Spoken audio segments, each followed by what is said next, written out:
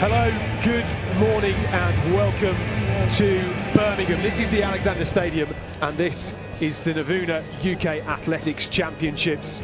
This weekend, over 2 days, dozens of medalists will be crowned UK champions, and athletes will also be booking their places back to Birmingham for the European Championships in a couple of months' time. This is a trial for those European Championships. Athletes have qualification standards to meet, and they will be looking to win this weekend, which will book themselves a spot in the team for those European Championships. The first time the European Championships are being held in the UK. A fantastic occasion. You can see the extended Alexander Stadium, the extra stand that was here 4 years ago for the Commonwealth Games.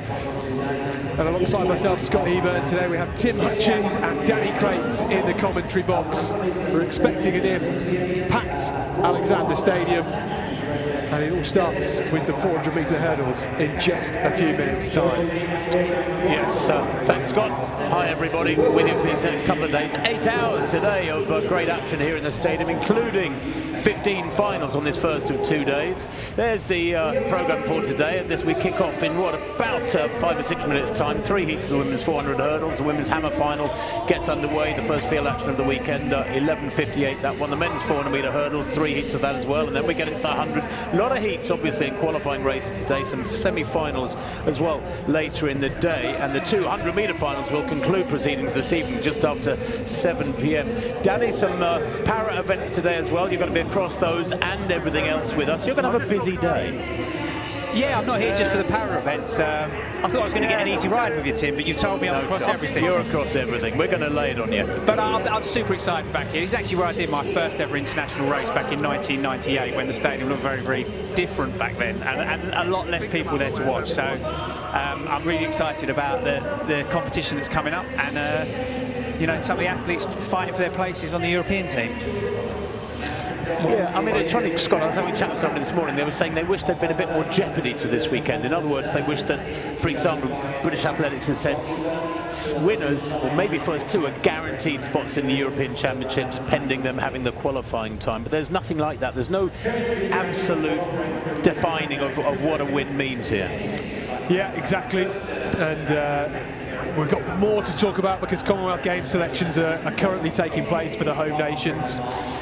Yeah, there is the lineup for that first heat of the women's 400-metre hurdles. As you can see, Georgia Kites, Merritt Myers, Stuart, Holly Aldridge, Frances Hogg goes in 5, Molly Swigler in 6, Arabella Wilson, just 19 years old, quickest in the race, goes in 7, Rachel Callan in 8, and Meg Willis in lane 9. Several athletes there, as you can see, knocking on the door, breaking 60 seconds. Frances Hogg, the only other athlete apart from Wilson, in lane 5, who has broken 60 seconds. That's a good lane draw for Hogg too, the City of York AC athlete. 59.36 she's run this year, and for many of these athletes, they're on the beginning of a learning curve, I suppose you could say. Wilson stands out really as the class act in this one, and she is a class act, just 19 years old, as I say. And just looking at her card, Arabella Wilson, English under-20 champion, English junior champion last year. That's where she set her personal best in those English under-20 championships. There is Maya Stewart of Worcester AC, the 21-year-old, best of 61.34 this year. Hogg in lane 5, the only other athlete sub-60 this year with 59.36. Just trying to see the qualifying for this event. And the qualifying conditions for this at this race for the final. I would imagine with 3 heats it'll be first 2 and 2 non-automatic qualifiers. It's an educated guess there, roughly educated, I have to say. National record, of course, belongs to Sally Gilmore back in 1993, 33 years ago. Sally ran 52.74. It still stands out there, way above everything else by British athletes. Let's have a look at the athletes, though. There is Rachel Callan. She goes out in lane 8. Arabella Wilson in lane 7 has to be confident. Nice lane draw for her too. Nice, gentle, sweeping bends there from lane 7 for the Thames Valley Harrier. Inside her in 6 is Molly Swingler. I don't think we saw, if we did, I missed it, my apologies, Meg Willis of Harrow AC out in lane 9. Swingler goes in 6th for Woodford Green AC. Swingler 61.07, her personal best. Be lovely to see her dip under 60 here. Frances Hogg goes in 5, the City of York athlete. She's only 20, so the 2 quickest in the race, to 19 and 20 respectively. 59.3 Hogg's best in lane 5. Holly Aldridge, she goes in 4. Belgrave Harrier from southwest London. Best of 64.4 this year. She might struggle here. Lifetime best 62.33. Now would be a good time to improve that. Maya Stewart goes in lane 3. The Worcester AC athlete, 61.34 this year, as I mentioned earlier. And Georgina Kite of Invicta is Kent AC. Again, a teenager there in lane 2. 62.43 this year, although she's run almost a second quicker than that with 61.45. And not an ideal lane draw for Georgina Kite. But Maya Stewart, who goes in lane 3, under starters orders now. Second in the Midlands Championships last year. Set her personal best at the British Universities Championships earlier on this summer. She was only 7th in those European Championships, Stuart, but that's where she set her BB. So, starters orders, they settle now. Arabella Wilson in 7 in the light blue of Thames Valley Harriers. The quickest in the race should get in the first 2 comfortably.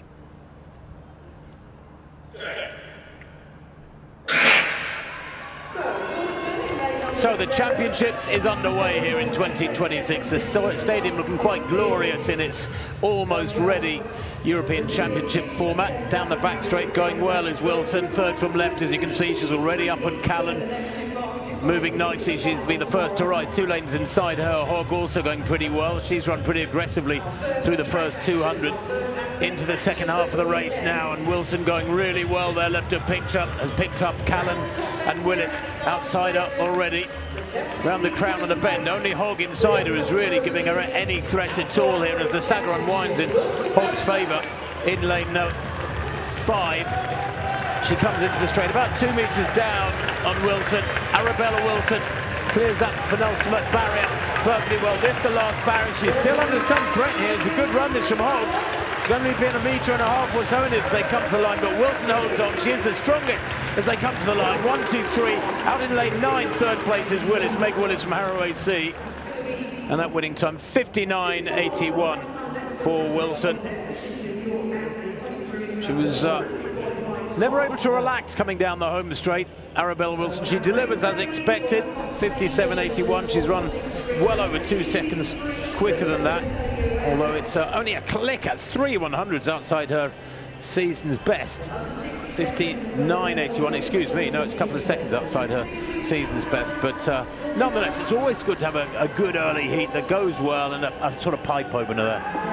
Yeah, it was a really dominant race by Wilson and Hogg, the youngsters in the race, really. Very, very dominant from the start. They both sort of took out the bend very, very well, the first bend. And Wilson under a little bit of pressure from Hogg in the closing stages of the race. But at this stage, it's just about clearing the barriers and getting across the line safely to progress through to the final.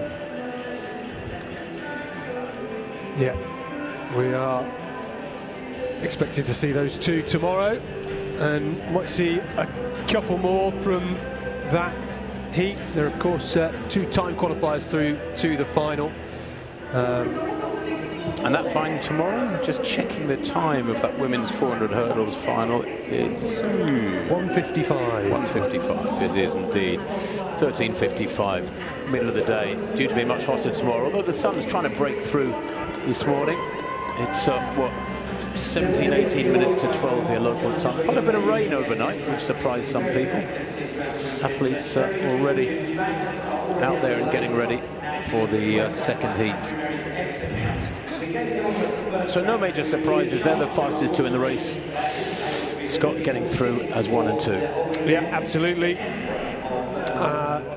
2 real contenders coming in the next 2 heats. Let's take a look at the hammer throw, which is about to get underway. Just going through their warm-ups, expecting to see our top athletes in this. It's not a particularly early start, is it? We're quite generous with an early start. These athletes are all perhaps used to 9 or 10 a.m. Saturday morning training sessions, so this is a leisurely start for some of these athletes. More field to come, obviously, in terms of the triple jump for the women, which we're expected to see that on the back straight a little bit later on. We've got the men's high jump final, Joel Clark-Kahn and Kamani Jack. Kamani Jack is only world outdoor leader from the UK this year. There is the lineup for the second heat. The first 3 in that previous heat, by the way, are let me just give that to you. Wilson winning it in 59.79, Hogg second, 60.09, and Meg Willis of Harrow AC third, 60.83. So she's sort of in the hot seat, Meg Willis. Yeah, absolutely. The lineup for heat 2 then. 9-lane track.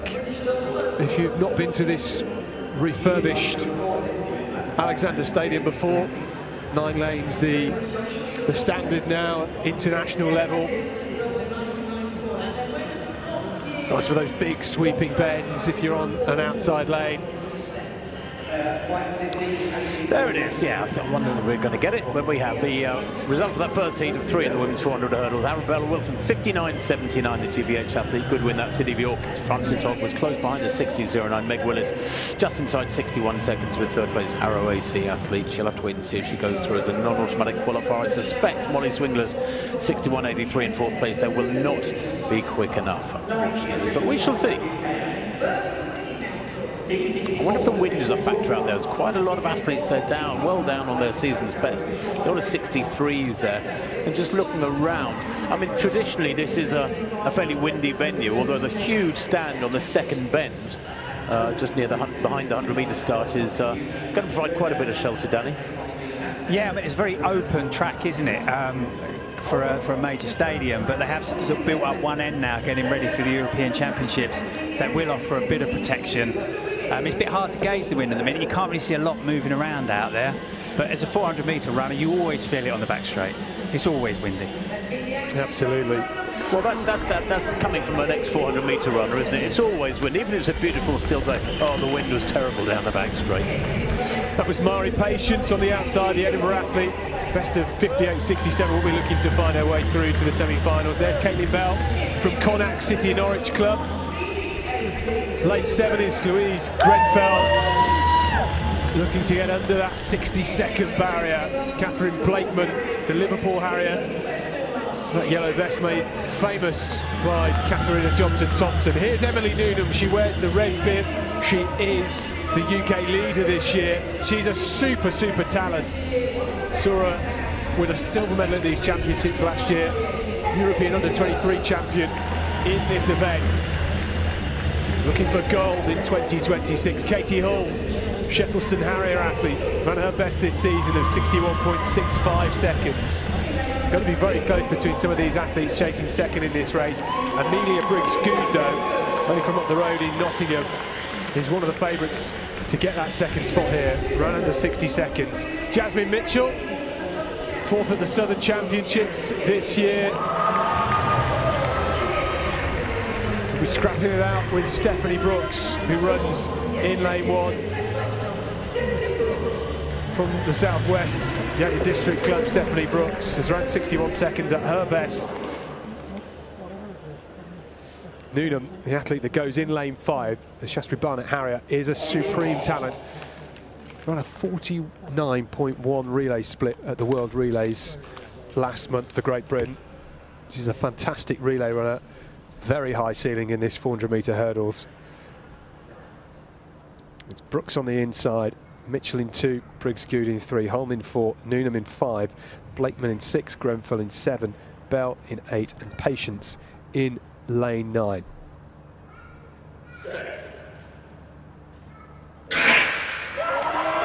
Nicely away, no issues. Really strong start by Mari Patience on the outside, and Newnham already just scorching past Catherine Blakeman in the middle. She's got such a fluid style as Emily Newnham. Makes light work over the opening 2 barriers, and now just starts to ease away past Grenfell in that red vest down the back straight, and it's Newnham with a huge lead here early on. Second placer here last year. Looks like Briggs-Good from lane 3 in that green and white Notze Sea vest is in second at the minute. Controlled from Newnham here as they come into the home straight in heat 2. It's Newnham with a big lead of over 10 metres here on the outside. Patience is going very well. With Briggs-Good on the inside from lane 3 that's in second. No doubt about our leader here. The lead is growing and growing. Newnham with enough distance to walk across the line. She doesn't need to. 55.38. That is a quality time. The qualification standard for the European Championships is 55.30. She usually has it this season. But to cruise through in 55.36, she's ready for something very special this weekend. And it looked like it was Amelia Briggs-Good that came through to take that second spot. Mari Patience was chasing rapidly, and indeed, just seeing the flash result, Amelia Briggs-Good gets second spot, the 22-year-old. Newnham barely out of breath, Danny. Classy run. That was a really dominant race by Newnham. I mean, she did more than she needed to do there. She had that race tied up with 200 metres to go. But you mentioned it, because she's got such a beautiful, fluid stride, and she just looks so relaxed while she's running. And she could have afforded to shut down in the last sort of 50, 60 metres of that race, but she just took it all the way to the finish line. She's in great form this season, and has obviously got a lot more to come as she progresses through the season. I mean, this year at European level, obviously Femke Brodersbol is now, she's known, she's stepping up to the 800. There's a bit of a gap in the women's 400-metre hurdles at the top level, and Newnham is potentially one of those athletes could be looking for a medal at the European Champs. And I would imagine it's becoming reality to her now that she's in great form. She's got the potential to do it. And as the bowl moves away, you shouldn't be controlled by what other athletes do, but of course it's always going to play on your mind if you know you're not necessarily racing for the gold. But now that gold medal is available, now the athletes can be freer to step up and take on that challenge. And Newnham is someone who is really getting ready to take that challenge on. Yeah, she's an incredibly exciting prospect. Only 22 years of age. Had a massive improvement last year after a difficult 2024 campaign. She's so fluid. And of course, to remember, when you're doing the heats and you're on paper, you should be able to run 300 metres of this and then just jog it in. They've got the barriers to contend with as well, as we've seen so many times in the hurdles. It can go so drastically wrong. So it's not just an easy qualification for these athletes. They've still got to navigate the barriers on the way round, as well as try and put down enough of a performance to move them through to the final. I think with the stride pattern emphasis in the 4 hurdles, it's the same with the 400 flat, right? In those early rounds, you don't want to just cruise from the gun. You need to really get to 300 at sort of race pace, your max effort, and then you can ease off if you've got the ability to. Yeah, always in the 400 races, you are going to run hard to the 400 metres, and then if you've got the ability to cruise home, you can then bring it home nice and relaxed. Well, there's the lineup for the third and final heat, the women's 400-metre hurdles. Teresa Iannatelli of Swindon Harriers goes on the outside in lane 9, the 26-year-old. She's run 60.9 this season. That is her lifetime best. I wonder if she can have a good run here from the outside. She'll be running blind in effect with nobody really to see. There's the result of the second heat. Yeah, almost 4 seconds the win there from Emily Noon on 55.36. Season's best this year, 54.80, so she's got a lot of room to improve. And Amelia Briggs-Good, 59.30, that's showing as a personal best. A brilliant run for her. Mari Patience, at the minute, I think she's not too far off the time qualifier spot. Yeah, indeed, she was quicker, Mari Patience, than Arabella Wilson won that first heat. So it's looking good for Caitlin Bell too, as it stands. Well, the athletes out on the track and ready. They're sticking very much to schedule, and while I think of it, big thank you to all the officials here today. They are so much under-recognised on the majority of occasions, but many dozens of officials here giving up their weekend to helping out on this very grey, cloudy Saturday at the moment. But yeah, just to acknowledge their presence and their huge contribution to these championships. So the athletes, there they are. Teresa Iannatelli goes in lane 9, the Swindon Harrier, 26 years old, 60.97 her best this year.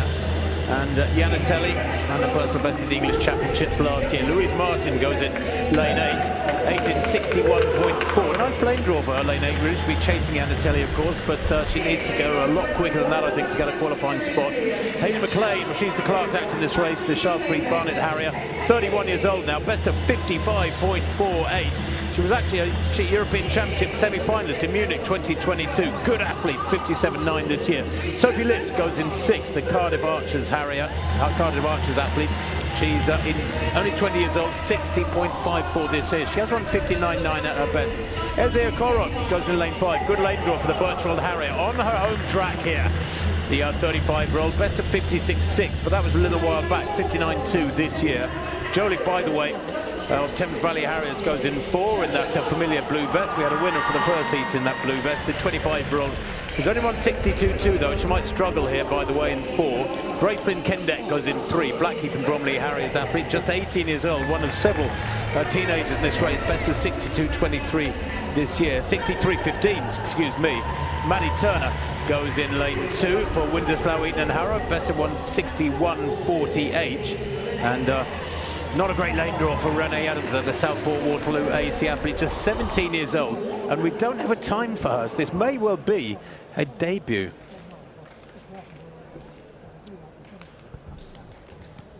There's By the Way.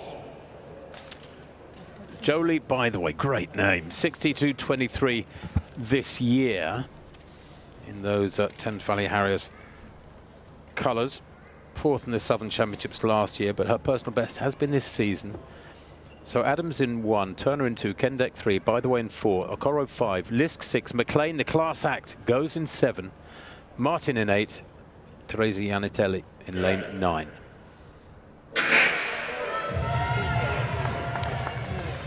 So Hayley McLean, the Shaftesbury Barnet Harrier, 3rd in the UK Championships last year. She's 5 times an English champion.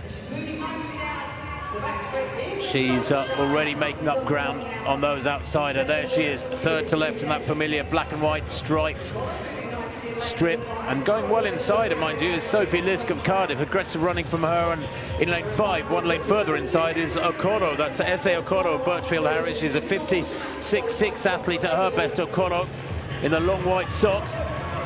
Keeping up stride for stride with McLean at the moment as the stagger unwinds in Okoro's favour. McLean's going to have to dig deep here, but she does just that. Lengthens her stride a little bit, still nice and smooth to that penultimate barrier. Comes into the straight, and this is where her form is showing. She holds it really well. She's holding her form, but pulling away from the others as they tire. Okoro in 2nd place is going to be about 10 metres back, but watch the clock there for McLean. 58.35 for Hayley McLean. Well, it's only 0.4 of a second outside her season's best, so another really good solid run there. She didn't really get much sight of anybody throughout the race once she'd passed those outside her down the back straight, but 58.33 is confirmed as her winning time, and she marches on comfortably to tomorrow's final. Remember, I think we said that final is at 1:55 tomorrow if you want to mark your cards. Yes, that women's 400 metre hurdle final, 1:55. And just checking the 2nd place there, Eze Okoro, 60.04, so close to 60, and Sophie Lisk 3rd, 60.38. And Lisk setting a season's best there for that 3rd spot. coming into the home straight, McLean just starts pulling away, but Okoro started to tie up a little bit. As she came off the bend, it did look like she was going to put her under a bit of pressure, but then just started to fade away in the last 50, 60 metres of the race.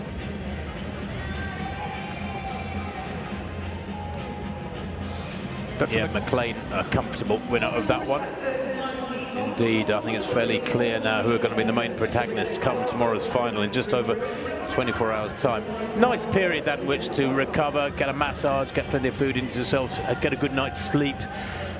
Danny, I would imagine we're in for quite a race tomorrow, having seen those 3 heats go through now. Yeah, I think we're in for a really exciting race. I think Novuna is going to be the out-and-out favourite just because of the form she's bringing into the championships, but you never know, right? But I think she brings in the best current form, dipping under 55 already this year. But there's going to be a great race on for the silver and bronze.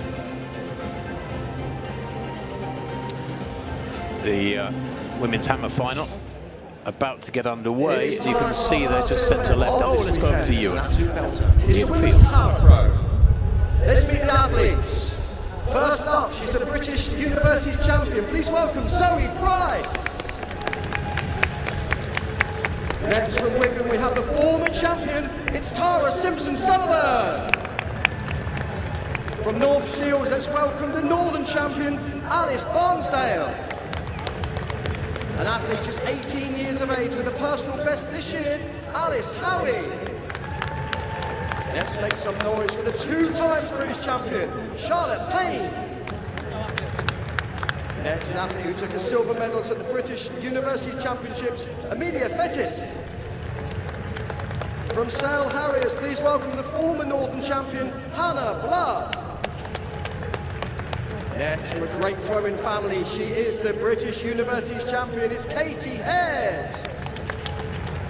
An athlete in great form this year, please welcome Poppy Bean. A bronze medalist here in 2023, Kaylee Presswell. An athlete, when she's in great form, she can throw over 60 metres. She's in great shape this year, Charlotte Williams. And last up, she's the 2 times British champion, a European finalist, Anna Purchase. That's your lineup for the women's hammer throw.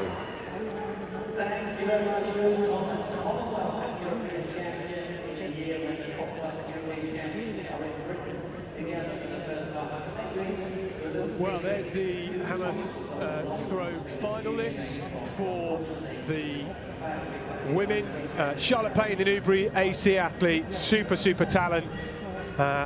One of 2 athletes that have the European qualifying standard, the other being Anna Purchase, who you will see now on the second page. She's thrown 62 metres this year, which is over the, 72 metres, and then she's thrown well over the 71.5 metre standard. The qualification for the Europeans is slightly complex, as it can often be. But here we go with Zoe Price, the first throw of this competition. All athletes will get 3 throws before we shuffle the order, and then the top 8 will go through to the further 3 rounds, and we'll get a total of 6 throws. Just looking at some of the season's best, Zoe Price, she is one of those athletes that would expect to be amongst those top 8. It's going to be close for her. She'll need to be near her absolute best today. And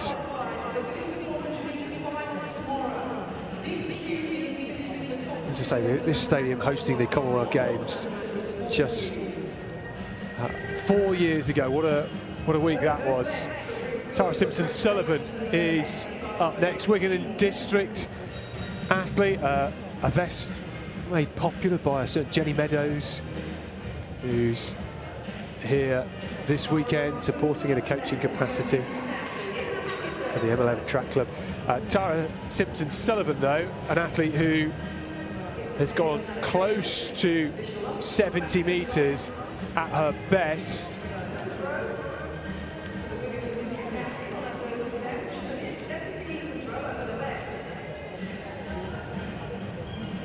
Foul for her in the first round.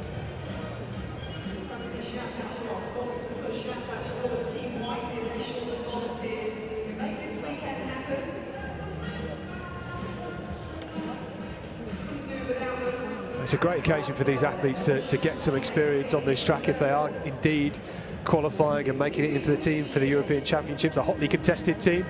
And Hayley McLean is one of those athletes with an outside chance of getting towards that standard. She won that third heat in the 400-metre hurdles in 58.33. Essay Okoro makes a final again here, the Birchwood Harrier on home turf, and Sophie Lisk, one of the two-time qualifiers through that third heat, and just seeing that it's Mari Patience who finished fourth fastest overall after finishing in that second heat in third place. Mari Patience makes it, which is great news for her, Danny. Yeah, it's fantastic to get through to that final, and she'll be ready, resting up, getting ready, set for tomorrow. This is a great opportunity for the athletes as well. Like, some of the athletes obviously will be looking to go to Europeans, and other athletes, this is the pinnacle of their season, right? This is the pinnacle of their careers, to get to race in the finals at the British Championships. Yeah, absolutely. And you know, it's a big stadium. You know, we've got some great arenas for athletics, but none quite like the Alexander Stadium, and particularly with that additional bank and the additional seating here on the is that the north stand, I think. I mean, it just adds to the sort of gravitas of the competition, doesn't it? It does, and I mean, it's great for the home fans to come out and see some of the big names, see some of the emerging talent, and also see some of the names that we won't get to see on the Diamond League and the European Championships, the Olympics, but actually great athletes in their own right, just one step behind. Well, we were looking at that summary of the athletes who have made it, and Sophie Lisk there, who was on her haunches, ran 60.38 seconds, a season's best to qualify. She's only 20 years of age. What a moment for her. And that's all you ask an athlete to do, right? When they come to a championships, is to deliver their season's best performance. It's still quite early in the season as well, remember. They're just getting into their season, the athletes now. They've only competed for a month or so. So you can see what it meant to her. And that's what you have to remember about these championships. You've got athletes here who've competed on the biggest stages in the world, and there's athletes that this is their big stage. This is their moment to shine. Yeah, and one of the athletes we've just seen there is Newbury's Charlotte Payne. She's a two-time UK champion. She is a super talent. Went to the World Championships 3 years ago and was 14th at the Europeans 2 years ago in Rome.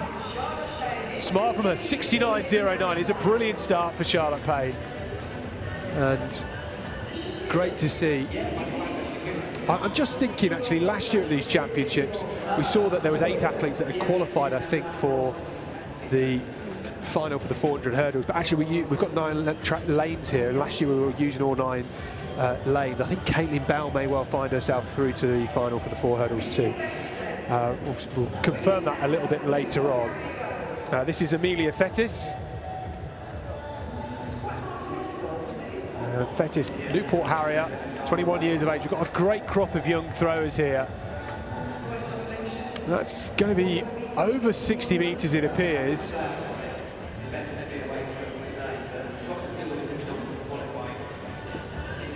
Looking for that first round throw.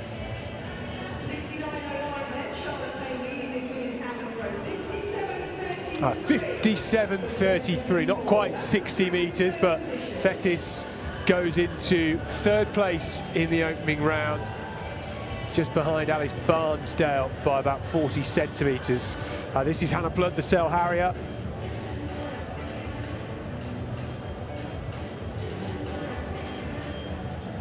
Must be a great view from that hammer cage, looking towards the main stand and this built-up north stand here in Birmingham.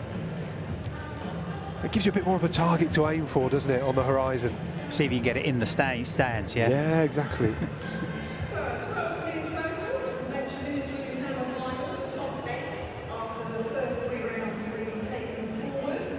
Well, that's going to be something over 50 metres. Sometimes hard to tell when you're looking at the sectors that are on the grass. It's 51.51 for Blood. Sunglasses on. Katie Head is up next. Third at the UK Championships twice. Thrown 69.72 at her best. Still very young. But just towards the edge of the sector. I think it will be a valid throw. I mean, I'm struggling to pick out the white lines on the pitch.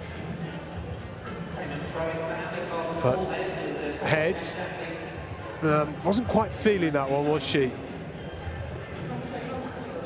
Little smile on her face now. I think the athletes, that you just want to get that first mark down, don't you? It's not always going to be your biggest throw, but get that first throw out there, get it as a safe throw, and then you can work from that.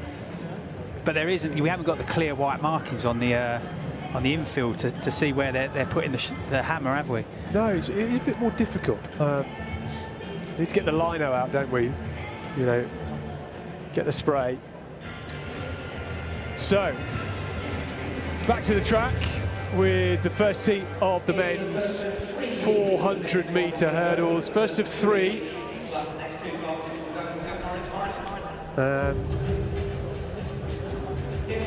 Well, on the outside, it's Zach Williams, south of England.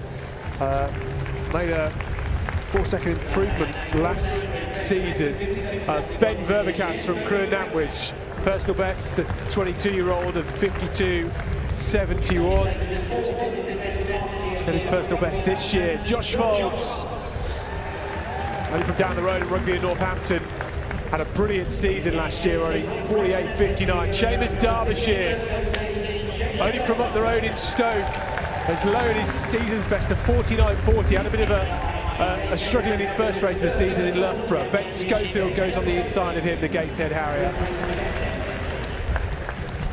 Northern champion last year, Ben Schofield. Hayden Christian of Harrier, 51.36, could be an outside bet to make the final. This is Rayhan Mortada from Blackheath and Bromley. Super young talent, Mortada. English schools champion last year. Jubril Adeniji. He goes on the inside. Season's best this year. Adeniji of 54.52. Silver medal at the England Championships last year. On your marks. He goes in lane 2. 8 athletes in this. Top 2 that will go through to the final.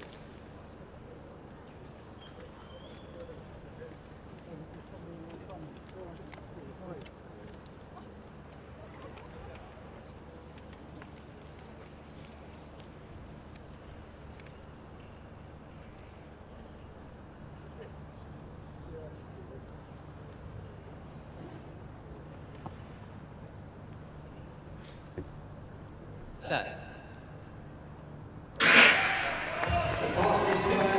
Well, there's not much to choose between Seamus Derbyshire and Josh Folds on paper at their absolute best, and it is Derbyshire who's taking the initiative and already gone past Josh Folds, who has a brilliant finish. He's super strong, Josh Folds. Derbyshire in those red shorts, pulling away in the opening 200 metres. Mortada on the inside of the all-black strip has started very strongly from lane 3, but it's Derbyshire from Folds. Derbyshire looking much stronger than he did a month ago at the Loughborough International. He leads here. These two well clear in the rest of the field. And Christian looking strong in third place at the minute. Josh Folds is starting to come through. Can he chase down Seamus Derbyshire in Heat 1? The two of them across the line, 49.64. Nothing to choose between them. It was oh so close. I said Josh Folds finishes quickly. He finished like a train there. Seamus Derbyshire looked very good for the opening 300 and put himself in the best place possible. 49.64 is very, very quick for a heat. We'll find out in a second who took that first heat. Yeah, really close to the season's best. I mean, Derbyshire went out really, really hard for the first 300 metres. I think Folds just timed his race a little bit better, and Derbyshire was just tying up in the home straight. job done through to the final, but I think Derbyshire probably put a little bit too much into that first 300 metres. Do you not think it was one of those situations where Foulds had a target and Derbyshire had a target on his back, so to speak, and Foulds had something to go at, because the way he closed on Derbyshire, who's, you know, the better athlete on paper, was fantastic over that last 30 metres or so. And Derbyshire, of course, had no chance to react. I think Derbyshire just took it. Yes, he did. It's just come through there. 49.63 to both them. So it came down to thousandths, Scott. Yeah, absolutely nothing in it. We're just looking at reaction times there, and Josh Foulds was 700ths of a second slower out of the blocks, and that makes a big difference when you're going down to thousandths at the finish line. And it just shows with the 400 metres and the 400s, well, you run it slightly differently. You either go out really hard, or sometimes you're a finisher, right? So, or you have that strength, and you mentioned Foulds is really strong in those closing stages. Derbyshire, he didn't have a great run back in Loughborough, so he's gone out with intent. He's set that race up right from the gun, and Foulds has just been the stronger athlete in the closing stages. So it'll be really great to see when these two go head-to-head again in the final. Yeah, for sure. Seamus Derbyshire only racing 6 days ago to get that season's best, so he's had to try and build a bit of form, and that's another challenge as well, isn't it? When you've got an early national championships like this, you know, we're only 6 weeks into the season. Athletes have to try and get a lot of good races in before this moment. You do. You want to get your competition in beforehand, because you don't want to come here rusty as what you're one of your first or second races of the season. So you've got to get that competition in, but that doesn't necessarily mean you have the lead time into this championships. For some athletes, it won't be too difficult for them to come here and do well. For others, they're going to be pushing season's best, personal best to try and get through to finals. So it depends where you are, what your aspirations are this season. Yeah, there it is, confirmed. Both getting the same time. Seamus Derbyshire with the win, and that could be a difference when we get to the final tomorrow in late draws. Rayhan Mortada finished in third place. I said he looked good. He managed to claw back Hayden Christian in the latter stages.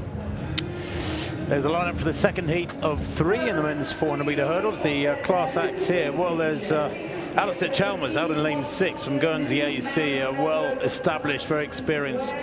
A British international, 26 years old now, best of 58.53, in good form this year, close to his lifetime best of 48.30.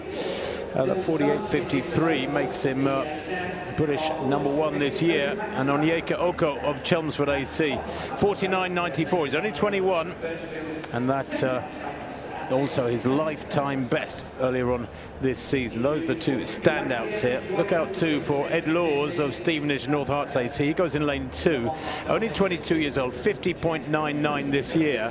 That is his lifetime best, and I think he might have a bit of a case for being disappointed with that draw, that lane draw, Ed Laws, because he is what, 3rd quickest in the race, and yet he's got lane 2. There he is in that orange strip, largely orange strip of Stevenage and North Hearts AC. And out in lane 9, Cosmo Johnson, City of Sheffield and Durn AC. Best of 53.37, he's only 19 years old. Sam Clark of Cambridge and College, I see 25-year-old goes in, 26-year-old goes in 8. Nicholas Magzagowski of Coventry Godiva Harris. Isn't that your club, Scott? It is. Dave Moorcroft's club as well. Best of 53.3 this year, the 19-year-old. He might struggle from lane 7. In 6, there's Alistair Chalmers. Such a class act, Chalmers. 2nd in the Commonwealth Games in this very stadium 4 years ago, or 3rd in the Commonwealth Games, excuse me. Onyeka Oko of Chelmsford AC, really talented lad, 49.9 this year. He's broached new ground this season. And in 5, he's got a good lane draw there. In 4, Ben Heron from North Ayrshire AC, the 20-year-old. 51.9 already this season, very close to his lifetime best of 51.79 from last year. Matt Shop goes in 3, the Harrow AC athlete, hasn't broken 53 this year. And then Ed Laws, as I mentioned earlier, with that tough lane 2 draw, 50.99, his lifetime best. So, it's a rhythm event, is the 400-metre hurdles. I have to get that stride pattern right. The wind can play havoc with it, mind you, and there is a bit of breeze across the arena this morning. I say this morning, it's 12:15, just this afternoon. Although I've got a feeling that the wind might be coming from behind us, behind this main stand. We're on the very high up on the home straight, just almost perfectly above the finish line. Privileged view we've got Second heat of the men's 400-metre hurdles. Alistair Chalmers, the class act, goes in lane 6. Set.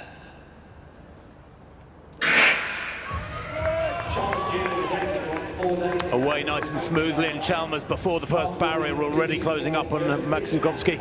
Outside him, he passes that orange vest of the Coventry Godiva Harrier down the back straight. Chalmers is ploughing along. There he is, fourth from left. Clearing those barriers way before the rest, as you would expect. Inside him on Onyeka, Onyeka of Chelmsford AC is going well too. Remember, it's only the first two who go through by right to tomorrow's final. But Chalmers a class apart at the moment. How hard is he going to run here? Is he going to do a Newnham and run really strongly through to the finish line? Oko in second place, beginning to close on him a little bit. Chalmers needs to keep going, run strongly over this final barrier, clear that well and you're away. Little glance to his left there, the pair of them have a gulf behind them. There's the 1 and 2. Chalmers coming home in 50.23. Looked like a good little blowout that for Chalmers. Always a little bit tougher in some respects, Danny, I suppose, when you've got a lead like that and then you know others are going to come back at you and all you've got to do is hold your form and maintain. It's almost like having too much time to do something. You know, he's comfortably won there, but of course Oko had a real target, something to go at there, something to chase.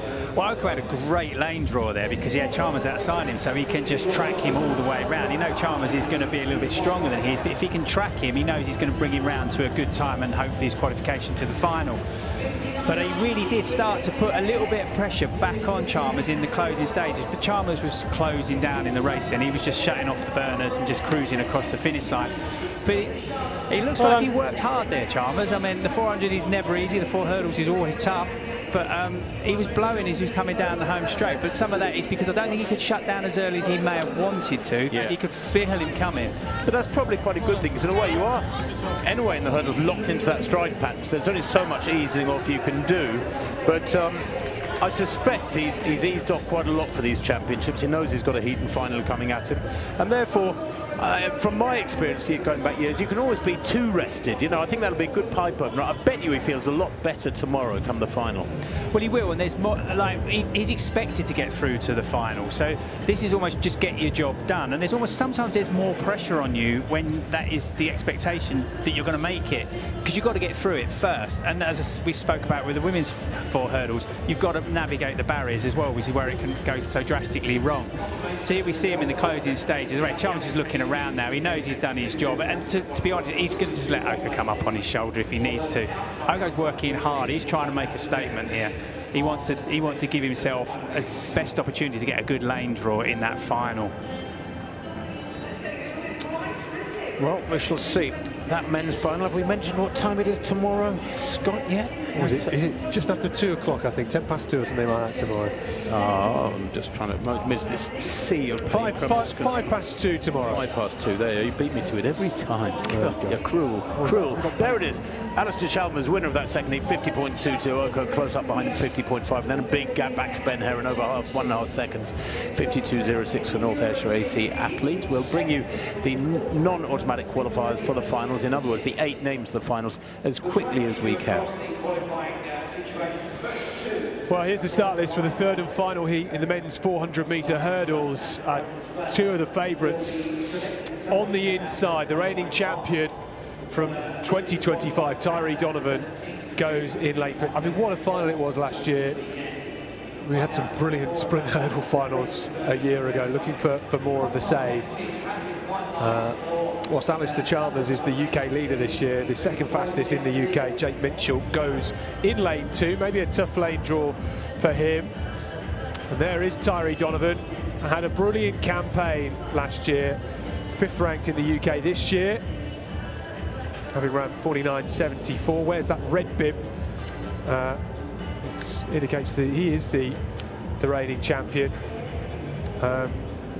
Did think the red bib was about being the UK leader. I think that's why Newnham was wearing it earlier. But in the hammer, competition still continuing. Anna Purchase got 68 metres in her first round attempt. 68.82, just behind Charlotte Payne. This is her second attempt. That looks maybe a little bit better.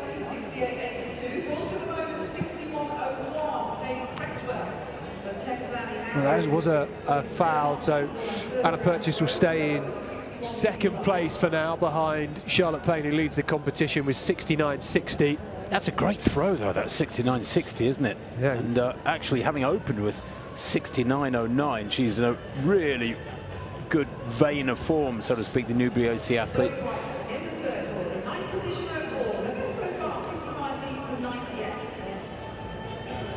So Zoe Price of Harrow AC next to go. 55.98, her opener. Only 2 rounds in to this women's hammer final, which has just 12 starters. And Price, Zoe Price, World British Universities champion a couple of years back. 7th in these championships back in 2023. There we are, 60.11, that's nice. That's only 9 centimetres below her season's best, so that's a great third round effort from Price. Puts her up into 5th place, and breathing down the neck of Tara Simpson-Sullivan, who's in 4th. So then this third heat on the outside, Alex O'Callaghan-Brown from Harrow AC. Bailey Stickins, Blackheath and Bromley man, struggled with injury last year, but getting back to form. Good to see him here once again, around 51.76 this year. Oliver Parker, Hampton athlete.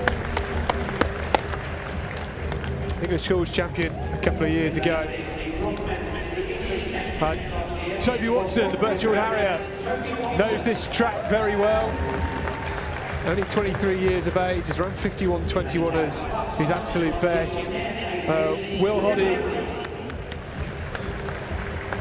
22 years of age, he's around 53.04 this year. Shane Parry goes inside of him in lane 4, the Cardiff Archer, 53.34. His best, 19 years of age, youngest in this field. The reigning champion, world semi-finalist last year from Windsor, Slough, Eton and Hounslow, it's Tyree Donovan. 48.21 his best. The man on the inside though from Conjugate Eye, the Harriers, Jake Mitchell, the UK #2 this year. Fell in the final last year when he was in the mix for a medal with 1 barrier to go. Well, really fancies his chances this year to take the gold. Mitchell on paper this season a second quicker than Tyree Donovan, as Donovan managed to sharpen up enough coming into these championships. Donovan has the qualifier for the European Championships from last year. Mitchell has it this season at standard 49 flat. Final heat of the men's 400-metre hurdles.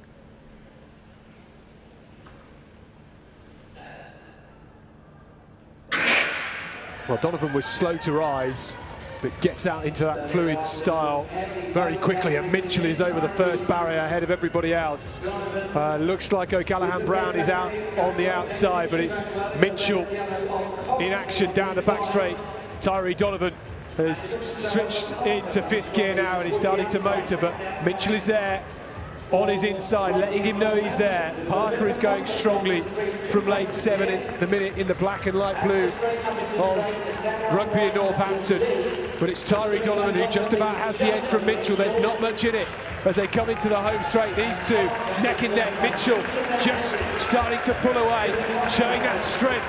And over the final barrier, no mistakes here from Mitchell, getting the job done in heat 3. Cruising through, 49.68. That was pretty comfortable. Donovan just fading over the final 2 barriers. And it was close for 3rd. But Mitchell getting the job done, 49.66. He looked very good. He's a great lad, Jake, only 21 years of age. Putting himself in a great position to go into tomorrow's final. Mitchell got an absolutely blistering start. He was up on Donovan within the first, by the time they got to the first barrier. Donovan just stood up out of his blocks right from the start. You just see him, he just stands up and then starts running.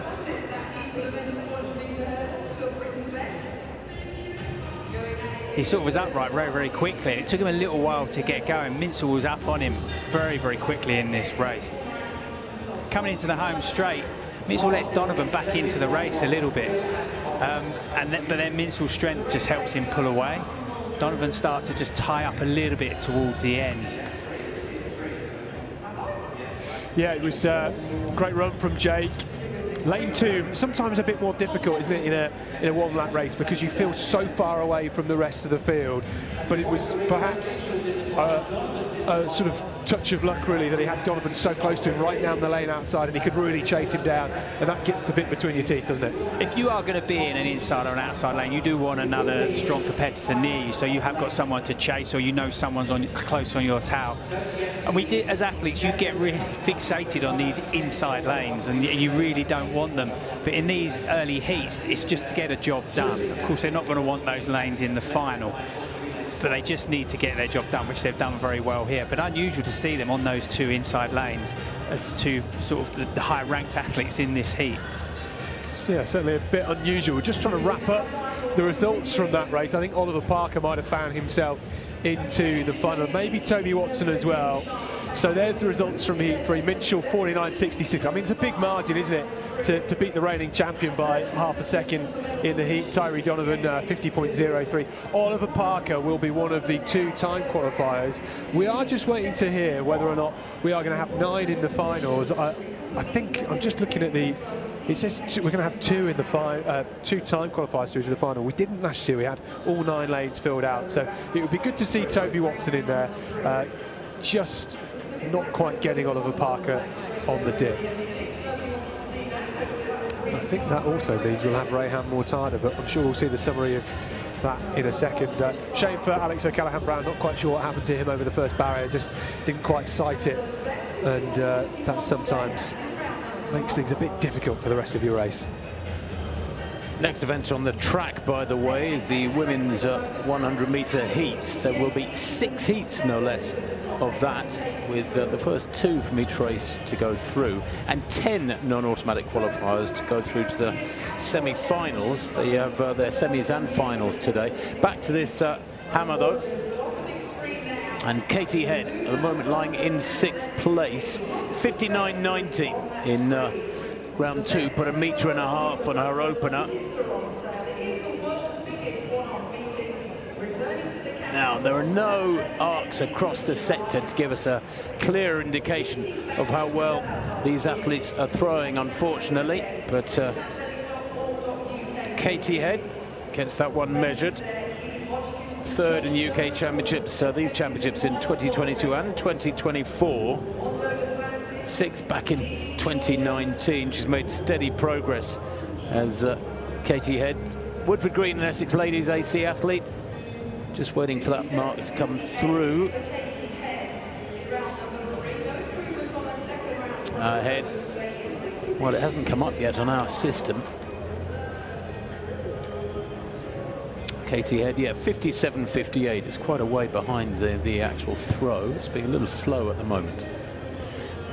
Now,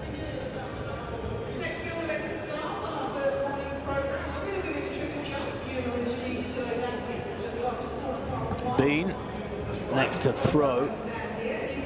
Poppy Bean, no throw in the first round, 54.55 in the second round. Actually, just looking, she's not on our biographical start lists. Is Bean.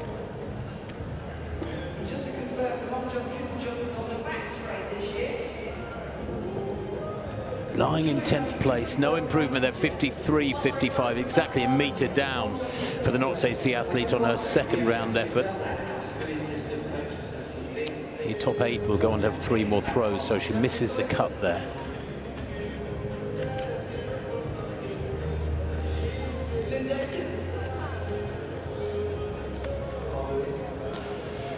Presswell in the that third round there. That's a foul for her, unfortunately. these hammer throws do have a side wind. We mentioned the wind at the start of the day, about 5 minutes after I'd looked at my wind reading app, and the athletes will have a crosswind to deal with. It's sort of going from the home straight across to the back straight, but later on when we get to those sprint finals, they will have a perfect tailwind of about 3 meters per second. Obviously that'll be a little bit less by the time it weaves its way through that scaffolding for the temporary stand on the back straight, but it does mean we could have good conditions, warm with a nice tailwind for the sprints later on. Yeah, as we get into the later part of the afternoon, when it's due to warm up a little bit as well, it will suit the sprinters that get through to the next round. Williams in this third round of the hammer.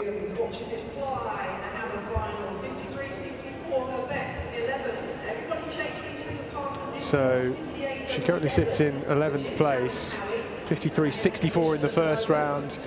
Her best 52.44 in the third round. That's 57.47 for Charlotte Williams, the Blackburn Harrier. That's a big, big throw, and shoots her up into 9th place. She's now only about half a metre down off 8th place, and I don't think she will get another 3 throws. Expecting the athletes to go down to 8 for the final 3 throws. This is Anna Purchase, such a strong competitor. Anna Purchase, the reigning champion. Oh, she liked the look of that, didn't she? That is big. Wow. Well, she really liked the look of it. You could see it on her face as it left her palms, releasing her fingertips. That was fantastic.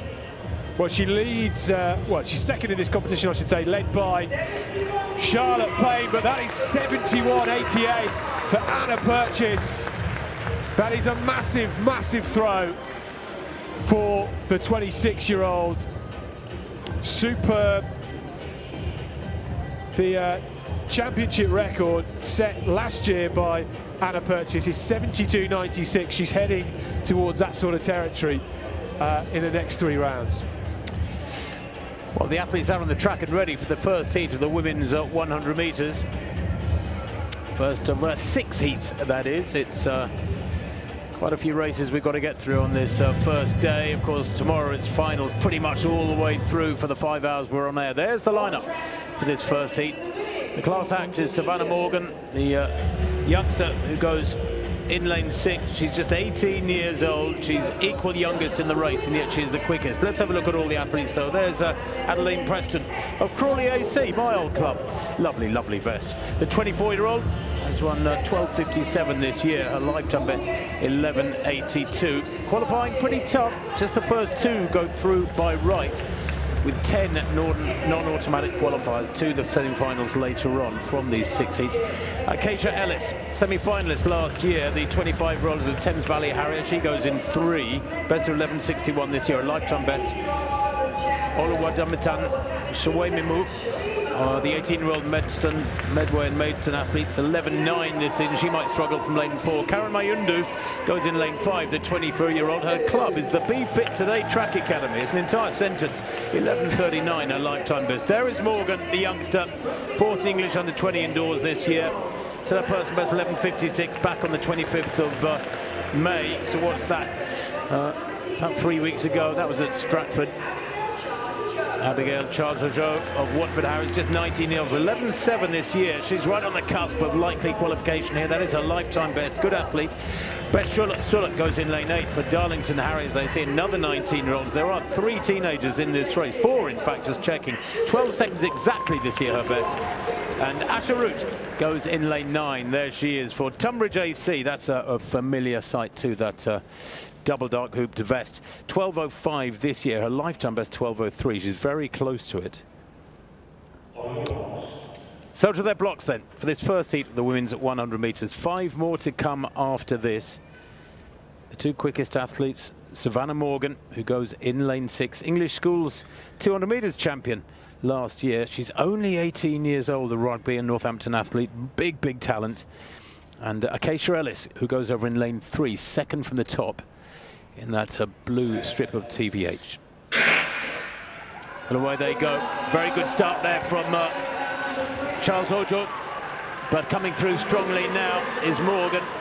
in 6, as you would expect, although she might get headed. No, she just eases past Mayindu.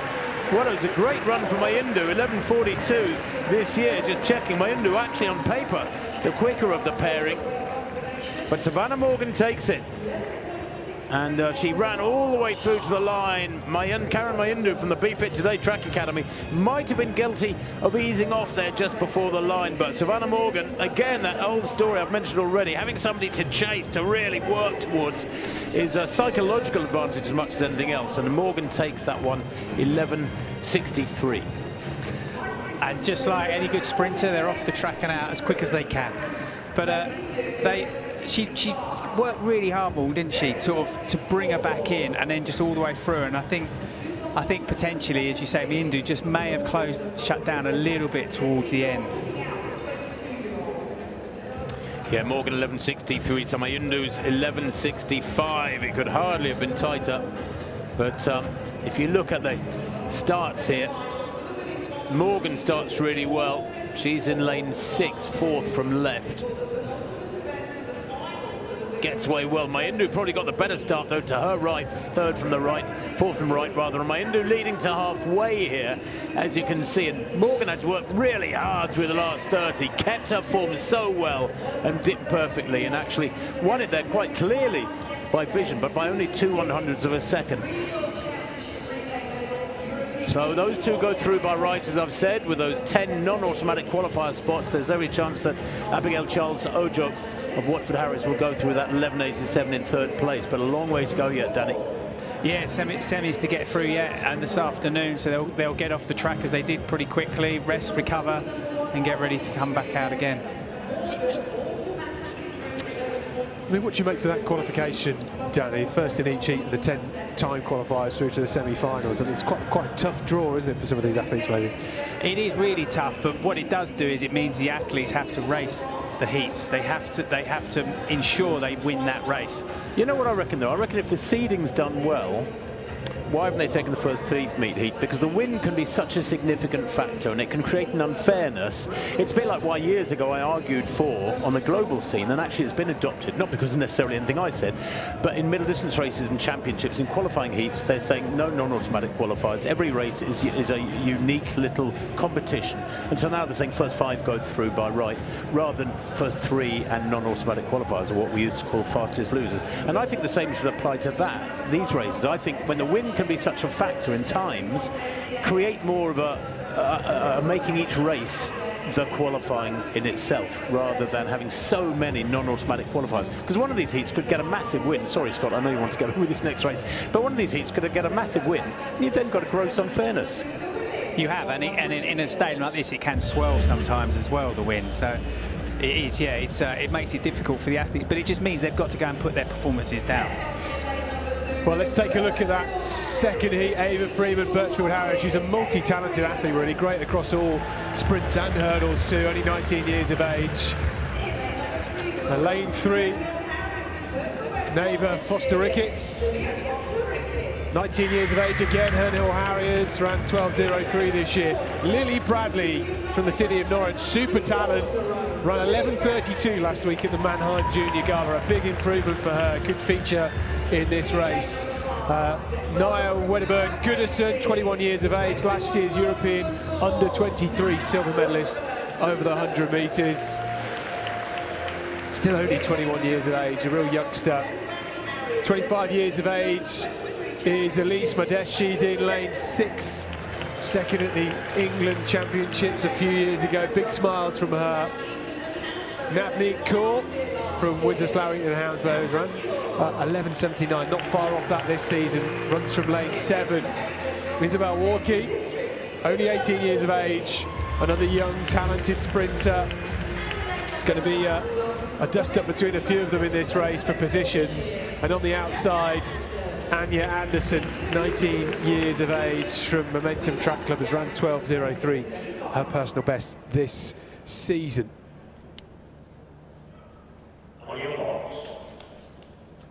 Favourite for this one, Wedderburn-Goodison, who goes in lane 5, but keep an eye out for Lily Bradley. Big improvement last week, the City of Norwich athlete in the red and yellow stripes. Well, Foster Ricketts in lane 3, not quite happy with her blocks there. Maybe the pedal just a bit loose, having to reset it. We'll go again. In Heat 2, remember, only the first athlete across the line is guaranteed a spot in the semi-finals. The others will have to run the race of their life. It does encourage quick racing through the rounds. So it's Freeman from Birchfield in 2, Foster Ricketts in 3, Bradley in 4, Wedderburn Goodison in 5, Modeste in 6, Kaur in 7, Walkie in 8, and Anderson in lane 9. Heat 2 of the women's 100 metres.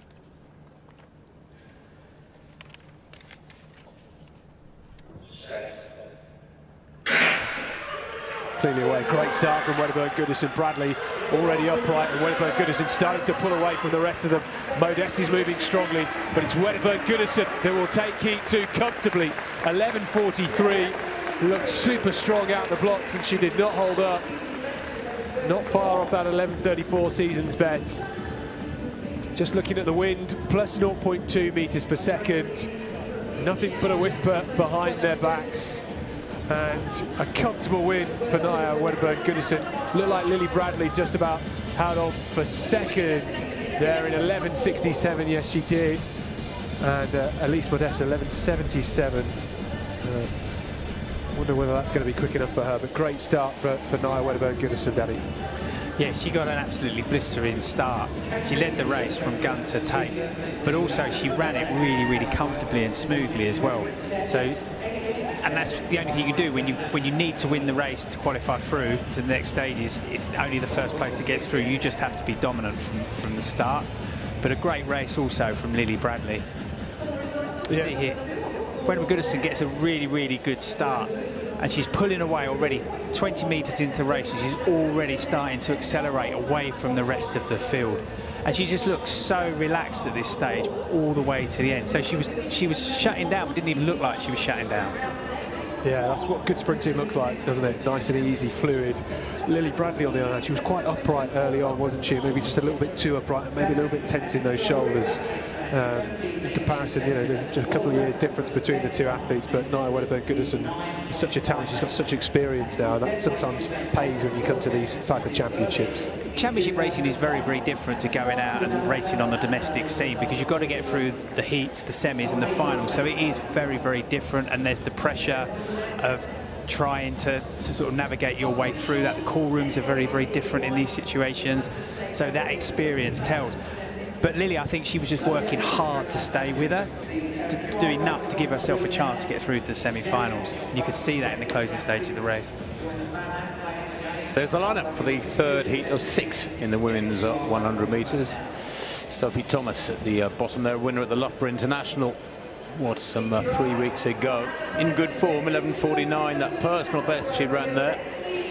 And look out too here for Jasmine Wilkins, the 21-year-old, who goes in lane 6 for Thames Valley Harriers. Best of 11:43. Very close to a lifetime best of 11:36. Won the British University's indoor title earlier on this year.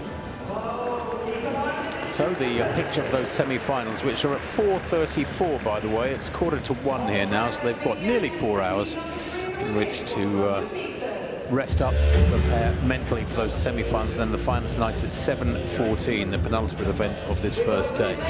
Taylor Patterson goes in lane 2 for Orkney Athletics Club, the 27-year-old, best of 11:91 this year, a little way off her PB of 11:66. She'll need to run very hard here to get into the top 2. Lucy Boys goes in lane 3, Rugby and Northampton AC athlete, just 18 years old, 11:72 this year, her lifetime best. Millie Webb in lane 4, Cardiff AC athlete, just 20, 12:13 this year, but she has run 11:96. Now would be a good time to go sub-12.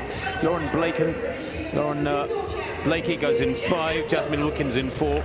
Blakey from Derby AC. TV8 Jasmine Wilkins, second in the English under 20 a couple of years back. Gwendolyn Datey goes in 7 for Wood Green and Essex Ladies. 11:94 this year, a little way, a couple of metres slower than her 11:65 personal best. Joyce Colombo goes in 8 for Herne Hill Harriers, that familiar red and black hooped vest. 11:64 this year is her lifetime best. And Sophie Thomas, as I mentioned, the Dunfermline Track and Field Club, 18-year-old, very, very talented indeed. 11:49 this year is her lifetime best. So lane 5 is empty. Yeah, no Lauren Blakey. I didn't think I saw her because I was glancing down my papers. I thought I just missed her, but she's not out there. An empty lane in 5. Look out for Wilkins in 6th, though. 4th from left, and Sophie Thomas nearest the camera.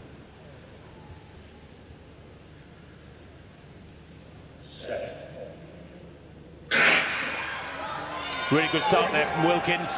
And on the near side, Sophie Thomas, as expected, the big pair, but going best of all is Wilkins at the moment, and she's got the lead at the moment. Is she coming back? Thomas coming back, and is just going to get there. I think, oh, it was really tight at the line. Hard to tell from that one. The winning time, 11:51, unofficially. Minus 0.2. The wind's not doing them any favours out there, but it is good, I suppose, to be running into still air. Much of this Princess will have a 1.9 behind them. And that's a winning time in that third heat. Well, just waiting for it to come through. 11:49 for Wilkins. She did get it. She got the best start, I thought, from lane 6 to 11:50 from Sophie Thomas. Just 1/100th of a second in it. That is almost literally the thickness of a vest. And that's 11:49. Well, that compares really well against her season's best of 11:43, Danny, and into a very slight headwind. Yeah, I mean, there is that slight headwind out there. But I think Sophie Thomas got a really good start here as well. She's right out on the outside, and she's quite a few lanes away from Wilkins, so she's running her own race, and she's really pulling back now. You can see in these closing stages of the race, she was really strong. And you know, we often say an extra metre and she may have got the race, but you see here from the head on. So we've got Wilkins in lane 6 and Thomas out in lane 9. And Thomas is catching her, just gradually reeling in that metre or so lead that she had throughout the race and just pulling her back in. It's a strange one. Neither of them really dipped at the line, and I always got the feeling that if Sophie Thomas, nearest the camera, had dipped there, she might have taken that one. There was 1/100th in it, and they both just ran through pretty much with their torsos upright. But I guess maybe they were aware that they were way ahead of the rest and were qualifying pretty comfortably for the semis in 3 or 4 hours' time. Yeah. There it is. Jasmine Wilkins and Sophie Thomas go through by right. So Jasmine Wilkins, now it's the first in each heat and 10 fastest qualifiers. That's really tough, isn't it? Goodness me, did I say too earlier? My apologies. First in each heat goes through by right. I just realised that the top 8 in the UK this season get a bye to the semi-finals, so we will have 3 semi-finals of 8 as it stands at the minute, which is why we're not seeing the likes of Dina Asher-Smith and Amy Hunt in these heats. That's a strange one, isn't it? Yeah, they've done it before. I know. I mean, you wouldn't get it in the US, would you? That's what everybody would say. Get it anywhere, I don't think. No. You'd come out and race. You earn your place in the semis. You earn your place in the final. And sometimes it's nice to get out and race, especially if you know you can comfortably qualify. You can blow the cobwebs out. Yeah. Go through the call room procedure. What the logic is behind that? I mean, of course, you want to help your best athletes, but you help them by giving them warm weather training trips and physiotherapy. You don't help them by avoiding competitions and qualifying rounds. I find that bizarre. It is bizarre, isn't it? But I mean, we could see a fantastic race between Dina Asher-Smith and Amy Hunt later on. We've still got 3 more heats to get through. Isabella Wigley goes in lane 2 for this 4th heat. Carly Butler, only 21 years of age, has gone sub 12 seconds this year. Kaya Slater, European under-20 semi-finalist last year, 20 years of age, run 11:45 this season. Keep an eye out for her. Emily Lucas, the Aldershot Farnham district athlete, goes in lane 4. Olivia Fowler here, 21 years of age, Cell Harrier, has run 11:66 last season, is in lane 5. Naya Clayton, 21 years of age, Birchfield Harrier, has run 11:45 at her best too. She's in that form she could find herself in the semi-finals. This is Susan Folorenzo from Gateshead. Leonie Ashmead, the Northern 100-metre champion last year, the City of Sheffield athlete, 25 years of age now. This could be a very close heat. And then on the outside, Crystal Ama Awua, second at the UK Championships back in that COVID Championships in 2020. She's around 11:16 at her best. The season's best is 11:43. This could be really close between Kaya Slater and Crystal Ama Awua, both on opposite sides of the track.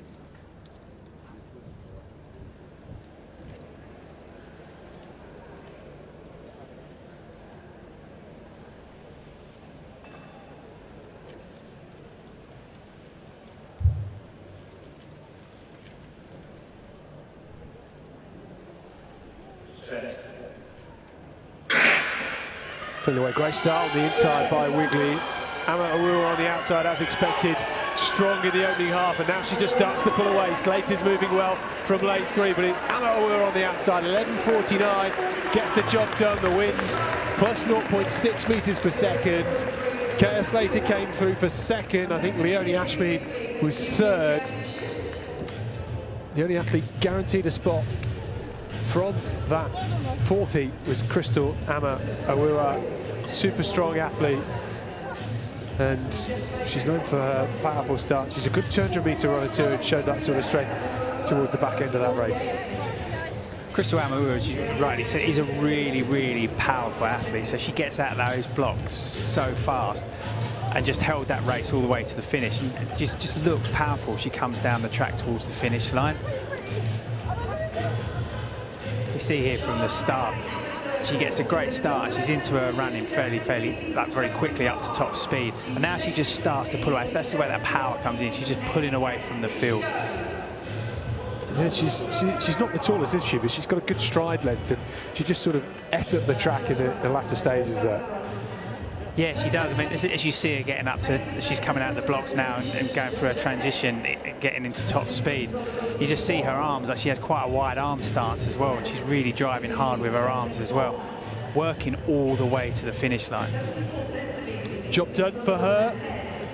It was actually Leonie Ashmead that came through for second in that heat then, just ahead of Kaya Slater by half a tenth. So nervous wait for those two athletes to see if they can get through to those semi-finals.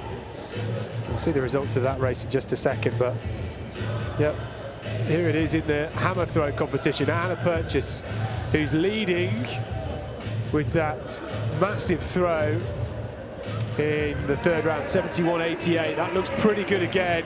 She wasn't quite as far in round 4 with 68.97. It was a brilliant response in the third round from Charlotte Payne, who threw 70 metres and 25. Those two athletes going toe-to-toe here, which is exactly what you want to see. I said last year, Anna Purchase getting that championship record. She won by over 5 metres last year. Charlotte Payne was second with 67 metres 59 last year. This result from the fourth heat of the women's 100 metres. Crystal Amma Awura 11.48 the official time. Leonie Ashmead, the season's best at 11.65. Kaya Slater 11.70. There's the lineup for this fifth and penultimate heat for the women's 100 metres. Look out in particular for Lucy Talon here, the athlete in lane 6, the Tunbridge AC athlete. She's only 20. European Junior 200 metres silver medalist last year. Big talent. 11.52 her best this season. That was set 3 weeks ago. There's Sarah Kennedy, goes in lane 2. Kennedy from Dacorum AC, just 18 years old, the youngest in the race, best of 12.16 this year. Selena Farrell, well, based in the USA, set a personal best 11.44 in Texas a month ago. That improved on the 11.58 set in Texas exactly a year ago. Prior to that performance, Charlotte Longdon goes in 4 from Winchester and District AC. Ella Grace Edwards in 5. The Gloucester AC athlete, just 19. 11.69 this year, right on the cusp of qualifying from this one, on paper at least. Lucy Talon, well, she is a big talent. The Tunbridge AC athlete, 11.52 on the 25th of May, so what, some 3 weeks or so ago. Kinga Kudzia of City of Plymouth AC goes in lane 7. Best of 12.18 this year, but she has run 11.8 in the past. Sarah Malone goes in 8. The Edinburgh AC athlete, 11.9 this season, close to her lifetime best of 11.6, 11.7 rather. And Jessica Mantle completes the lineup there in lane 9. The Cardiff AC athlete, just 19 years old, 11.69 this year, very close to a lifetime best of 11.60. Now would be a good time for Mantle to the left of picture there in lane 9 to improve on that PB. As we've made clear now, after my earlier error, it is only the winner who goes through by right to the semi-finals. And those semis, remember, at 4:34, so in 3.5 hours' time. One heat to come after this fifth heat. Watch out for Farrell in 3, and Lucy Talon in particular in lane 6.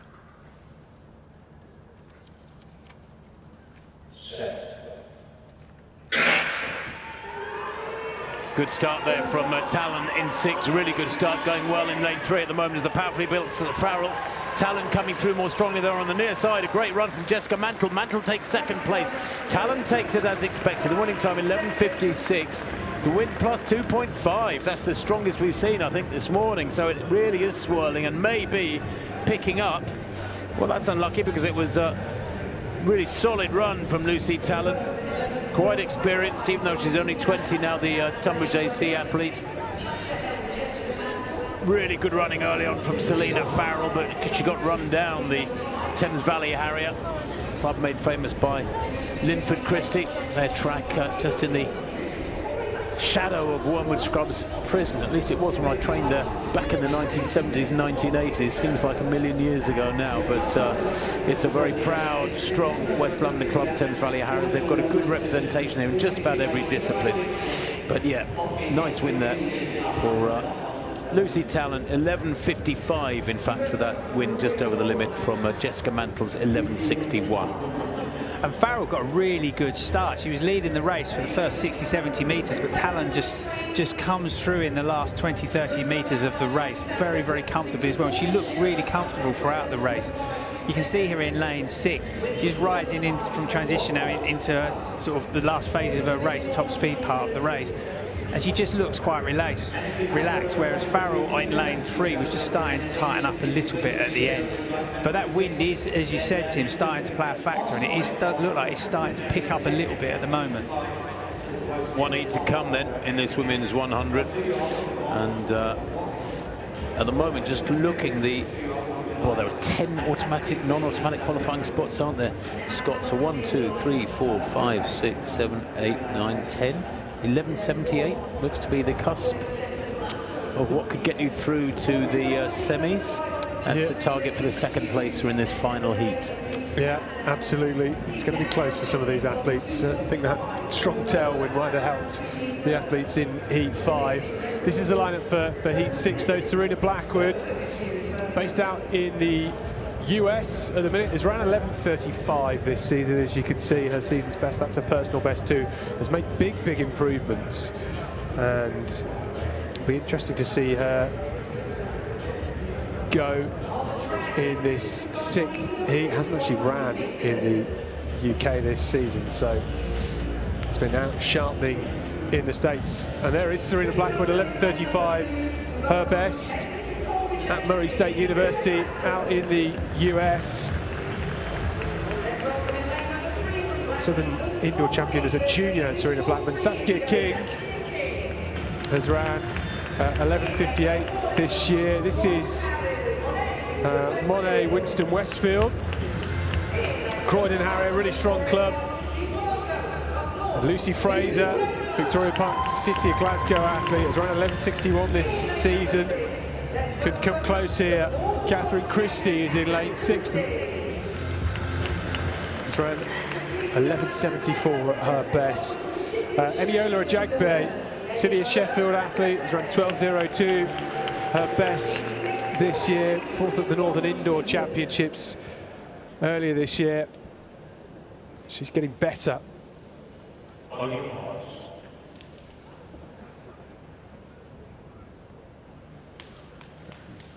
Deanna Walker was supposed to start in lane 8, but is not here, so we're down to 6. Only the top athlete will qualify.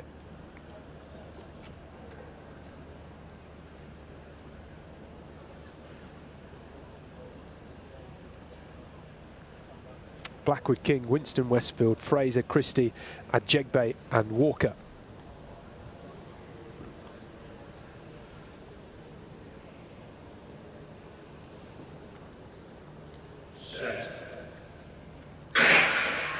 Clean away, really good start by Fraser in the middle, and now King is starting to pull away. Here comes Blackwood on the inside. Can she chase it down? It looks like King will hold them off, and King gets heat 6 in 11:62. The wind plus 1.1 meters per second. Nice and steady from Saskia King. Just outside her personal best set this season of 11:58. And when you know you've got to win your heat to progress through to the next round, you have to go flat out, and that's what Saskia King did. And that was a fantastic performance by Saskia King, and that's exactly what she had to do. She knew what she had to do, and she went out and delivered it. You need to win the heats, and you've got to treat this. For some athletes, you've got to treat it like the final. You've got to get out from the blocks, and you've got to go all the way through the tape, really. So fantastic performance by Saskia King. Well, back to this hammer throw, and we're in the final round now. Tara Simpson-Sullivan, 63.90 with her 6th and final effort. That is her best throw of the competition. Her best before that was 62.71 in round 3, which would have been good enough for 3rd. So that 63.90 final round doesn't improve her position. Charlotte Payne closes with 69.95 there. Her best coming in round 3, 70.25. Good series from her. Really strong, consistent series. A couple of 69s to open with, then the 70, and she closes with a 69-meter throw. That's a fabulous series from the Newbury AC athlete, but the winner is confirmed as Anna Purchase, the Notts AC athlete, that 3rd round, 71.88, topping the lot. Ironically, she had 3 other throws of 68 meters, and if you took the average of the best 4 throws, then Payne would come out on top quite significantly, but it only takes one big one, and that's another nice effort from Purchase there, the reigning champion. 71.88, her 3rd round throw, good enough for the win. Has she gone further with that one? Waiting for the mark to come up. No, it's 69.72. So another really solid effort from her, 2nd best of her series. And she, Anna Purchase and Charlotte Payne, way ahead of the rest, frankly. Both of them beyond 70 metres. The 3rd place, Tara Simpson-Sullivan from Wigan and District AC, 63.90 for the bronze medal. Yeah, here's the replay of that final heat in the women's 100 metres. Saskia King from lane 3 pulling away, did a great job, and we're just confirming the official result of that. It was Saskia King that took the win in 11.61. Lucy Fraser just in the middle of the picture from lane 5 running 11.66, and Serena Blackwood on the inside running 11.74. So we're getting the summary come up now, and I think we're going to see the athletes that all make it. I'm just trying to go down. We had 6 heats, so the top 6 will be the top 16. I think that means Serena Blackwood from that final heat will make it alongside Elise Modeste, Kaya Slater, Lily Bradley, Lucy Fraser, Leonie Ashmead, Karen Mayindu. Or is that going to be it? Let's just see anyway. Certainly Sophie Thomas will make it, and Jess Mantle. So yeah, I think Serena Blackwood and Lily might have missed out, I wonder. No, I think Modeste has made it. She's the 10th non-automatic qualifier. Confusing seeing it all in front. So there we go. But going to be good when we see the big names enter the fray later on. Amy Hunt, who has been running superbly across the Diamond League circuit, is an out-and-out favourite for 1 and 2 titles this weekend. And this, the official result from that women's hammer throw competition. Anna Purchase 71.88, which was a monster throw in the 3rd round. So too from Charlotte Payne that threw 70 metres and 25. And Tara Simpson-Sullivan in the final round throwing 63.90, which sees her jump up into 3rd place and take the bronze medal. Brilliant performance. The women's triple jump is the next field event, and they're on the back straight, just going through their warm-ups at the moment. So we'll bring you all the action from that. The favourite in that competition is Georgina Ford-Wells, who competed so brilliantly indoors this season and has got close to 14 metres in the last couple of years. So we've got a lot of athletes missing, some of our top-tier athletes who are not here. Jeff, Danny, Jake Whiteman is here. Josh Kerr isn't his rival. Katarina Johnson-Thompson, Jazz Sawyers, Max Bergen's pulled out. There's so many more. I think I actually made a football 11 of the athletes that were not here. Football 11. Who was goalie? I put the Morgan Lake in goal because I thought she could jump pretty high. But my defending midfielders were Katarina Johnson-Thompson and Molly Caudry. I thought they'd be quite good. It's a controversial issue, isn't it, Danny? Because, you know, these are the UK championships. There are sponsors here. There's paying growing audience, it's on TV, and you want to know that the best athletes are coming out and running in their championships, supporting the championships, and yet I also feel a sympathy towards those who are based in the USA, based elsewhere, thousands of miles away, and just need to get on with their preparation for the big challenges, the Commonwealth Games, the European Championships. Josh Kerr is aiming at breaking the world mile record in the London Diamond League. He's got much bigger fish to fry than running here at these UK Championships. And yet, I feel as though, you know, I went for a jog with Jack Buckner this morning, the CEO of British Athletics, and very early this morning, very slow as well. And Jack was sort of torn himself. He said, we don't know whether to make the UK Championships far more significant, and therefore sort of impose these things on the athletes, or just keep it as it is. And, you know, if it ain't broke, don't fix it. And we've been doing okay in major championships in recent years. And is that where you should be putting all your cherries? Yeah, I mean, it's whether you focus your attention on what we want to achieve at the major championships, and that means letting the athletes do the preparation the way they need to do it.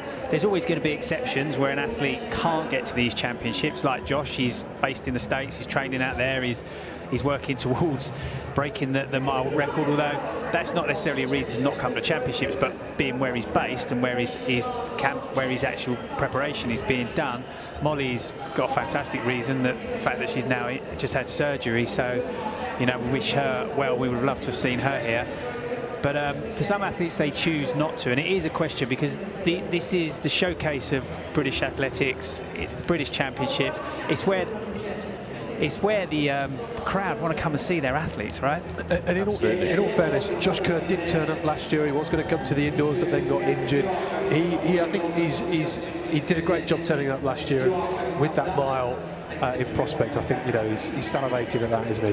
Next event's on the track, the men's 100 metres, by the way. There are 8 heats of the men's 100. I say the next event on the track, excuse me, there's an ambulance 100 metres coming up next. That's due off, what, in about 10 minutes' time, Danny? Yeah, this will be really exciting.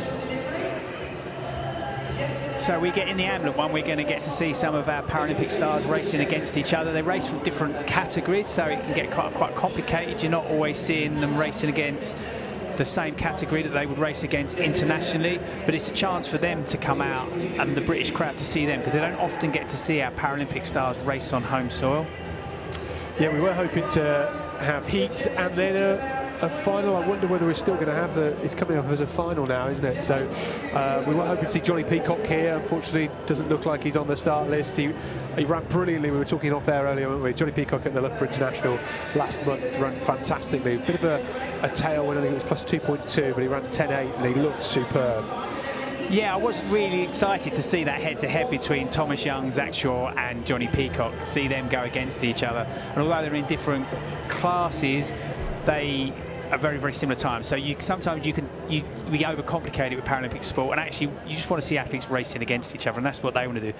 We don't know why Johnny's not on the start list now, because he was on the entry list.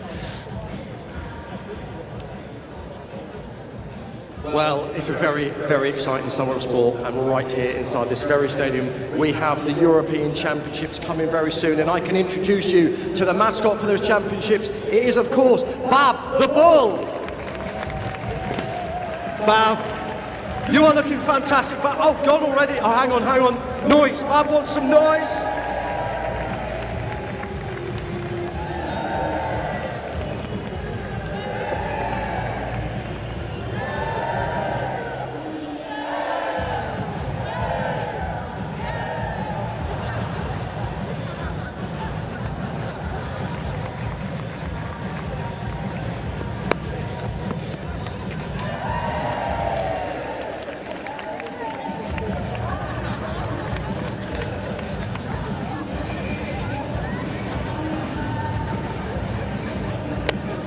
Well, as we all know, the heritage right inside the stadium, Birmingham, put on an amazing Commonwealth Games. We know the European Championships are going to be very special. There are still tickets available.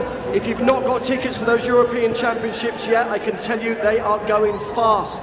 Bab the Bull will be here, full of energy, full of action, as the best athletes in Britain and Europe do battle to try and be crowned European champion. You want to be here. Get out, I had to sleep in it for 10 days. Yeah. Ooh. Well, plenty to come. The triple jump competition, as we mentioned, for the women is Going to be on the back straight. They've got a tailwind lined up for them, and the coaches will all be there. Plenty of action. We've still got about 7.5 hours or something like that to get through today. Can't be 7.5. Maybe not. Six. We're on for an 8 in total. We've been on there for. Our last event is at 25 past 7. Yeah, 25 past 7. I'm losing track of the numbers. The blue skies. The blue sky is starting to creep through the clouds here in Birmingham, and you know, we've been at these championships before. We've had rain. We've had great weather. It was fantastic last year. We were, I think, the 2nd and 3rd of August these championships last year, Tim, and it was sweltering, and we've got great weather again this weekend. It's supposed to be something like 26 or 27 degrees tomorrow, which is pretty good for competing. It's going to be sweltering tomorrow. Actually, it's some freak weather around. I mean, it's going to be 34, 35 down south on Tuesday, I think. It's pretty worrying. But going back to this stadium, it is a glorious facility. I can't wait for the European Champs in a few weeks' time. I'm commentating. I nearly said I'm competing. Yeah, competing, you wish. I was turn the clock back 50 years. I'll be commentating on those in a month's time, and this stadium will be jam-packed for those. It'll be special, the European Championships. Yeah, absolutely. I mean, I came and watched at the Commonwealth Games for the athletics. I was in that back straight stand. We had the most amazing sunset the night I was here, and there was, you know, cannons and fireworks and all sorts of things. It was because you were here, Scott. Yeah, maybe. They rolled out the red carpet for me, that's for sure. But it was great fun, and that's what we want in these home nation championships. And I think you roll back the clock to 2012, but what that did remind us, we do championship events really well. 2012, 2017 in London. You know, and that's the weird thing. We've had 3 Olympic Games. We've had the World Championships. This Championships here in Birmingham, in a few weeks' time, the Europeans will be the first ever Europeans in Britain.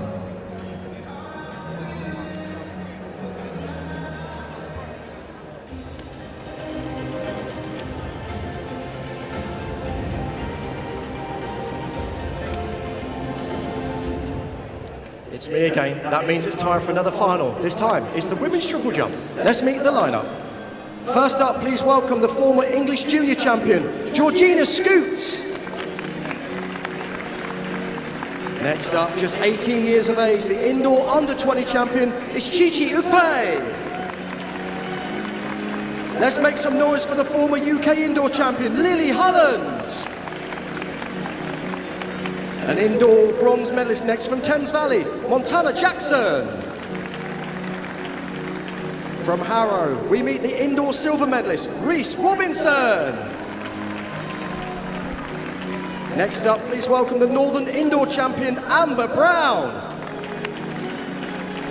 What an athlete, she's won it before. It's the former champ, Georgina Ford Wells. Next, please welcome the Northern indoor silver medalist, Olivia Ray. Next, we welcome a bronze medalist from the British Universities, Melissa Booth. Wow, what a talent, just 15 years of age. The English schools champion, Layla Newth. And last up, we welcome the Scottish champion, Silva Newbruzo. That's your brilliant lineup for the women's triple jump.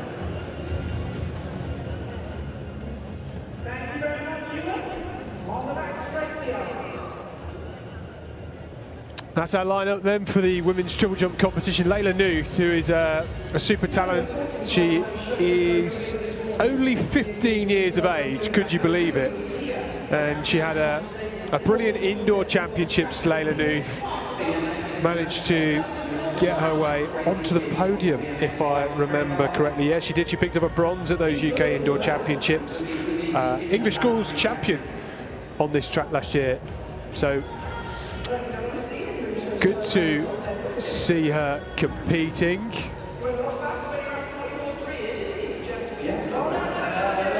That's Scoot in the triple jump first round.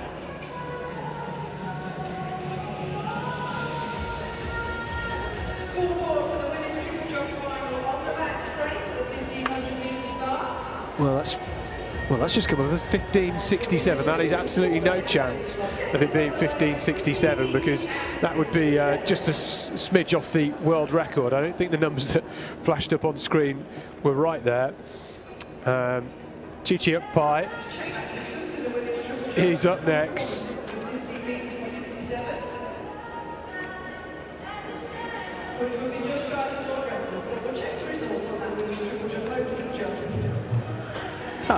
Always good to get those little gremlins out of the system, isn't it, when they're measuring triple jump? Yes, I mean, It'd be lovely if it had been a world record, mind you. But yeah, I mean, 7 centimetres off the world record would have been remarkable. In the first round by Scoop, it has actually gone was 15.67. I reckon they've miscalculated the board they're going from, so I will say that is 13.67. That'll be my you guess. should take a photograph of it. It's on the results system, so it must be right. Yeah, there you go, yeah. Here we go in the para 100 metres. James Ledger is on the inside with his guide, Makoye Kapangale. Zach Shaw is in the middle. Tom Young, what a character Tom Young is, wearing his African violet vest of Loughborough. He is absolutely rapid, runs in the T38 class. All of these athletes, the 4 athletes competing, there are 5 athletes on the track, 1 guide from lane 4. And Ryan Hanna, Kettering Town, strapping man. He's run 11.54 this year, the T44 athlete, 32 years of age. Great tattoo, half sleeve. Looks very smart. Almost all the athletes wearing the same spikes too. It's like they went shopping together, isn't it? So James Ledger on the inside, Zach Shaw and Thomas Young, those 2 in lanes 5 and 6, the favourites for this one. They've had some brilliant races in the past. Zach Shaw earlier this summer talking on social media about the disappointment of not having a European Championships this summer for the para athletes. We'll talk about that in a moment. But Ledger in 3, Shaw in 5, Young in 6, Ryan Hanna on the outside in 7.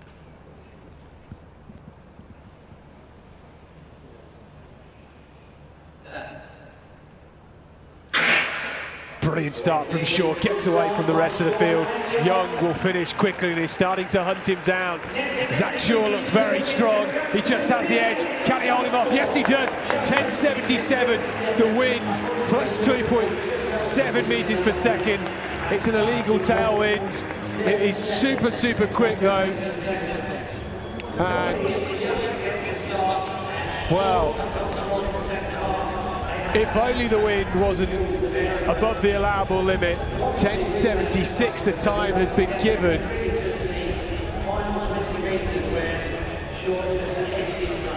Well, we're waiting for that result to trickle through. Zach Shaw had it straight from the off, didn't he, Danny? Out of the blocks, leading.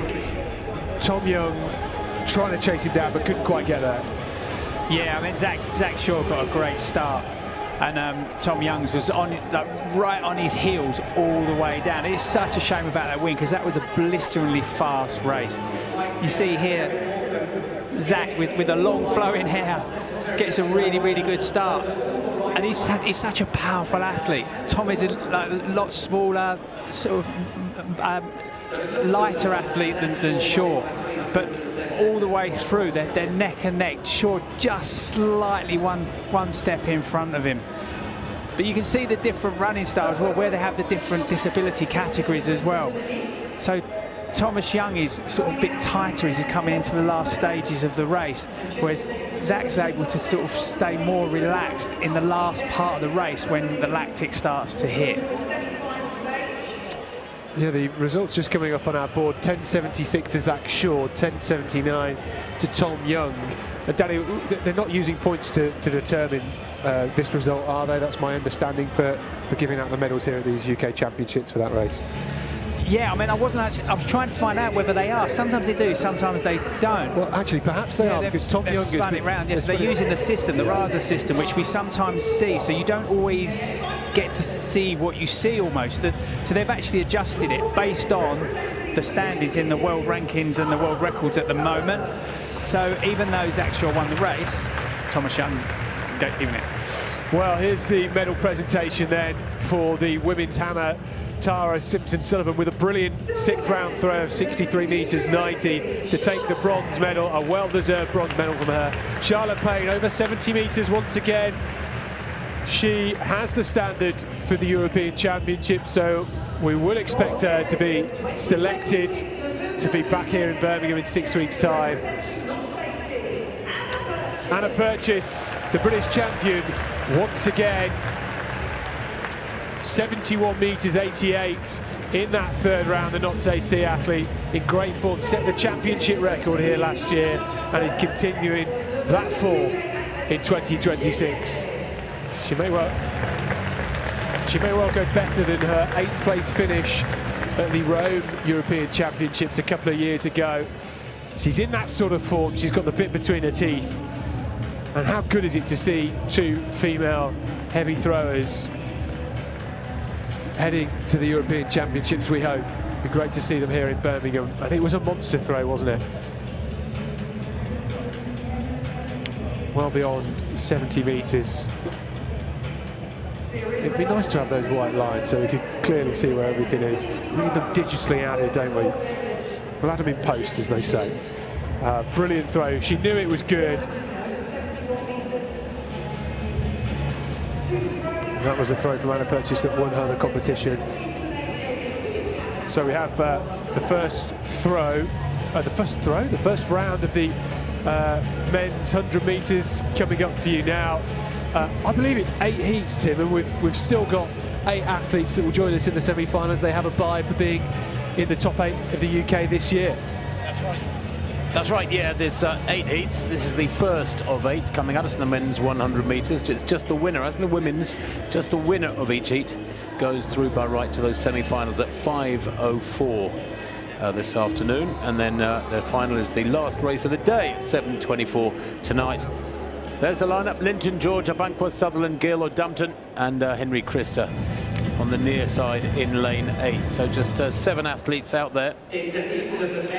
And I can tell you that Medwin O'Dumpton, well, he's the class act here, based in the USA, in Texas, 10:32 already this year. Semi-finalist at these championships last year. That's Struan Linton, the Abingdon AC 24-year-old, best of 10:67 this year. Joe George goes in lane 3 for Radley AC, best of 10:79 this year. He's a 10:6 man at his best. Kweku Abankwa, well, semi-finalist of the UK Indoor 60s earlier on this year. We're down the heats of this event last year. Victoria Park Harriers athlete has run 10:48 this year, though that was 3 weeks ago. He's in pretty good form, close to his 10:35 from June last year in London. There's Jevon Sutherland, goes in 5 for Cambridge Harriers, the 21-year-old. 10:69 this year, a lifetime best. Good lane draw of him right in the middle of the action in 5. James Gill, Invicta East Kent AC, 10:53 this year, the 20-year-old. Still a youngster. That's his lifetime best. And then Medwin O'Dumpton, the Woodford Green and Essex Ladies AC athlete in that familiar green and white hooped vest, the 21-year-old, 10:32 this year. Based in Connecticut in the USA. He's had a really good year already. Henry Christa completes the lineup on the near side. The Basingstoke and Midhants AC athlete goes in lane 8. 10:84 this year. He might struggle, left a picture in that yellow vest. Although he has run 10:37. O'Dumpton, well, he's already run 8 100s this year. He's been racing outdoors since late March as O'Dumpton. The US season, of course, with the college system kicks off so much earlier. Their warmer climate down in the southern states. You can be racing outdoors from March. And we're in June now. Some athletes in the States have been racing for 3 months. A lot of British athletes are only just getting into their stride really in this season. It makes a big difference in the sprints. So Struan Linton in 2, Joe George in 3, Abankwa goes in 4, Sutherland 5, Gill 6, O'Dumpton in 7, 2 away from the camera, watch him, second from left, and Henry Christa in lane 8. Good start there from O'Dumpton on the near side. He's building a lead already. Also going well there is Abankwa as expected, but O'Dumpton storming away with this one. He wins this one by a metre and more.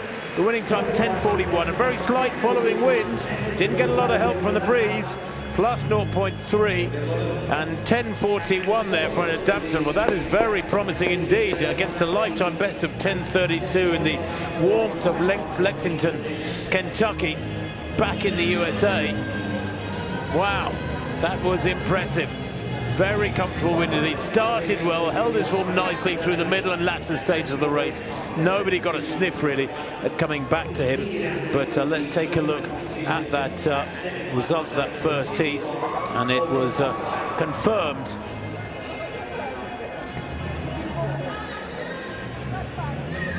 for O'Dumpton.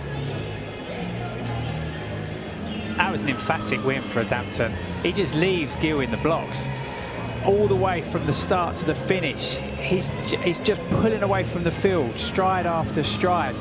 And he doesn't even look like he's working. He doesn't look like he actually gets to the end of the race and he's tiring. He looks like he's got more to give. You see him here, he's second from the left. He just looks so powerful but so relaxed, whereas Gill, who we thought would have done better within this heat, was just going backwards. Yeah, biomechanically, Meduna Dampton, beautiful there. High knees, straight feet. Look at that, second to left there in that Woodford Green and Essex Ladies AC kit. Holding his form nicely. Maybe he's off a little bit towards the line, but he's nicely put together. Very, very good symmetrical sprinting there.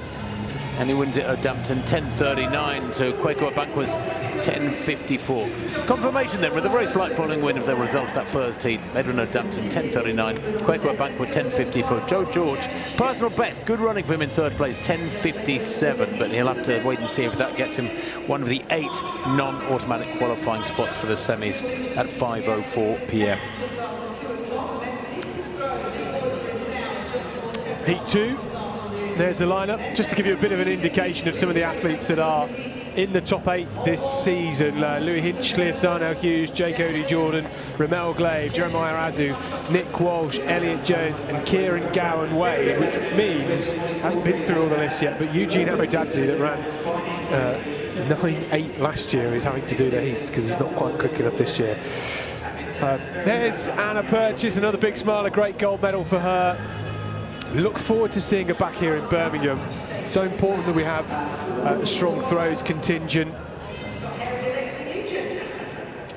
Here is the lineup for this second heat of 8 in the men's 100. I mean, it's a big, big field.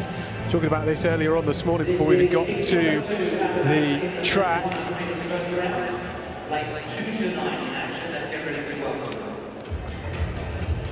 So, 32 years of age now, Adi Adewale, he gets out the blocks like nothing you've seen before. He's got a best of 10.05, Adewale. 6th at the UK Indoor Championships this year. Made the final 12 months ago, finished 7th. Jade Williams had a brilliant run over the 200 of these championships last year. Ran a big personal best in that race. And this is Noah Hansen, great hurdler, the Newman Essex Beagle, might see him tomorrow too. Adam Cross from Cambridge and Coleridge has run 10.55, it is absolute best Cross. Bradley Whitehead, Rugby and Northampton man, we've seen that vest a few times, I've mentioned that already today, 10.50, a personal best for Bradley Whitehead. Jason Kalala, 4th at the Bucks Indoor Championships a couple of years back over the 200 metres, and Krishawn Aiken, Scottish athlete, competes for Shaftesbury Barnet Harriers, has run 10.23 in his best. He's a very multi-talented sprinter across the distances.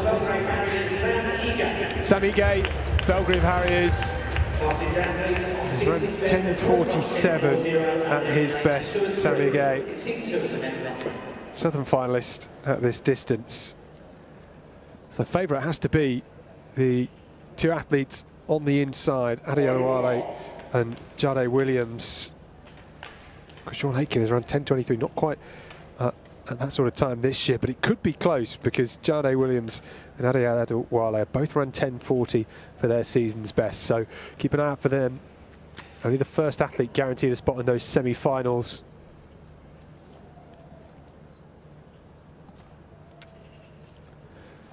It's Adewale, Williams, Hansen, Cross, Whitehead, Kalala, Aiken and Igate. Heat 2 of the men's 100 metres. As I said, Adewale gets off to a blistering start. He's already a metre up on Williams, but here comes Jade Williams pulling through with that long stride of his, and he just about gets it. 10.46. Krishawn Aiken was finishing quickly on the outside. Adi Adewale couldn't quite hold on. Jade Williams has practically ran a 150 as he's gone round the bend. Well, Adewale, disappointment for him. You'll have to wait and see whether he's done enough on time. It's 10:45, the official time for Jade Williams, who looks so strong in the second half of that race. Yeah, that was a loaded heat. There's a number of athletes there that are very, very close in their season's best at the minute. But Adewale got a fantastic start, but it was Williams who just held his form and his composure all the way through to the finish. Yeah, two different types of athletes, aren't they? Jade Williams, tall, long leg, rangy runner. Adewale is all power. He's raw electricity, isn't he? Full of volts, and you saw that as he got out the blocks here. The gun went and he went, you just press go and he's off, right? You just see the power as he's accelerating up to speed. But then Williams has just got that nice, long, comfortable stride that he uses to drive him through the last phase of the race, really. Yeah. Here you see the head on, and you can see Adewale on the inside. Just gets that great start. But Williams is the tall, more rangy runner, and he's a lot more relaxed in his running technique as well. Adewale just looks a little bit tense and a little like he's fighting against himself a little bit, but it's probably because he can also feel Williams coming. Yeah, Jade Williams ran 20.60 in the final of the UK Champs 200 metres last year. He came fourth in that race in what was a brilliant final, and started his weekend off well here. And if he's doing the double this weekend, well, he's certainly warming himself up nicely for tomorrow. And that's part of it when you come to these championships, isn't it, too? You often see Marlon Devilish a lot always do the double at these championships, and it'd be great to build up that capacity as you go through the season. It would, I mean, and it's a big ask if you come in, especially if you've got to go through the heats, the semis and the finals of both events, like the 1 and the 200. So it is a tough ask, so we have to wait and see if he's going to start the 200s, but I guess that'll be a decision he'll make off the back of how he does here. Yeah, absolutely. This is Amber Brown in the triple jump. We've not seen her jump yet. That 15.67 that was given to Torbay's Georgina Scoot has now been revised to 12.63, so I'm not sure how they lost 3 metres and 4 centimetres from the mark that came up on the screen, but it's a solid start from her anyway. Brown here gets a foul in the first round. Next up on the runway is the favourite to take the title here, Georgina Ford-Wells, a super athlete. She won the indoor title this year, Georgina Ford-Wells. There it is, athletes on the line for the third heat of 8 in the men's 100 metres. Andrew Robertson goes in this one for Sale Harris Manchester, the 35-year-old. What a performer he's been over the years. More of him in a minute. There's Lewis Stevens of Cardiff AC, just 19 years old, 10.6 this year, 10.68. He's a 10.4 athlete at his best, though. He goes in 2. Remember, it's only the winner who goes through right to the semis. Ashley Avis, 19-year-old Team Bath AC athlete, only 10.80 this year, but he's a 10.6 performer at his best. He's in 3. Kino Elio Paris Samuel goes in lane 4. Thames Valley Harris is 10.83 this year, but 10.5 at his best. We'll need to get down towards that to qualify. Emmanuel Fatimanin of Watford Harriers, 10.48 this year. 3 personal bests already this year. He's had a fabulous season. He goes in 5. Andrew Robertson, there he is, 35 years old now. Bronze medalist, the European Indoors last year, over 60 metres. Still going really well. He's the Sale Harriers Manchester man. Isaac Skinner Kakiti goes in 7. The Rugby Northampton athlete is 10.52 this year. He's in good form. That's a lifetime best. Beside him, Kevin Santos, 10.68 this year for the Connacht athlete. That's again a lifetime best. The 23-year-old goes in lane 8.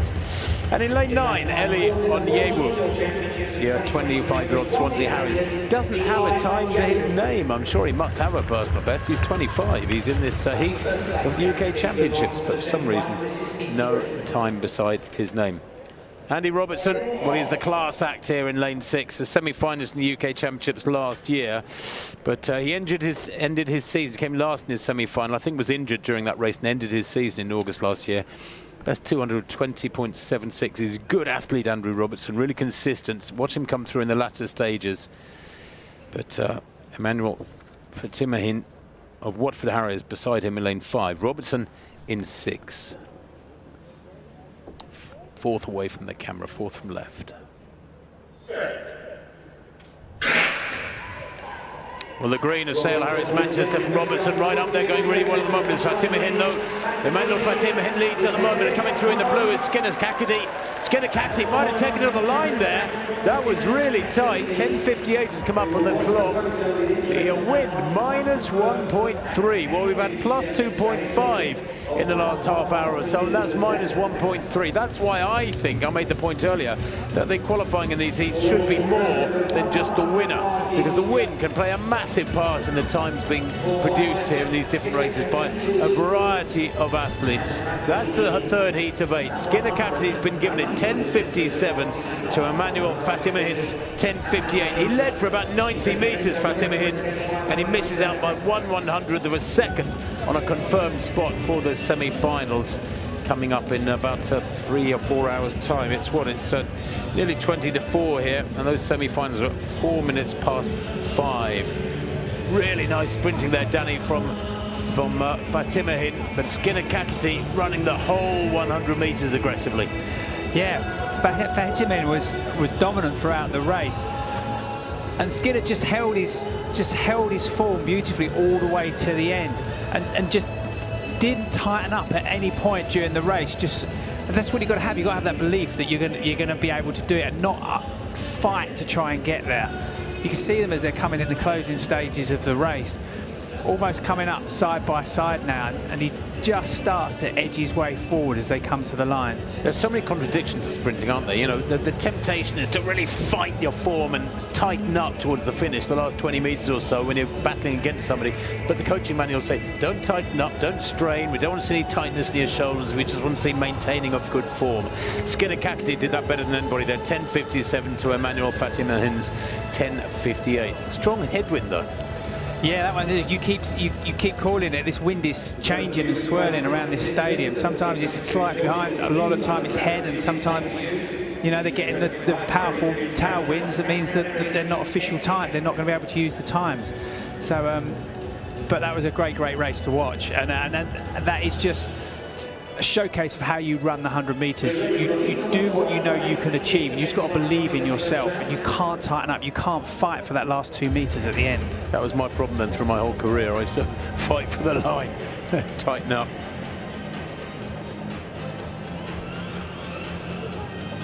In lane 2, the number 23 champion last year for Novuna, Steeple, Michael Onelongo. Here's the lineup then for this fourth heat. Michael Onelongo goes on the inside, former World Junior semi-finalist. Alwyn Campbell on home soil here, the Birchfield Harriers, around 10:35, the former England under-23 champion.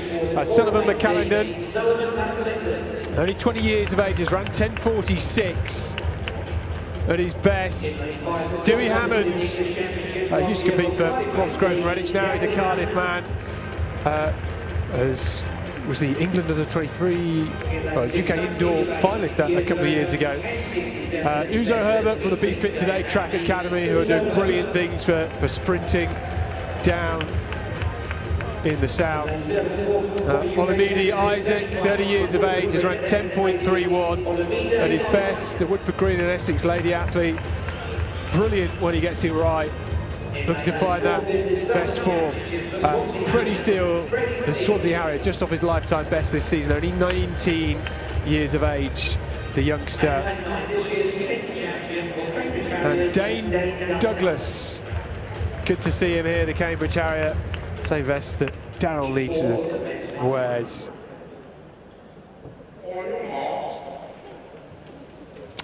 So, heat 4, only the fastest will go through. Fastest on paper is the man on the inside from Newman Essex Beagles in that yellow vest, Michael Onelongo. Incredibly powerful sprinter. So it's Onelongo on the inside, then Campbell, McAllinden, Hammond, Herbert, Isaac, Steele and Douglas.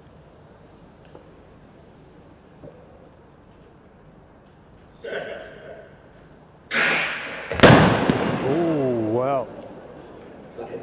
First false start of the day. Well, it was an interesting sounding recoil gun, wasn't it? I think it boomed, didn't it? Never quite heard one just like that, but I wonder who that was. We'll see it on the replay here. Onilogbo on the inside. Let's just look out for him. I don't think there was anything particularly clear. See it from this angle.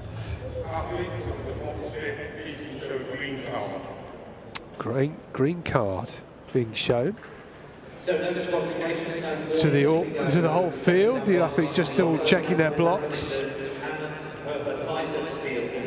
Well, they seemed to get away cleanly, didn't they, Danny? But they'll have a second attempt here. Yeah, I couldn't see anyone twitching the blocks. When the green card, they all get a... It's just to go again, isn't it?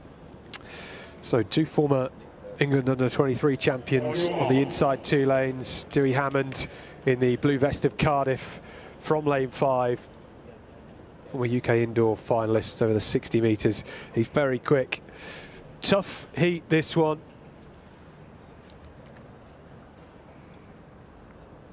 Onilogbo, Campbell, McCallendon, Hammond, Herbert, Isaac, Steele and Douglas. Heat 4 of the men's 100 metres.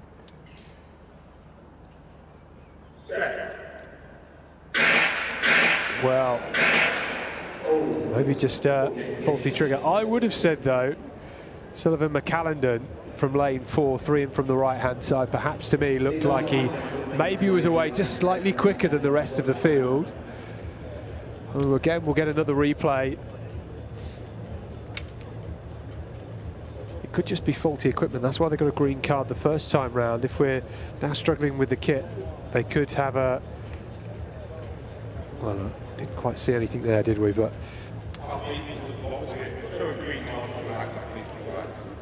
a green card again. So this is where experience is going to tell with the athletes now, because you've got to reset and calm your nerves each time. And this getting in the blocks and that start is just sapping energy. Yeah. Well, going to be a slight delay because we're hearing they're changing one of the blocks. We can go back to this women's triple jump final, and we're only in the second round. Ukpai, 13 metres exactly with her opener, the best jump of the day so far. That was with a very slight following wind. Georgina Ford-Wells in second place. Ooh, no, that doesn't look as good to me. I wonder if they've got a, just look at the various wind speeds. Yeah, they've got a swirling wind over there. You've mentioned it, Danny, how it swirls in this arena. And you so often get that, of course, in enclosed spaces. Minus 1.3 for Ford-Wells' best jump. I said best jump, her first round, 12.84, but there's been quite big plus recordings as well.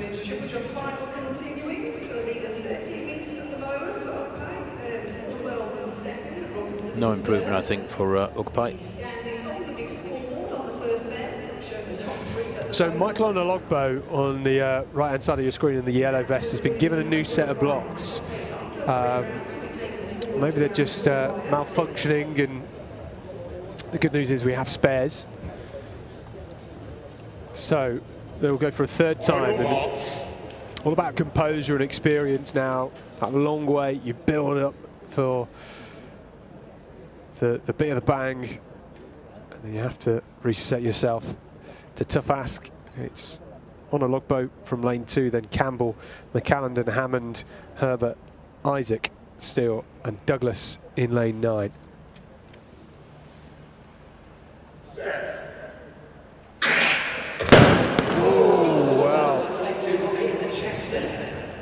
Well, it was Alwyn Campbell who was just sort of stumbling out of the blocks.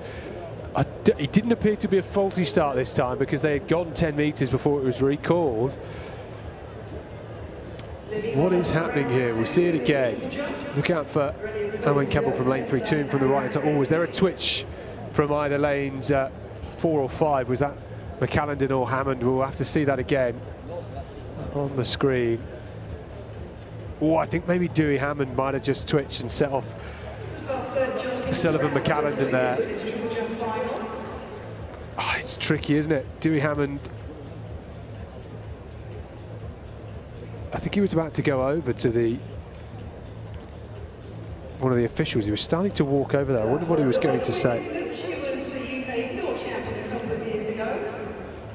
Just waiting to hear the decision.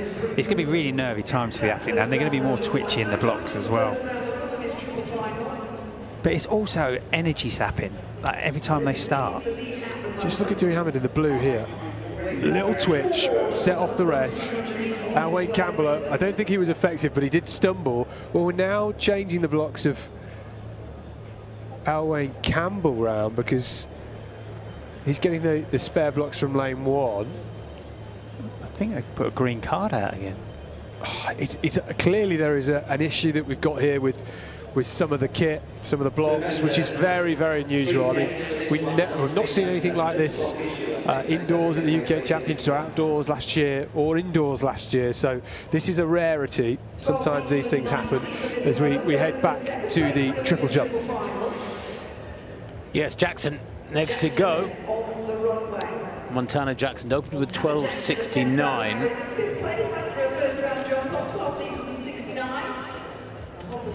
That looks a little bit better. That looks a little bit better. She's got a season's best at 12.49, so that 12.69 with a 1 meter win behind it was already a season's best for Montana Jackson.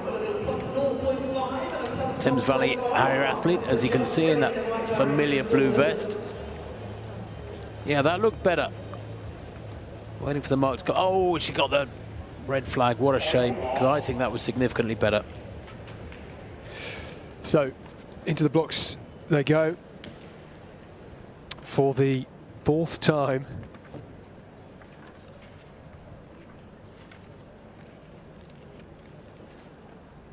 It's Honor Logbo, Campbell, McCallendon, Hammond, Herbert, Isaac, Steele and Douglas.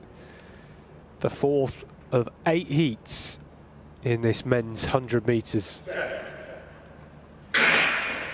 Cleanly away this time with bated breath and Dewey Hammond going very well in the middle.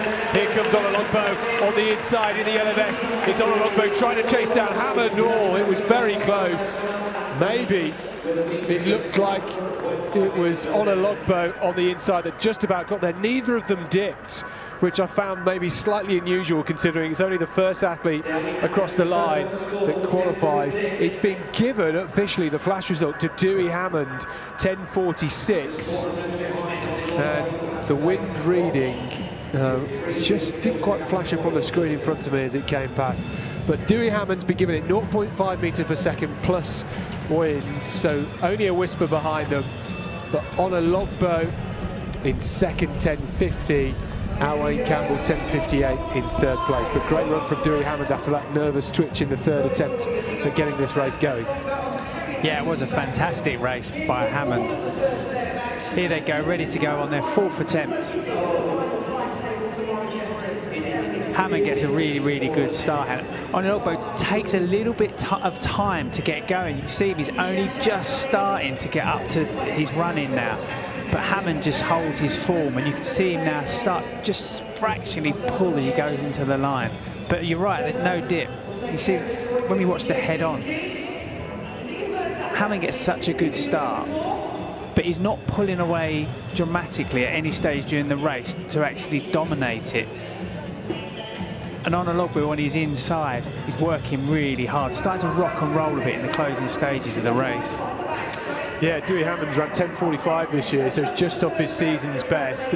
We mentioned that, well, Danny, you said about the experience. Dewey Hammond's 32, he's the most experienced in this race. He's been through a big period of injury troubles in his career, and he managed to get it back on track a couple of years ago, and it's been near his best ever since. And that sort of development and 20 years of racing really pays off in these sorts of stages, doesn't it?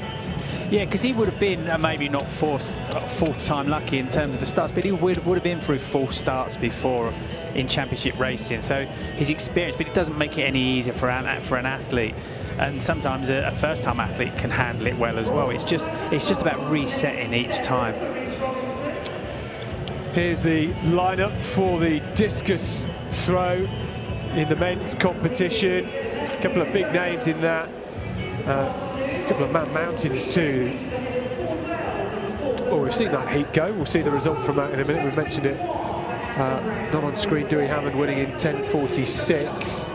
Honor Logbo 10.50. I mean, we're only halfway through these heats. 10.50 might not be enough to get one of those 8 fastest qualifying spots.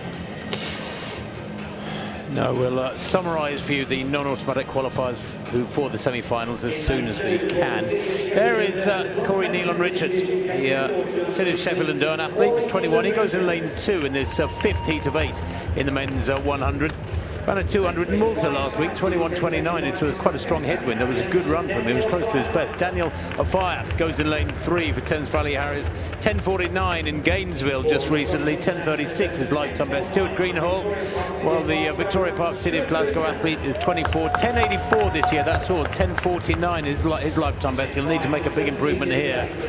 In lane 5, Emmanuel Azerifi Ochere. The Newman Essex Beagles athlete. He's just 17 years old, but 10.68 this year shows he's in good form. That's a lifetime best in that yellow vest. He's in 5. Stephen Mackay goes in 6 with Jersey Spartan AC. 10.8 this year, 10.81. But a 10.4 athlete at his best. Need to find that sort of form here. Oliver Armitage goes in lane 7 in this 5th heat. The 18-year-old from Leamington Cycling and Athletic Club. 10.68 this year is his lifetime best. And there's a famous name, Alex Azu, not the more famous member of the Azu brothers. He goes in lane 8, the Cardiff AC athlete, ran a PB in the 200 2 weeks ago, 20.85, 10.53 just recently in Cardiff. That was 10 days or so ago. And in lane 9, Joseph Harding there in the yellow striped vest of Basildon AC. If that looked familiar, it's because you'll think of Eamon Martin winning the London Marathon back in, 1993, wearing that yellow striped vest for Basildon, the Basildon club. He goes in 9, Harding. No time for him, by the way. So, the 5th and final heat. 3 more to come after this. Just the winner goes through by right. Afire in lane 3, 10.49 this year. Best 10.36 was back in 2022, but he's been many times in the 10.4s. Watch Azu, second to left in 8, and Afire in lane 3, second to right.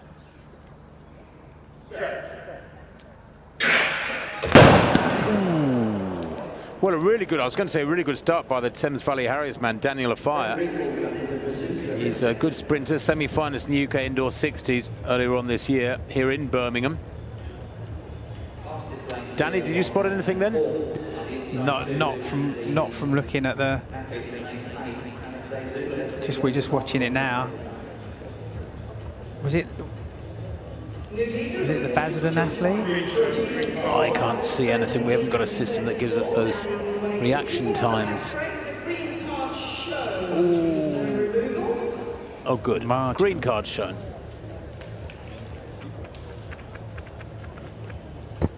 I must admit that over the years, the USA developed a reputation of being incredibly lenient on athletes, whether it's NCAA's college competition, national competition, other commercial events.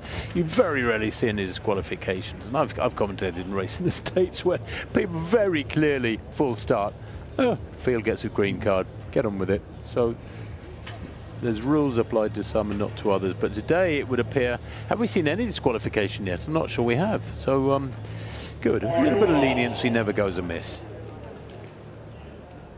Work with the athletes. Heat 5 for the men's 100 metres then. 3 more to come after this. Nealon Richards goes into Afire in 3, Greenhall 4, Azerifi Ochere in 5, Mackay in 6, Armitage 7, Alex Azu second to left in 8, Joseph Harding in lane 9 for Basildon. Only the winner goes through by right. Watch Daniel Afire second to right in 3, and Alex Azu second to left in lane 8. Another really good start there from Afire at the top. Brilliant run there from Harding on the near side. He got a real jump on the field there, and he's storming away with this one. Joseph Harding, what a run from the Basildon AC athlete. And ironically, he's the one man of the 8 we haven't got a time for in our start list, and he wins there in 10.30, +1 the wind. It's legal. That is fantastic. Well, he's certainly got a mark beside his name now, and he will have for the semi-finals. 10.30 is official for the Basildon man, and Danny, he was way and gone by 10 or 15 metres into that. He got such a fantastic start. He was away and off, and he led all the way through the race. Although in the closing stage, last 30 metres, he was already looking across like you'd expect a seasoned pro on the track and field circuit. And I thought at one point he may have cost himself that race. But you see out in lane 9, the yellow vest of Basildon Athletics Club, Joseph Harding. I know, I mean, a name to remember, but I'm not sure why he hasn't got a personal best. I've just gone on to another reference site, and he's a 10.4 athlete. Did that in Dagenham back in 2022, mind you, 4 years ago now. But he's in a different race to the others. That's brilliant. Good running over in lane 2. But he's looking across already. He's already starting to shut down as though he's got that race won. But a fantastic performance by the athlete. Well, 10.30 is confirmed. Corey Neelan Richards taking second, 10.41. Just have a look at the summary and see how that ranks him at the moment. 10.41, yeah, he's the quickest of the non-automatic qualifiers there. It's the third quickest time of the day so far. Neelan Richards second in that one behind Joseph Harding. He's more interested in what's going on the inside of him. So if he actually concentrates and looks forward, that he can achieve some amazing times here. Well, that's a PB by a big chunk for Harding. Goodness me, I'm not quite sure why there was no time beside his name, but he is a factor. The strange thing is, according to his CV, he's enjoys a few other events. 7 meters for the long jump. He's done pretty good hurdles as well. He's actually run 32 minutes for a 10K on the road. I'm thinking there must be a bit of confusion going on there. You don't get a 10.3 sprinter running 32 minutes on a 10K on the road. That would be a world record range, I reckon. I mean, he's not done that, has he? No chance. Absolutely not. Do you want to go and tell him? I don't think he'll mind either. He's no chance on doing that. You don't get a sprinter run more than 400 meters, and it's lucky if you can get them to do the 4. Yeah, I know. You speak to Noah. I spoke to Noah Lyles a couple of years ago, and he said, no, I'm never going to do a 400. No, it's crazy. Not for me. 300, my absolute limit. Of course, now he's run relay legs for the USA. Funny that. David Chapman goes on the inside, 2-time Bucks Indoor 200-meter champion. He'll finish very quickly. Eniola Adeoton, Swansea Harriers, ran 10.54 this season, only 23 years of age, still a youngster. Samir Williams, a really talented youngster, Croydon Harrier, ran 10.32 before. Watch for him. Eli Wynn has run 10.40. Midfield and Haringey athlete, so vastly experienced. Ishmael Smith-John, the Harrow athlete, 10.68 his personal best, only ran 10.92 this season. James Becker, the 18-year-old here, the youngest in the field from Chelmsford. Great to have him here, 10.63 a personal best this season. Sean Anyaogu, the 22-year-old, maturing now. He's got a best of 10.30, the former European junior bronze medalist over the 100 metres. And the man next to him, so good to see this young star back in action. Toby Makiyawo has had a horrendous few years of injury. Didn't race at all between 2022 and 2025. He's the 2021 European Junior 100-metre champion. Not been at these championships since 2020. Great to have him back. He's building after a horrendous series of injuries and surgeries, Toby Makiyawo. Can he find his way through to the final here? He's still based out in the US. I think he's at West Texas now. He's been at Florida and a couple of others, heading through the transfer portal. So it's Chapman, Adeoton, Williams, Wynn, Smith-John, Becker, Anyaogu and Makiyawo. He's 6 of the men's 100 metres. Away, again, really strong start by Anyaogu, who's very powerful. How about the two on the inside, Adeoton and Samir Williams. Adeoton leads this, but here comes Anyaogu from lane 8 and he gets it. 10.47. Makiyawo was closing quickly, just about ran out of track. Well, what a race that was from Eniola Adeoton. The win plus 1.0 metres per second. We could well see personal best for the Swansea Harrier from lane 3. Anyaogu gets it in 10.45 from Toby Makiyawo in 10.49, and Eniola Adeoton finishes in third in 10.57. Nervous wait for Toby Makiyawo. at this stage. But what a start that was from Anyogu. Managed to come through quite strongly in the final 20 as well. Yeah, Anyogu was so strong in the finishes part of that race. You can see here as they're coming into the closing part of the race, it's just starting to pull through now. He had a lot of ground to make up in the last 30 metres of that race. And great, to, as you said, to see Toby back out there racing again as well. And he'll have that nervous wait to see if he makes it through to the next stages. But he's on a definite road comeback trail now. Yeah, for sure. I mean, he's ranked 10-1-2 at his best. I mean, at one stage I just thought he might hold on for that race, but it's tough, you know, when you've come back from that collegiate system in the US to then race here. You know, the weather's probably about 10 degrees cooler than they're used to training out in West Texas. I'm just looking to see Makayawa at the minute would be in the semi-finals. We do have 2 races to go. It's going to be very close. There's a lot of athletes that have ran in that 10-4 and 10-5 region at the minute, so lots more racing to come. 8 heats is tough, isn't it? Very, very tough.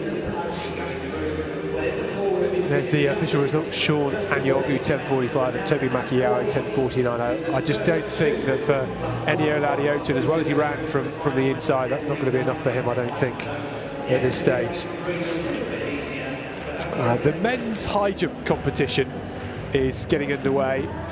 This is the triple jump with Reece Robinson, her mum, a fantastic athlete too. 12.87 for Reece Robinson, puts her in 4th at the minute. This is the 3rd round attempt. She did 12.73 in the first round. She trails Lily Holland in 3rd, Kichi Ukpai and Georgina Wells at the moment. They look pretty good. Clean on the board. Tall. The wind is good on that one. Plus 1.1, exactly what you'd want. It can sometimes swirl on that back straight. It can make it really difficult for the jumpers. Still awaiting that result. I think she knows where she's got to improve. When that Welsh vest competed for Wales at the Loughborough International a month ago now. The season really rolls on once you get past May. And these the earliest I've seen for a while, these championships. 13.03 for Reece Robinson, bumps her ahead of Lily Holland and puts her into 3rd place. There's the lineup for the 7th of 8 heats in the men's at 100 metres. Sam Gordon goes in lane 9 for a Cardiff AC, very experienced Welsh and UK international. Let's start from the far side over in lane 2. Eddie Gordon there for the City of Sheffield and Durham Club. 10.65 this year is his lifetime best. He's in good form. Needs to go a lot quicker here though to make the cut, I think, for the semis later on today. Will Dean of Harrow AC goes in lane 3. 10.52 his lifetime best. No form for him this year according to our start list. Morgan Harrison, Andy Morgan Harrison. 10.46 this year, the Kingston upon Hull athlete. 10.24 his best though, at his very best. Morgan Harrison, great athlete. 10.2. Alec Williamson goes in lane 5, excuse me, the Liverpool Harriers, just 18 years old, 10.54 this year is a lifetime best. And Benedict Jukwezi of goes in lane 6 for Woodford Green and Essex ladies. 10.8 this year, that's all, but he's a 10.6 performer at his best, the 22-year-old. John Masters goes in 7, the Birchfield Harriers, just 18 years old. Good athlete, John Masters. Season's best with the Loughborough International. That was back on the 17th of May. Jesse Agimak goes in lane 8, the Croydon Harrier. 10.69 this year. 10.66 his lifetime best. And in lane 9, Sam Gordon. Well, semi-finals the UK Indoor 60 earlier on this year. Semi-finals at these championships 12 months ago here in Birmingham. He's run 10.35 this year, makes him the quickest in the race on paper. That was, 3 weeks ago in London. His lifetime best is knocking on the door of world class at 10.24, Sam Gordon. Left a picture in the colours, that blue strip of Cardiff AC. So Cassidy in 2, Dean in 3, Morgan Wilson in 4, Williamson in 5, Chukwueze in 6, Joel Masters in 7, Jesse Agimang goes in 8 for Croydon Harriers. And in 9, Sam Gordon. Only the winner goes through. Just one more heat after this. This is heat 7 of 8 in the men's 100. A pretty even start there. Good running from Gordon on the near side. Beginning to pull clear now. The yellow vest of the Liverpool, Harry Williamson, also going well. Is he going to take it? Oh, he might have done, I think. Williamson ran all the way through there, and I think he might have stolen that one. That was really tight indeed. Goodness me, waiting for that result to come through. But very, very tight indeed. Williamson of Liverpool and AC, Harriers Athletics Club. I think taking it, they've given it to Gordon, 10.54, minus 0.4. It was really tight at the line. 10.50, they've both been given the same time. And it's down to thousandth of a second, Danny. Yeah, I like you, thought Williamson had it. At this point in the race, Gordon was sort of looking like he was edging in front, and then Andy sort of started to fade backwards. But Williamson's holding his form here. And then on the line, Gordon just gets there on the line. Well, goodness me, it was very tight indeed. I reckon about 6 inches past the line, Williamson was in the lead. Well, the finals are coming thick and fast. It's time for the men's high jump. Let's meet the athletes. First up, let's welcome the NCAA champion, the brilliant Kamani Jack. From Wigan, he's a British Universities champion, Will Jackson. Well, the 3 times champion, he won the indoors this year. He's on the comeback. It's Joe Clark. Next, we welcome the former Welsh champion, Samuel Davies. Next up, an athlete who's come second here before. Can he win it today? Akin Coward. Next up, we welcome the former Midlands champion, Harry Wiley. Next, please welcome the Welsh champion. He was joint winner here last year, Charlie Husbands. Next up, we welcome a former Welsh champion, it's Seb Clatworthy. Next up, just 18 years of age, the English schools champion, Otis Poole. And last up, a brilliant athlete, equal first here last year, Divine Dueco. That's your brilliant lineup for the men's high jump. Well, the man leading the rankings there, Kamani Jack, actually leads the World Outdoor Rankings this year. He is our only British world leader in track and field at the minute, Kamani Jack. You wouldn't believe that, would you, when we've got such great talent in middle distance and sprints. It's quite a surprising stat, but Kamani Jack, who won the NCAA championships just last week, and he's now here looking to carve up in Birmingham.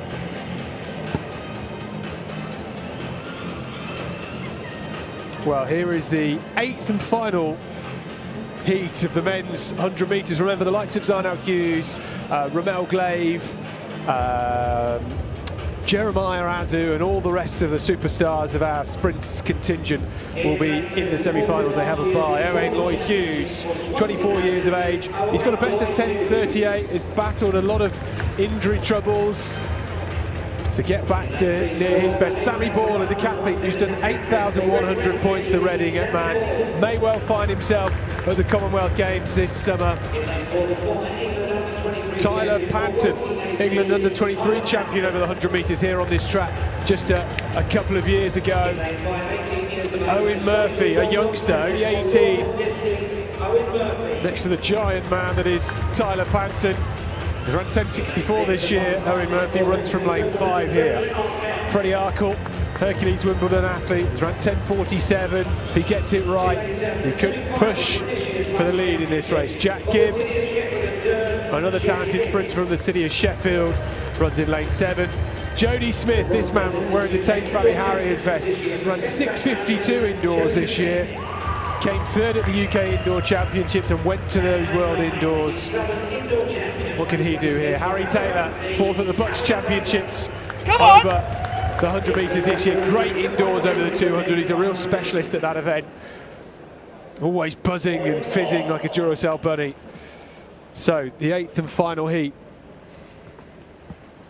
Owain Lloyd Hughes On the inside then, Sammy Ball, Tyler Panton, Murphy, Arkle, Gibbs, Smith and Taylor. Only the top athlete to go through to this afternoon's semi-final. 8-time qualifiers will go through to the semi-finals also. The final heat of the men's 100 metres.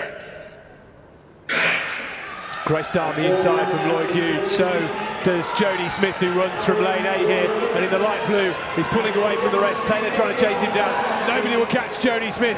10:32. That's quick. The win plus 1.8 metres per second. It's a new personal best for Jody Smith, who's just starting to roll down that 100-metre best and get it level with his rapid 6:52 from the indoors over 60 metres. Good news for him, he's in the semi-finals, he's been rounded down to 10:31. Great start to the day for him.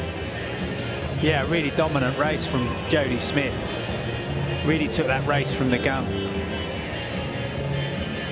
He looks pleased with his performance today.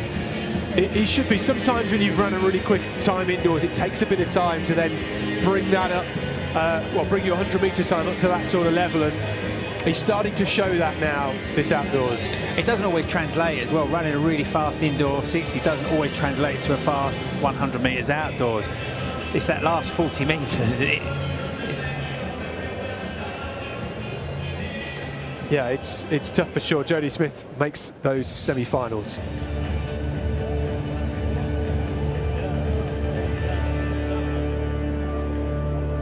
Well, it's time for another field event final. It's the big boys, the men's discus. First up, make some noise for the former Scottish champion, Andrew Peck. Next up, the Paralympic champ. He has won everything in the sport. It's the brilliant Ali Davies. Next up, another Paralympic god. Let's make some noise for Dan Greaves. Next up from Swansea is a World Para bronze medalist, Harrison Walsh. Next we welcome the 5-time champion, 7-time Scottish champion, the brilliant Nick Percy. Next up is a European and Commonwealth medalist, the British record holder, the amazing Lawrence Okoye. Next we welcome a former British champion, Chukwuemeka Ozumor. Next, we welcome the British Universities champion, Dylan Claydon. From Swansea, it's the big man, the Welsh champ, Michael Jenkins. Next up, we welcome the former bronze medalist here, Nick Wedderman.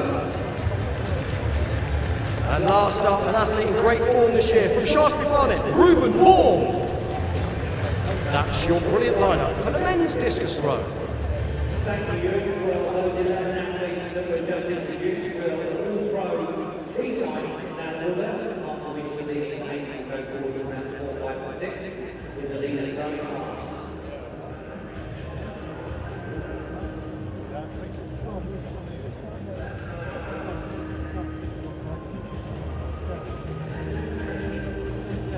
There's the result of the athletes for the personal best, and the season's best.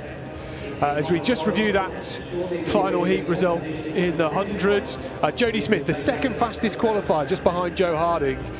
You'll be very pleased with that. Harry Taylor, season's best for him, not too far off his personal best. And I'm just scrolling down, we've only got 8. Harry Taylor will make it, Corey Neela Richards will do, Alex Azu will do. So could face his brother in those semi-finals. Daniel Afire, great for him. Adi Adewale. And Toby Makayawa, I think, just about does it. It's 8 plus 8, isn't it? So the top 16 all get through. That includes Alec Williamson on those first 2 pages, Abankwa, Onelogbo, Adewale. Yeah, so we're going to see all of those back later on, and that initial run in the heats could well warm them up nicely for something quicker later on.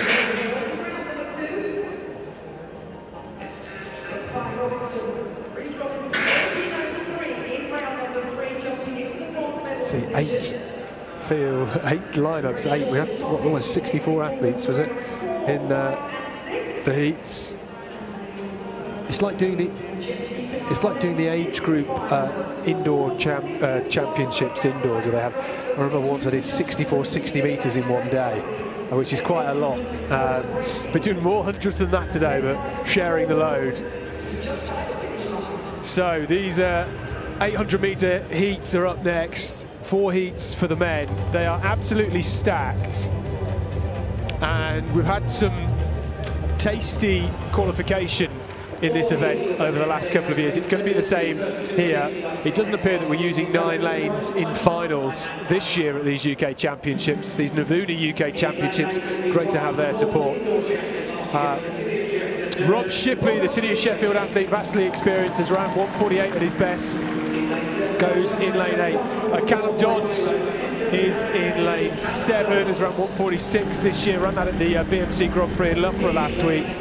Caleb McLeod, only 20 years of age, has run 1:47 at his best, 3rd at the Commonwealth Youth Games a few years ago. Brilliant talent. Elliot Savage, the Sale Harrier, 3rd at the Bucks Championships last year. Savage has run 1:46 at his best. Ben Patterson wears the red bib because he is the UK leader in the absence of Max Bergin. He's run 1:43.70 this year at the Diamond League. Ryan Elston from Charnwood, 4th at the Bucks Championships a couple of years ago. And Henry Fisher, a 1:46.28 man. 2nd at the UK Indoor Championships this year, Henry Fisher. Outdoors is a very different story, so it's a shame we haven't got Max Bergin here. We do have plenty of others across the next 3 heats. It's going to be a very, very interesting competition, but the men's 800 gets underway in Heat 1. Fisher, Elston, Patterson, Savage, McLeod, Dodds and Shipley, and Henry Fisher on the inside in that all-black strip of Blackheath and Bromley, just getting out nice and early, so he doesn't have everybody come down on him when they get to the break. Ben Patterson trying to get out of trouble. Callum Dodds is rapid, and he wears that red and yellow Enfield and Haringey vest and can finish super quick. But Ben Patterson, as expected, and he would want to do, just getting to the front. It's not that quick. It's pretty conservative at the minute. There's no need to keep it slow. There's only the top 2 automatically going through. There are no time qualifiers through to the final. And what about the youngster here? Caleb McLeod on the outside, putting the pressure on Ben Patterson as they come in to the bell with 1 lap to go here. It's Patterson from McLeod, and Dodds is still there. Well, I think Patterson's controlling this. That's very slow at the bell, 54.8. That's pedestrian by the standards of these fellas. Patterson, of course, a world medalist a few years back, will be relishing this. He's controlled it. He had the choice to lead it and push hard, but he's decided to make it a burn-up over the last 250. And that makes it a bit of a lottery. I'm a little bit worried.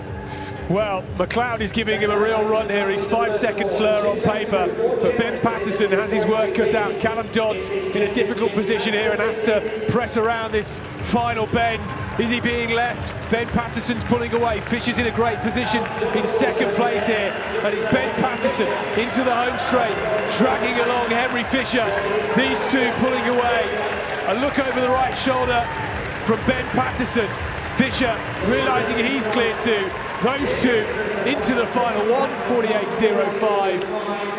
It's McLeod just fading badly towards the back end. Savage comes through for 3rd. Callum Dodds wasn't quite at the races, didn't get in a great position in the final 300. And it was Fisher and Ben Patterson, the man who is the favourite to take this title, pulling away from the rest. What do you think, Danny? I mean, I always think that if you reduce a race to the sprint over the last 250, 300, and you're a superior runner over the 800-metre distance, you've got to make that latter stat stick. You've got to make it tell. And you know, athletes like Dodds, blown away over the last 200 there, maybe should have gone out and made it harder, taken the bull by the horns. It's very, very hard. It's easy to be wise after the event, but I'm a bit disappointed in middle distance races, especially these days where there are so many fast athletes over the full distance, and yet you can get a lesser athlete who's really quick in a finish, being better than you over the last 200. Yeah, well, I mean, McLeod really took it to Patterson. McLeod really took it to Patterson and pushed him all the way. Patterson wasn't really looking to take that race on, was he? He was confident in his sprint finish. But also when you take into Fisher as well, he left it quite late to come through the field. From that very, very pedestrian first 400 metres. And then you are always going to get the burn up in the last 200 for the finish, especially when you only got the 2 qualifying positions. Yeah, absolutely. Job well done for Ben Patterson. Sometimes it looks more difficult when it's slower, isn't it? He's much, much quicker than that. And will go quicker tomorrow in the final. Henry Fisher will join him. Great for him to be there after that indoor medal earlier this year. Really unforgiving, isn't it? But it's fair. If we've got such strength and depth in the middle distances, men and women, 800 and 1500 metres, you've got to make sure each heat is a test in its own right and cannot be affected by events in other races. So, you know, that's exactly the way I prefer it. And it seems harsh, but the first 2 in each of these 4 heats goes through by right. And here is the lineup for the second of the 4 heats. Again, it's a tough old race. There's 4 men in the race who have run 1:45, as you can see from that start list. Harry Ross Hughes didn't have any summer at all here in the UK last year. He was based in the USA at university, semi-finalist at the NCAAs this year. 1:45, low 1:45s in Gainesville back in April. Let's have a look though from the outside in. Tobias Cheeseborough, the City of Norwich athlete, just 19, 1:48.3. He would love it if this first lap was slow and meandering, but I'm not sure it will be. He will struggle if it goes out any quicker than about 54 seconds for the first lap. Reece Sharman Newell of Basingstoke Midhants AC, the 23-year-old, 1:45.1, his lifetime best. 1:45.4, his season's best. Teammate of Ben Patterson. Joseph Rogers goes in 7 for Hailstone AC at 1:51. That's all this year. Dave Race for Gateshead Harriers, famous vet stat, 1:46.8 this year. Jack Kinraid of Shettleston Harriers, just 19 years old, only 150 this year, but he ran 1:48.6 last year. Finley McClare of Exeter Harriers, the 26-year-old, is a 1:45.6 performer at his best. He goes in lane 4. 1:46.7 this year. Dylan Smith in lane 3, the St Albans AC athlete, 1:48.43, his lifetime best this year. He may struggle in this sort of company. And the Wirral AC athlete, Harry Ross Hughes, attends Mississippi State University, the 22-year-old, 1:45.44 this year. But I've just been researching him and I can't find where he ran that 1:45.4. The quickest I can find for him is 1:45.6 this year, back in April. Away they go then, heat 2 of 4 in the men's 800 metres. Only the first 2 go through by right. Is anybody going to take this one by the horns, so to speak? The bull by the horns, that's appropriate here in Birmingham. Although if they are running into a headwind up that back straight, it might be understandable why nobody really wants to take it on. The red and white vest of Sharman Newell, the Basingstoke Midhants athlete, in the lead, or at least on the shoulder of the leader in the early stages. Yeah, Ross Hughes is taken to the front of the race and he's leading it out. They're just coming round into the home straight for the first time, where they start positioning themselves for the bell. He looks quite comfortable at the front, Ross Hughes, and no one's really looking to come up onto his shoulder at the moment. This is even slower than the first heat. I think that one was 54.8. This is going to be well outside 55 seconds. Outside 56 seconds. 56.71. The first heat was negative splits. They went out in a 54 and came back with a 53.1. This one surely is going to be quicker as they head down the back straight. The City of Norwich athlete leading at the moment, Tobias Cheeseborough, and single file very quickly, and the cream has risen to the top as they go through with 200 metres to run. Cheeseborough has gone very early here. It's a long run from home. Is that the Gateshead Harrier coming through now into second place? I think Dave Race hits the front of this race. Yes, and builds a lead a couple of metres there. Back to the chase. The rest of them struggling here, and he's moving well, Dave Race. Slightly strange arm action, but very, very effective. That's what matters. Crossed the line there, 1:49 exactly. Wow, and that lap, 52.29. Very effective indeed. That is a tough way to run 1:49. 56.7, 52.2. And Race wasn't at the lead at the bells, so let's say he ran 57 flat and then 52.2. Very impressive indeed. There's a lot more in the tank from him. 1:48.98, the official winning time. Yeah, that was a really well timed by Race. He didn't do any of the work in the early stages of the race, and then just came through confidently towards the end. Hughes ran really, really tough race there. Well, in the discus, it's Peck. He's thrown already. We're into the second round now. He sits in fourth with 52.32 from that first round. Nick Percy leads. Ali Davis, Dan Greaves and Lawrence Okoye all with no throws in that first round. So Nick Percy leading by a good 6 meters here. He needs 5 and a bit meters to get that standard for the Europeans.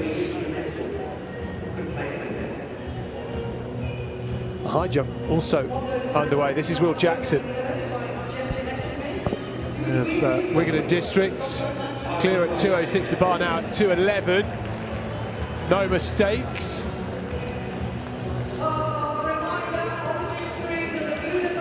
Easily done by him.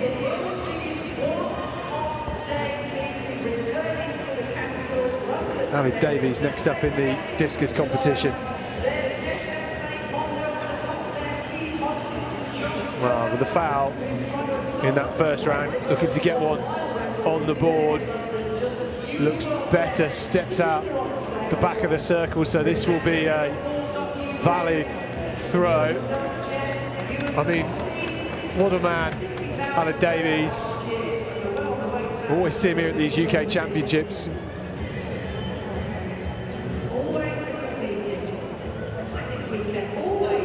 So back to this women's triple jump. We're in the fourth round now. Upai lying in third place. Opened with a 13 meters, as you can see, then a 12.33, followed by a 13.14. Only needs to find 5 centimeters to catch Reece Robinson in second place. Georgina Ford-Wells still holds that lead with that second round 13.34, but it's not a big lead. And Upai,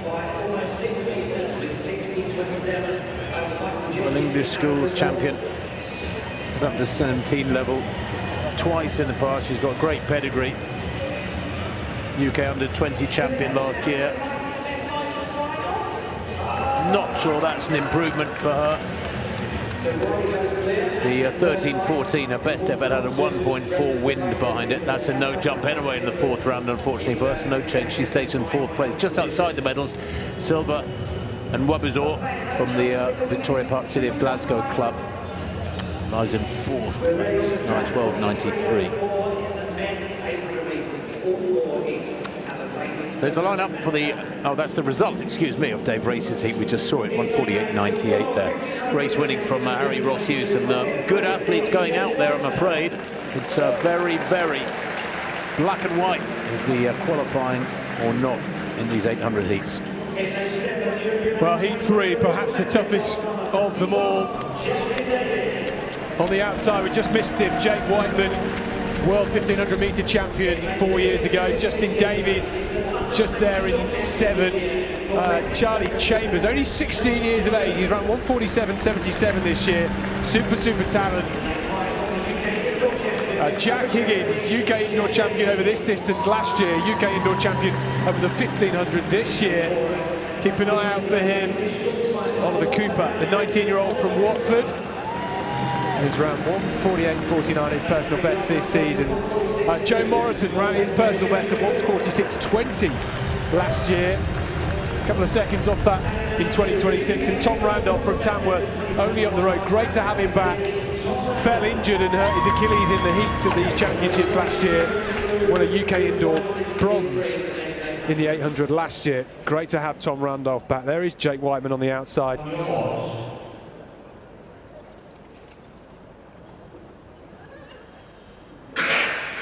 Well, Justin Davies, that goes from lane 7 in the blue vest of Team Bath, is one of the fastest in this field. Is around 1:44.35. Last year he got a bronze medal at the European Under-23 Championships, and Davies this week selected for the Welsh Commonwealth Games team. So we'll be looking to make a statement in this heat. All of Higgins, Davies and Whiteman, and maybe even Tom Randolph if he can regain his form. He's still trying to fight back to fitness after last year's injury. There's 4 of them really that could feature here, and Justin Davies has done the right thing like he always does, like he did in the heats of these championships last year, taking it out at the front, setting the pace and controlling things. And Jake Whiteman conscientiously just sitting in second place as Chambers in the yellow of Basingstoke moves up into third place, and it's Davies that leads from Whiteman at the bell. Yeah, Davies is a super talent. I don't know what you think, but Whiteman might have his work cut out. Davies is big and powerful and has got gained in status this last couple of years, but Whiteman looking okay at the moment. Well, maybe a bit of a gap here for Randolph on the inside, and just jumps up 2 places. It's Higgins in third place. He's going to have to make a move here because both Davies and Whiteman can finish very, very quickly. We know Higgins can do that also, but it's going to be a tough finish. Davies leading things as he has done for this whole race into the final 150, and the rest of them looking to blast off the final bend and into the home straight. Here comes Higgins. Whiteman takes the lead. Davies is backpedaling here. He's starting to wilt. Randolph is fighting hard. What a great comeback for him. It's Whiteman that pulls away. Higgins goes with him. These two will take 1-2. Whiteman in 1:47.08 from Higgins. Randolph in third. Davies fails to make the final, finishing in 4th place. He's not quite found the form he had in 2025, but 1:47.07 for Jake Whiteman, looking very comfortable. I don't even think he got out of 4th gear there. That was a stroll in the park for him, and great to see Ted Higgins come through for second. He's got a lot of maturity, Ted Higgins, and did the job well. Yeah, I mean, Jake ran a fantastic race there. He didn't need to do any of the work. He just sat there really comfortably until the later stages of the race. Well, Lila Newth in the triple jump there. Remember, she's only 15 years of age. She's an absolute youngster. Got a bronze at the UK Indoor Championships.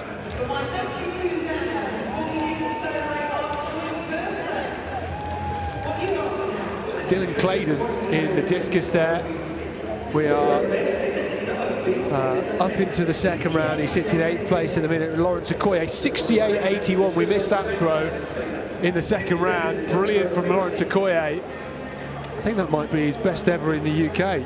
Well, it certainly gives him a lead of over 8 metres at the moment. I mean, the rest are fighting for scraps, so to speak. 48-metre range, so Claydon down some 20 metres.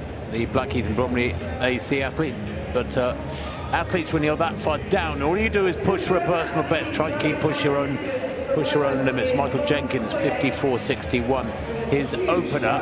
He's lying in 3rd place. Koye leads with that massive effort he mentioned, 68.81 in round 2. Nick Percy in 2nd, 60.27 with his opener, and then he had fouled out in the 2nd round. Mike Jenkins here, the Swansea Harrier.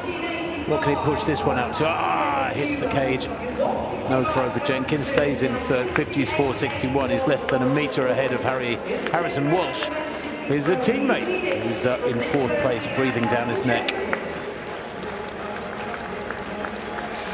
Still one more heat in the men's 800 metres to come.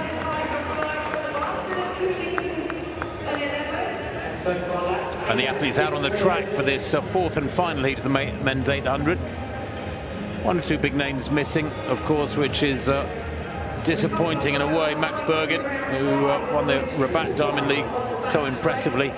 Jake Whiteman, I was impressed with his speed in the last 50 there, taking that. Just had to maybe to up his game a little bit in the last 50 when it was needed, Scott. Yeah, absolutely. I mean, he looked so comfortable, didn't he? And Teddy Higgins looked sharp too to pull away in the latter stages. And it's always nice when someone like Justin Davies is going to take the race on for you, so you don't have to do any of the work. You just let him do the race, time your race perfectly, and then just come through in the latter stages. So Harry Ware goes in lane 9 in this fourth and final heat of the men's 800 metres. The Basingstoke mid-hands athlete. We've had a few of those vests in this discipline alone. The 21-year-old is only on 1:48, but he'll be hoping for a slow first lap here, that he can steal a place into the final. 1:48.4 is lifetime best from last year. Jack Organ goes in lane 8, the Brecon AC athlete again, another 1:48.1 performer.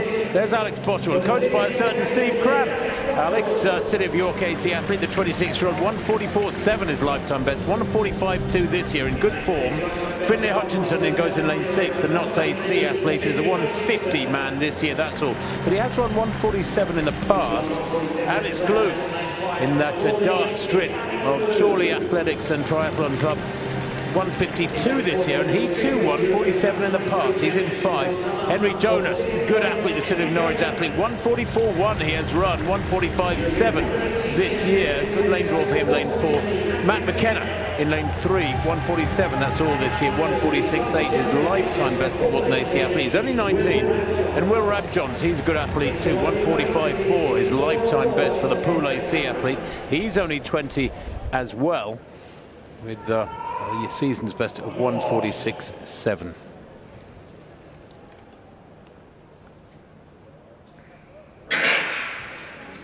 Well, Alex Bottrell out in lane 7 there couldn't have had a better mentor than Steve Cram, and coach as well. He was third in these championships last year. Bottrell moving steadily on the top of picture there in the green. And on the inside, nobody really keen to take this one, although it's the Basingstoke and Midhants AC vest of Ware that slots into second place as they go through 200 metres. And again, has been the pattern in every one of these races. This is very, very slow and meandering, this one. Rabjohn's in the lead, Jonas on the inside. And they're just rolling along there through 300 at a very, very pedestrian pace for men of this calibre.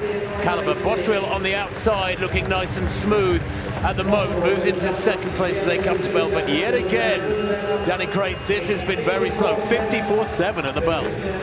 Yeah, Bottrell's just pushed himself in a nice position, and he's just come up on the shoulder.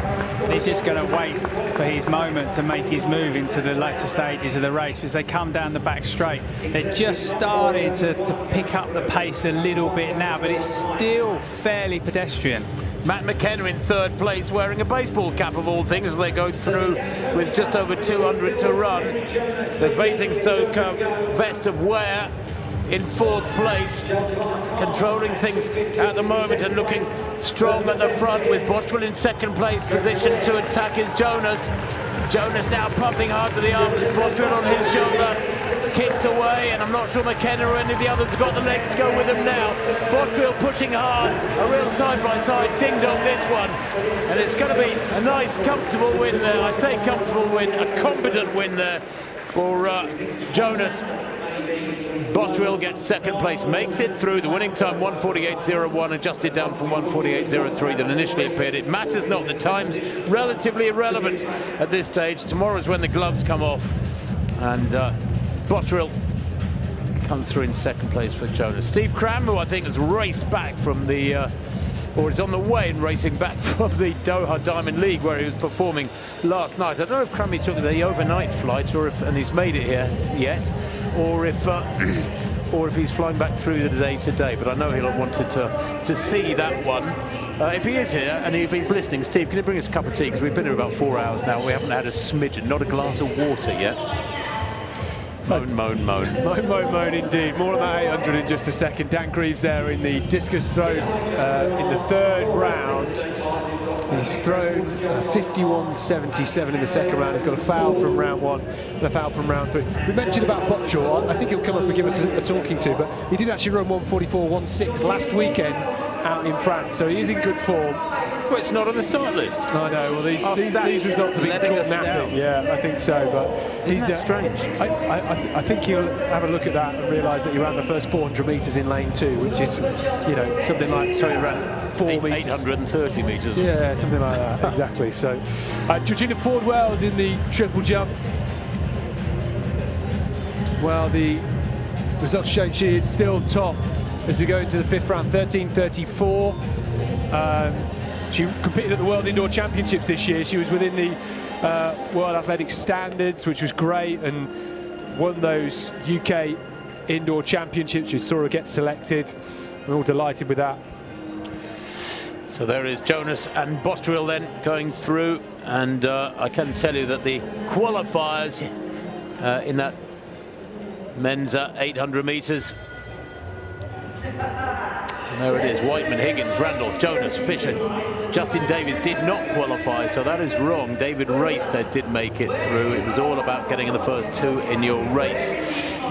And the reason why, though, there's these pages of results we're seeing now make it very clear why. Because if you have a front runner in your race and they drag the field out to a fast time and you finish in second place in a fast time, it makes it very unfair on some of the others where there's nobody who wants to front run. I know some people would have an alternative argument for that, but I think each race with good seeding should be in isolation and not be affected by what's going on in other races. For example, otherwise, Danny, it gives people a huge advantage in a latter heat because they know what they've got to do, so they can go out and run hard if they're a fastest loser spots or non-automatic qualifier spots. That is always the beauty of being in the latter heats as well, is you can see what's gone on before and you know what the marks it's a beauty for you if you're in those latter heats, but otherwise there's a gross unfairness on the guys in the earlier heats. It is, yeah, and if you're in the early heats, you've got no choice but to run hard, especially if you're not a bottle, you're not going to go out and win the race. So you're fighting for those third and fourth places. You just got to make sure you're putting down personal best performances to give yourself the best chance. Well, lots going on in the field. The triple jump continues. Still Georgina Ford-Wells in the lead with that one, 13.34 in the second round. Yeah, that's Clatworthy, Seb Clatworthy from Chelmsford in the high jump. Foul at 2:15 there. He was over 2:11 at the second time of asking. Joel Clark-Kahn leads the competition. He was clear at 2:01, 2:11 and 2:15 first time. Kamani Jack surprisingly fouled 2:11 at the first time of asking, but then got over at second time and is over at 2:15 at the first time of asking. So it could be a really good dust-up between Joel Clark-Kahn and Kamani Jack as we start to move into the women's 800s. 3 heats. Yes, and in this first heat, Isabel Boffey, one of the fastest in the world indoors last winter, 1:57.43, a fantastic run from her. That was a run in Boston, I think it was, by Boffey, the Enfield and Haringey AC athlete. Look out too here for Erin Wallace of Giffnock North AC, 1:59.6 her best, although no time for her this year. Let's have a look at the full field then, in this first of 3 heats. Maisie Bellwood, Keithlyn Craven, 2:07 performer, just 18 years old, goes on the outside. A learning curve she is on the early stages of it, I would say. Elsa Norris of New Forest Junior AC, 2:07 as well. This youngster, she's just 15 years old, goodness me. Nobody in lane 7, so we have a no-show from Erin Wallace. That's a great shame. There is Lucy Armitage from Sale Harris, Manchester, the 21-year-old good athlete, knocking on the door, breaking 2 minutes, although she's run 2:02 this year. Katie Johnson goes in lane 5, the Edinburgh AC athlete, and 2:05 performer. That's a lifetime best this year. Kahisa Malanga of Cambridge and Coleridge AC, 2:03 this year, but she's a 1:59 performer, and her very best, the 26-year-old. She goes in 4. In 3, there is Issy Boffey, so experienced Boffey, European youth and junior champion and under-23 champion, fabulous in the age groups internationally. Only this year has really come into her own at senior level with that 1:57 indoors back in February. And Molly Grant goes on the inside there for Lincoln Wellington AC, the 17-year-old, 2:05 this year, but she has run 2:04. Issy Boffey won the European Youth title in 2016, was a semi-finalist at the World Under-20s back in 2018. She won the European Junior title in 2019. European Under-23s in 2021. Massive achievements in the age groups for Boffey. So it is first 2 in each heat with 2 non-automatic qualifiers.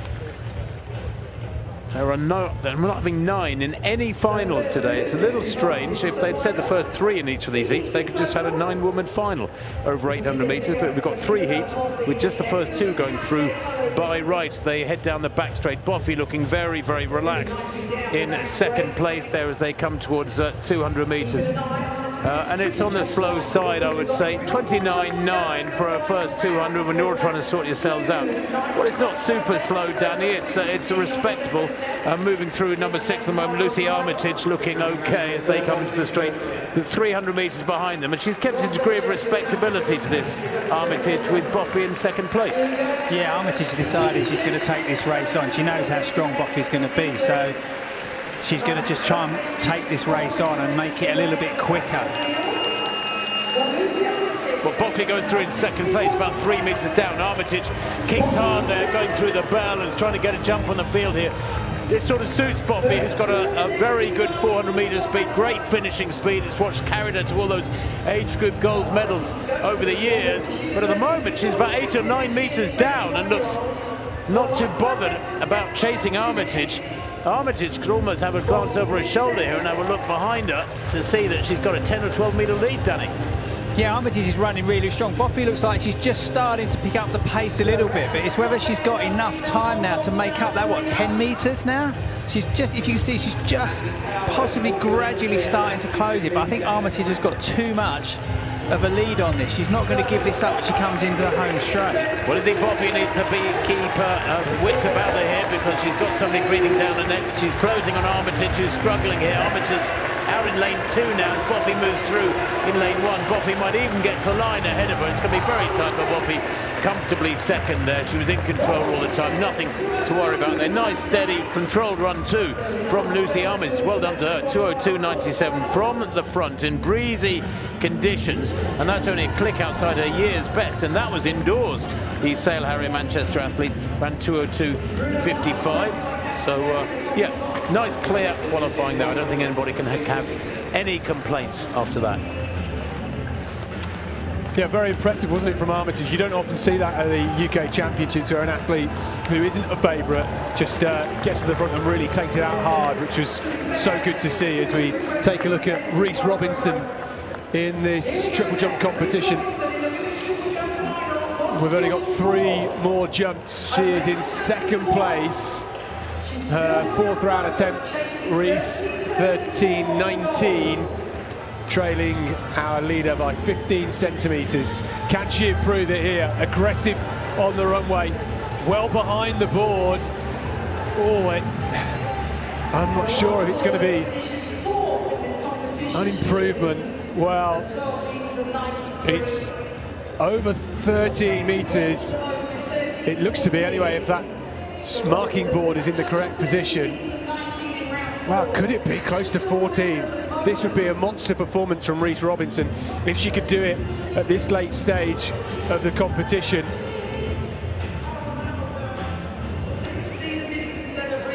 Ukpai is going to be up next. Reece Robinson has done 13.22 as a personal best.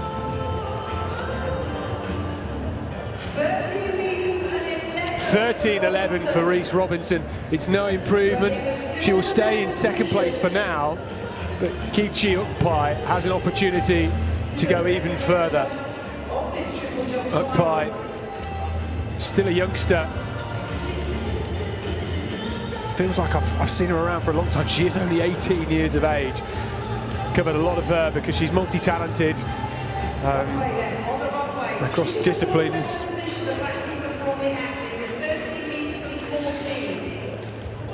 Ukpai taking her time here, sorry. Can't miss her in those bright pink socks, can you? Well, 5 centimetres would put her level with Reece Robinson. Can she go any better? England indoor champion this year. Gets a nice fly. She's not sure either. Nervous way. It's a foul though, unfortunately, so Kichi Ukpai will have to settle for a bronze medal, but after 4th, after 6th at the UK Indoor Championships last year, she will be delighted to have picked up a bronze. That means Georgina Ford-Wells, with 1 jump to go, still will 1 jump to go, wins the competition. There it is, Lucy Armitage winning that first heat of the women's 800 metres. 2 more heats to come from Izzy Boffey, 2:02.97, 2:03.13. Both of them very much in control there, I think, in that first heat. 2 heats to come, and the athletes out on the track. By the way, we're just hearing that Lawrence Okoye, having thrown a massive 68.81 in the second round of the men's discus with only 3 rounds done, is retiring from the competition. I think he's got the gold pretty much secured. He's over 8 meters in the lead, but he is not taking any further part in that final. Nick Percy in silver medal position at the moment. Georgina Ford-Wells, then the gold is in the bag. Can she go any further than 13.34?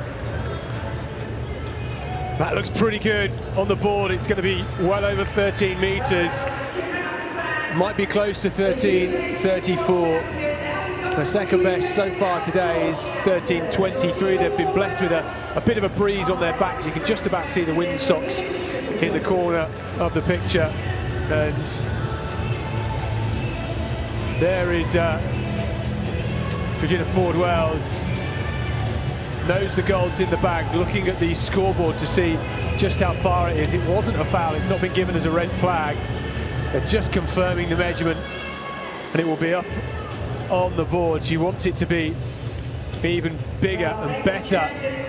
She's the UK indoor champion for the last 2 years. 13.53, it's a big improvement in the final round for Georgina Ford-Wells. 13.81 is her outdoor best. She's going to get better and better. Great to see the wind on that final jump, plus 2.6 meters per second. I said it was strong. It was very strong, but she should be delighted. Indoor and outdoor national champion. Great to see. Well, heat 2 of the women's 800. Top 2 automatically go through. Charlotte Young is on the outside. Sarah Wilson from Team Bath, 2:04 this year. She is improving.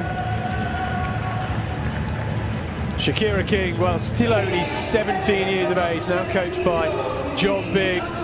Looks destined to go sub 2 minutes at some point this year. She will qualify this year for the World Junior Championships, which she'll be looking to pick up a medal.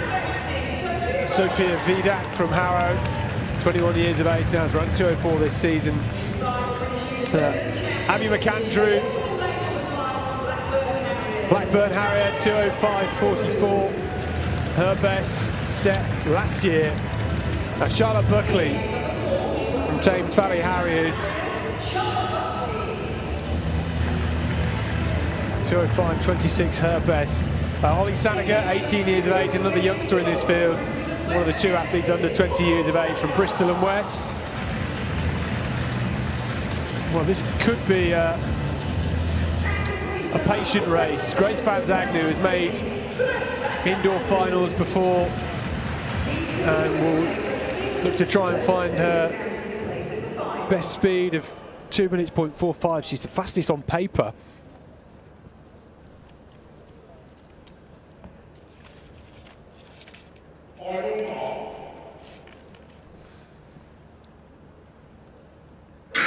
Heat 2 in this women's 800, Van Zagnu from lane 2 and Shakira King from lane 7, both getting out quickly here. Shakira King has a tendency, if you've ever seen her run, she likes to get to the front, set the pace early and just keep it controlled, and there's no reason not to do that here. The 6 of the other athletes in this lineup are considerably slower on personal best terms, and well, she finds herself in second place here, which would be unusual for Shakira King. Just having to watch Charlotte Young from Medway and Maidstone lead it out. And I don't think Shakira King will mind too much. She likes to control races, as I mentioned, but finds herself in second place. Van Zagnu is in a wonderful position in third. She's ran 2:02 this year and could well make the final here from this second heat. And Charlotte Young setting the pace, controlling it at the front as they come into the valley. It's Young from King from Van Zagnu, just sitting in third place on the inside curve, looking very comfortable for Shakira King here.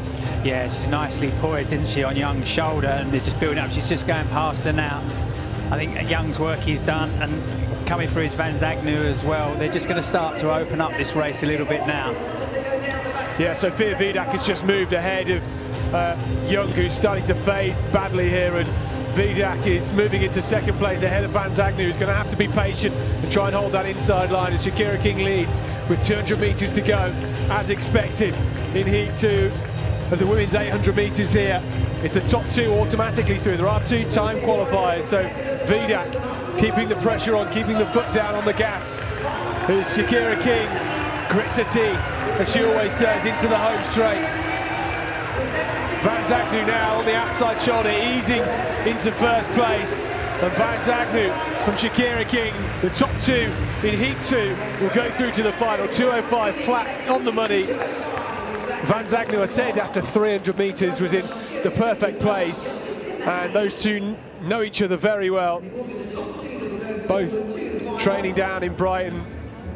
And Van Zagnu, the Brighton Phoenix athlete, getting the win. 2:04.98, a comfortable win for her in the end. Finds herself in the final, and Shakira King will be fighting alongside her tomorrow to get amongst the medals. Yeah, unfortunately Young paid the price for taking that race on, but King and Van Zagnu timed it beautifully. It chopped around a little bit of that race in the second lap, with who was sort of in second place, but perfectly timed. I think when you know you've got that strength, you can afford to just leave it to the latter stages of the race. It's all about, then it's about positioning. It's about not letting yourself get in a box position, so you can actually accelerate when you need to and certify yourself for getting the qualification. King Coward in the high jump here at 2:18. That was his first attempt. He'll have two more. Currently sits in third place behind Joel Clark-Khan and Kamani Jack in the discus competition, as we mentioned. Lawrence Okoye is retired. That was Jenkins. Jenkins sits in fourth place at the minute with 54.61. Lawrence Okoye, I said, fouled in the first round, then 68.81 in the second round, 65.73 in the third round, and since retired. Here's Wiley at 2:18. Hits the bar at his first attempt. We'll have two more goes. Didn't get too much lift.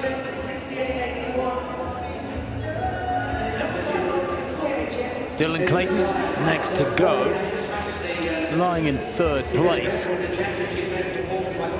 Big improvement with his third round effort. That was a 55.24 after a couple of 48s.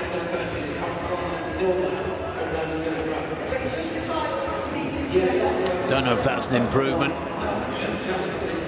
Building a nice series, consistent, well, solid series, I should say. He'd love to open a bit more daylight between himself and Mike Jenkins in fourth place. Oh, this was Charlie Husbands just 10 seconds ago in the high jump, clearing 2:18, first time of asking. We've still got a very tight competition because there are plenty of athletes still in it. Otis Poole is still to go at 2:18.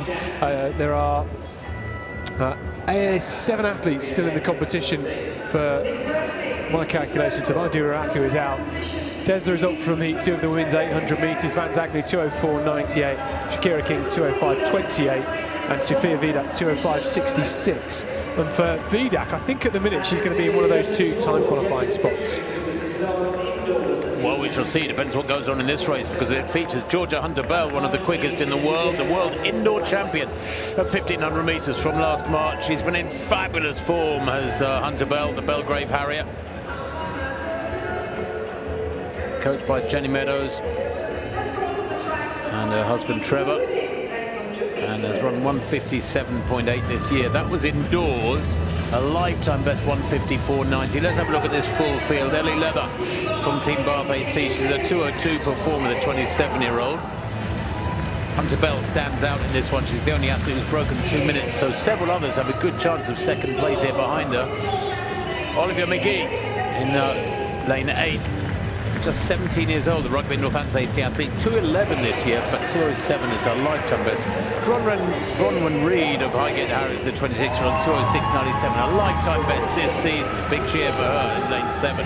Hannah Cameron goes in lane 6. The Abingdon AC athlete, 2:03 this season, very close to a lifetime best. Lily Beckford goes in 5 in this third and final heat of the women's 800 metres. Shaftesbury Barnet Harrier is a 2:04 performer this year. Click inside 2:05. That's her lifetime best as well. And then Hunter Bell, one of the superstars of the sport, middle distance running. Only been beaten once this year. That was her second place in Melbourne over 1,500 metres back in late March. But she won the Rome Diamond League 2 weeks ago. 3:56 very comfortably. She's a wonderful athlete. A string of medals to her name, Hunter Bell. She really is the real deal. Trains, of course, with the world record holder indoors at 800 metres. In 3 there is Alice Bennett, Kettering Town AC athlete. Keely Hodgkinson will be an interested spectator of this one.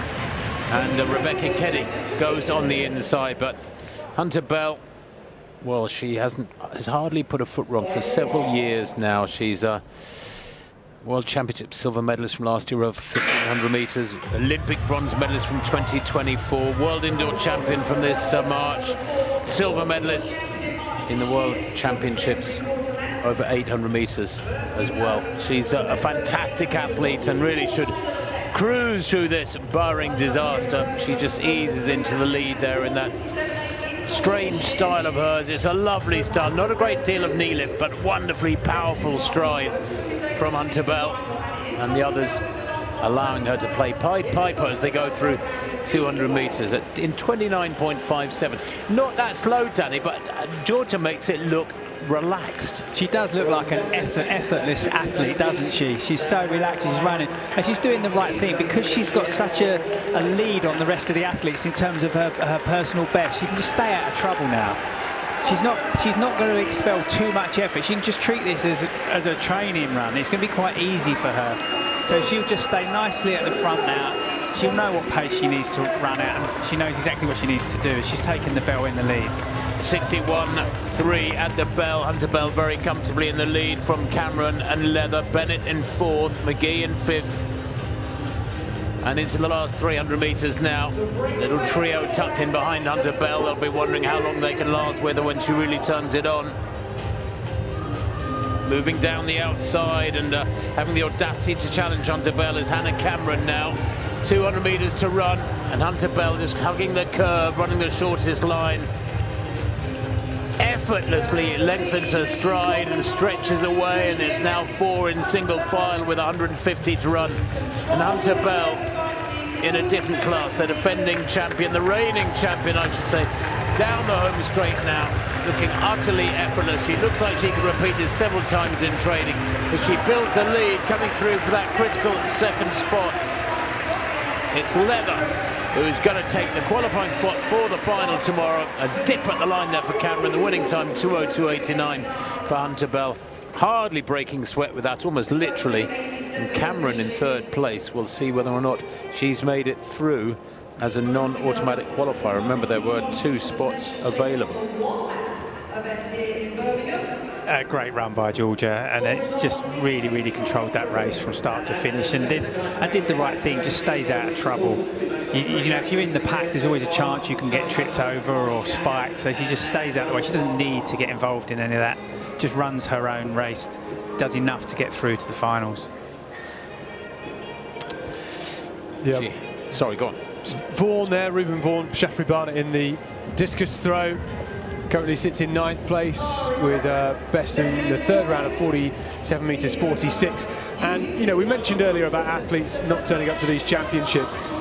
This is why our best athletes should turn up, because all of these kids will now come back next year to see the likes of Georgia Hunter Bell. And you heard the roar from the crowd when they introduced it. That was the first big roar we've really heard from an introduction. Yeah, she's the first superstar to appear here today, I would say. Yeah, I think so. You know, certainly. You know, if not Jeff. Well, the high jump continues, and just looking at how it's going so far. Well, the bar is at what, 2:18, and several athletes over now. Hunter Bell continues to sign those autographs. Yeah, that's fine. Yeah. Charlie Husbands cleared 2:18 first attempt. So did Kimani Jack. Joel Clark Khan likewise, but had a failure earlier on, so he's down in 3rd place. Aiken Cow down in 4th behind Charlie Husbands, who leads Birchfield Harrier. Well, I think we might be able to just tie up these loose ends in this women's 800 metres, Tim. Georgia Hunter-Bell, Ellie Leather all the way through. Hannah Cameron's quick time, I think, nudges out Sophia Vidak. So we have Kahisa Malanga and Hannah Cameron going through, and Shakira King well down for the rest of the field. But makes it through, though. yeah, she does make it through. Yeah, getting in the top 2, that's what it's all about. You can only run the race you're in, and she did that. She'll need a bit more tomorrow. It's going to be really open, isn't it, behind Georgia Hunter-Bell? Obviously, Izzy Boffey, you'd expect her to contend, but yeah, we shall see.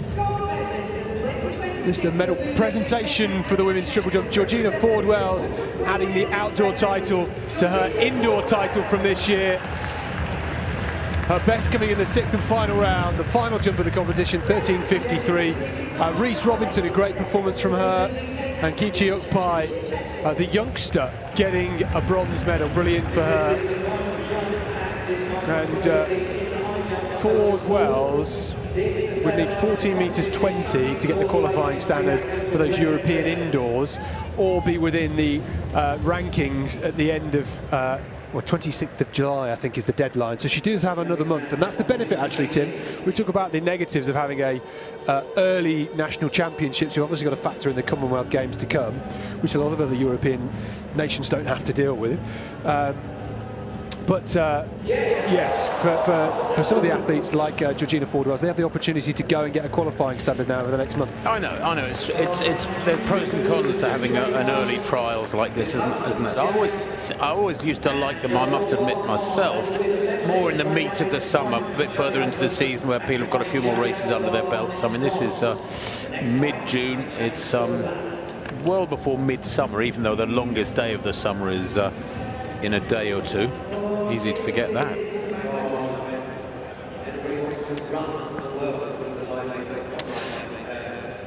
Well, the next event on the track is the women's 100-metre hurdles heats. They get underway at 3:14, so we've got a few minutes yet. We've got about 6 or 7 minutes break here as we get our paperwork sorted out amidst to this flurry of events coming at us in the track and in the field. And don't forget that the day concludes with a series of finals, starting with the women's shot, and then a series of track finals from about 6:25 onwards. Dylan Clayton then in this discus final. Clayton 55.24 in round 3. That was a personal best for the Blackheath and Bromley man. What's he done there in round 5? It's the penultimate throws for these fellas. Mike Jenkins going out to 54.92 with round 5.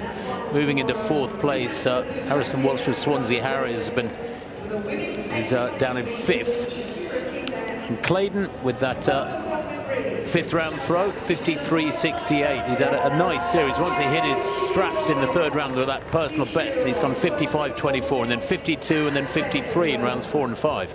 Now Percy, Nick Percy in silver medal position.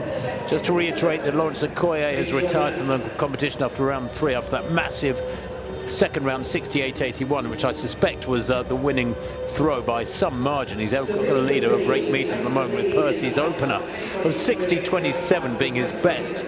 Backed that up with a 58.17 in round 4 after a couple of no throws. He's just trying to find better ground here. No, 57.99, so no improvement for Nick Percy. But he looks to be fairly safe for the silver at the medal. He has a 5-metre lead on the bronze medal position. It is time for another field event final. It's a women's pole vault. Here's your lineup. First up, let's welcome the athlete who took the silver medal here last year, Jade Spencer-Smith. Next, an athlete in great form this year, a Birchfield Harrier, it's Malin Baines. Next, we have the athlete wearing the red bib, 5th at the European Team Championships, Gemma Tutton. Next up, we welcome the runner-up last year, it's Tilly Hooper. Next, just 18 years of age, a personal best this year, it's Caris Crossbird. Next, we welcome the former silver medalist, Felicia Miloro. Next, from Thames Valley, the British Universities champion, Nemia Munir. And last but certainly not least, a former UK indoor champion, the brilliant Jade Ive. That is your lineup for the women's pole vault.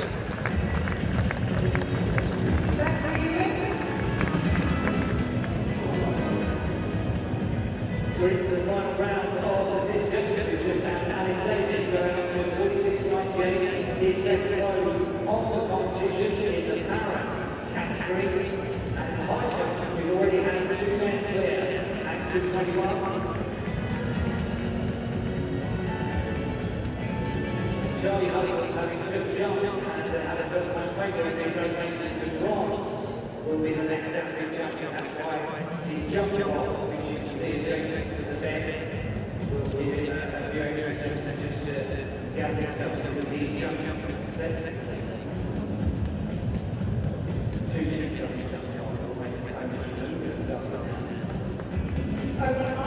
Well, the athletes are out on the track for their first sprint hurdles of the weekend. The women's 100-metre hurdles. Well, the final in this event last year was an absolute chaotic race. I think 5 athletes finished. So let's take you through the lineup. Leah Wagstaff, the 18-year-old, goes on the inside. She's the England under-20 champion here in Birmingham last year. Marcia Say, one of the athletes that has the standard for the European Championships. Super talent, Marcia Say. 3rd at the NCAA Championships in the US last year. Leah Bonsu, the Croydon Harrier, from 13.53 seconds. Only 20 years of age. This is a really young lineup, this first team. Freya Doherty, super talent from Sale Harriers. Northern Indoor champion this year. Marley Jessup, always there or thereabouts when it comes to national sprint hurdles finals. Still only 22 years of age. Marley Jessup. Lucy J. Matthews, Birchfield Harrier, 13.20 seconds. Won the Loughborough International just a month ago. And Jasmine Kigali, Woodford Green and Essex ladies.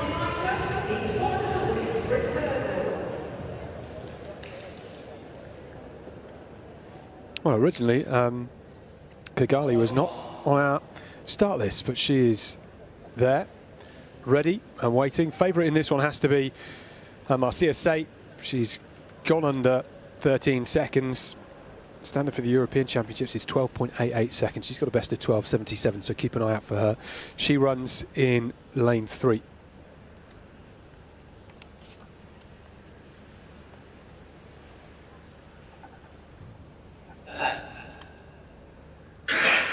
Cleanly away.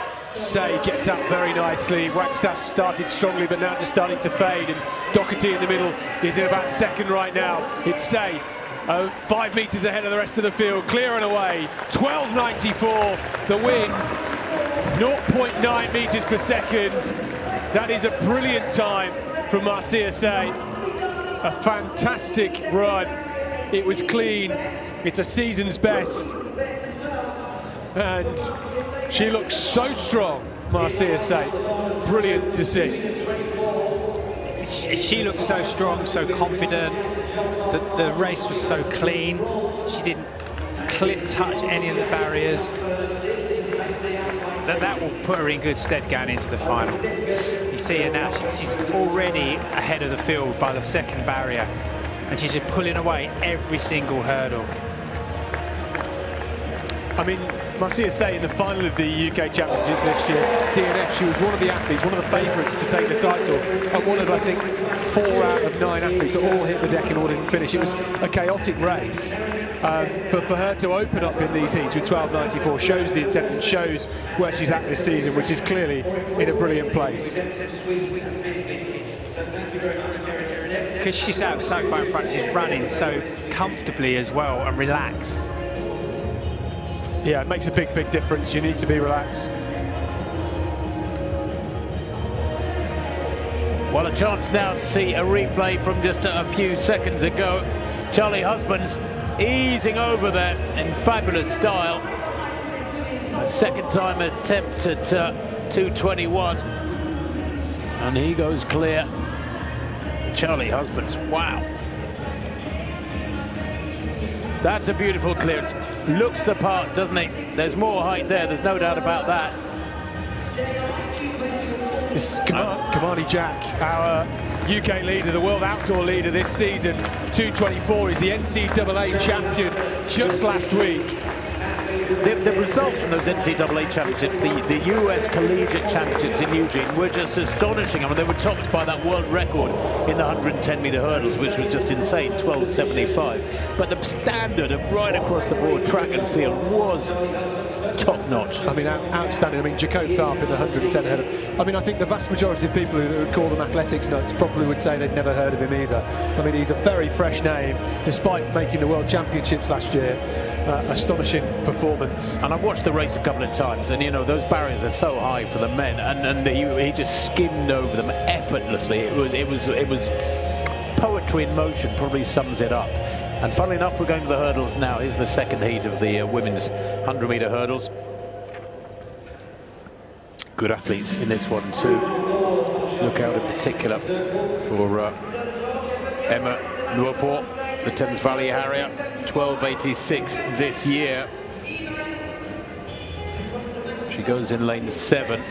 And also Alicia Barrett, who is a UK international, 3 times UK champion. Back to this discus though. Ruben Vaughan just coming off the cage there. He's back in 9th place in this competition. Best coming in that 5th round, 48.98. That's his competition done. Still all smiles, nice and polite with the officials. They do such a great job. They are instrumental to the Novuna UK Championships. Joel Clark-Card is in a fantastic form, returned to form after injuries and surgeries, and he took off way from the bar there. I think maybe just needs to nudge in his approach. It's interesting, isn't it? These lads jumping 2:21 here at these UK Championships are knocking on the door of world class, but it's an event that on the global scene is not really going through a vintage period at the moment. You know, if you're jumping 2:26, 2:28, you're in the top half dozen in the world at the moment, and it's there for the taking. If somebody can come through with a little bit of extra talent, a little bit more application, they will become very, very highly ranked in the world at the moment. 2:30 gets you right up there. Yeah, Marcia say the result coming through. We were originally looking at the flash results, and she wasn't on it, and she's been given the win in 12.92, and Lucy Jane Matthews 13.35, finishing in 2nd place. So she will be in the final later on. That final for you comes at 28 minutes past 5 this evening. It's a great race last year. The pole vault for the women is getting underway. Really sad news about Molly Caudry this week. I was heartbroken to see that, and I watched a really good piece on social media where Molly was talking to the camera. I don't know if you guys saw it, but you know, very, very honest and forthright and down to earth and philosophically smart. She just said, you have to take these things, and she actually listed the problems she's had in her career so far, and it's a relatively short career, and it's ridiculous. She's had challenge after challenge after challenge. She's bounced back, won that world indoor title in Torun back in March, and for me, she's still the best of the pack in the women's vault at the moment on the global scene, and the most likely to go over 5 meters one of these days, but it won't be this season because she's out with surgery. And some of her performances, she comes back and she delivers off very little build-up to them as well. And that's what's so impressive about her. Speaking of delivering a performance, here we go. Second heat then of the women's 100 metres. There's Danielle Hale. She goes in lane 2. 7 athletes in this one. The Telford AC athletes run 13:43 this year.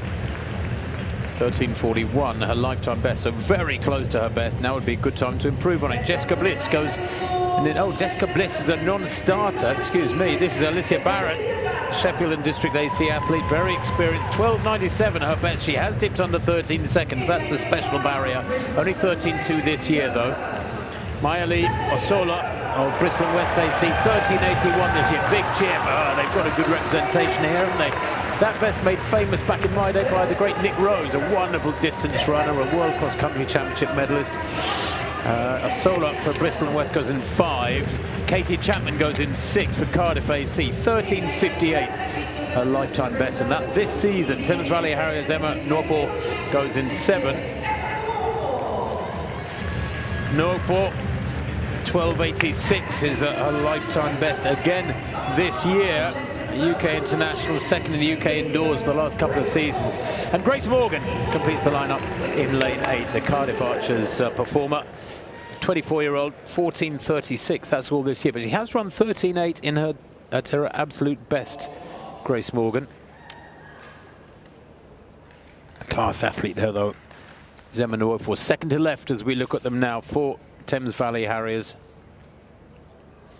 I'm just looking at Norfolk's card. Well, running the heats of the World Indoors in Torren back in March. Went out in the heats, unfortunately. But she's a building force, Norfolk. Late developer, you could say. Away they go. Norfolk the quickest away from the blocks and building a lead already here. Going well in lane 4 is Barrett, Alicia Barrett. A little bit of pressure from her, but Norfolk, a couple of metres to the good, and watch the clock, it's going to be fairly quick. 12:95 for Norfolk, and the wind speed absolutely 0, and if that's confirmed, minus 0.6 in fact, Norfolk, and that very close to a lifetime best. That's a lovely one from Norfolk. Boy oh boy, Emma Norfolk, 12.94, way ahead of the rest of them.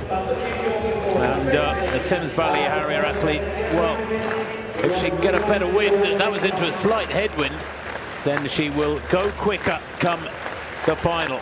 Lovely run from her, very smooth, quick out of the blocks, skipping over those barriers. They're just an inconvenience to her sprinting. Doesn't clip any of them, I think, there, and that's a 2-metre win from Alicia Barrett, 13:18. Well, Alicia Barrett, the champion last year in a chaotic race in which Emma Norfolk fell and didn't finish the race, and we're seeing some incredibly quick times in the heats of this women's 100-metre hurdles. I mean, it's going to be a brilliant final. That was the season's best for Alicia Barrett in second place. Third there, Danielle Hale's the qualifying. Remember, for these first 2 and 2 non-automatic qualifiers. Well, the cheer as we were watching the lineup for that 100-metre hurdles heats was for Joel Clark-Khan, clearing 2:24 at the third time of asking. He was lying on the bed for a minute or 2 after this jump. You see there, he took up so much closer to the bar, it made a big difference. He could just get a little bit more lift. There he is, lying on the track now, just on the inside curb, biding his time.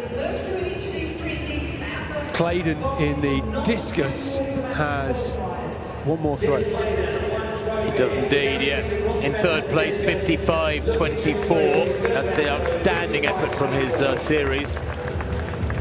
It is a new lifetime best for for Dylan Clayton. How well has he hit this one? Not bad again. Well, he opened with a couple of 48s, but since then he's been consistent. A 55.24 personal best for him coming in round 3. And it puts half a metre or so on his lifetime best, then a 52-metre effort, high 52s, then a 53.5-metre effort, and that one is another personal best, 55.33 for Dylan Clayton for Blackheath and Bromley AC. That's superb. What a way to respond. Nick Percy has thrown over 60 metres. He's in second place. I don't think he was realistically catchable for Clayton, but Lawrence Okoye in a class of his own. As we go back to the high jump, we're flipping buttons forwards very quickly, but Dylan Clayton there, absolutely brilliant with that final round personal best to solidify his third place and bronze medal. 55.33 to finish with a flourish.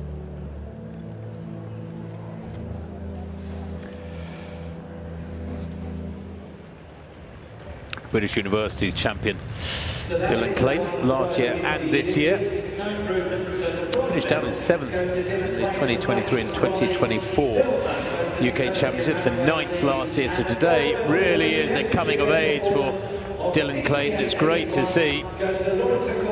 He's only 22 years old and building for 60 metres beckons. Here's Joel Clark-Kahn in the high jump, going for 2:27. This is his first attempt. Well, he got the height, I think. He took off maybe 1.5 metres away from the bar. When you've been out injured and you're starting to regain your rhythm, you're getting it a little bit quicker, maybe than you have been in training. Finding that rhythm on the approach becomes ever more difficult. And he's looking good here, Joel Clark-Kahn, and we'll have 2 more attempts at 2:27. There it is, no for 12.94 in that hurdles. The result for her. Comfortable win ahead of the season's best for Alicia Barrett, as I said, 13.18. Danielle Hales, 13.51 in third place. There's one heat to come in the women's 100 hurdles. So outside of Spencer 3:19 and hold on. Let's see the athletes in heat number 3, the women's 100-metre hurdles. One more heat to go in this women's 100-metre hurdles. 6 athletes lining up, the top 2 and 2 time qualifiers will go through. Eniola Ajegbe is in lane 2. 6th at the Bucks Championships this year. Jade O'Dowda 10th in the heptathlon at the Olympic Games 2 years ago. 26 years of age, got a best of 13.25 in this event. Etienne Moore made the final last year. Surf and England champion this year. Anastasia Davies, 27 years of age, experienced European Under-23 finalist 5 years ago. Chloe Williams from Havering, 38 years of age now. Experienced and running brilliantly this year with 13.94. Ariana McGee goes in lane 7. And on the outside, Georgia Silcox, 7th at these UK Championships some 8 years ago now. Well, 7 athletes. Georgia Silcox was not on our start list originally. She is here now though. Time qualifiers will need to go something like 13.51 or quicker to make the final. So it's Ajegbe, O'Dowda, Morn, Davies, Williams, McGee and Silcox. Final heat of the women's 100 hurdles. Clean away, really good start on the inside by Ajegbe. O'Dowda starting to find her rhythm as Morn begins to pull away, and O'Dowda now just takes the lead for the first time, starting to edge it over the final 2 barriers. It's O'Dowda that gets it, 13.29, just off her personal best. Morn in 2nd place, the wind plus 2.4 metres per second. It has felt like in the last 10 minutes the wind is starting to swirl and be a bit breezier. And Morn not far off her personal best. Great run from Jade O'Dowda to find herself in the final. Her 7th at these championships in this event 3 years ago. Good opportunity for her to step up ahead of potentially the Commonwealth Games. Still waiting for selections to be announced for England and Scotland. And the European Championships, Jade O'Dowda has the standard for the heptathlon, and she looked very strong here over the back end of the race. Yeah, O'Dowda ran a very, very strong race there, because she started to be put under pressure by Morn, but she continues to hold her full and stays relaxed to the latter stages of the race, even though Morn is really starting to put pressure on her. Yeah, I said it was O'Dowda that got it. maybe a little bit too confidently, because there wasn't too much to choose between them and the result hasn't come through yet. So we'll see the result on that. It was unfortunate for Anastasia Davies. She clipped the third barrier and it really put her off her race. Still waiting for that result to come through. Well, we can go to the high jump now, where Kimani Jack has cleared every height through apart from one early failure. This is third and final attempt at 2:27. Oh, just clips that one. It was really close and he knows it. 2:24 first time. That maintains his lead.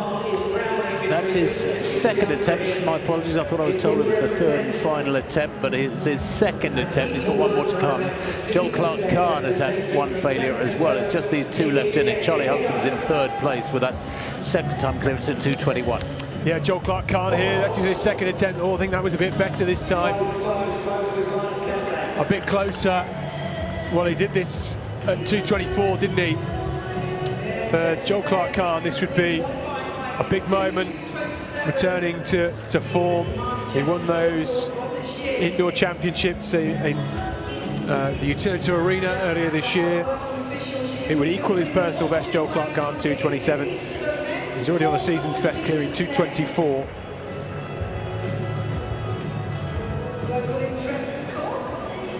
So, just to clear up the results from that third and final heat of the 100-metre hurdles, it was Jane O'Dowd that was given it just though, both her and Etienne Maughan given the same time. Ariana McGee came through in third place, and I think that means Ariana McGee... is it? I think Ariana McGee will get the first of two qualifying spots. Yeah, Ariana McGee and Danielle Hales, it looks like they're going to both be in that tailwind that they got in the final race, paying dividends. So, Kimani Jack, third and final attempt coming. Just these two fellas left in it. A little bit of more time to recover and focus would be welcome. But what a season he's had already, no matter what else he can put on top of things. Highest outdoor jump in the world this year. A couple of athletes jumped higher indoors. Lysenko of Russia and the Czech Steeple in January and February respectively, but those were long ago. This is outdoors, this is a different environment, and yet we see the one ranking list, which always puzzles me. Third and final attempt then, 2:27. Oh, no. I think the second attempt was the best of the three. He has the lead though. Clark-Kahn has the door just a little bit ajar. There's an opportunity for him to snatch the win as he jumps second at each height. And he has one attempt left as well at 2:27. But of course, it would be a personal best equaling jump were he to clear it.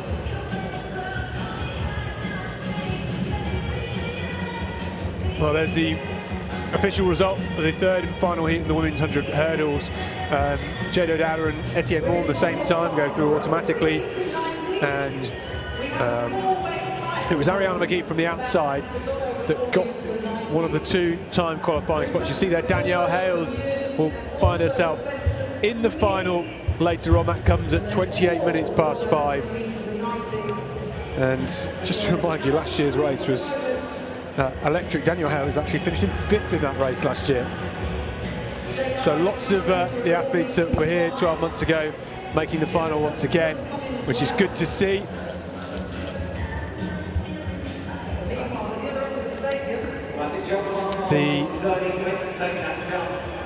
Well, the men's 400 metres next event on the track. 4 heats. The athletes out on the track just setting up their blocks and preparing themselves.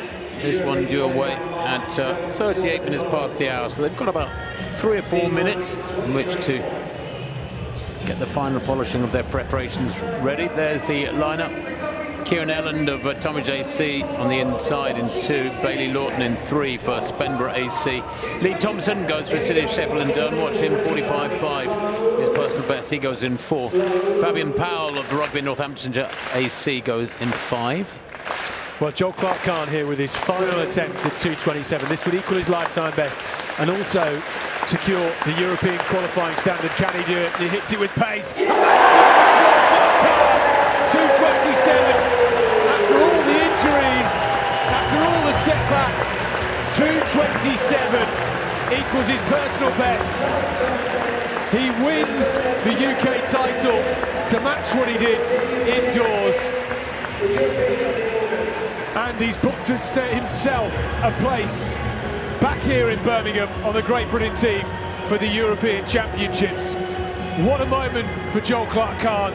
The first attempt he was too far, the second attempt he was too close, the third attempt he hit it with pace, he hit it with heart, and that was a magical jump from Joel Clark-Kahn. He's just got to get off the bed without knocking the bar off, otherwise it doesn't count. Absolutely beautiful. Wonderful stuff from Clark-Kahn. He's in shock. He's been lying there for about 2 minutes. He's up now. Watch this though. Big, powerful stride. Uses that curve. Sights the bar. Massive leap. High knee. Beautifully curved around the bar. The coordination after the pole vault is probably the toughest event to get right. And he does it supremely, and he knows it. Loads of speed, loads of power, but it's one thing to run in fast, it's quite another to turn that momentum into vertical lift. That's what takes enormous strength in the legs, and he had it there and he got it absolutely perfectly, and it equals his lifetime best. Special moment. Wow, 2:27.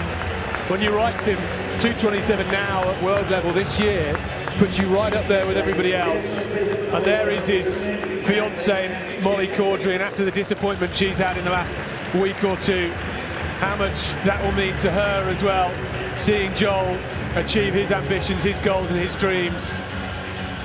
There's his coach. Fantastic. Great to see.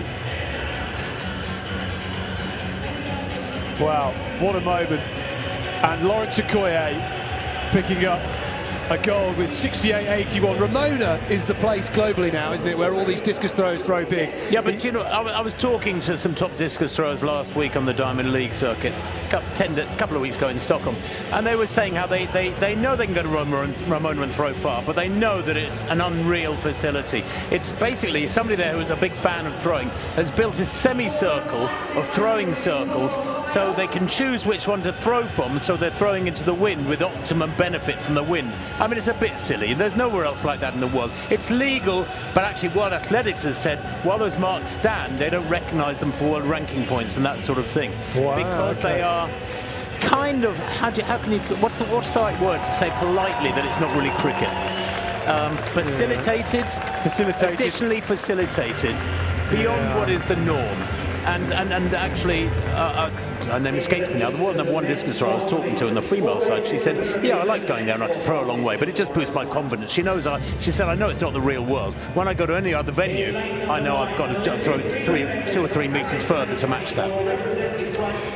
Yeah, remarkable really. I think that's maybe one of the best throws of Okoye's career. You're going to come up with a name that I've forgotten. I can't, you know, my name's gone blank. We've read so many today, Tim. I know. Here we go though.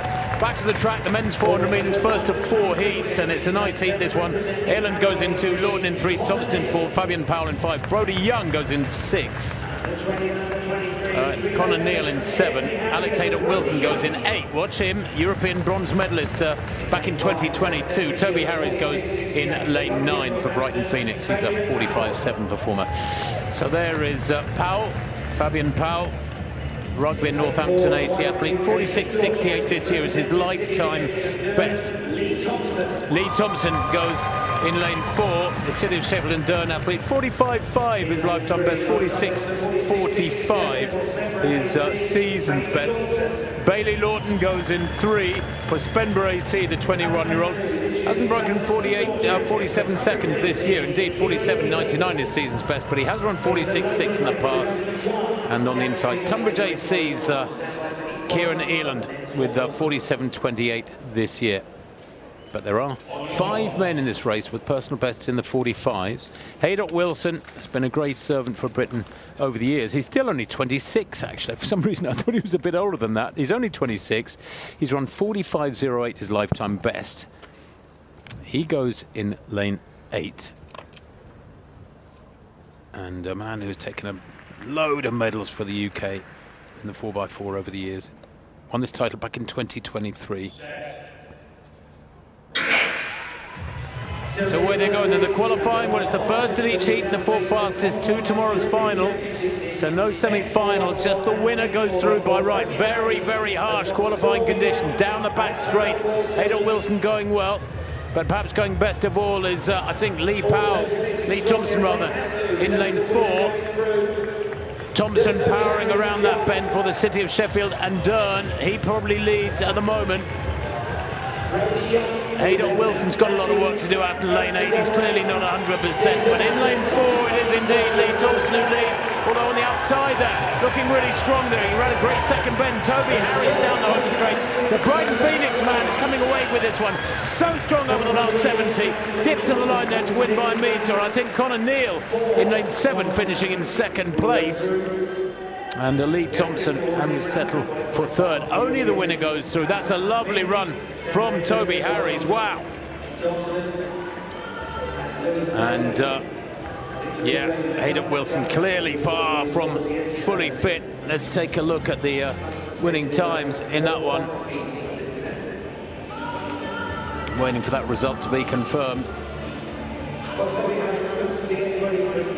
Well, when you're on the outside lane, there's only one thing you can do, and that is just run your own race. Toby Harris did that beautifully.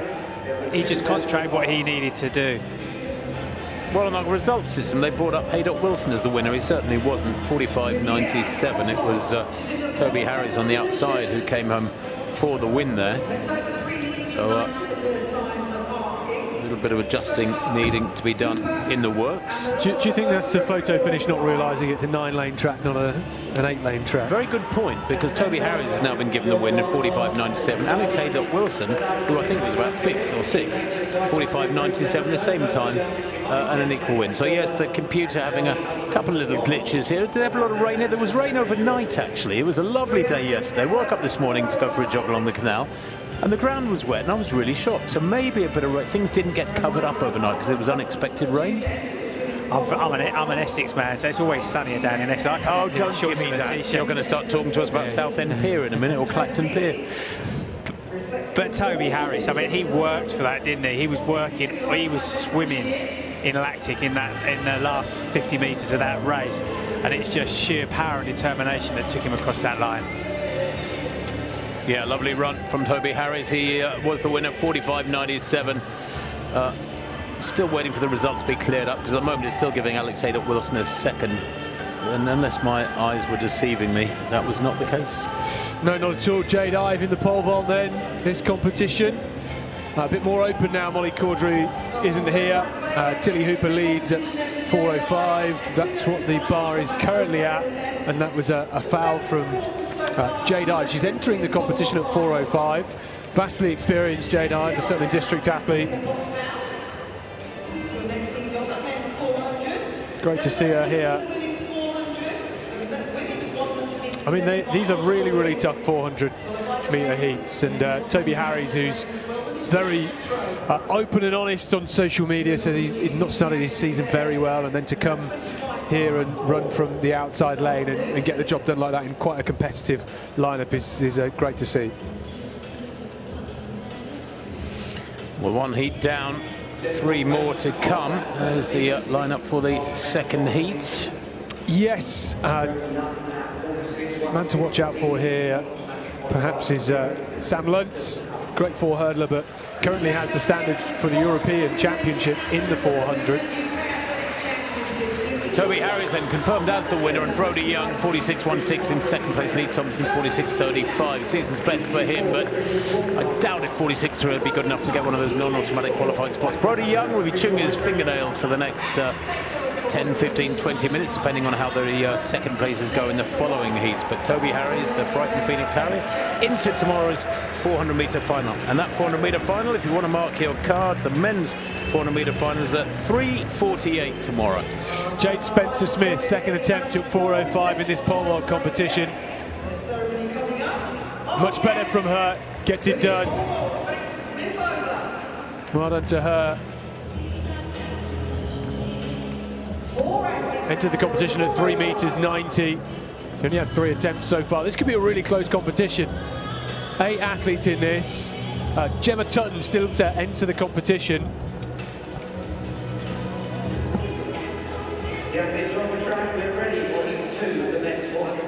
Women's javelin getting underway very soon. On the outside, it's Tom Evans, 25 years of age now, around 46.6 seconds. 5th at the England Championships 5 years ago, Tom Evans. Samlin, only 20 years of age, had a tough time with injury, the man from Wirral AC. Super talent. And great to have him here competing. As I say, he has the standard for the European Championships this year, alongside Matt Hanson-Smith and Charlie Dobson and Brodie Young, who we saw in that first heat. Jake Watson goes in lane 7. Malik Smith-Band, 22 years of age, a name that's new to most of us. Joe Pryor there, Welsh athlete, 27 years of age, is around 45.5 at his best. Greg Kelly, Scottish athlete, goes in for Alex Beck, 19 years of age, from Winchester, is around 47.30 at his best, and is getting better. Third at the Commonwealth Youth Games 3 years ago. And Tom Hockley, 46.81, another talented youngster, second at the England Championships last year. Made the final of these championships 12 months ago. Tom Hockley looking to do the same here, going to have his work cut out. Only the first athlete across the line, guaranteed a spot. Next 4 through to the final on time.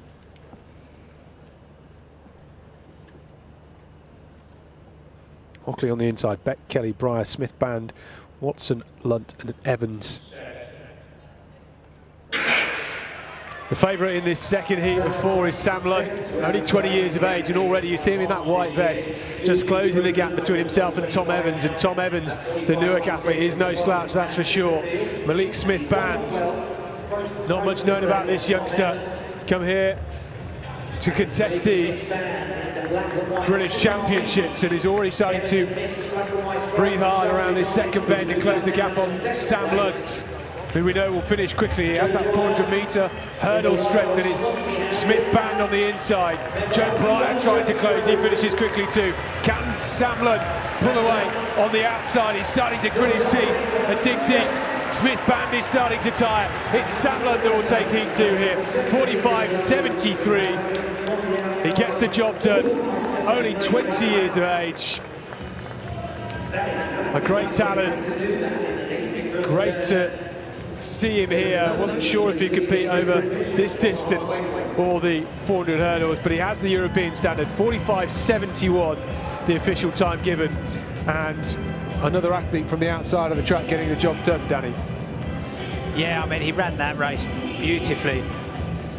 But Smith-Band, really brave race by him. Like, he really took that race on and pushed hard for the first 350 metres. And that was, for me, it was quite impressive. Lunt we expected to do well, but Smith-Band. And we're seeing here Alex Beck just coming into the home straight. This is where Lunt's just coming into his own. This is where his strength sort of comes into play, really. He just starts pulling away from the field now. Yeah, he's not the biggest athlete, is he? He reminds me of Llewellyn Santos or someone like that. He's super strong though, and he's very quick. He's quite electric, isn't he? And then to pull away like that at the end of the race just shows, because Malik Smith-Band there around 45.97, he still ran a quick time. Yeah, it was a fast heat, and Lunt is quite a powerful 400-metre runner, isn't he? As opposed to the long, more tall, rangy 400-metre runners we see sometimes. Yeah, Exactly, brilliant. Joe Breyer, I mean, it's going to be a nervous rate for him. 46.13. There are still 2 heats to come. 46.13 for Joe Breyer is quicker than quicker than second and fourth in that first heat. So I think Lee Thompson won't make the final. It's going to be very close for Brody Young over the next 2 heats. So Kamani Jack picking up the silver medal. I mean, he won the NCAAs. He's had a brilliant year. He's still the world leader outdoors in 2026, but it's a tough ask to come from the US last weekend. The hype of the NCAAs and come back here, jet lag and all that sort of stuff. It can be tough.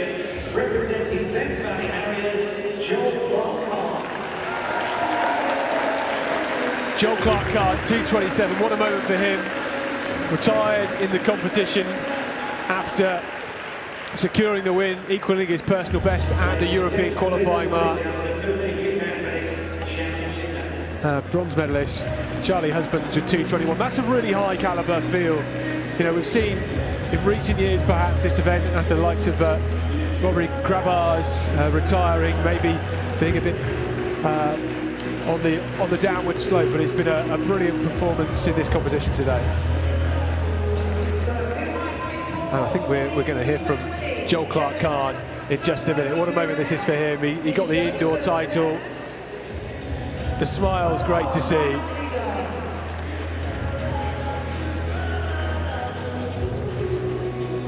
we're going to get to hear from him now with Ewan Thomas, trackside. Joel, I know you've had a bit of a road back. You look very happy, relieved, I've no doubt, but wow, what a win. Brilliant, 2:27. Yeah, I mean, that is something that I've dreamed about forever, to be honest. It's been a really long journey back from 2022, but I'm just over the moon to be here today like this. You did it at the indoors, but to do it here, I'm not saying it's a different ball game, but the pressure is on. Obviously, you want to get to the European Champs. You've got the qualifying now. You've got to go to bed tonight with a smile on your face. Honestly, I haven't been crying since I went over there to over here. I'm probably going to cry after this as well. I've been working so hard for this moment, and the 27 really makes me believe that I'm back to where I've been before. So really excited for the future. We're so pleased to see you back, tears and all. Everyone, you winner of the high jump, Joel Clark-Card. Fantastic moment, maybe the moment of the day. Another big hug from his coach. That's what we like to see. Well deserved. I mean, it's fair to say this season we have two of the world's best high jumpers outdoors, which is not something we thought we'd say for a long while. I mean, 7 athletes over 2:15. There have been times in national championships in recent years where we've been nowhere near those sorts of heights, and great to see. Yeah, the great Steve Smith and the various other wonderful jumpers we've had over the years.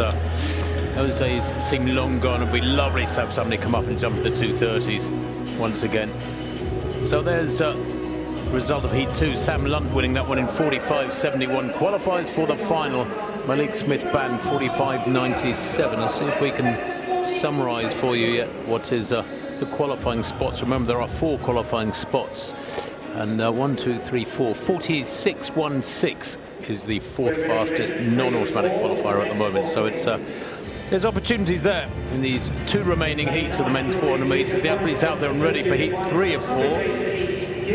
And in this one, Charlie Dobson, UK number 2 behind Matt Hudson-Smith, goes in lane 5, winner of the Diamond League final back in 2024, famously winning in Brussels that Diamond League final. European Championship silver medalist in 2024 too, as well, to Belgium's Alexander Doom, but he's only raced a couple of times this year as Efekimo Okoro. He goes in lane 6, the Birchfield Harrier, only 48.7 this year, but he's a 45.4 performer at his absolute best. There is Charlie Dobson in lane 5, European Championship silver medalist, I'd say, in the green of Colchester Harriers Athletics Club. 44.14 is absolute best. He's a second off that so far this year. There's Bailey Swift. He goes in 4, the Northampton AC athlete. 46.02 this season, but he's a 45.7 performer. Osei Tutu, Isaac Osei Tutu, Windsor, Slough and Eton and Hounslow. He's a 47.42 performer, and that is his lifetime best. And then Wells City Harriers athlete Harry Barton goes on the inside in lane 2. He's only 22 years old. 46.47 his lifetime best. Hasn't broken 47 this year. We haven't seen Dylan Purton on the outside in 9 for Tunbridge AC. Ben Hawkes of Leamington Cycling and Athletic Club goes in 8. Sam Reardon of Blackheath and Bromley Harriers. He's a double Olympic medalist from Paris in the mixed relay and in the 4x400. Sam Reardon had more than his fair share of injury problems for Blackheath and Bromley these last couple of years. And Okoro in 6. Charlie Dobson that goes in lane 5. How will he go here? A couple of races already this year. That's all, though. He's had some niggles as Charlie Dobson, but he starts here as favourite. Dobson in that green strip in 5, moves away nicely, already up a little bit on Okoro outside him, who's not broken 48 seconds this year. Down the back straight, Sam Reardon moving very smoothly in the all-black.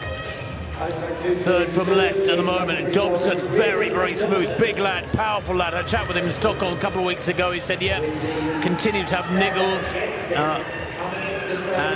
but generally he said things are in pretty good form, in pretty good shape. So he comes into the straight now. Sam Reardon chasing Dobson hard, and Reardon will fight with this. Reardon, remember, a world-class 800-metre runner, is a tough customer. Dobson's going to have to be careful here. Just lengthens his stride, very much in control.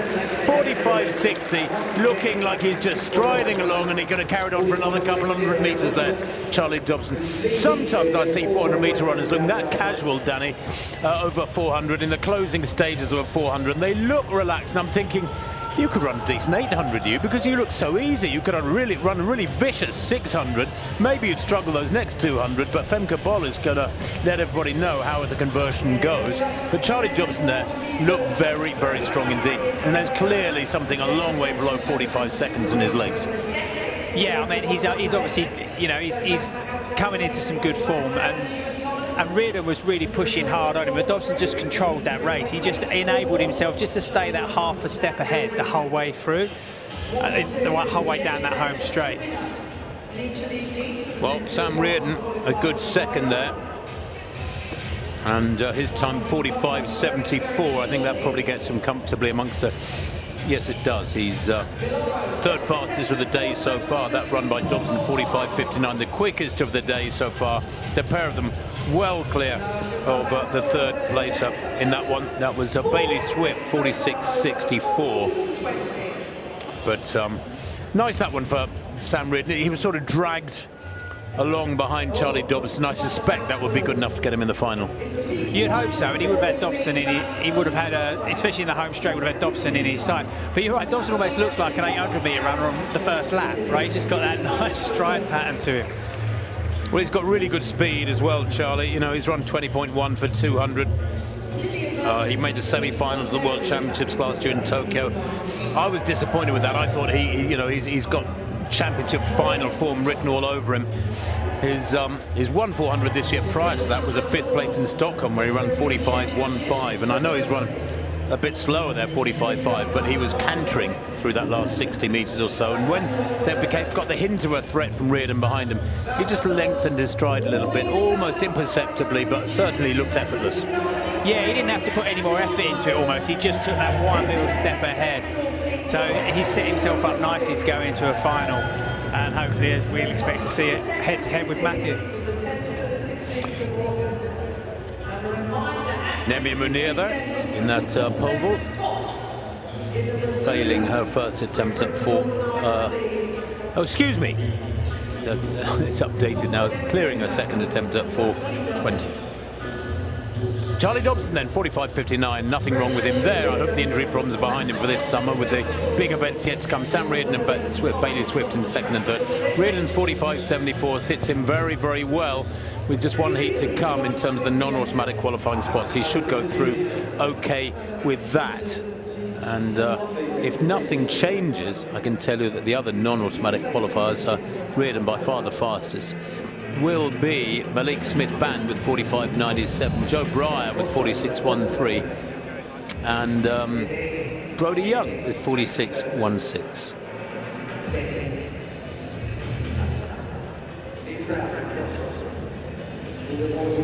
Here we go in the pole vault. Not quite to be on that occasion for Felicia Miloro, 4:05 first time. Fortunately for her, that's her competition over. We are just starting to drop the numbers. Crawford, Baines and Milaro are out. We're down to 5. Tilly Hooper, Gemma Tutton, Jade Ive, Namaya Manir, Jade Spencer-Smith, the 5 athletes left. And Gemma Tutton's come in and done 1 jump, and it was at 4:20 and it was clear. Well, this is the man. And Matt Hudson-Smith, well, hoped he would be indoors, but he's here now. We'll see him in a second. Henry Marshall of Tunbridge, 6th at the England 200-metre championships last year. Evan Blackman, 6th here in the final 12 months ago. The Corbier C athlete. It's gone under 46 seconds. Nathaniel Dyers, the Hampshire Harrier, 2nd at the Bucks Championships earlier this year, in good form. Well, he's on out to Birchfield Harriers. It's where he's born and bred. 2-time European champion, looking for a 3rd this summer. The Olympic silver medalist, Matt Hudson-Smith. A return home for him. Don't think he's raced here since the Birmingham Commonwealth Games. Brooke Cronin, 8th here in this final 12 months ago, looking to get under 46 seconds. Ran well at the Loughborough International earlier this year. Louis Palmer from Blackheath and Bromley, 47.07, the Bucks champion this year. Ben Jeffries, well, he was an unknown commodity 2 years ago. He finished 2nd at the UK Championships in this event, made himself on the team for the Olympic relay, back to form this year. Ben Rochford from Shaftesbury Barnet Harriers, 7th at the England Championships last year. Remember, it's the first in each heat that will qualify. Matt Hudson-Smith, the out-and-out favourite here, runs from lane 6.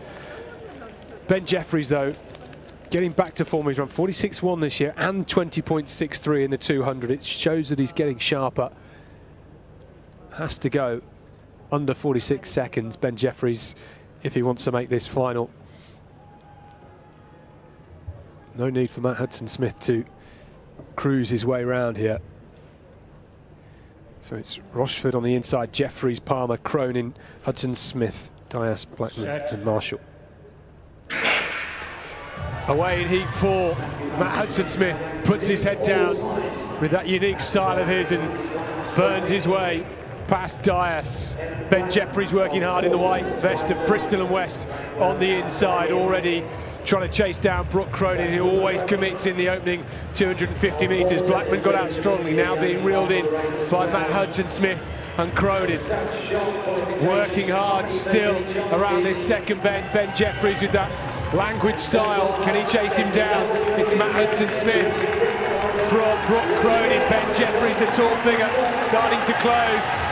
Matt Hudson-Smith just needs to keep his foot on it here. Ben Jeffries a look over. He knows he's clear in 2nd, and he's only the top one that qualifies, 45.26. Wow, that is very quick and looked very easy in the final 150 metres. We spoke about it earlier in the 4 hurdles. In the 400 one-lap race, you need to get to your race pace early on and give yourself room to ease down. You can't go soft in the opening 300, and Matt Hudson-Smith nailed that there, 45.24. I mean, he's 2 seconds quicker than that on paper. It looked easy, Danny. And he made it look easy, and that's what you want to do. You want to run your out-and-out race pace for that first 300 metres and then assess where you are. But Ben Jeffries, really, really strong coming through. So to run a fantastic 45, he would have known he needed a 45 seconds to give him a chance to get into that final as a fastest loser. So, I mean, incredible, right? That's a personal best for Ben Jeffries, 45.58. But I mean, how good is it to have Matt Hudson-Smith here? I mean, he's looking to take his 3rd European title at the European Championships this summer. I mean, to come and do it here at home would be incredible, right? Yeah, I mean, one of the biggest names, isn't he? British athletics at the moment. One of many, but one of our big names. And to come and do it on his home track, in his home, you know, and it will mean so much to him to be able to come back here for European Championships and do it. But of course, he's got one thing to do first, and that's win the British title. And Charlie Dobson's not going to make it easy. No, not at all. I mean, Ben Jeffrey's really interesting there. He was sort of cat and mouse in the final 50 metres. It looked quick. You're never quite sure. He's somebody that people don't know quite a lot about. He was he's born here in the UK, from the southwest. His family moved some 15 years ago over to the US. He's been there for high school and college, ran really well, and made a big improvement a couple of years ago, and has now bettered that personal best. He doesn't race a lot. When he does, he's a very competent 400 runner, and 45.58 is no slouch, that's for sure. He knew what he was doing too, because he was, look at this, glancing around. He knew he's beaten, but he knew he'd run fast enough to get a qualifying spot as well. I mean, that's a pretty cool head. Jeff Whiteman of the Stadium PA was saying, does he realise it's only the winner that goes through? But I think it's because he knew perfectly well. He was running in the low 45s. He didn't know he was running a personal best, but there's a lot more to come from him. Yeah, I think so. There's the result from that fourth heat. Matt Hansen-Smith and Ben Jeffreys will go through. Brooke Cronin will not progress. And we're just waiting for the rest of them to trickle through. Ben Jeffreys actually ran 100th quicker than Charlie Dobson, and we were very complimentary of how Charlie Dobson ran. So Ben Jeffreys potentially one to watch tomorrow. Sam Lunt, Sam Reardon, Toby Harries will all have to dust off their boxing gloves for that final tomorrow. The final is promises to be one of the finals of the day, doesn't it? It should be. I mean, for how long have we wanted to see Charlie Dobson and Matt Hansen-Smith at the British Champs together and racing hard, and we've not had it before. I can't remember the last time we had it, but it's 3:48 the final tomorrow. Mark your cards. So that tomorrow it's finals virtually the whole way through. I mean, the vast majority of events, dozens of finals tomorrow. But you know, if you love your track action from 3:30 onwards, there is so much to relish. You remember the 400 final here where you and Thomas ran 44.3 and Roger Black was not too far behind. It was an incredible race. Yeah. I mean, we're potentially teeing up to something of that sort of standard, aren't we? We certainly are. There's that summary of the men's 400 metres. Hansen-Smith and Ben Jeffreys going through okay. And Charlie Dobson, Sam Lunt qualifying as well. Sam Reardon, of course. Toby Harries winning his heat.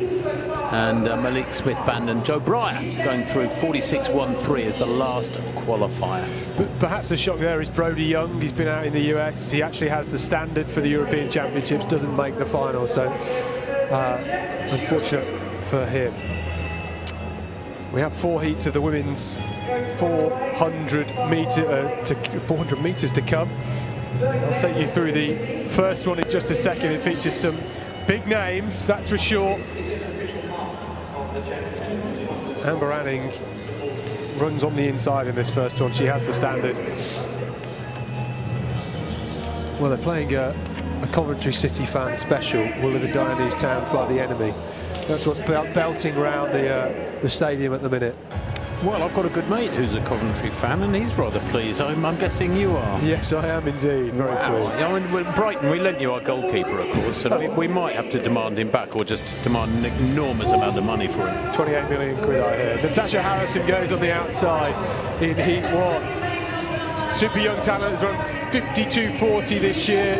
Still only 25 years of age. Feels like she's been around for a long while now. Asher Root goes on the inside of her.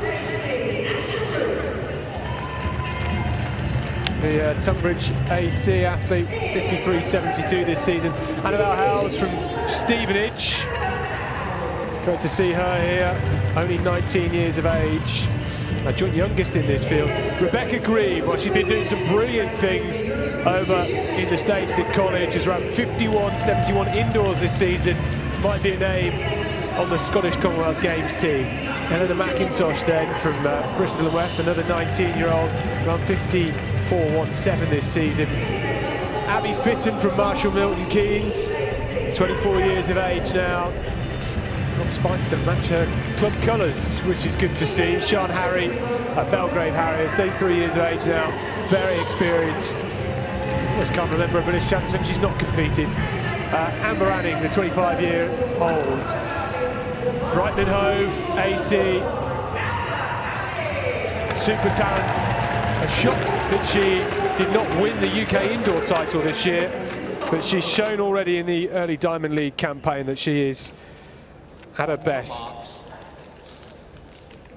Anning, who was 5th at the Olympic Games a couple of years ago, world indoor champion 18 months ago. Another brilliant racing prospect, this women's 400 metres. It's Anning, Harry, Fitton, McIntosh, Grieve, Howes, Root and Harrison. First athlete from each heat to go through. Set. Well, somebody was called. We'll see that again. The starter's assistant was right adjacent to Amber Anning, and we'll see it on the replay here.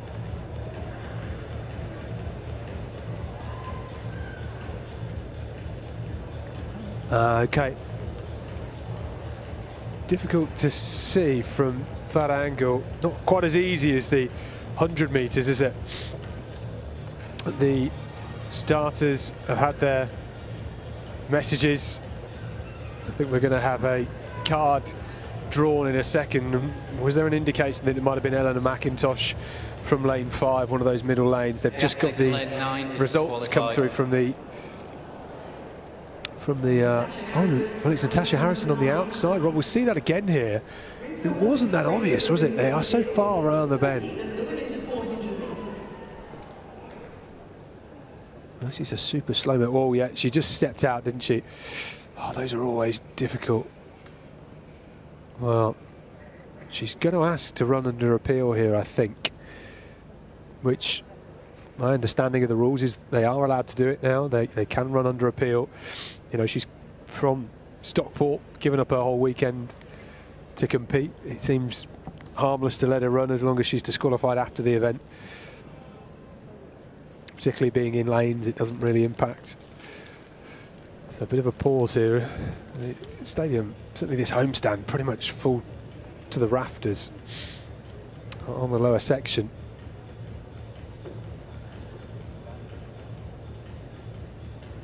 Well, they're having a word, our officials, and they well, I wonder what the messaging is. I mean, it's clear, Danny, wasn't it? False start. Can't really disagree with it, but should she be allowed to run? Yeah, it's always tough, isn't it? Because the athlete wants to run, they're here. But they're certainly holding them for a long time to make a decision. Yeah, and I mean, there's a problem in the sense that it holds other athletes and it potentially ruins their race as well, doesn't it? Yeah, and as we saw with the men's 100s, now it's about just composing yourself, staying calm. Yeah, I mean there is a lot going on over by Natasha Harrison. She's very close to the stand. There is the javelin. She's closest to it. The athletes lingering around on the outside of the track before they do their approach. So it looks as if she is being allowed to run. I think what you should always do if you false start is just put your hand up straight away and try and declare some noise. You know, I feel that that's the way to get out of it. Well, we'll see. Natasha Harrison is for now being allowed to run. May well be disqualified. She's running under protests, I think. She's been very polite about it, is what I would say. Whereas some athletes, you know, obviously it can be a stressful moment, and Natasha Harrison's dealt with this well so far. So they are going to give her, is that a red and yellow card? I think they're just trying to dig out the right card from the referee's notebook. And the thing for her, she's going to have to recompose herself as well.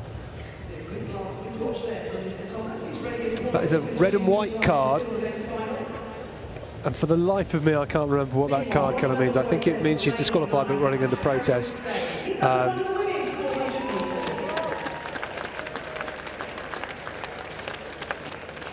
On your marks. My official colleagues will slap me on the wrist for not remembering the colours of the cards, but there we go.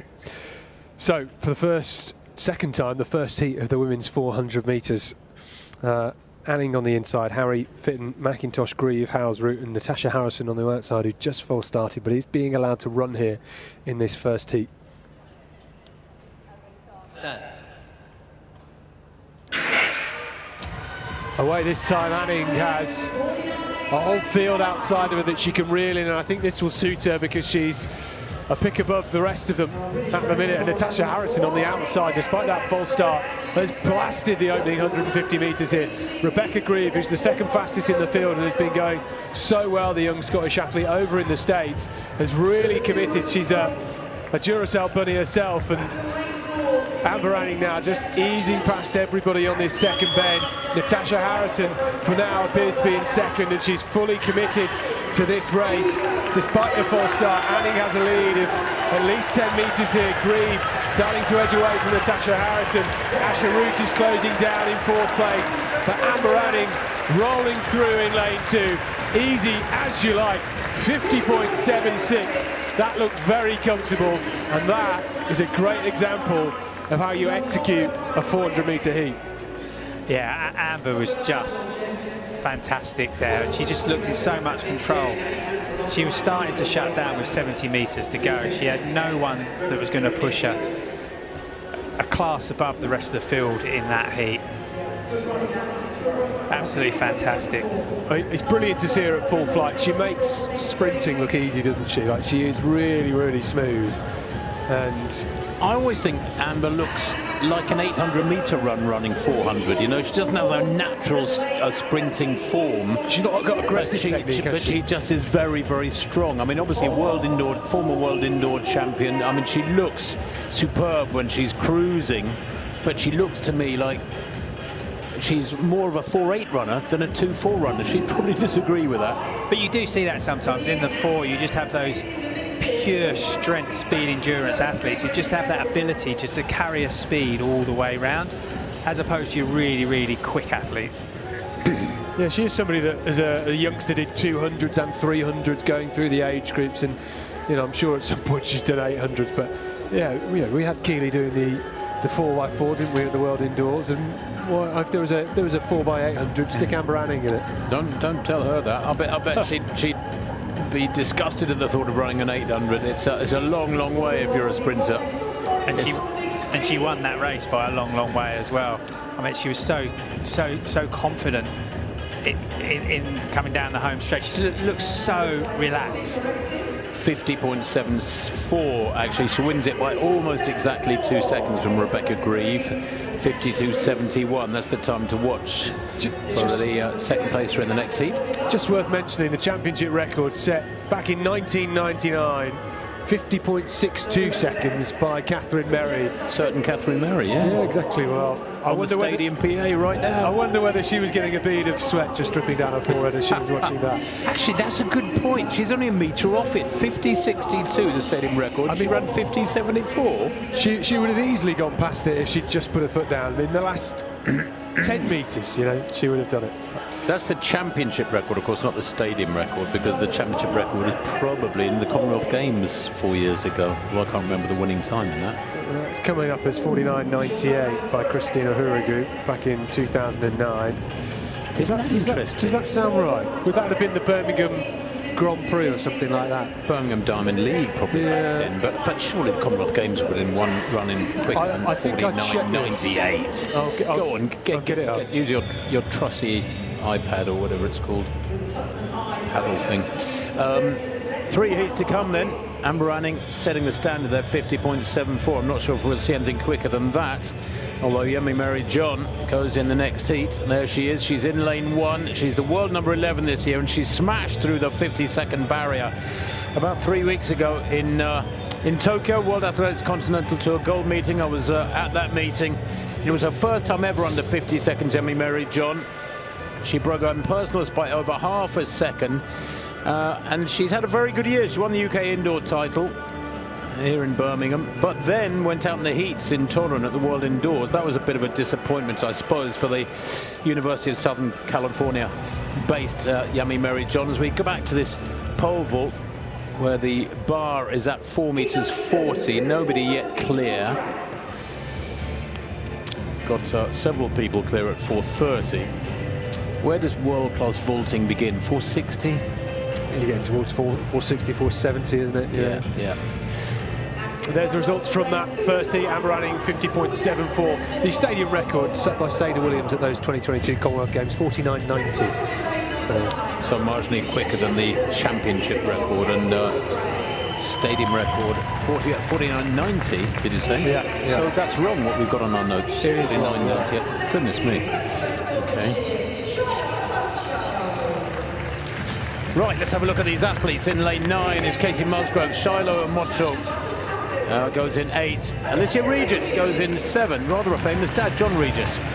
We'll be watching this one, I'm sure. The Shark People on it. Harrier goes in 7. Louise Evans goes in 6. The TBH athletes run 53.5 this year. Regis, by the way, 52.11 this year. Makes her the one of the favourites in this race. There's Jessica Astill. Louise Evans in 6. Jessica Astill of Stevenage North Hearts AC goes in 5. Fionn Roberts goes in 4 from Menai Athletics Club. 54.1 this year. That was indoors too. 53.5 her outdoor best. Louisa Stoney goes in lane 3. Stoney from Belgrave Harriers is a 51.83 athlete. That was indoors. She had a super winter season. How can she go outdoors? She hasn't raced outdoors over 400 this summer. And then Yemi Mary John goes in lane 2. The Woodford Green Essex Ladies athlete, 49.85. She stormed to what looked a very comfortable win in Tokyo a month or so ago now, actually. She's an Olympic bronze medalist from Paris in the 4x400 meters, Yami Mary John. Former World Junior champion in 2022. She took World Junior gold in Cali, Colombia. So the second heat of 4 in the women's 400 meters. Yami Mary John, one of the quickest in the world this year, goes in lane 2. Rather like Amber Anning, not an ideal lane draw, lane 2. Bit of a strange one, that. Alicia Regis, another one to watch in lane 7. Set.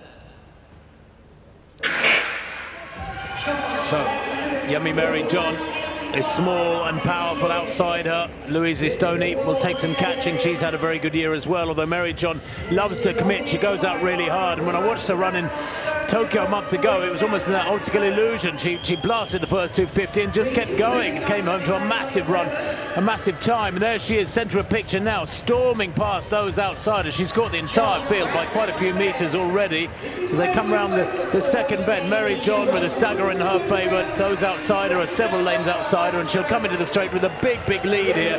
Next best runner is out in lane 7. That is Alicia Regis, but she's a long way back as Mary John, the only Mary John, storms home here. She's 15 metres to the good, and she holds her form really well. Watch the time. This is going to be a good, solid run from her. There it is, 50.83. Well, the first heat won by Anning at 50.74. Doesn't that set it up in a mouth-watering manner? It really does. Almost identical time to Amber Anning. Yumi Mary John there, easing up just slightly over the last 20-25 metres or so, but there is yet more to come from her, surely. Not a great lane draw, lane 2. Have the whole field in your sights, but even for an athlete who's on the shorter side like her, I suspect she'd expect enjoyed a better lane 5 or 6, something like that. Totally dominant though, and job done until tomorrow. Yeah, it was a fantastic run by Mary, wasn't it? Really dominant from start to finish, and she's really having a great season so far and coming into her own. And just coming into the home straight now, I mean, she's got such a lead, she can afford to just relax all the way. And when you watch it, they don't seem to slow down much by relaxing, do they? When you watch the 400 metre runners, they turn off the burners, but it doesn't take too much off their top end speed. They just cruise across the line. But she just looks so comfortable. Well, Amber Anning, the fastest so far, 50.74. Yemi Mary John, 50.81. Winning time in that next heat. Personal best for Asher Root, by the way, 53.13. That was in the first heat. But yeah, both 400s I think are going to be highlights of tomorrow's programme amidst a mass of wonderful track action.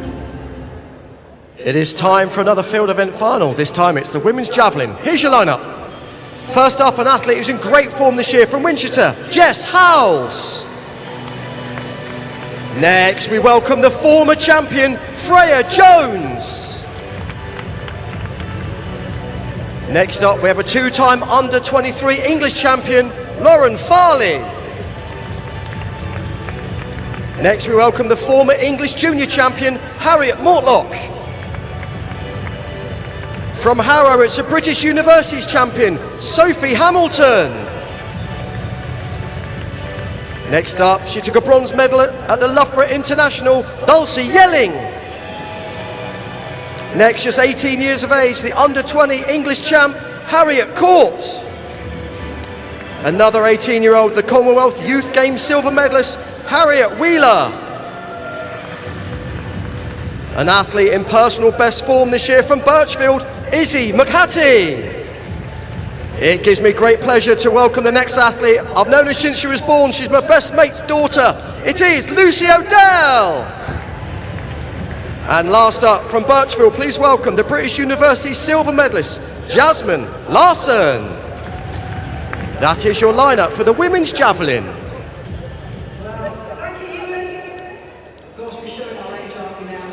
Well, there's the lineup, and missing a couple of names that we perhaps would have hoped to be here. Freya Jones is in great form though, and I'd have to say, along with Lauren Farley, the favourite to take this.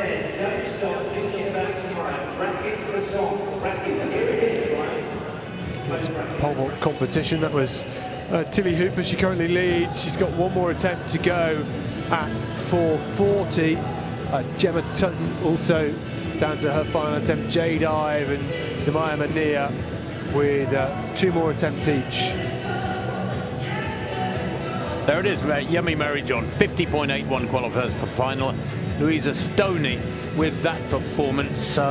Just looking, yes, she is at the moment in a qualifying spot, along with Rebecca Grieve and Louise Evans and Casey Musgrave. Those are the 4 non-automatic qualifiers.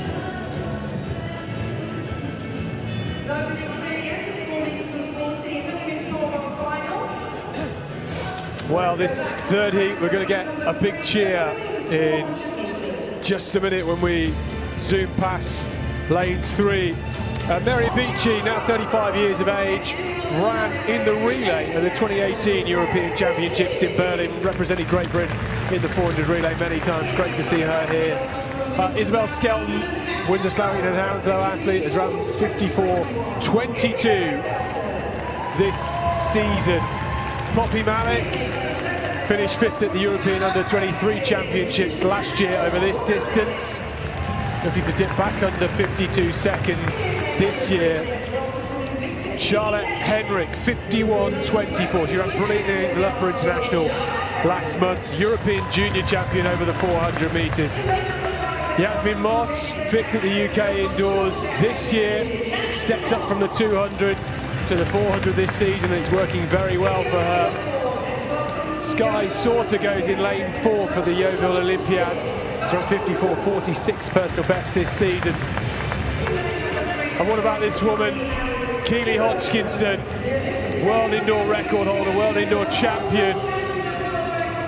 Run 51.14 seconds over the 400 metres in Rome last month. Says she's been working at her 400 speed and wants to test it here. Caitlin Hatfield, well, what a moment for her. Only 17 years of age from Derby, has run 53.75. There's Keely Hodgkinson in the lane outside of her. Well, this is quite a difficult heat because Poppy Malik's capable of running 51, Keely's run 51.1, and Charlotte Henrik, who's a pocket rocket, has run 51.2 this year. They will have to run very fast indeed. We've seen how quick it's been in the opening couple of heats. So Hadfield, Hodgkinson, Sorter, Moss, Henrik, Malik, Skelton and Abici on the outside. Heat 3 away in the women's 400. Only the first athlete across the line guaranteed a spot in the final. Malik is already chasing down Isabel Skelton, and Mary Abici has gone off very quickly out in lane 9. And here goes Charlotte Henrik in that red vest in the middle, already scorching past Poppy Malik, who's got some work to do. Keely Hodgkinson will finish quickly. He's had to commit. He's now going past Jasmine Moss. With Charlotte Henrik that leads. Abici is having a brilliant run on the outside for now. Poppy Malik has good strength and will show that in the final 100, but it's Henrik leading from Hodgkinson. Can Henrik hold her off? It's going to be close. Hodgkinson is so strong. Charlotte Henrik is having the run of her life here. This is brilliant from Charlotte Henrik. She will hold off Keely Hodgkinson. 51.22, just inside her personal best. A great start to the weekend for Charlotte Henrik. Well, that was a hard run. Charlotte Henrik is a brilliant 400 runner because she just commits. She goes full throttle from the off, and she has a brilliant way of managing to hold on. Keely, she said she's been working on that 400 speed. She'll be wanting more. She'll have to wait and see whether she can make the final. It's a very, very difficult balance, isn't it, Danny, between getting 800 metres strength maintained, and she's working on that now because she worked so hard for that Rome 400, which didn't come out the way she wanted, and keeping the speed as well. And I just sense that Keely is probably wanting to run quicker than that. When she comes second, 51.6 there, but actually that's fine when you've got that strength that she can display over the 2 laps. Yeah, I mean, she would have wanted to go quicker than that, I would imagine, in these heats to set her up nicely for the final. I mean, it's a great move by Keely and Trevor and her team, because if she wants to, she's already cemented herself as an 800-metre champion and one of the world's best. But to keep moving forwards, there's only one way you do it, and that's improve your base speed. And for the 800, you need to do the 400. So it's obvious that's what she's doing. She's just trying to improve that first lap ability, so she's got more in the tank. But for Charlotte Hendrick, that was a great, great race for her, because she really took that on, and she knew that she'd have Keely chasing her down. Yeah, that's a hard thing to do with. Gritting her teeth, Charlotte Henry there, 51.20, a personal best for her. Currently, Keely's 51.62, puts her 4th fastest over the 3 heats, so I think she's going to be pretty good for that. She is worth a 50 point, I think, Keely. I think it will come. You know, if you look at the current world record holder in the women's 800 metres, because she not run 47.9 or something like that, I think. Something ridiculous, Kradotchvilova. Yeah. Well, back to this pole vault. And Jade Ive. Oh, that's nice. That's nice. 440, second time clearance for Jade Ive, the Sutton and Districts AC athlete. Cleared 430, second time as well. Took 405, took three attempts at that, and then cleared 420 first time, but she marches on. Yeah, there's the official results. Charlotte Henrik, 51.20, Keely Hodgkinson, 51.62, Jasmine Moss, 53.15, and Poppy Malik, 53.35. Well, I mean, it just showed, didn't it? 200 metres in, Keely Hodgkinson went flying past Moss and Malik, who are 2 great 400 runners. So shows how quick they're going. Well, there's the lineup for the next heat. This is heat 4 in the women's 400. Nicole Jürgen goes in lane 2. She's been a great servant for Great Britain for a few years now, with 4x400 metre medals galore. The Olympic bronze in 2024, World Championship bronze in 22 and 2023. Set her personal best in Eugene, actually 5 years ago now. Nicole Jürgen, 50.96, as we're seeing this pole vault continue. That's Gemma Tutton. She's clear over 440 at the 3rd time of asking. The bar will now go up to 450, which is a huge high, and for both our 2 athletes still in the competition would be brilliant. Gemma Tutton's gone over 452 before. Jade Ive has gone over 450 before, so very close to their personal best. Survival of the fittest in that event. So here we go. Lavia Nielsen goes on the outside in lane 9 in this 4th and final heat of the women's 400 metres. 30-year-old Brentfield and Hungary AC is a 49.87 athlete at her best. 51.0 this year. Nandi Kihuyu goes in lane 8. City of Sheffield and Durham athletes, 152.98. That's a lifetime best this year. And then Camille Lahoney Bennett, just 19 years old, the Coventry Godiva Harriers athlete, 53.9 this year. She might struggle in this sort of company. This is a good heat with Nicole Jürgen going over in lane 2. Kioma Okonkwo of Woodford Green Essex Ladies, the 24-year-old, goes in lane 6. Okonkwo, well, 54.18 this year. She's growing in stature. That is a lifetime best. Lauren Rule goes in 5 for Hearts Phoenix AC, 54.73. That's all this year. But she has run 53.2 in the past. Nice lane draw for Rule, lane 5. Tess McHugh goes in lane 4. She helped Britain get 5th in the World Indoor Championships 4x400 metres back in March, where Keely Hodgkins, of course, ran that fantastic relay leg. It was the quickest in the entire field in Torun. Holly Mapasi goes in lane 3. The Blackie from Bromley Harry, 53.73 this year from Mapasi. She's a 53.2 athlete at her best.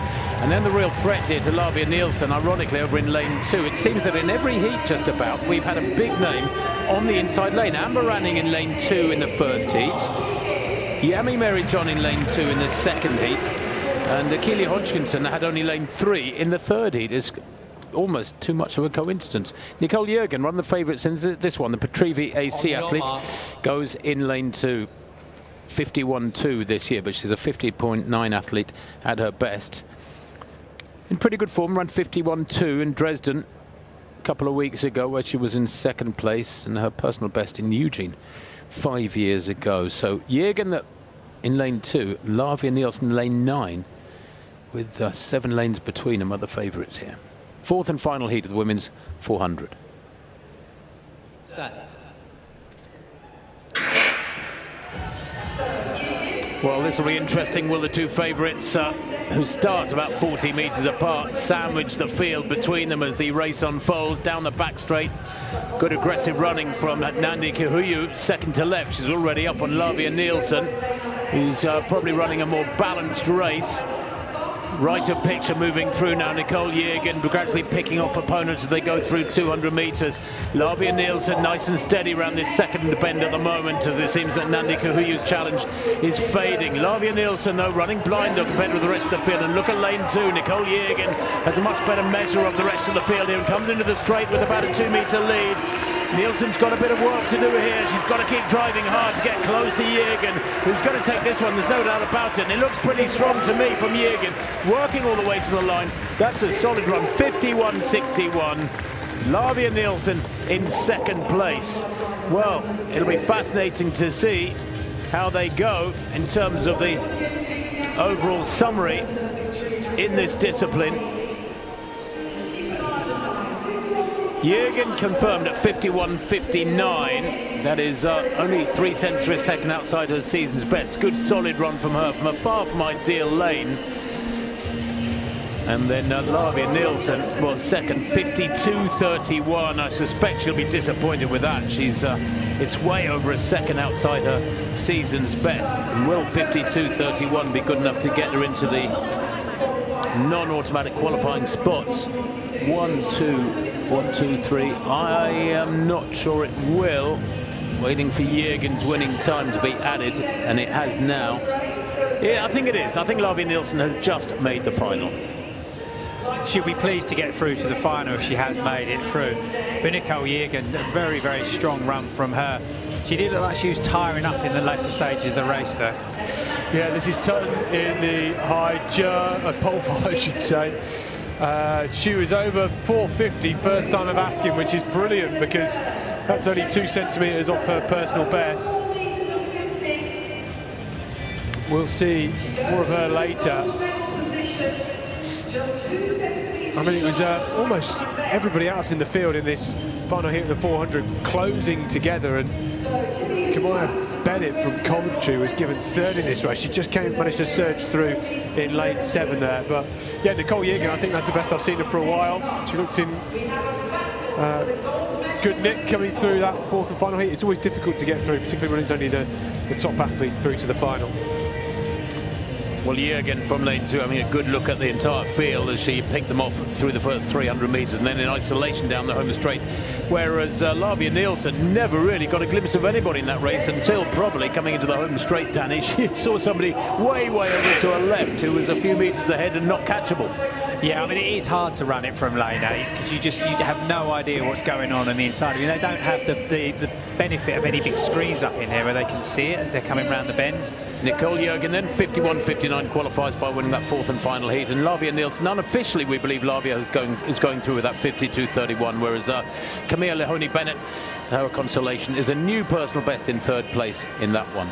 And you can see the automatic qualifiers there. Anning, Mary John, Henrik and Jürgen, the 4 winners of their heats. And Hodgkinson, Nielsen, Stoney and Grieve, the other qualifiers for the final. And Louise Evans just misses out.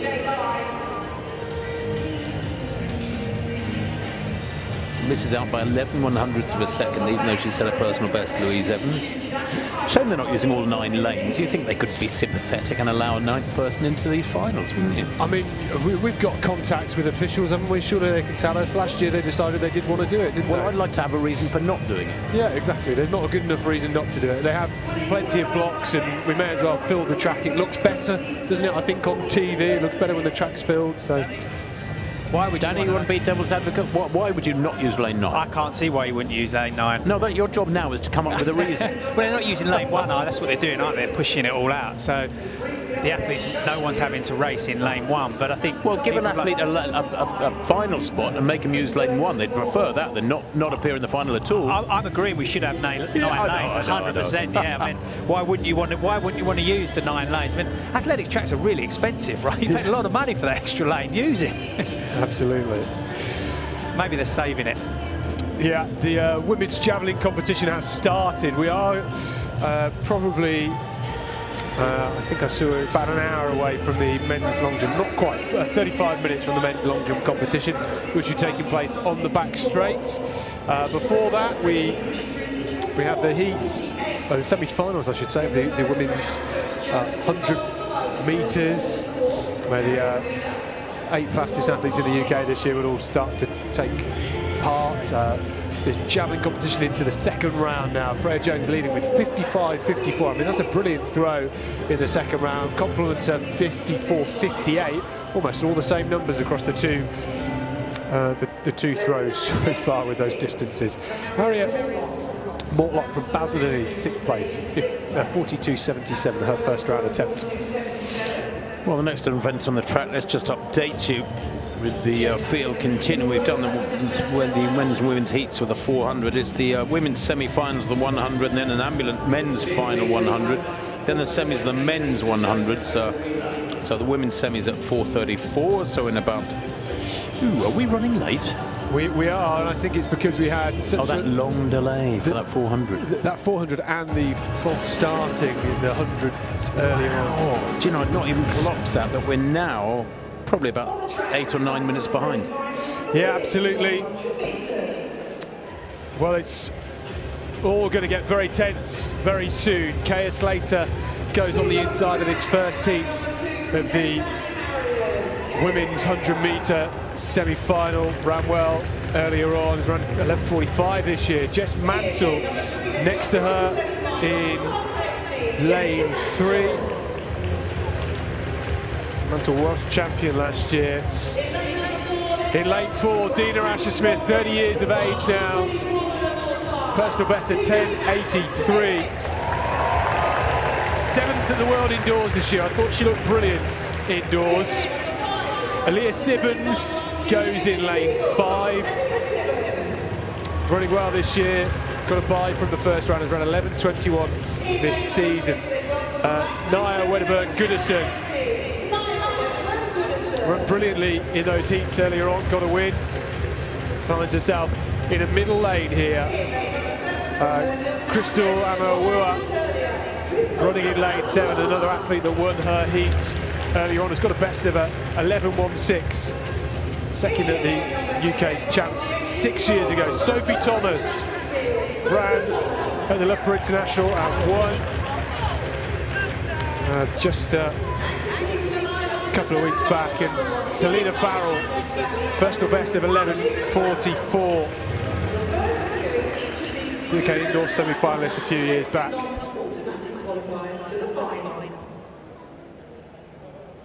On your marks.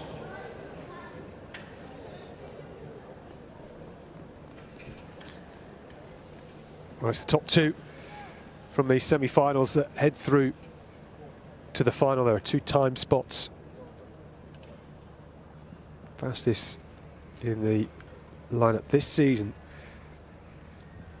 Here's Aaliyah Sibbons, who goes in lane 5. Dina Asher-Smith running in lane 4. Feeling away, really strong start by Jess Mantle, and now Dina Asher-Smith showing the sort of form she had indoors this season, and she's pulling away from everybody else, leaving them in a dust. 11.29, the wind minus 0.7 metres per second. Bit of a headwind.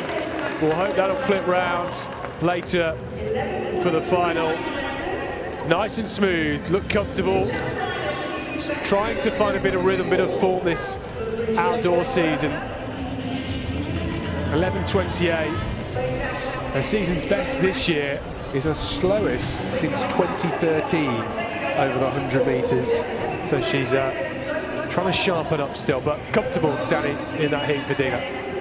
Yeah, she got a really good start there, did Dina. She got away out of the blocks very, very, very quickly. And running close to her season's best, which is what she'll be hoping to do, is obviously start improving, especially because she hasn't opened up as well as she has done on previous years this year. But a comfortable win for Dina through to the final. She gets a nice start. She gets coming off the back of those 60 metres indoors, she gets a really, really quick start, but dominates the race all the way through. Yeah, Sophie Thomas in lane 8 is the athlete that came through for second there, and will find herself racing the likes of Dina Asher-Smith in the final later on. That's a big moment for her. She's been in brilliant form, Sophie Thomas. Aaliyah Sibbons just fading towards the back end of that race, finishing in 4th place, but Sophie Thomas doing brilliantly for an 18-year-old. Yeah, fantastic as well to look at some of the names that are in there, Simmons and Dina Asher-Smith as well. Yeah, great to see Sophie Thomas, personal best being set in that race then. Here's Jade Ive giving it some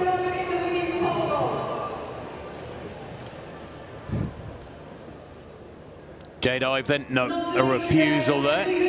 Well, that's frustrating in some respects, but she seems pretty happy with it. Jade Ive there, a 3rd time refusal at 4.50. Gemma Tutton, 1st time clearance, has the title. She's looked supreme, Gemma Tutton, today, knocking on the door of world class. Only cleared 4.40 3rd time, but then that booming clearance at 4.50 gives the Lewis AC athlete the title. Is confirmed there with that 3rd time failure from Jade Ive.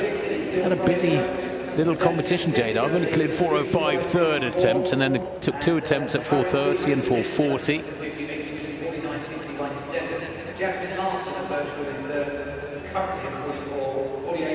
Athletes on the line then for this 2nd heat of the women's 100 metres. It remains a strange old day here in Birmingham. Pretty much 100% cloud cover now, but it's quite a bright afternoon. It's warm. It's a nice temperature. What is it, 21, something like that, would you think? It's not hot, it's not humid, it's just nice. Yeah, it's lovely, isn't it? Perfect conditions for sprinting if it wasn't for that slight headwind. Sophie Thomas, 11.44 personal best. She's racked up some wins so far this year. England indoor 60-metre champion and Loughborough international winner. There it is, the lineup for the 2nd of the 3 semi-finals, the women's 100 metres. Imani Lanzikwo goes in lane 5. Best of 11.12 this year, Lanzikwo, but she's had a massive relay medals for Great Britain. She's been a great carrier of the baton for her nation. Lifetime best of 10.99 from Lanzikwo. Joy Eze, 2, goes in lane 7. She's a name to watch here, only 22, the Gateshead Harrier. Best of 11.1, this season 11.2. Little disappointing that there was a slight headwind for that first semi-final. Let's hope that it might swing around and get behind some of these athletes now. Remember, it is the first 2 who go through by right with 2 non-automatic qualifying spots. There is Lily Bradley, a semi-finalist in the UK indoors over 60 metres this year, but she's only 19. Came 6th in the British University Championships earlier on this summer. Savannah Morgan goes in lane 3, the Rugby in Northampton athlete. She's only 18, the youngest in the race. 11.56 this year is her lifetime best for Rugby in Northampton. Desiree Henry goes in lane 4. Good athlete. 11.06 her lifetime best. 11.3 so far this summer. The Enfield and the Haringey athlete. Has she got her peak right? She's very experienced at 30. and nearly as experienced, is Imani Lanzuko. There she is. Big roar for her. Her club name is down as UK Athletics. So does that mean she doesn't belong to a club? That's a little bit bizarre. And I'll start this 11-1-2, her season's best. Wilkins there, Jasmine Wilkins, Gateshead Harriers and Athletics Club athlete. Outside her is Joy Eze. Wilkins goes for Thames Valley Harriers, 11-4 this season. Joy Eze, 11-26 this season, 11-1-4. She'll need to run hard here to beat Lanziquo. Couple of lanes to her left. Karen Mayendu of Be Fit Today Track Academy has run 11:42 this year. Very close to a lifetime best. Now would be a good time to improve that. And then Serena Blackwood goes in lane 9 for Cambridge and Coleridge. She's only 21. 11:35 this year is her lifetime best. So Dina Asher-Smith, 11:28 to win that first semi-final from Thomas, 11:44. And then third place, Amma Awura, was just 11:45. So the opportunity is there for a third and maybe even a fourth placer in this second semi-final to nab a space in the final. Maybe the wind will be the deciding factor if they get a good gust here. Lanziquo in 5, Joy Eze in 7. Watch Desiree Henry in 4 as well. Set. Really good start there from Joy Eze. Boy, oh boy, did she take them to the cleans over the first 25 metres.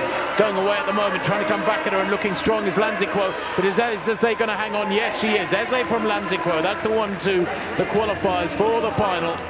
And that final, remember, comes up as the penultimate performance of the day, race of the day at 7:14 tonight. So they've got, what, about 2.5 hours until that women's 100 metres final. But Lanziquo there, 11:41, and the wind, I didn't get that wind and it's gone already, goodness me. Minus 0.4 metres per second, Tim. Why do they take it off the wind gauge indicator so quickly? They give it about a 5-second window, and if you don't look at it in time, tough luck. Yeah. But yeah, minus 0.7 in the first heat, and in that heat, minus 0.4. So again, no help at all. Do you know, I commentated in a meeting in the USA a couple of days ago, well, a few days ago, in Los Angeles, and because the wind wasn't in the athletes' favour, they just turned around the sprints. And you're having to call races that are running from right to left, with the lanes all different, and terrible camera angles, and it is like, really? Can't athletes just accept that the weather sometimes is not in their favour? But I was told, well, actually in the USA, athletes, half of them would stamp their feet and thrash around if you didn't do what helps them. I mean, have you ever seen a race turned around in the UK? I don't think I have. I don't think we often have 2 100-metre straights in the UK, do we, on many Well, last year at the Loughborough International they did, and at the Welsh Championships they often do use the back straight in the sprints. But it's not. That's like the Welsh for you. Yeah. I'm joking. But it's not done for weather normally, is it? It's done because that's the setup of the meet. Yeah. We don't do it just because the wind's shifted. We're going to... What about Loughborough? Was that done for the weather? It was done for the wind, yeah. Specifically for the 100 sprints. Are we being Americanised? Well, yeah, I suppose they want athletes to run quick times. I mean, you've got to have a lot of tracks in the UK, you don't have the power over there or the setup to put timing equipment over, which makes it more challenging. But it's not great for TV, is it? Because you can't just flip your camera around. No, it's, I don't know. You wouldn't do it in the World Championships, you wouldn't do it at the National Championships, or we wouldn't anyway. Well, certainly not. Gemma Tunn we just saw, over 4 metres 60, which could be a new lifetime best. She's failed the first 2 attempts. She's the only one left in the competition. The gold medal is hers. In this javelin competition, though, they are progressing through the 3rd round. Freya Jones still leads. Very consistent 3 valid throws for her.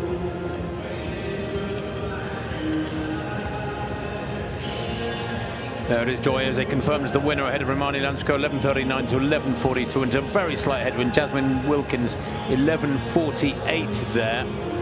And just seeing what the non-automatic qualifying times are, 11:48. Jasmine Wilkins still gets a non-automatic qualifying spot, as does Nia Wedderburn with 11:49. That may change after the 3rd and final semi.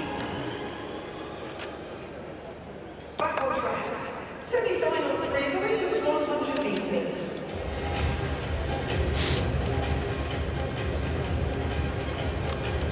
Third semi-final then in this women's 100 metres. Lucy Fraser goes on the inside, the 22-year-old. Good to have her as around 11.61 personal best this year. Leonie Ashmead, personal best of 11.43. Former England champion, Northern champion last year. Amy Hunt, well, what a season she's having. Based out in Italy, has ran 10.97 this season, went sub-11. She's been hunting it down for a couple of years. She's finally got there. Renee Regis, the UK indoor 200-metre champion, where she blasted to a new lifetime best in that event. Great to have her here in the 100. Lucy Talon, brilliant 200-metre runner. Ran well in the heats earlier today. Lucy Talon, Mabel Akande, super talent from Lincoln Wellington, 11.26 her personal best. Mabel Akande, still only 19 years of age, youngest in the field. Saskia King goes in lane 8. The Blackheath Bromley Harriers on 11.58 this season. And Elise Modeste, the Thames Valley Harrier, running on the outside in lane 9, second at the England Championships a few years ago.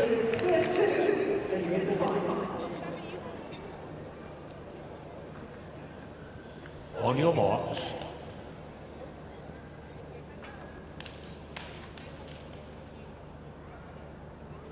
Amy Hunt, the favourite for the title here this weekend, has to navigate this semi-final first. She had a bye in the heats earlier today. So it's Fraser, Ashmead, Hunt, Regis, Talon, Akande, King, Modeste. Top two automatically through to the final later this evening. Set.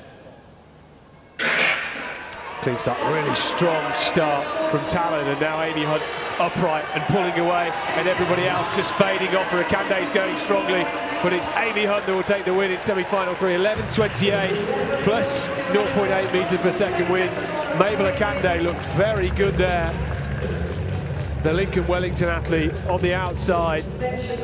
Amy Hunt cruising through. It looked comfortable, didn't it? She seems to have buttoned down her start this year, and it's made all the difference. She's great out of the blocks. 11.27 the time. Mabel Akande 11.30. And Mabel Akande 11.30 just off her personal best, they've confirmed, but very comfortable from Amy Hunt there, Danny.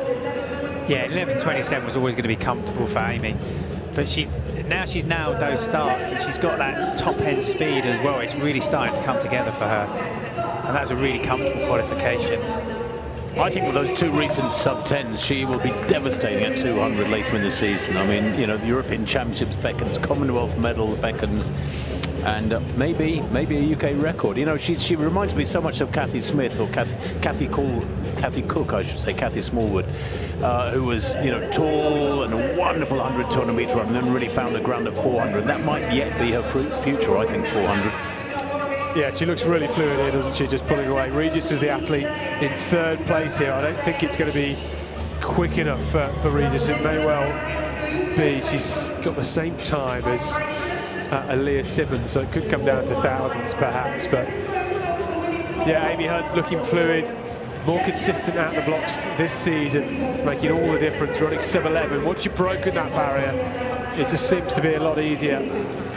And here we are, Renee Regis. It looks like Renee Regis has been given 8th at the minute. Well, we do have the 9th lane, don't we? So they both could be put in. Why wouldn't they? Perhaps. But should we start that debate again? Yeah, maybe we shouldn't. But she looks so comfortable, didn't she? And she just, it doesn't even look like she's done anything. It doesn't even look like she's been on a training run. Yeah. I mean, she would have probably run multiple 11.3s in training before, back-to-backs and things like that. So yeah, it looks comfortable. The final for that women's 100 happened onto the event going at 7:15. 7:15. Well, the pole is now concluded, and just taking a look at Gemma Tutton here. She won with 4.50, first time clearance at that height. That wasn't it. That was a third time failure, I think, for the Lewis OC athlete at 4.60 meters. But the verticals, well, the irony of the vertical jumps, high jump pole vault, is that you can win, but will always end on a failure. But let's remember the great clearances she had, a third time clearance of 440, and a first time clearance at 4 meters 50. And Gemma Tutton winning by a clear height. Always nice to win by a clear height too, not on countback, if you know what I mean. And that's nice for Tutton. We have semi-finals of the men's 100 metres to come. We also have, just before that, right up next, it's the final of the men's ambulant 100 metres. Amy Hunt there, the official winner in that third semi-final. How much quicker should she go later on? Mabel Akande, 11:30. Brilliant run from Mabel Akande. Would be good to see her go quicker, lower that personal best later on. So Amy Hunt, Dina Asher-Smith, well, we thought Dina Asher-Smith's time maybe wasn't that quick, but actually only 100th off Amy Hunt. It could be even closer. They had a brilliant dust-up in the 200 final last year, those two.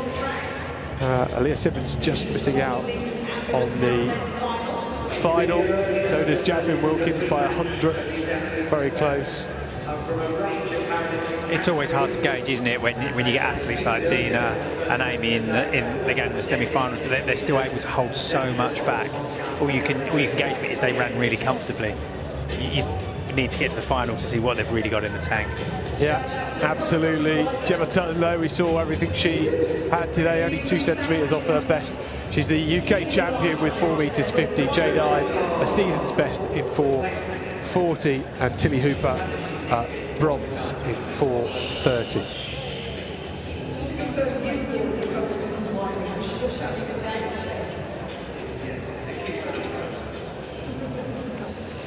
Well, back to this javelin final. We're into the fourth round now. The lead with Freya Jones of Harrow, 55 meters 54. That came in the second round. She's had a really consistent 3 throws so far. 54 their opener, then the 55-54, the best of the day, and then a 55-41, almost identical throw in the third round. And Izzy McCarthy through 45-25 with her opener, her fourth round effort there, 43.5 meters. So the first semi-final of the men's 100, just as for the women, 3 semis. The first 2 go through by right with 2 non-automatic qualifiers. And this, of course, is the ambulant 100 coming up. The semis of the men's 100 will be up in a few minutes' time. Yeah, we had these earlier on. They got a second run. May go even quicker because it was pretty quick earlier on. They had just a slightly too fast tailwind. This is Zach Shaw. I just won it earlier on. Incredibly quick race. And Tom Young goes in lane 6. Wearing his Loughborough University vest. And James Ledger here, T11 class athlete, Makoya Kapangale, his guide just behind him there in the white vest.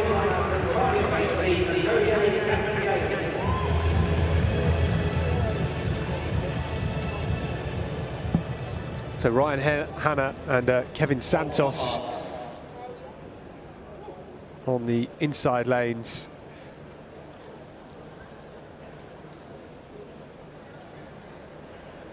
Zach Shaw in 5, Tom Young in 6, and James Ledger in lane 7.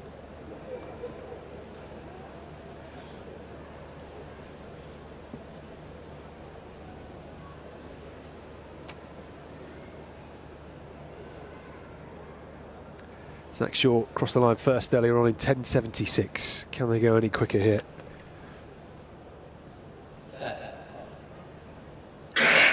It's that great start by Kevin Santos, as you'd expect. He is away at the minute and pulling away from the rest. Zach Shaw trying to chase him down. Tom Youngs is still in the mix, but it's Kevin Santos. Look at him go. 10.77 the wind, plus 1.3 meters per second. He didn't run earlier on in the heat. An incredible run, 10.77. It's just 100th off the time that Zach Shaw ran this morning, but the wind less strong this evening. 10.77, just off his personal best. 10.76 is the official time. Incredible run. I mean, he's lightning quick, isn't he, Danny? That frequency is electric.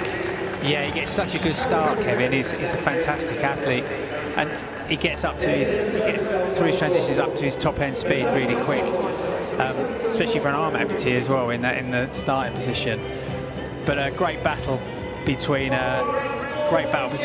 Thomas Young and Zach Shaw coming down the straight. But obviously, it's all been changed now because of the systems with the RAS system with the times.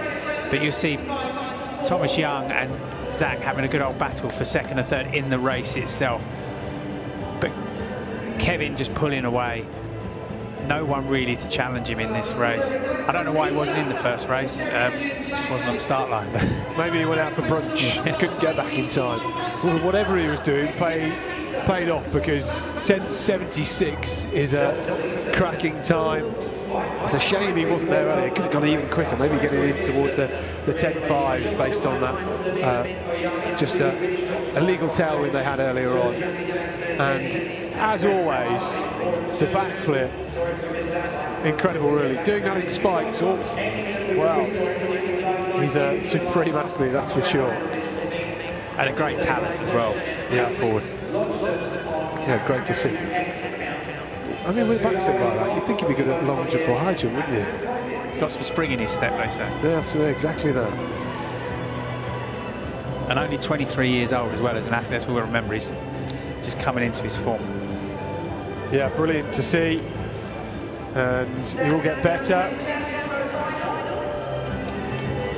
So, next up on the track, it's the semi-finals of the men's 100 metres. We're seeing some of the big names head down to the track now.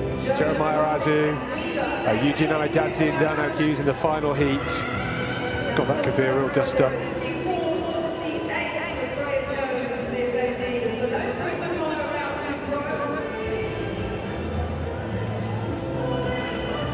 Yes, there is the start list for the first semi-final of 3 in the men's 100 metres. And Jeremiah Azu, last year's world indoor champion over 60 metres, goes in lane 4. It's a pretty tasty semi, this one. Adi Adewale, 10.40 this year, but he's a 10.05 man at his best. Look out too for Romel Glaive, the Croydon Harrier, 10.07 recently. His lifetime best 10 seconds, and he ran a just windy 9.9 last week in Stratford. Javelin competition still underway. This is Harriet Court, the Thames Valley Harriet, only 18 years of age, has thrown over 52 metres this season.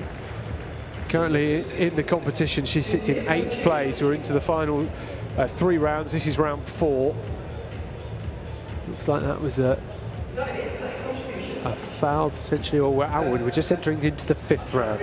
So she's the first thrower of the 5th round. Eagerly looking, 50 metres, 89. She's quite happy with that. That's a bit more like it. And Court has gone up from 8th place into a bronze medal position. That's what's so good with these field events. Just one moment of magic can make all the difference.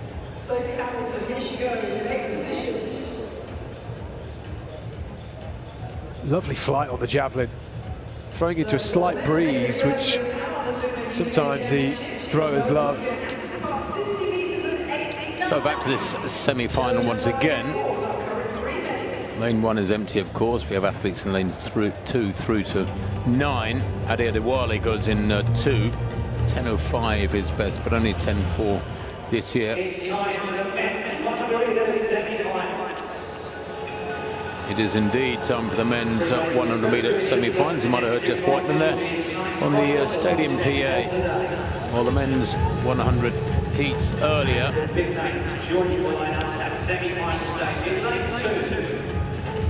There is Adewale. He's much better than 10.48 as Adewale. Can he produce it here now? As lane 2, which is not ideal. It's always nice to be in the thick of the action. Skinner-Kakady, Isaac Skinner-Kakady, 10:52, his lifetime best. There he is, Jeremiah Azu, winner of the World Indoors last year in Nanjing. He took in Apeldoorn, the Netherlands. He won the European Indoor title as well last year. 4th at the World Indoors in Torun back in March, so he's in fine form indeed. He won a Stockholm 100 metres 10 days ago in 10:07. There is Harding, he goes in lane 5. Joseph Harding from Basel AC. No time for him this year on our start list anyway. Jody Smith goes in 6th, the Thames Valley Harrier, 10:31, his lifetime best this year. Jody Smith, he produced a 10:31, that personal best in his heat earlier on. Rommel Glave, great athlete, 3rd in European Championships back in 2024 in Rome. As I said, a windy 9.90 just last weekend, just over 2 metres per second. That was in Stratford. Gordon, Samuel Gordon goes in lane 8, the Cardiff AC athlete, 10:35 this year, close to his lifetime best of 10:24.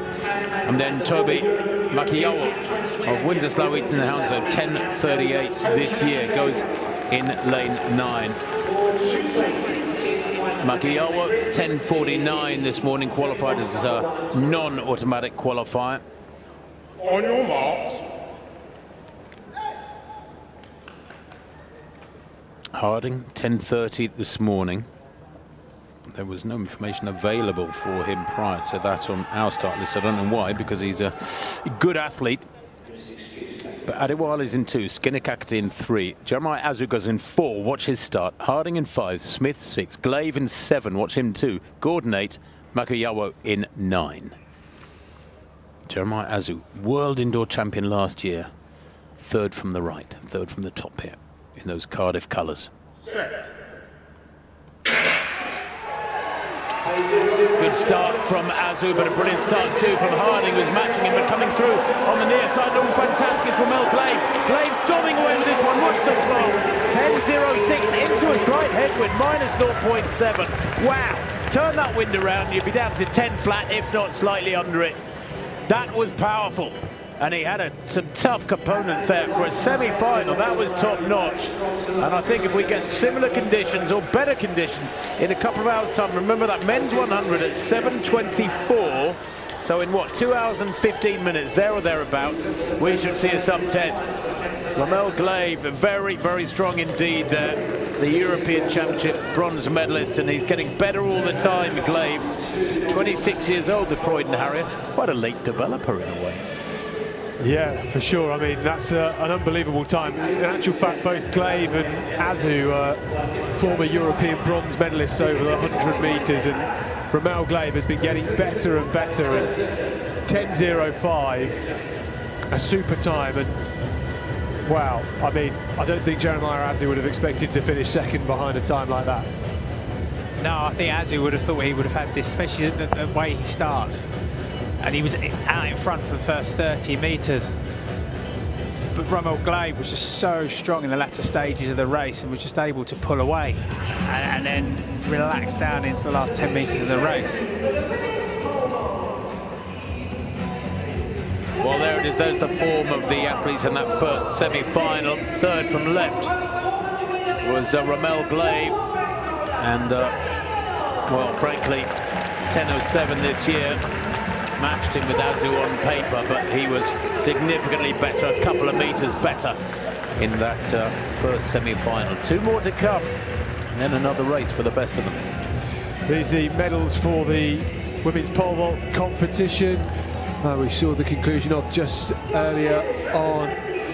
The bronze medal going to Tilly Hooper, who vaulted 4.30. She had a brilliant scorecard up until 4.40. She was clear over 4.30 at the first time of asking. Big smiles from her. Jade Ive there, getting the silver. She's used to getting medals at these UK championships. And Gemma Tutton just missing out on a personal best. Getting closer and closer to that 4.60 marker.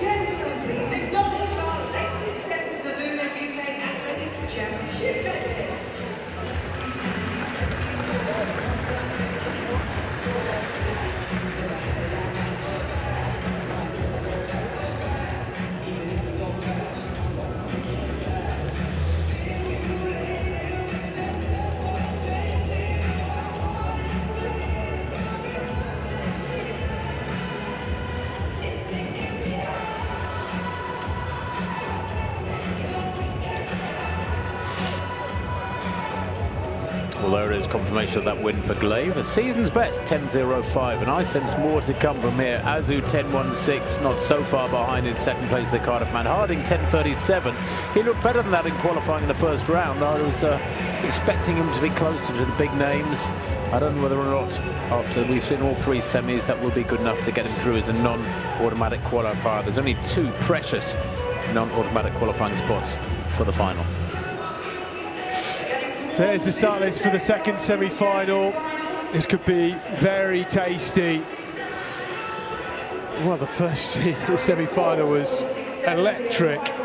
This one, I think you'd have to say perhaps the easier of the 3 on paper. The final he has Zana Hughes and Eugene Amadadze in that semi-final. Well, bit of blue sky just coming out, bit of sunshine down on the south stand here. It is time for the men's long jump final. Here is your talented lineup. Well, talk about talented. This decathlete has scored over 8,000 points. The brilliant Sammy Ball. Next up, he's a world para finalist. It's Barney Corral. Next, we welcome a former UK indoor champion, the brilliant Samuel Kogali. Just 17 years of age, the English under-20 indoor champion, Daniel Emagabor. Next up from Corby, it's the British Universities champion, Sammy Locke. Next, we welcome a former under-20 indoor champion, Regan Corrin. Talk about talent, a double European champion, the brilliant para-athlete, Zach Skinner. Next up, an athlete who's got a personal best this year, Abraham Sharif. Next, we welcome the indoor silver medalist, Jack Roach. From Edinburgh, we welcome the Scottish champion, Stephen Mackenzie. And last up, it's a European under-23 finalist, Archie Yeo. That's your lineup for the men's long jump.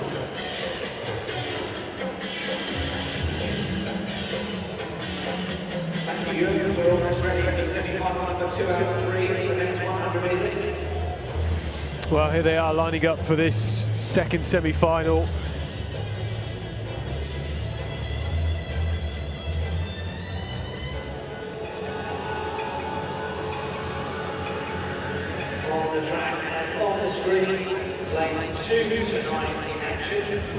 Well, we've just seen his big brother, Alex Azu, Cardiff athlete, Welsh champion over this distance 2 years ago.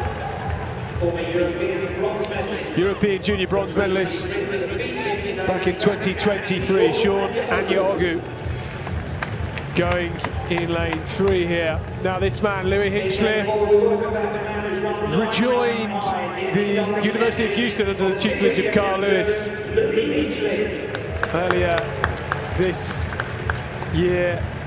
Good to see him back, the NCAA champion in 2024. Elliot Jones, 28 years of age, the Liverpool Pembroke athlete. 10.04 his personal best, 5th at these UK championships last year. He's ready to roll.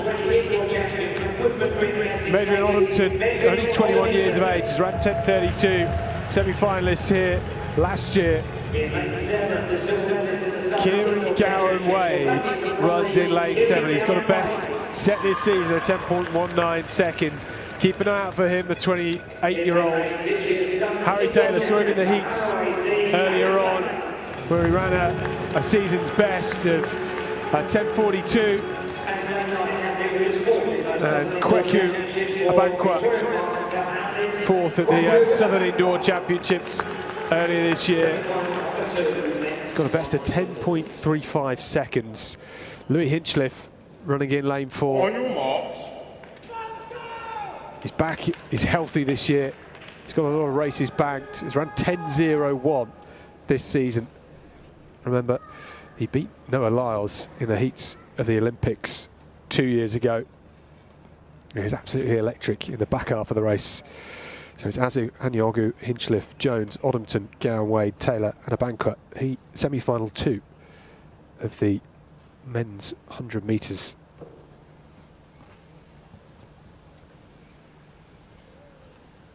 set. Cleanly away, Hinchcliffe gets up very well, so does Elliot Jones. Look at those two go, shoulder to shoulder. Elliot Jones maybe just has an edge. Here comes Louis Hinchcliffe, looking to the right, pulling away, 10.17, the win plus 0.3 metres per second. He is so hard to beat in the second half of a race. He just motors away and eases through the gears. He looks focused, doesn't he?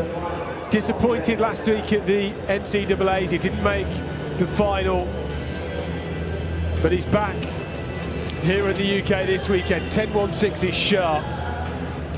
Could have his work cut out come the final. It will be a close race for sure. Louis Hinchcliffe, winner of semi-final 2. Elliot Jones looked very good against that second automatic qualifying spot. Jones gets such a cracking start in this second semi-final, and it takes Hinchcliffe a good portion of the race to actually get back in front and dominate it. You see Jones there just to Hinchcliffe's left-hand side. He starts pulling away from him now. He really gets into his running. And it's only now that Hinchcliffe starts to just edge in front and dominate the race a bit. You can see he's already know he's in control. He can sense it, and he can just start to shut down. I don't think that was everything he had. I think he did ease down into that finish line. I mean, it was a good start for Louis Hinchcliffe. I think I saw a few videos of him running in the collegiate system indoors this year, and his start was much improved. Well, the javelin competition.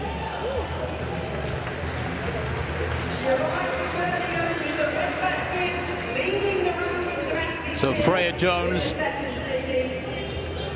has dominated this one. Her fifth round throw, 57.77, the best so far. She's just taken a sixth round effort. That gives her over a 5-metre lead from Lauren Farley, who takes the silver medal. Harriet Wheeler of West Cheshire AC, the bronze, 58.12. Wow. From Freya Jones, the Harrow AC athlete, she goes yet further then with that sixth and final round throw. And I always am impressed when athletes can they've got the win in the bag, but they can go yet better come the sixth and final round. Sometimes athletes respond one of two ways. They will either be very, very relaxed and throw and jump superbly, or else they'll fold because there's no pressure and no need. Another look at that second semi-final. Louis Hinchcliffe, when he starts going, he is so good. Obviously, we know what he's been up to in the last couple of years. I think everybody was surprised to see him running so quickly to win the NCAA title a couple of years ago. He's a Sheffield lad, based in Houston once again this year. Great to see him. I mean, he could be somebody that could contest for a medal at the European Championships this summer. Remember, he won the UK title in this event 2 years ago. There's that official result. The wind coming up as 0.9. I'm sure it said 0.3 initially on the screen. I read that out, didn't I? I'm not going mad. Louis Hinchcliffe 10.16, Elliot Jones 10.21, and Kieran Gowanway 10.34. Don't think 10.34 is going to be quick enough to find his way through. There is the lineup for the third and final semi, and what a semi it is. Look at that. Daniel Afire goes in lane 2, Hammond in 3. Nick Walsh in 4, but Zarnell Hughes, the British record holder, goes in lane 5. Ahmed Dadzi, equally competent, a 9.87 performer, goes beside him in lane 6. This is quite a clash. Charlie Williams goes in 7, Neelan Richards in 8, and Oni Lockbook in lane 9. There is Daniel Afire, 10.46. His season's best. Darby Hammond of Cardiff AC, 10.45 performance. He has run 10.2 in the past. And then Nick Walsh, Selhurst Manchester, 10.09 this year already. 10.06 his lifetime best. Could cause a bit of an upset here. And Zarnell Hughes, there he is, goes in lane 5. His UK record 9.83 set in New York 2023. He's double European champion in 2018, double European champion in 2022, and in 2022 he also took a European silver in the 100. Ahmed Dadzi, we saw just then, Woodford Green Essex ladies athlete, goes in lane 6. In 7, is Jade Williams. Nealon Richards, Corey Nealon Richards goes in 8, and in lane 9, Michael Onilogbo of Newham Essex Beagles, a 10.3 performer this season. But has run 10.29. Lane 7 is empty, so Jade Williams is absent. On your marks. So just 7 men out there.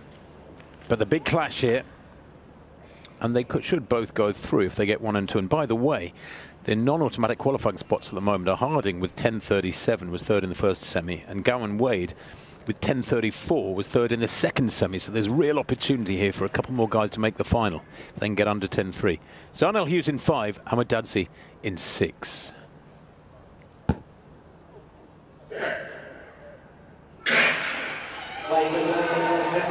Well, not a great start from Zarnel Hughes. He always plays catch-up. That's his weak point. Here he comes, though.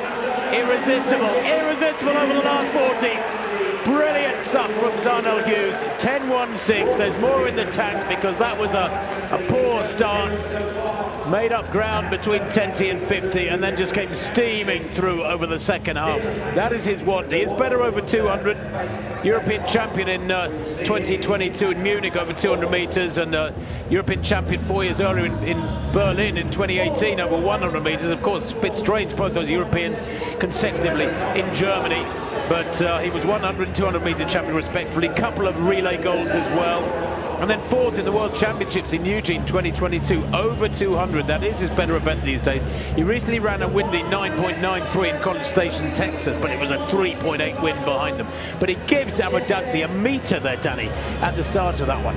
Well, Amadadzi put some real pressure on Hughes from the start. But it's only at this point in the race when Hughes really comes into his own, and that long stride that he has, that powerful stride that just enables him to edge forward. But he's going to need more than that in the final. He knows that. Well, he wins it in 10.14, in fact, into a minus 0.1 wind. If he'd had a metre or two of wind behind him, he'd have run quite a lot quicker. Amadadzi 10.22. And Nick Walsh does indeed become one of the non-automatic qualifiers. He locked Harding, I'm afraid, out of the top 8 to take that 3rd place in that one, 10.28, and take a spot in the final. The Sale Harriers Manchester athlete. It's quite funny as you're looking at this head-on shot. I saw it when it was live, but as Zarnel Hughes started to go past Eugene Amadadzi started to smile. I think because he knew that it was going to happen and it was an eventuality. Eugene Amadadzi, who ran 9.87 last year down in Lee Valley, a legal time, incredible. Not quite in that sort of form this year, so might have his work cut out come the final. Well, the wind, a very marginal headwind. Zarnel Hughes, Amadadzi and Walsh all go through to the final, of course. That final, mark your card once more, because I know some of you would have forgotten.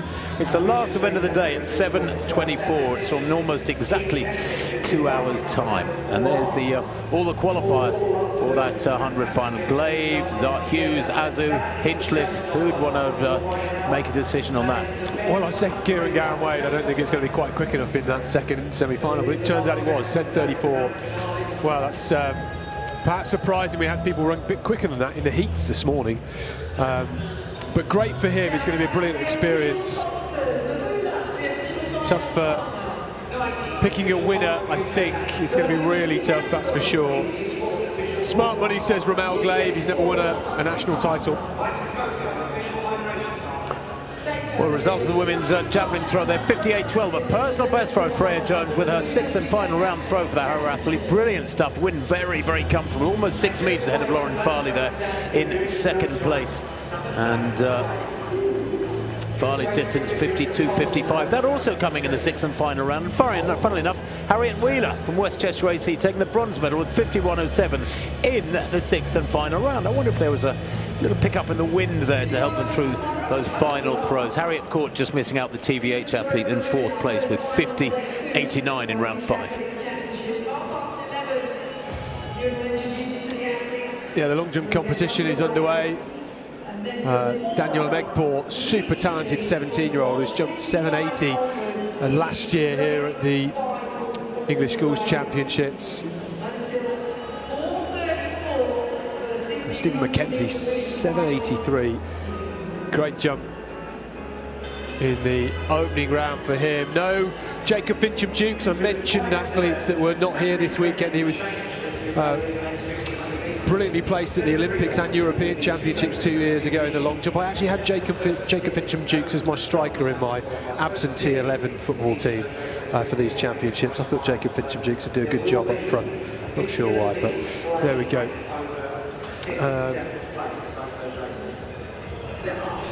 Archie Yeo,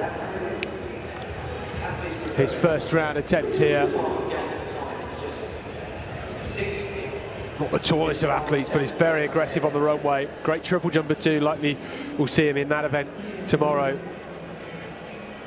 Yeah, shame about Jacob Fincham-Dukes, picked up an injury to his adductor last year at the UK Indoor Championships. He actually picked up that injury in the opening couple of rounds, but his opening round attempt was good enough to win it, but he'd actually gone off to hospital to get a scan, so couldn't collect his medal on the podium, which was a real shame for him, and he's struggled a bit since.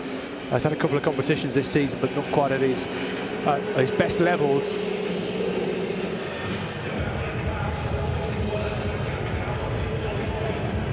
There's a lineup for our women's 100-metre hurdles final.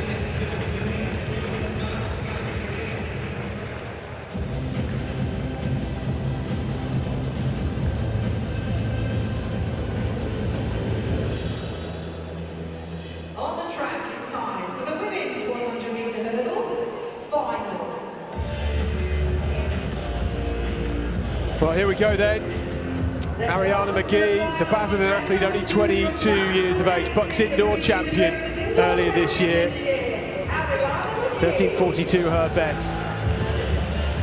Etienne Morn, the Harrow athlete, goes in lane 3 here. Southern champion this year, 13.24 seconds her best, under 21 years of age. Marcia Say,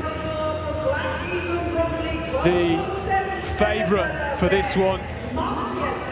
NCAA bronze medalist last year. Emma Nwafo has gone under 12.9 seconds at her best. She is a super talent.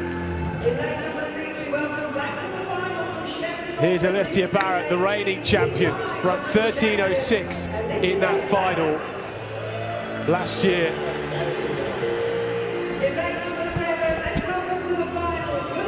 Jane O'Dowda, Olympic 10th placer in the heptathlon 2 years ago, ran very well in the heats to qualify for this. Lucy J. Matthews made the final last year, was in the running for a gold at one point, and Danielle Hales finished 5th in last year's final. Midland champion a couple of years ago. Well, last year's final we had 9 athletes on the start line, 4 of them DNF. Marcia Say, Lucy Jane Matthews, Etienne Morn and Emma Nwafo. It was a chaotic race which was brilliantly won by Alicia Barrett. We had some fantastic times in the heats of this event earlier on. Marcia Say is the athlete to beat.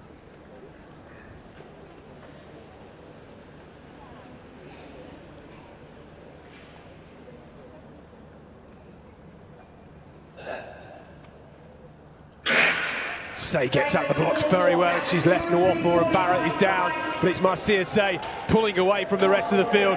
This is super smooth. This is so strong and powerful. Nwafo's in second. It's Say that becomes the UK champion. 12.66 seconds. That is an astonishing time. Emma Nwafo was well down in second place. Barrett, I think, held on for third place. The wind plus 1.5 meters per second. It's unofficially been given as 12.65 seconds. It's a new personal best. A superb time. Unofficially a championship record. Bettering the mark set by Tiff Porter on this track back in 2013. A remarkable time, a remarkable run, and after last year's disappointment, it was flawless execution in 2026 for Marcia Say. Wow, what a run. You said, Scott, she would be the one to beat, and she certainly was. From the second that gun went, she was off out the blocks, and Emma Novuna couldn't get anywhere near her throughout that race. And at no point did she ever look like she was under pressure either. Her technique was flawless all the way through. Yeah, remarkable. I mean, she ran 12.92 in the heats. Novuna ran 12.94. We thought it might be close. We didn't expect Marcia Say to blow the rest of the field away. Her personal best coming into this was 12.77. She has shattered that, a championship record that stood for 13 years. And as I say, last year's race was chaotic. It was disappointing for many. But this year, flawless across the board. Alicia Barrett, the reigning champion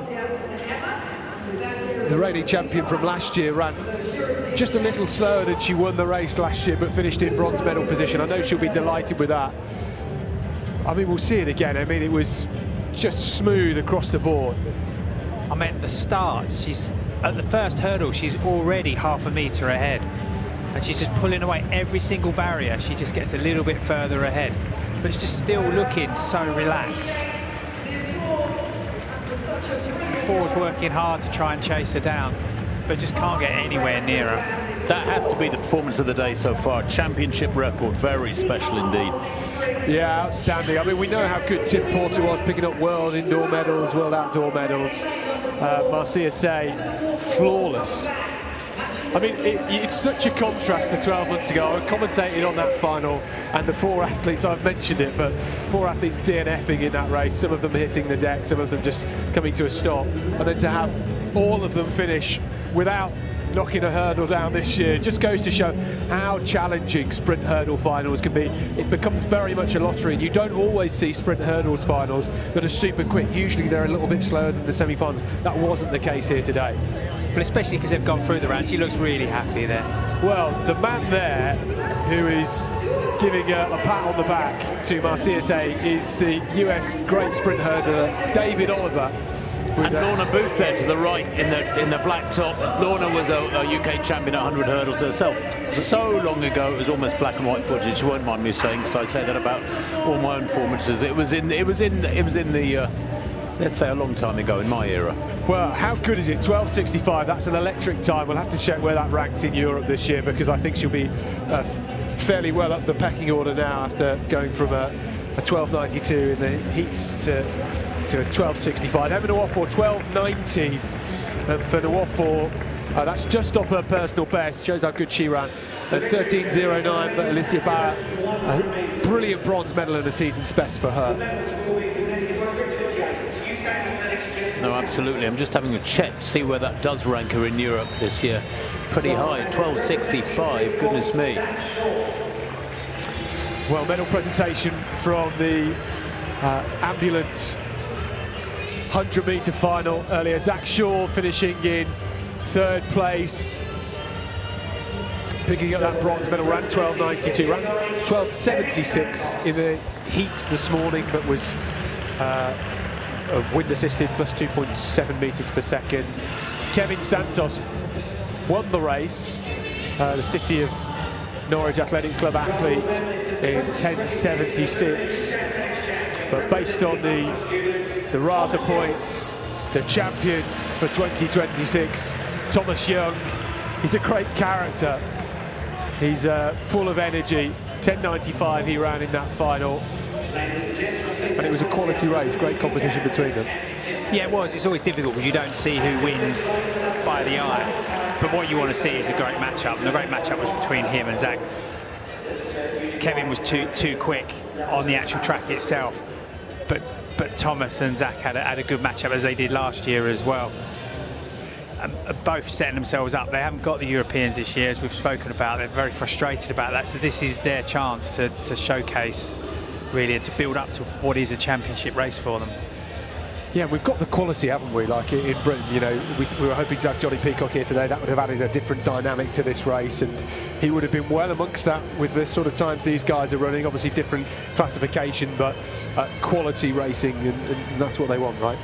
Yeah, what you want to see is you want to see the depth that builds up behind these athletes, so you can have more specific categories racing against each other, in the championships. Well, the 1500 metre heats are about to get underway. We've got 2 heats, and Tim, these are often controversial because with so many athletes that don't necessarily take it out as hard as we'd expect, but the qualifications as you would want. It is, yeah. First 6 go through by right, and no automatic qualifiers. There is so much quality in the UK in the middle distance running, 800 and 1500, men and women, and the men's 1500 is just packed with talent. There's 1 or 2 non-appearances here. They were the most prominent, probably former world champion Josh Kerr at 1500 metres. Josh deciding to carry on focusing upon the bigger targets later in the summer, but this is still a brace of packed, what are effectively a semi-finals in the men's 1500 metres. In this one, you've got Cameron Boyack, who's a 3:34 performer. Neil Gurley, 3:30 performer. Neil Gurley, the Scot. Tom Keane has run 3:34. Adam Fogas, a 3:34 performer, 3:49 miler. Jake Hayward coming back into good form, 3:34 this year. He's a 3:31 performer at his best, the Cardiff AC athlete. So away they go. Now, who's going to take this one out? Remember, 60 seconds per lap would give you 3:45 over 3 3/4 laps. Once you get down into the mid-330s, 3:35, say 10 seconds quicker, and then therefore obviously around 57.5, 58 seconds per lap, then you're getting into quite tasty territory. But it doesn't look like this is going to be one of those, because they've gone off very slowly indeed, and they're taking nice and steadily here. And through this first 200 metres, it's Shaw who leads at the moment, and they're taking it very slowly. Tommy Shaw from City of York AC is a 3:41 performer. They go through here in about 45.9, something like that. The clock didn't stop as they went through 300 actually, but they're bunching, and I always get a bit nervous here because this is quite a big field, 15 athletes, and it's about 4 across and about 6 or 7 from front to back. And I worry about people going down on that first lap very slow.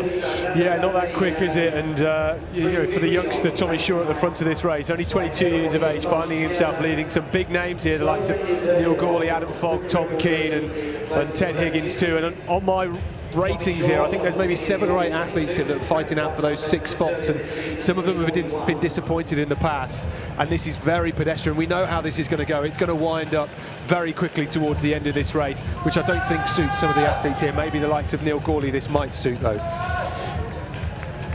Well, Adam Fogg on the outside there in the red vest in about 5th place at the moment. Is well positioned. You don't want to be in the curve or badly caught in the pack there.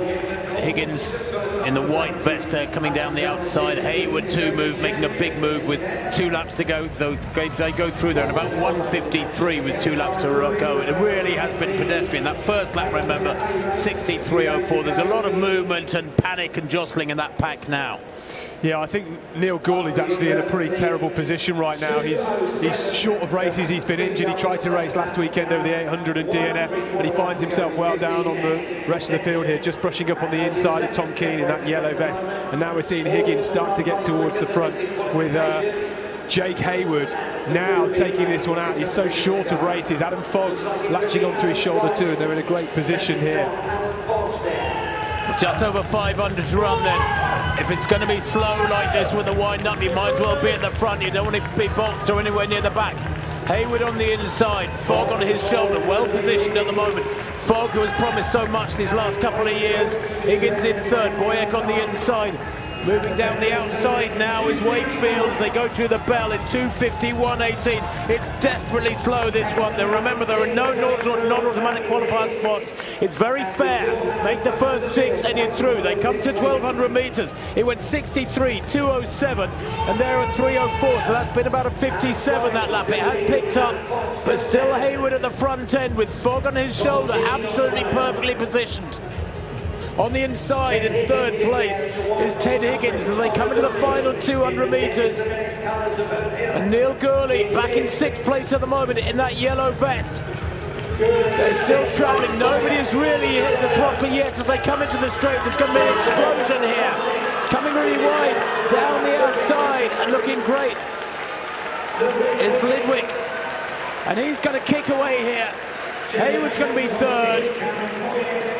Gurley Molly gets 6th. Big names coming through there. Fogg missing out, I think finishing in 7th or 8th place there. This missing out down the home straight yet again for Adam Fogg. It goes wrong when it really matters in a major championship. He'll be absolutely gutted with that. Dear, oh dear. But it is typical, and I said it earlier, if you make it really slow, then you've got to be prepared to accept the consequences. It was Arlo Ludwig from Ernil Harris who took it 3:44.98. And when I mentioned that 60 seconds per lap is 3:45, it was pretty much 3:45 on the nose, that finishing time. Ted Higgins from Tunbridge AC, 3:45, gets 2nd. Tom Keane 3rd. Well, he was amongst the favourites. Tom Keane is a great athlete, is the Cambridge and Coleridge AC athlete. Jake Hayward goes through in 4th place. Cardiff AC athlete, ran a smart race, was always near the front. Cameron Boy at 5th, and Neil Gourley 6th place, despite, as you said, various problems in his preparation. And Adam Fogg in 7th place and doesn't make the final. Well, Neil Gourley, I have to say, I mean, outstanding run from him. He's come into this race, I mean, not done a 1500, not having completed a race this season, only just getting back to competition this weekend, and somehow managing to find his way through the traffic in a very bunched up position with 500 to go and coming in 6th place.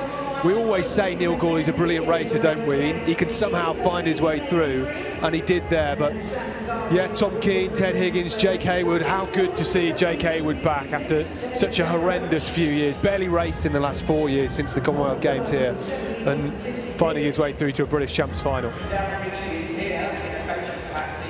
Well, nothing in sport is much fun if it's predictable. I love unpredictability, and that's exactly what that was. Danny, what's your take on that one? It was, you know, kind of, if you're going to let us race be pedestrian, as that one was for fellas of this calibre, you have to accept the consequences if you don't get your tactics right.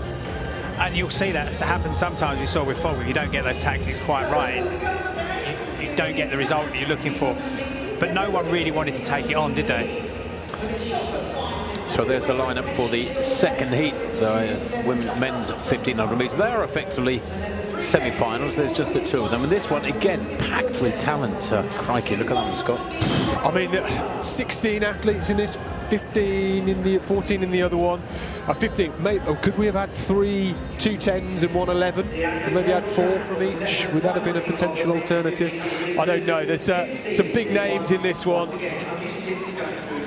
Again, perhaps the favourite name on here would have to be Elliot Giles. Archie Davis is in brilliant form. Elliot Giles, coincidentally, is the only athlete who has got the standard for the European Championships this summer. Remember, we're still waiting to hear about selections for the England Commonwealth Games team. I'd expect Elliot Giles to be in it. 3 3/4 laps then, this 2nd heat of the men's 1500 metres. Kane Elliott, Max Wharton, James Alexander, Will Strictly, Romile Ingram, Tyler Billiard, David Holman, James McMurray, keep an eye out for him. Callum Elson too, Elliot Giles I mentioned, Andrew McGill, George Cootie, Henry McCluckey is in great form, Ryan Martin, Dan Galloway and Archie Davis. And we're seeing here already George Cootie, the young 21-year-old from Harrogate, has run 3:37 this year, getting himself to the front of this race and just trying to control it. Elliot Giles has had a bit of time on the circuit this season, hasn't ran quite as quick over the 800 as he might have expected or wanted to, and is putting himself in a good position. You perhaps say, Tim, this is maybe the easier of the 2 heats, although there are still a lot of athletes there that are capable. Callum Elson, who's been trying to return to form after a horrendous Achilles injury a couple of years ago at the World Indoor Championships. He's run 3:35 at his best, and he's put himself in the mix, getting to the front of the race. So is James McMurray, the 31-year-old from St Albans. He's run 3:34.90 this year. See him in the middle of the pack with number 8 on his leg as Archie Davis in the white of Brighton Phoenix just goes past him. Yeah, this is the softer of the 2. I mean, you look down the list and you say, well, who's really world class in this race? And it's Elliot Giles. You know, he's one of the fastest men in history over 800 metres indoors. And Elliot, generally a good racer. I still think his sweet spot would probably be 1,000 metres. He's never really fulfilled what many believe is his potential at 1,500 metres. He's a great 800-metre runner, but tactically not tactically, but he just seems to run out of strength in the major 1,500-metre finals that I've seen him run. but he's well positioned here. They went through 400, by the way, in 61.29. So again, very, very slow this one, and it's reflected by the fact that it's 4 or 5 across as they go through with 2 laps to run. Yeah, I was just thinking 150 metres ago, Archie Davis was in a difficult position. He was sort of lingering in lane 2 around the back, but he's now shot to the front, and you can see they've all just started to go along with his pace here. McCluskey in the yellow vest of the Isle of Wight. I said he's in good form. He's run 3:34.17 at his best. He's right in the position he would expect to be. And James McMurray now in the blue on the outside. They're all jostling, and Elliot Giles at the minute. He's a strong man. If you remember the final against Neil Gawley last year, he gave him a bit of a shove as he went past. And right now, Giles is just holding that inside line perfectly. Well, that was painfully slow, that second lap. It was over 64 seconds. They went through in 2:05.9. Giles in control. When you know he's run 1:43 indoors for 800, why would you let him lead? He can control things from here over the last 500 metres. Giles should be, in theory, almost unbeatable, but the first semi-final, first heat served up unexpected things, so let's see what happens here. Here comes the bell. Well, the bell is Elliot Giles from McCluskey. James McMurray's just there in the blue. In third place, and Archie Davis somehow, after leading 400 metres ago, finds himself in the middle of the pack. Callum Elson is on the inside curve. We'll try and hug that inside curve like Cole Hocker did in that Olympic final 2 years ago. Hope for a gap. And there goes Callum Elson trying to find that gap. It's not quite there. Giles still in front, dominating this race at the front. As you would expect, McCluskey with a bit of a burst down the back straight and trying to push Giles on the outside. Giles making him run wide right now. As the others are all there, they're still bunched up. This is a cagey race. Billiard is potentially still in the mix. Here comes Davis down the outside. He's in such good form. Bursting down the outside is Archie Davis. Elliot Giles trying to hold on in front. If he can do this, that would be great. And it is Billiard on the outside. And who's coming through in the white vest? Oh, Davis. Giles diving across the line. Wow. This is the risk when it's slow. 3:45.51. It's James Alexander, the 18-year-old from Garscombe Harriers, who's got a best of 3:41.87, coming through, muscling his way through in that final 30 metres to get across the line, and I think he's made it in second place. Yes, it's Tyler Billiard who shot round the outside, 3:45.50. Alexander in second, 3:45.57, and Callum Elson, 3:45.58. I said he was going to hug the curve in that final 300, and it worked out for him in the end. It did, yes. That final 300, a click over 39 seconds, about 52-second pace. And if we look at the final 400, we'll figure that out for you very shortly. But Giles, who I thought was completely in control, but you've got so many fellas here coming off that bend with a target and driving hard, and you can see Davis on the outside there in the white vest. McCluskey going backwards in the yellow bodies, trying to get past him. Elliot Giles protected his ground there on the inside, so nobody could come through inside him. He's keeping athletes at bay there. And he dives at the line. Didn't really need to, because those 6 are away. There's about a 2 or 3 metre gap behind them. Yeah, I think Giles got bumped about 4 times in that final 100 metres, and he looked like he was almost losing his rhythm here at this point. And that's what sort of happens when everybody's behind you. It was a brilliant run from him. I think he controlled the race as he should. Cootie looking really frustrated there on the inside in the red to the right of pictures. He can't get past Elliot Giles. There isn't quite room to get through. Look at that, he's being held back. But he does get through in 6th place. Elliot just holds his ground, didn't do anything wrong there. Billiard gets the clean run down the outside. Again, a lottery, because it became a bust-up over the last 300. Billiard had to go out into lane 4 to win that race, but the one thing he had in his favour, he was out of all the trouble, because some of these athletes are not used to running in packs this big. And some of the athletes who have raced on Diamond Leagues, things like that, use championship racing. Yeah, you're absolutely right, Danny. That's a really good point. It's so different to having pacemakers in BMC races even, or Diamond Leagues, or other continental commercial meetings. That is where you have to run with your head screwed on really tight. This is the medal presentation for the women's javelin competition. Harriet Wheeler there getting her bronze medal. 51.07 in the 6th round for her. Well, she went from outside the medals into the medals with her final throw. Denise Lewis there presenting the medal to Lauren Farley. 52 metres, 25 centimetres for Lauren Farley, the Blackheath and Bromley athlete. Her best throw coming in the final round. although she would have still got the silver medal without it. And Freya Jones, the Harrow AC athlete, delighted she was with that 58 metres 12 in the final round. The gold medal for her. Brilliant to see.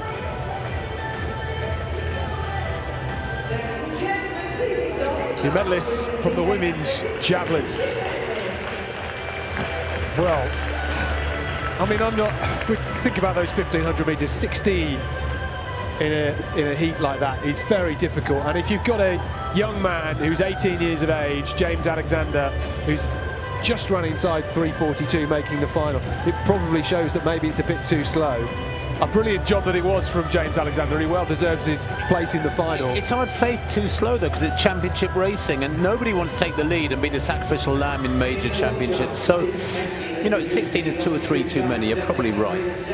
Although we've had plenty of 800s in the Diamond League circuit with 13 starters in the last few weeks. Well, no wonder Gemma Reekie got concussion the other week in a race that had 13 in an 800. Oh, was she concussed? I didn't know that. Yes, that was Rome, wasn't it? She fell? No, I forget. It was I think maybe Marseille or somewhere like that. But Freya, I'd love to say job done, but it's not quite done. 58.12, still a little bit shy of that qualification mark, but you've got, what, 5 weeks to do it? Yeah, 5 weeks, 5 comps, just inching closer to that qualification mark for the European, so we'll see what I can do. So you're obviously in shape to do it. What happens now? Do you still train hard or just tick over?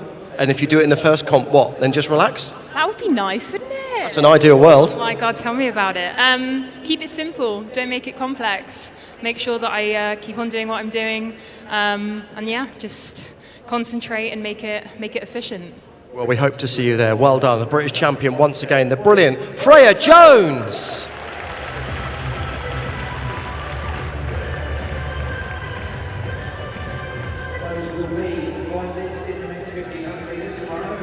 Confirmation of that result for the men's 1500 metres first heat. Ludwig, Higgins, Keane, Hayward, Boyack and Gurley go through. Adam Fogg just missing out there in 7th place. But the times were slow in both those 1500s.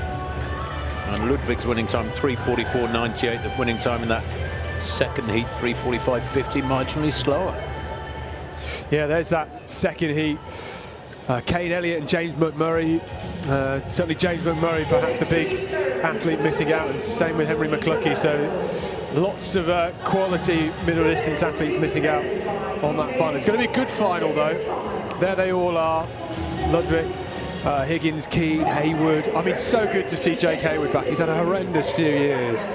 You know, I'm sure he questioned at times whether he didn't make it back, but he is there. And Neil Gawley against Elliot Giles. Do you remember Tim this time last year? Gawley I mean, obviously Jake Whiteman's in the 800 here. Josh Kerr not here at all. You know, it'd be lovely if they all lined up, because it would be like a Diamond League race. That's the quality we've got in the UK. Absolutely.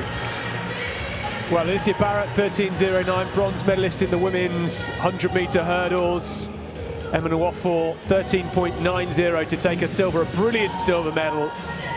A champion in a championship record of 12.65 seconds, breaking the 13-year-old championship record. Marcia Say, a brilliant gold medal, well deserved. What a flawless race she had. Look forward to seeing her at the European Championships.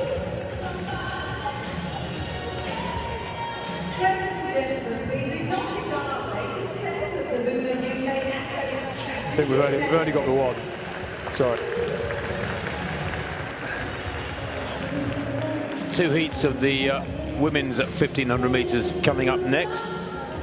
And again, a chance to a bit of a shop window really for UK middle distance talent. We're going through a bit of a rich period, Danny, aren't we, in middle distance running in the UK? And can you put your finger on why that is? I think we've got some big names, we've got some big stars. We've got some big names and some big stars, which obviously is bringing a lot of other athletes through.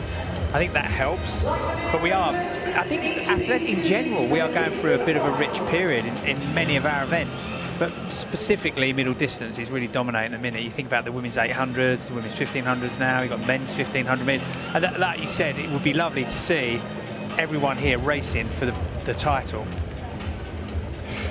Yeah, this could be one of the races of the weekend too. The women's 1500 metres, 2 heats, 13, a much more respectable 13 On your going in mark. this first heat. And I'll take you through the names. Laura Muir was the athlete on the inside. Danielle Rollinson, Nancy Bowley, Annie Mann, Jasmine Wood, Abigail Hancock, Millie Dickinson, Tia Wilson, Holly Dixon, who's been in great form, Kira Brady-Jones, Katie Snowden showed her best last weekend. Annabelle Hopday and Sarah Calvert, last year's surprise champion, back again, and Calvert is there in about 3rd place in that yellow vest with the green stripe at the minute. And Jasmine Wood, the Durham City Harrier, has got a best of 4 minutes 15, has got to the front early on here. Laura Muir doing what Laura Muir often does, sitting at the back, being patient. First 6 to go through. Laura Muir shouldn't really have any problems, either should Katie Snowden. It's often, we've seen it at UK Championships in times gone by, Laura Muir will just sit at the back, the other athletes will sweat it out for a couple of laps, and when she gets to the front she blasts away and takes it home. And Katie Snowden and Sarah Calvert for now doing a great job of just sitting in 2nd and 3rd place, exactly where you'd expect them to be. Holly Dixon is there in about 5th right now as they come through the first 400 metres. It's about 69.3 seconds, so not super quick at all. No, it's slow. It's about 4:07, 4:08 pace, but yeah, I like Katie Snowden. She's a really smart racer. Laura Muir, as you said, doing what she always does. She's gradually rounding back into something like her best form under the guidance of Steve Cram, who's been working with her very closely now for a year or so. And he said getting her back to full form after best form after injury problems has been a real challenge, but she's gradually getting there. And must be running with confidence to be sitting right at the back like this. I think she knew it was going to be very slow, so that's okay. Yeah, I think so. Katie Snowden, who's ran this year just outside 4 minutes, starting to find the sort of form which saw her run 3:56 a couple of years ago in the World Championship final, which was electric. Laura Muir now going from the back of the pack up into about 5th place, just sitting on the inside of lane 2. Sarah Calvert last year, I mean, what a surprise. She is the reigning champion. We should not write her off because she was brilliant last year. Ran a 4:04.33, couldn't quite chase down that qualifying standard for those World Championships in the final couple of weeks. And it's the 3 athletes you'd expect to be near the front: Katie Snowden, Sarah Calvert and Laura Muir. There are others behind them too, but Tia Wilson, who has ran 4:06, is just there in about 5th place in the light blue on the outside at the moment.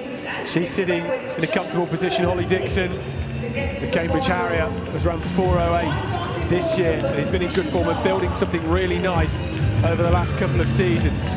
There's the pace now just starting to edge up a little bit. You can sense it, can't you? They can feel it, the stride length just stretching out. Holly Dixon senses that and decides to get behind Laura Muir, and actually Holly Dixon now going past her and getting to the front at the bell.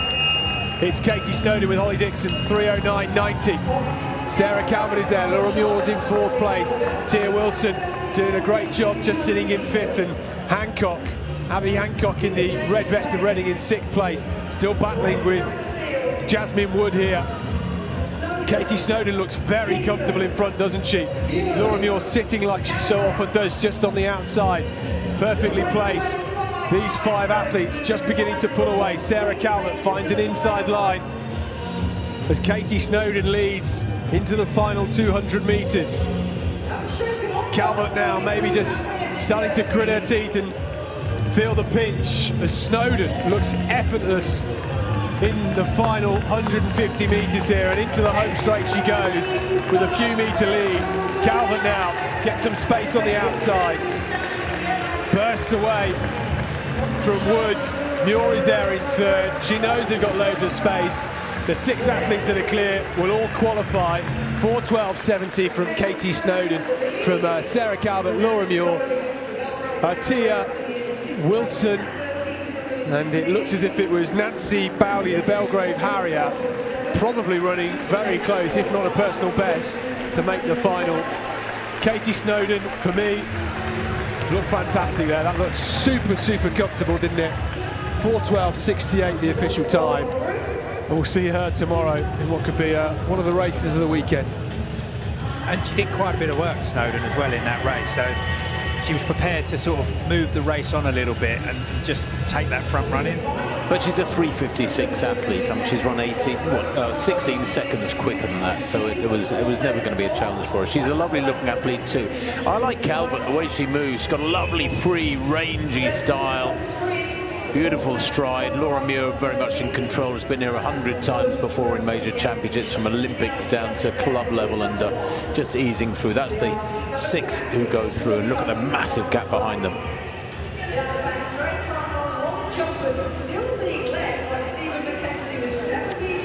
Still one more heat to come in this. Remember, all the top 6 qualifying. Tia Wilson, Holly Dixon and Nancy Bowley. And Nancy Bowley, a 2-second personal best, the Belgrave Harrier, to make that final. Not often you see it in these UK championships where athletes are running personal bests in the heats, but brilliant to see that happen for her.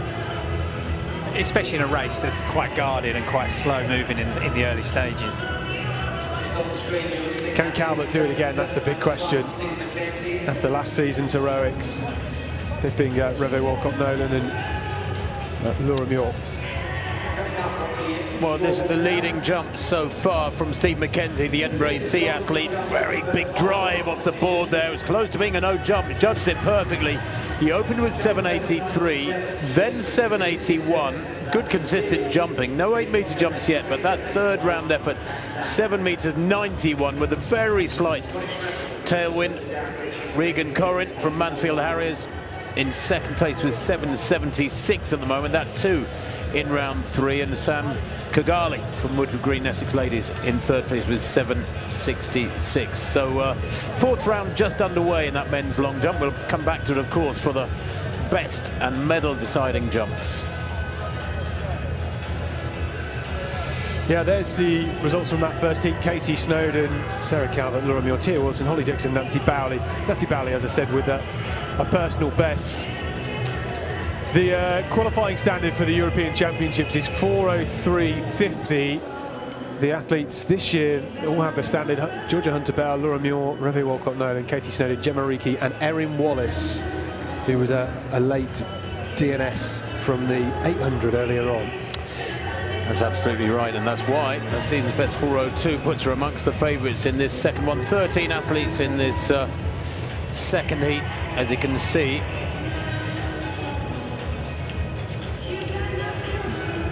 Meagre crowd here today, of course. It'll be bigger tomorrow when it's finals all the way. And it is a source of, for me personally, considerable disappointment that so many big names have stayed away from these championships this weekend. I think they should ideally be required to make an appearance, with very, very few exceptions. But let's have a look at this lineup. Erin Wallace goes on the inside, and the outside is Poppy Elton in that yellow of Worcester AC. She's a 4:20 athlete, Poppy Elton. She'll be hoping this one is a slow, languid affair. Amongst the favourites, well, Molly Hudson from Derby AC is a 4:07 performer. She's, fourth from the left there, as you see these athletes nervously waiting on the lines. Always great to get the race underway. Very nervous, these moments before the gun. Away they go then. First 6 go through by right to tomorrow's final. No non-automatic qualifiers. And we shall see who joins the 6 qualifiers from that first heat, who was Snowden, Calvert, Muir, Tia Wilson, Holly Dixon and Nancy Bowley. As Erin Wallace, who started on the inside, leads the first 200 metres. When you're on the inside, when they're standing there at the start line, you either have to start fast and get up near the front, or else you've got a really good chance of being boxed. So Wallace has chosen the former. Lloyd there in second place. Ava Lloyd, the Wigan and District AC athlete. She's a 4:07 athlete this year. Walcott-Nolan, of course, is probably the class act here. She's a 3:58 performer. Indeed, the only athlete in this field that's broken 4 minutes, Reve Walcott-Nolan. She's transformed from being a world-class 800-metre runner to being a brilliant 1,500-metre runner this last couple of years, the Luton AC athlete. And there she is, the tall figure with the dark hair in the yellow vest in 4th place at the moment. But this is very, very slow indeed, Scott. Yeah, it's not quick at all, is it? Erin Wallace We weren't sure which event she'd be competing in this week, and as I said, she was actually still entered this morning for both the 8 and the 15. She didn't do the 8, she's here in the 15. She has the European standard, so does Reve Walcott-Nolan.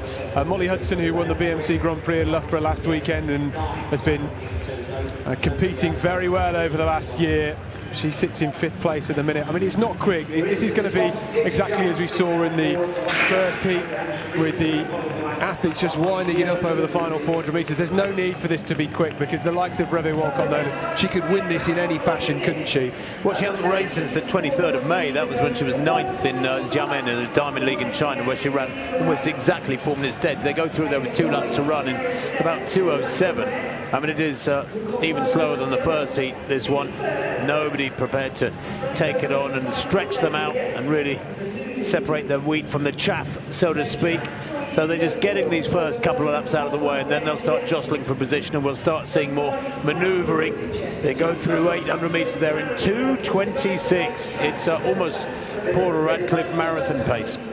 It is indeed. I think for these athletes, when it's this sort of pace, it's actually harder. When you run slower, it doesn't quite feel as fluid as when you're at full pace and you're really stretched out. And actually, it's probably tougher on the mind as well, because you're feeling like the race is going on forever. It feels a bit harder on the legs as you're running round, and you have to try and mind your space, because it is going to bunch up behind them. And actually, if you're feeling like everybody's there around you, it can become a little bit tricky, and you have to keep your wits about you. And I think Reve Walcott-Nolan is in that position now. Wallace still leading. Lloyd on her shoulder. Walcott-Nolan well positioned. Boxed on the inside at the moment is Finch, Gemma Finch. They come to the bell. 3:19.58. It is desperately slow. Nobody has yet made a move or attacked down the outside or taken the initiative. There's still every single runner there within a space of about 5 metres, but Wallace at the front might as well be there and start winding it up now. They go through 1,200 metres in 3:35.66. That lap was a 69. Down the back straight now, wearing 700 shorts, is Ava Lloyd in 2nd place. Walcott-Nolan, the tallest of the whole pack by some 2 or 3 inches, looking very comfortable with 200 metres to run. And still nobody has really hit top gear as Wallace leads into the last 150. Now Walcott-Nolan begins to wind it up. An attack from her around the outside using that 800 metre speed. Ansell too down the outside, and Hudson. But Wallace just holding that inside line in the yellow vest and still looking really strong. On her shoulder is Lloyd. Hudson there, and the rest of them coming through. And those 6, just as in the first heat, those 6 really clearly separated from the rest. Goodness me, if you'd said we need to seed this, you could hardly have done it better, could you? 6 athletes clearly much, much better over the final 150, 200 than the rest, and they go through okay. And who are those 6? Well, let me give you some of the names. Erin Wallace taking it, led from gun to tape pretty much, 4:21 the winning time. Ava Lloyd in 2nd for Whelan District AC. Molly Hudson taking 3rd there. Gemma Finch in 4th, the Basingstoke athlete, come through to get a spot in the final. Beth Ansell, they can reset now and prepare for those finals tomorrow. Beth Ansell of Edinburgh AC in 5th. And Walcott-Nolan, nice and relaxed, mature run from her in 6th place there, the Luton AC athlete, with 4:22, good enough to make it through. I mean, it wasn't super quick, was it? But 62-second last lap, about a 45.9 through the last 300. It wound up nicely, but yeah, for the likes of Reve Walcott-Nolan and Erin Wallace, I mean, it's comfortable, isn't it, to do that? And a lot more comfortable qualification in the women's 1500s than we saw in the men's, where it was a lot more congested.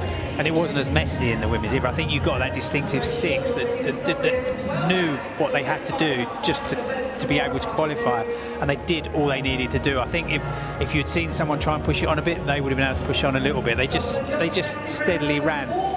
And Wallace just front ran, and Wallace and Lloyd very cleverly just stand at the front, well within their capabilities. They don't need to be in a pack where they can get in trouble. They just sit at the front, out of the way. They're not going to get in any trouble out there. And nobody behind that 6 can have any complaints, because they simply couldn't go with it. It wasn't a spectacular wind-up, 45, 46 seconds for the last 300. Okay, that's quite tasty by women's standards at national level. But frankly, there was so much daylight behind them that it's the right 6 to have gone through, and anybody else who thinks they should have that top 6 has had an awful day at the office. Yeah, I mean, you always want to see a race, don't you? You don't necessarily want a pedestrian qualifying. We want to see a race, but for the athletes, they're only interested in one thing: getting through to the finals. So those two 1500 qualifying rounds for the men and women are done. The women's shot put final gets underway in about 10 minutes time. That's the final field event of the day to get underway. The men's long jump final is still going. That started an hour ago. The next event on the track, well, it's finals all the way from now on.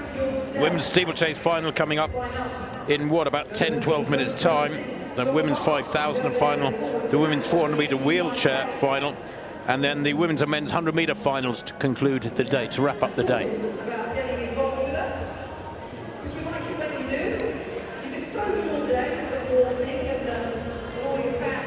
And a summary of those 1500s as you're seeing. The qualifiers, well, there's first 6 from each heat. Snowden, Calvert, Muir, Wilson, Dixon, Bowley from the first heat. Personal best for Nancy Bowley to go through with 4:13.97. And then the next 6 all clearly together, even though it's considerably slower than the first heat. That's a race won by Erin Wallace just now, ahead of Ava Lloyd, Molly Hudson, Gemma Finch, Beth Ansell, Reverie Walcott, Nolan. Back to this long jump competition. And Steve McKenzie of Edinburgh AC, the defending champion. 1.4 the following win behind that 4th round effort, 7.89, close to his best of 7.91, which came in round 3. Really consistent series he's put together. You couldn't do that if you tried. He's jumped 7.83, 7.81, 7.91 and 7.89. Look at that for a series. Wow. And he's had legal wins behind every jump. Steve McKenzie, well, his lifetime best is 7.97. He's very close to it today. He's having a good day. Skinner next to go. Zach Skinner. He's had 4 no jumps.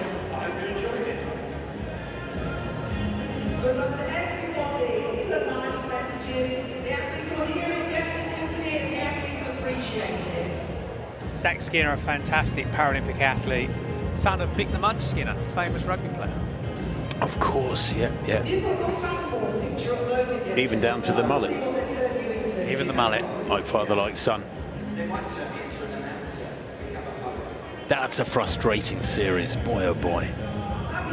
Yeah, he won't be happy with that. Oh, really difficult. So that next event on the track with those 1500s done, as I said, the women's 3,000 meter steeplechase final, that comes up at 25 past the hour. So in about 9 minutes time, we can focus upon these field events. And just another quick thank you for all the officials here today. What a great job you've done to keep things pretty much on schedule. I know it's quite often a thankless task. The rain has stayed away, though, thank goodness. That's something we can be very grateful for as well. But yeah, this is a sport that rests upon a strong foundation of volunteering officials at track meetings up and down the country, and without them we would have no track and field athletics, Scott. Not at all. They prop up the whole sport, don't they? Without them we would be very much lost, and they will be here at the European Championships in just 6 weeks' time, and a lot of our British officials will be working at the Commonwealth Games in Glasgow too, which is great. We've got so many internationally qualified officials, and they are recognised at World Championships as well. We're so lucky we've got that feast of major international championships here on British soil. Commonwealth Games at the end of July, the European Championships just a week or so later. There's only about a week between them. And yeah, Glasgow was fantastic back in 2014 as a host for the Commonwealth Games, and it will do the same, I know, in a slightly reduced in size Commonwealth Games for this year's edition, having picked up the baton when it was dropped by an Australian city, sadly. Yeah, I think it's going to look very different. That Hampden Park was a brilliant venue for the Commonwealth Games back in 2014. Not going to be quite that sort of size. I remember seeing the video of them build that track because it was elevated off the football pitch. 6 foot gap under. Yeah, it was ridiculous, wasn't it? So you wouldn't have known though looking at it. The only thing about the venue they're using, Scotstoun in Glasgow this year for the Commonwealth Games, is it's a lovely size stadium. You know, a lot of arenas where you get 6, 8, 10,000 spectators, but the arena is full, have a lovely intimate feel. The track feels small, the spectators get closer to the athletes. It's there's more of a better sort of cohesion between the athletes and the action on the infield and the spectators. I'm so looking forward to being up at the Commonwealth Games. It'll be a special, very special week, and as will the European Championships here, albeit in a much bigger stadium. And Birmingham did the Commonwealth proud 4 years ago, and it'll do a Europe proud in August. Daniel Megbour in the long jump, super young talent, hasn't quite found his mark today. I think he's going to be over again. I mean, look, he's almost near the 8-metre mark there. He's very frustrated. There's another foul. But he is a young jumper, he's learning, and it's great to see him here, fit and healthy. Doesn't quite always go to plan. I mean, his valid jump so far is 375. I mean, he can standing long jump that. So.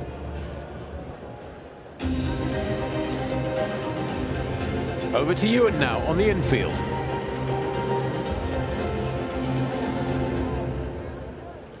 It is time for our final field event action of the afternoon. It's a women's shot put. First up, let's welcome the Scottish silver medalist. It's Erin Brown. Next from Cardiff, the world para bronze medalist, Funmi Oduway. Next, we welcome a super talented heptathlete, the brilliant Jado Dowda. Next from Portsmouth, the UK indoor champion, Serena Vincent. Next, we welcome a former junior international from a great throw-in family. It's Samantha Callaway. Next up, we welcome another awesome multi-eventer. It's Ellen Barber.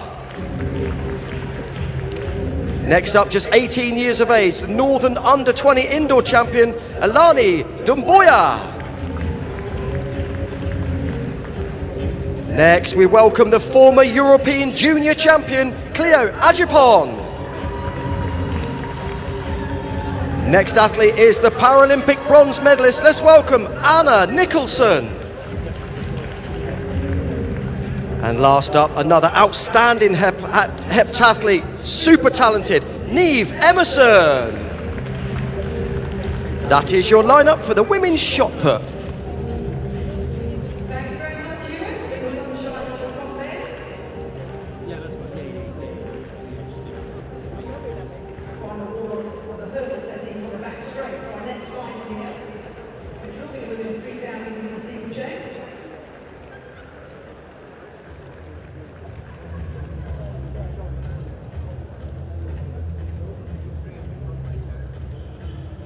That jump was from Abraham Sharif from Rapids, and will get fouled, unfortunately. So we've got 5 jumps left in round 4, 5 out of 6.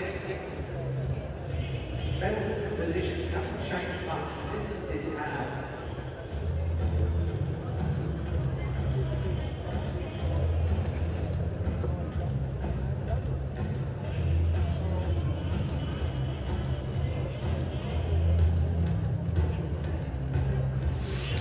Well, next up on the track, we've sort of caught up with a bit of time actually. It's going to be the women's 3,000 metre steeplechase.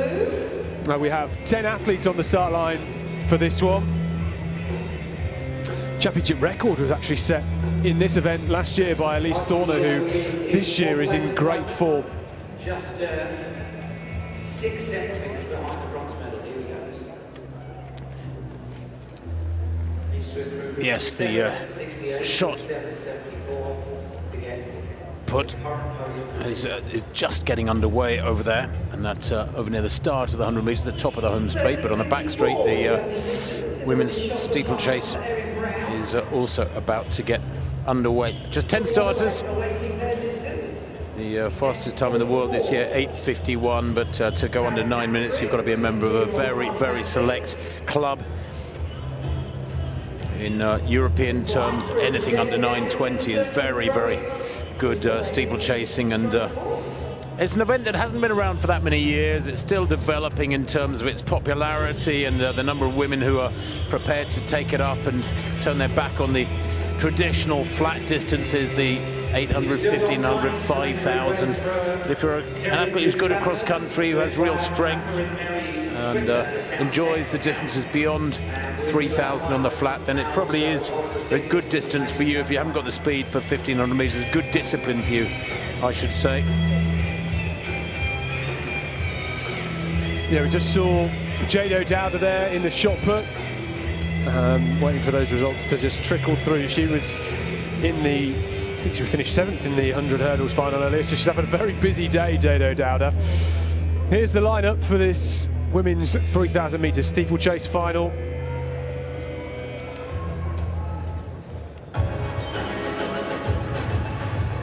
Yeah, there it is. And the sun shines for one of the few times today we've actually got real sunshine here in Birmingham. Tilly Nickel goes in this one. She's a 10:13 athlete. Millie Gold, 10:25 performer. Stevie Lawrence, one of the best here. She's a 9:37 performer.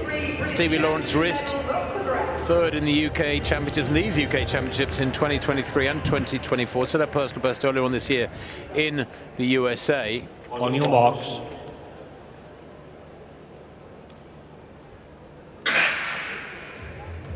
So away they go then. I wonder if anybody will take the bull by the horns here. There's a gentle breeze across the arena. I don't think it's too bad for middle distance running. I think actually for now with the sun shining, it's quite a nice day for middle distance running. Zoe Hunter, Sean Duval, Ava James, Emily Parker, Elise Thorner. Watch Elise Thorner. She is very much world-class performer with the best of 9:07. Indeed, she's 6th fastest in the world this year. Ray LaFay and Sarah Tate are out there. But Thorner, well, a class apart. Frankly, she's a minute and more faster than most of this field, and she should really cruise to this title. Barring disaster, Elise Thorner. She's from Wells City Harriers down in the West Country. 9:07:39 she ran in Los Angeles back on the 23rd of May. And Thorner, as they get these first few 100 meters out of the way, with Stevie Lawrence, I think that is at the front now.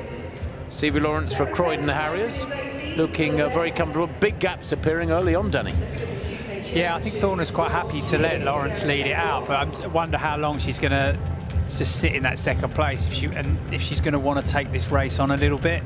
3 of them are already broken away from the rest of the field. And there she goes. She's just started to pull away now on the first water jump.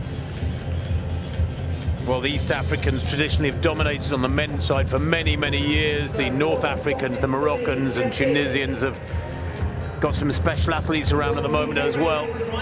But Thorner amongst the very best in Europe, and frankly, if her season continues with the momentum it's got so far, she is the defending champion here as she comes through with 6 laps to go. She is potentially a medalist at the European Championships. Good chance of her getting a medal because she's got herself into fantastic shape in this early part of the 2026 summer, and she's just striding along now. She's had enough of sitting behind the early leader, and off she goes, and it's about a 6-meter lead now, and that I'm sure is only going to get bigger and bigger. Yeah, Thorner this year is 6th fastest in the world. She's actually the European leader this season by 6 and a bit seconds. She's so much faster than the rest. I think the 3rd fastest European is something like 8 seconds slower than her. So she could come to Birmingham in 6 weeks' time and come away with a win. I'm a bit surprised to see her running this event. You know, she's so good at world-class level, as you say, the fastest in Europe.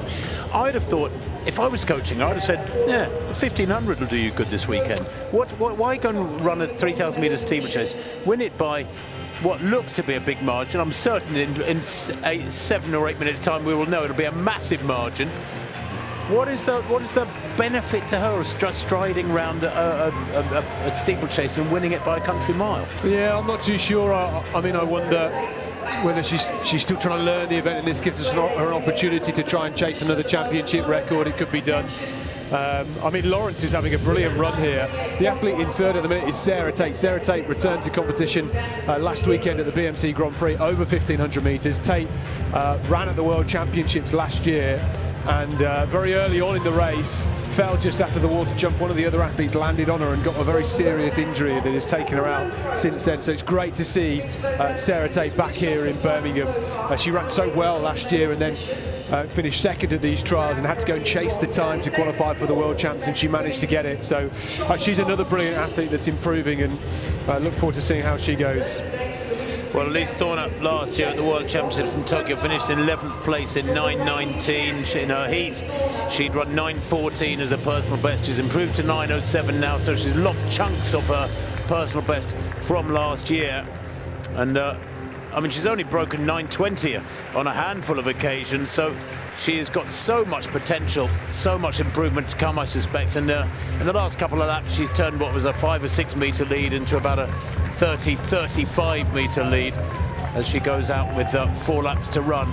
And I don't want to say it's a procession, but there are monstrous gaps between first and second, second and third, third and fourth, fourth to fifth, and fifth to the pack. Yeah, absolutely. I think Stevie Lawrence is having a brilliant run here in second place. She's got a best of 9:37, and I think she's running quicker than that. She's certainly on for something better than that right now.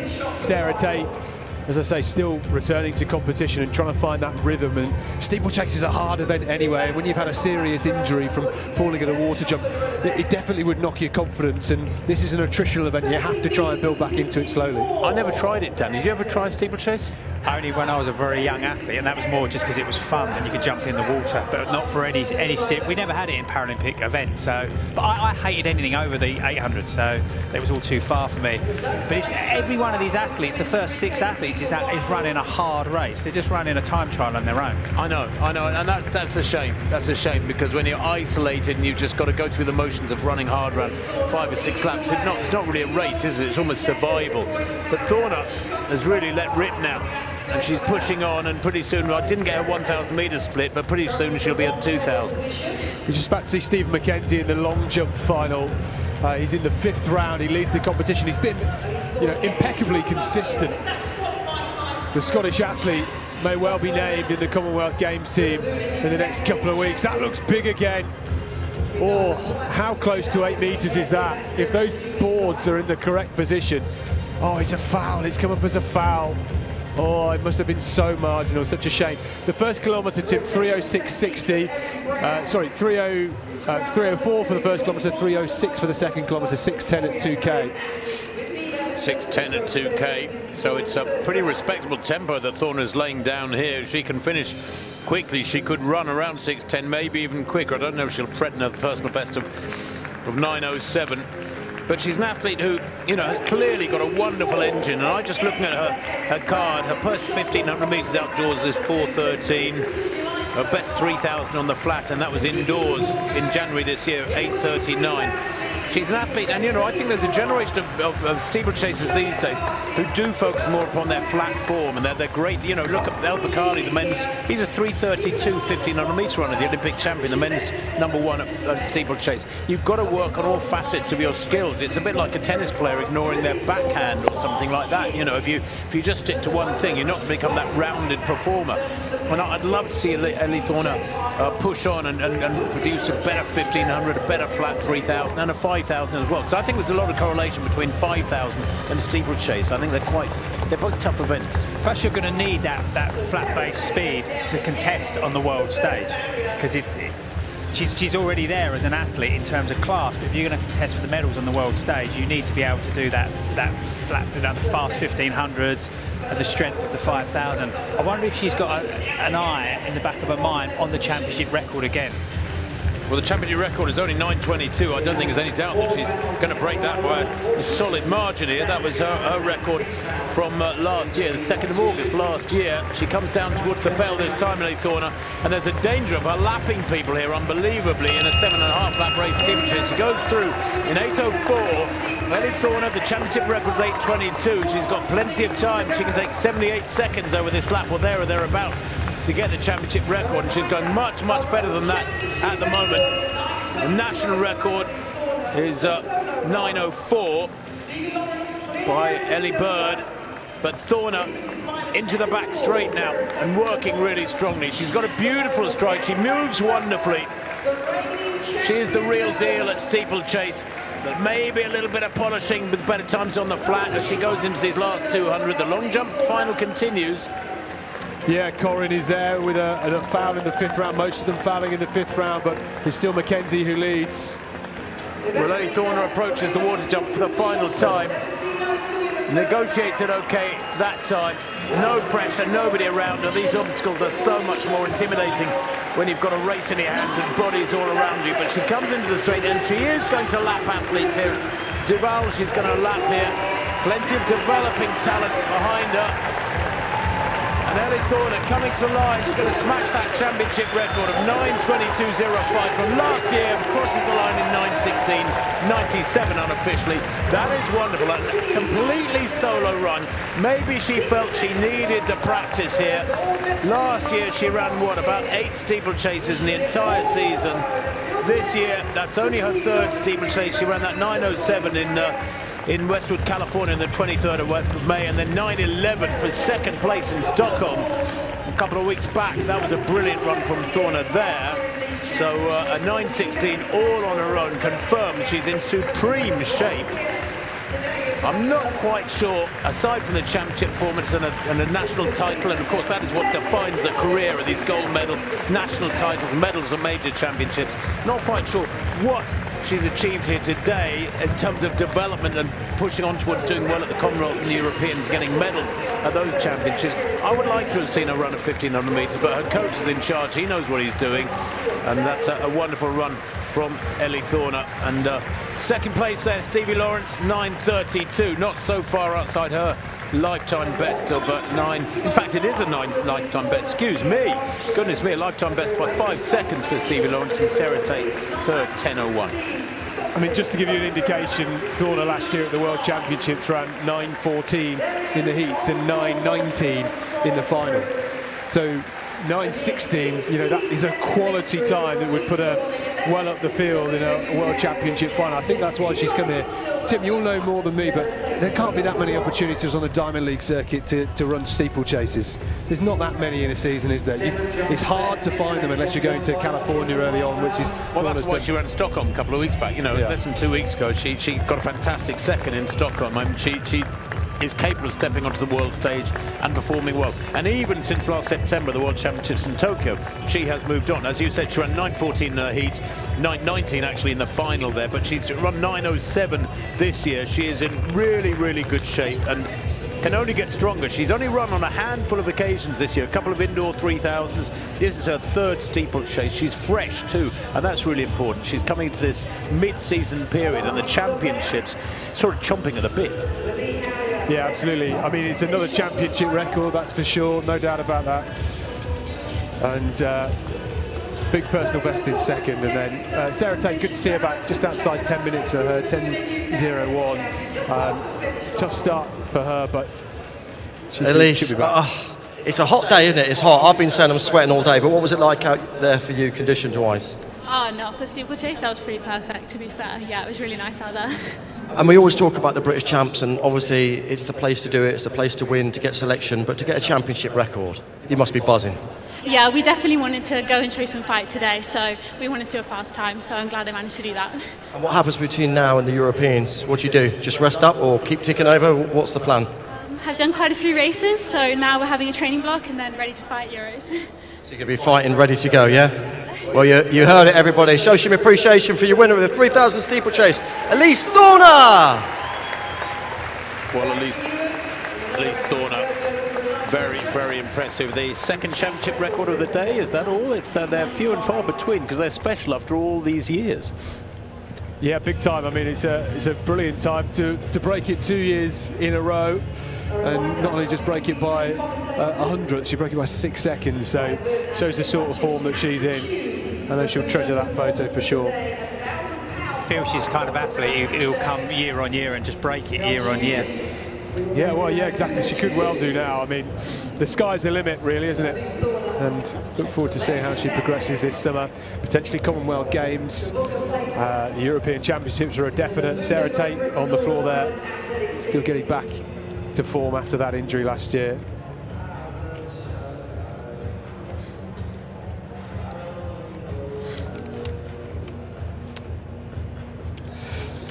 Some more distance action to come up next.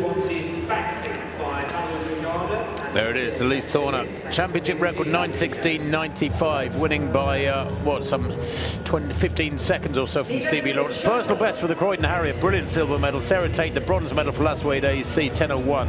Avie James a little bit further back with 10:18 there in fourth place. And the rest of them, well, they battled on bravely. Most of them spending a lot of the race on their own.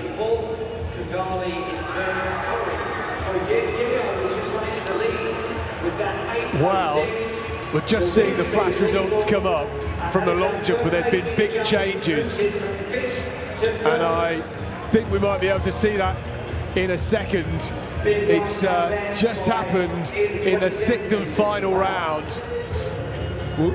We'll see that in a second. This is the start list for the women's 5,000 metres. They're on the track now, due to start in about 3 minutes' time. Some big names in there. Eloise Walker, Innes Fitzgerald, not seen much of her this outdoor season. Amelia Quirk, Hannah Nuttall, Hannah Irwin, Lucy Jones. Wow, I mean, we'll come to that long jump and Archie Yeo. This is Archie Yeo, and this just happened less than a minute ago. He had a best of 7:68 in this competition.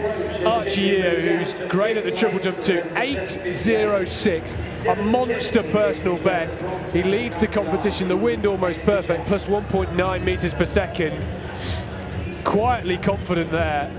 I think Stephen McKenzie's 5th round effort was about similar, so he might have gone over 8 metres too, if it wasn't a foul. I mean, he got such a spring off the board.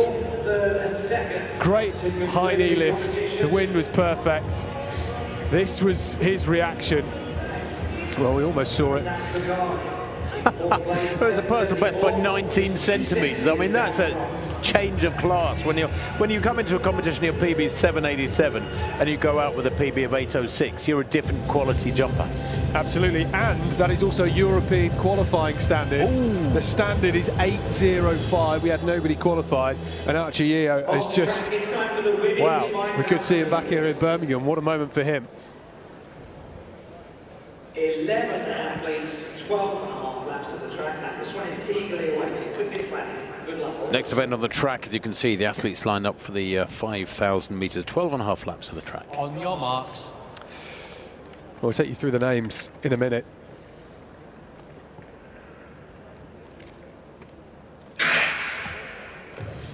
Hannah Nuttall wears the red bib. She's wearing number 2 on her hip. The athlete that's got to the front is Grace Copeland. We also have Hannah Irwin in there, Lucy Jones, who won the national cross-country title earlier this year. Amelia Quirk, she runs for Bracknell, a 26-year-old. Grace Copeland we mentioned, Charlotte Danat, Almi Narurka, Innes Fitzgerald, Verity Ockenden, and Eloise Walker. So in terms of personal best, there's no doubt about it. Hannah Nuttall and Innes Fitzgerald are well clear of the rest. There's actually only 0.08 of a second on personal best between Hannah Nuttall and Innes Fitzgerald. That's not much to choose between them. We haven't seen too much of Innes Fitzgerald outdoors this year. Well, the women's shot is progressing nicely. Serena Vincent leads with 17:02 from the first round. The men's long jump final continues as well. We're only in the 3rd round of that women's shot. We'll of course bring you the bigger efforts as our coverage continues. Yeah, Ines Fitzgerald learning her tactics as she progresses through the seasons outdoors. Her tactic in cross-country is get to the front hard and keep pushing.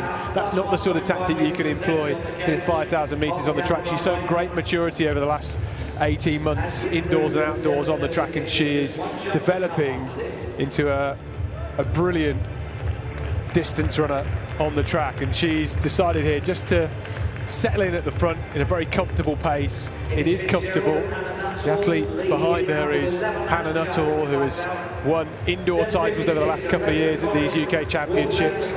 The athlete in third place is Charlotte Dana, another great cross-country runner. Sam Calloway in that women's shot, just taking the Thames Valley Harrier, taking her third round throw. She opened with 13.87, similar sort of distance with her second round throw, 13.79.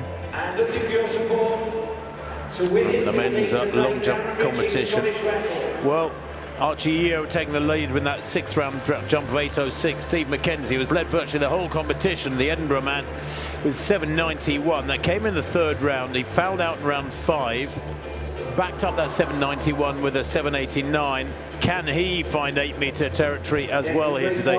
1.9, by the way, the win behind that Archie Yeo, a big jump. That 8.06, that European qualifying effort with his sixth and final effort. Stolen the win maybe, unless Mackenzie's sixth and final round jump here is 8.06 or further. Because the second best jump by Archie Yeo, 8.06 is winner, 7.68. Oh boy! Steve McKenzie, 8.15. What a reaction, what a response to the Archie Yeo effort. 8.06 from Yeo, the Kingston upon Hull athlete, broached new ground, a massive personal best for him. And now, Steve McKenzie, who came here with a best of 7.97, goes out to 8.15, and the win behind him was kind too, plus 1.6. So the pair of them have benefited from a strong breeze behind them, but big efforts here, and that's two men who punched their way into the European Championship qualifying field and maybe have just secured themselves spots in British vests here in a few weeks' time. Wow, incredible. I mean, I said that fifth round effort from McKenzie looked like it might have been over 8 metres if it wasn't a foul on the board. That was a monster jump from him, and he was consistent throughout the competition, a well-deserved champion. This 5,000 metres continues, 1,200 metres, we're just hitting there, and we're through the opening few laps. So, Ines Fitzgerald leading, Dana is there. Ines Fitzgerald, who, well, we weren't too sure if she was going to be here this weekend. She is, it's great that she is here. And last year's winner, Hannah Nuttall, the reigning champion, ran 15.46 on that day. India Weir was in second.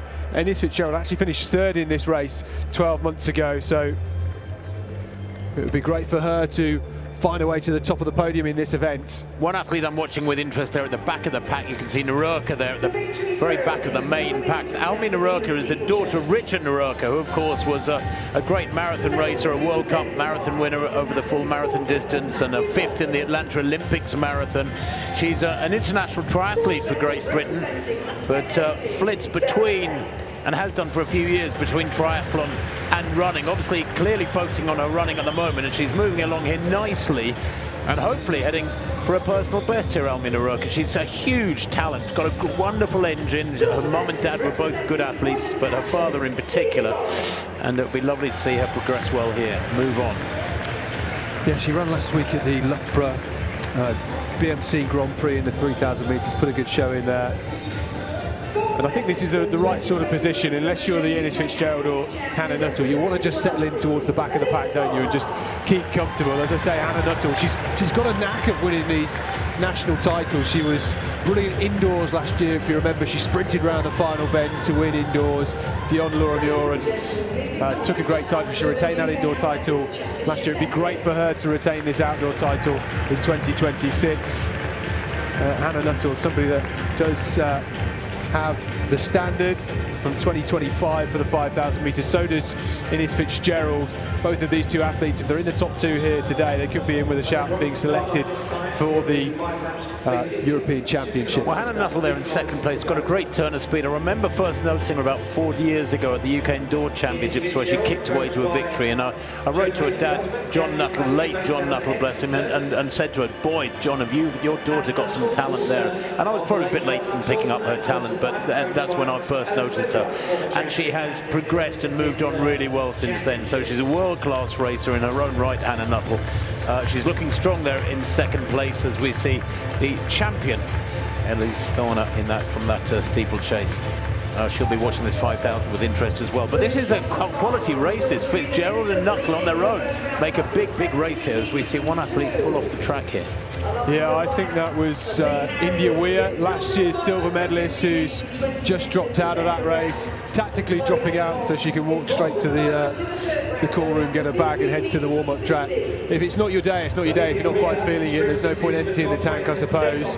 Amelia Quirk is a little way down on the rest of the field, some 80 metres back. It's still Fitzgerald from Nuttall and Danat, and Charlotte Danat third at the Bucks 10,000 metres a few years ago. It's been some time in the NCAA system too, was 10th in this race last year. Charlotte Danat, it would be good for her to find her way up the field and get a medal this year. Eloise Walker, the Scottish athlete, has now moved into third place. Walker, a personal best this year of 5:17, sits high up in the UK ranking. She's in 5th place this year, behind the likes of Megan Keith and Laura Muir. Danny, you said that you don't like anything over 800 metres. Then you said you ran a steeplechase as a kid for fun. Can you explain? I was 1,500 back then when you were really young. Oh, but okay. But I wonder if Fitzgerald is going to start getting frustrated with Nuttall, because Nuttall's running the perfect race. I think she's setting herself up nicely for that kick finish, but she's not prepared to take on any of the race. And I wonder if Fitzgerald is going to be thinking it's your turn to take on a bit of the pace.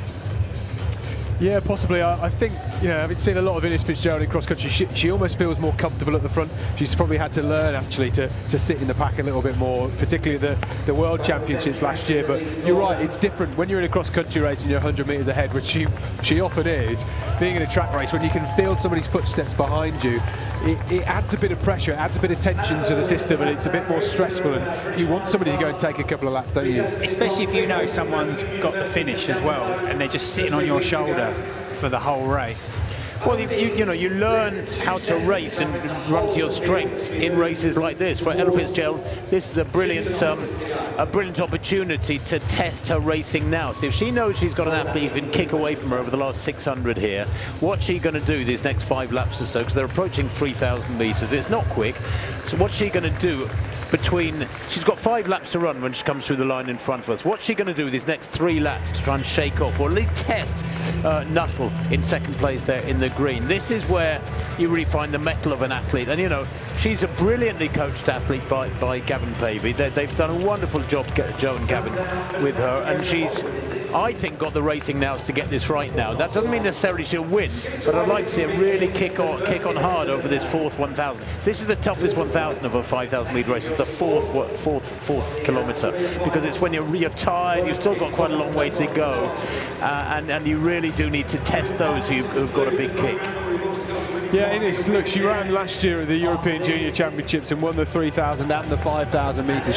She's got more experience than she had a couple of years ago when she was still quite green when it came to the track. And, she's experienced running at the World Indoors, the World Outdoors last year, so she knows how to go through these races. And last year she was kind of run out of it by Hannah Nuttall, and I think that will be a great lesson to her. So we mentioned that perhaps she hasn't had as many races outdoors this season, and maybe that plays a factor, but it's still early days in the campaign, and they do train hard. They prep for the season early on, and yeah, it's great to see Ines Fitzgerald here. She has ran under 4:10 for the 1,500 this year, so she's not so green this outdoor campaign, but she is starting to grimace with 4 laps to go, and it's Hannah Nuttall with Eloise Walker behind. Copeland is there. Narurka, Tim, we mentioned she was sat at the back early on, which was a great move from her. She's now just clawed her way up through the field and sat in 5th place, and it's great we've got a good group with less than 4 laps to go. this is a perfect tempo race for someone like Almi Naruk, who needs to be dragged to another strong time, possibly a personal best here. It's not particularly quick, but that doesn't matter. You know, Almi Naruk is personal best. I mean, just glancing across her card, is what? 15:45. I mean, she is on schedule for something around that, maybe quicker if they made these last 3 laps really hard. Fitzgerald working really hard now, a little bit of a grimace there, but I don't really feel as though she's put her foot down yet to test Nuttall, because it should be down to these two over the last 3 laps. When they come through in front of us, it's 3 laps to go. Yeah, I mean, last week, Almi Naruk ran 9:18 at the BMC in Loughborough Grand Prix. I think she would have probably gone through 3K there in about the same sort of time, because the leaders went through in 9:15. So, you know, she's cooking at the minute. And Copeland now just making a bit of a move to head towards the front of this race alongside Ines Fitzgerald. And that's brave from Copeland. She's only 25 years of age.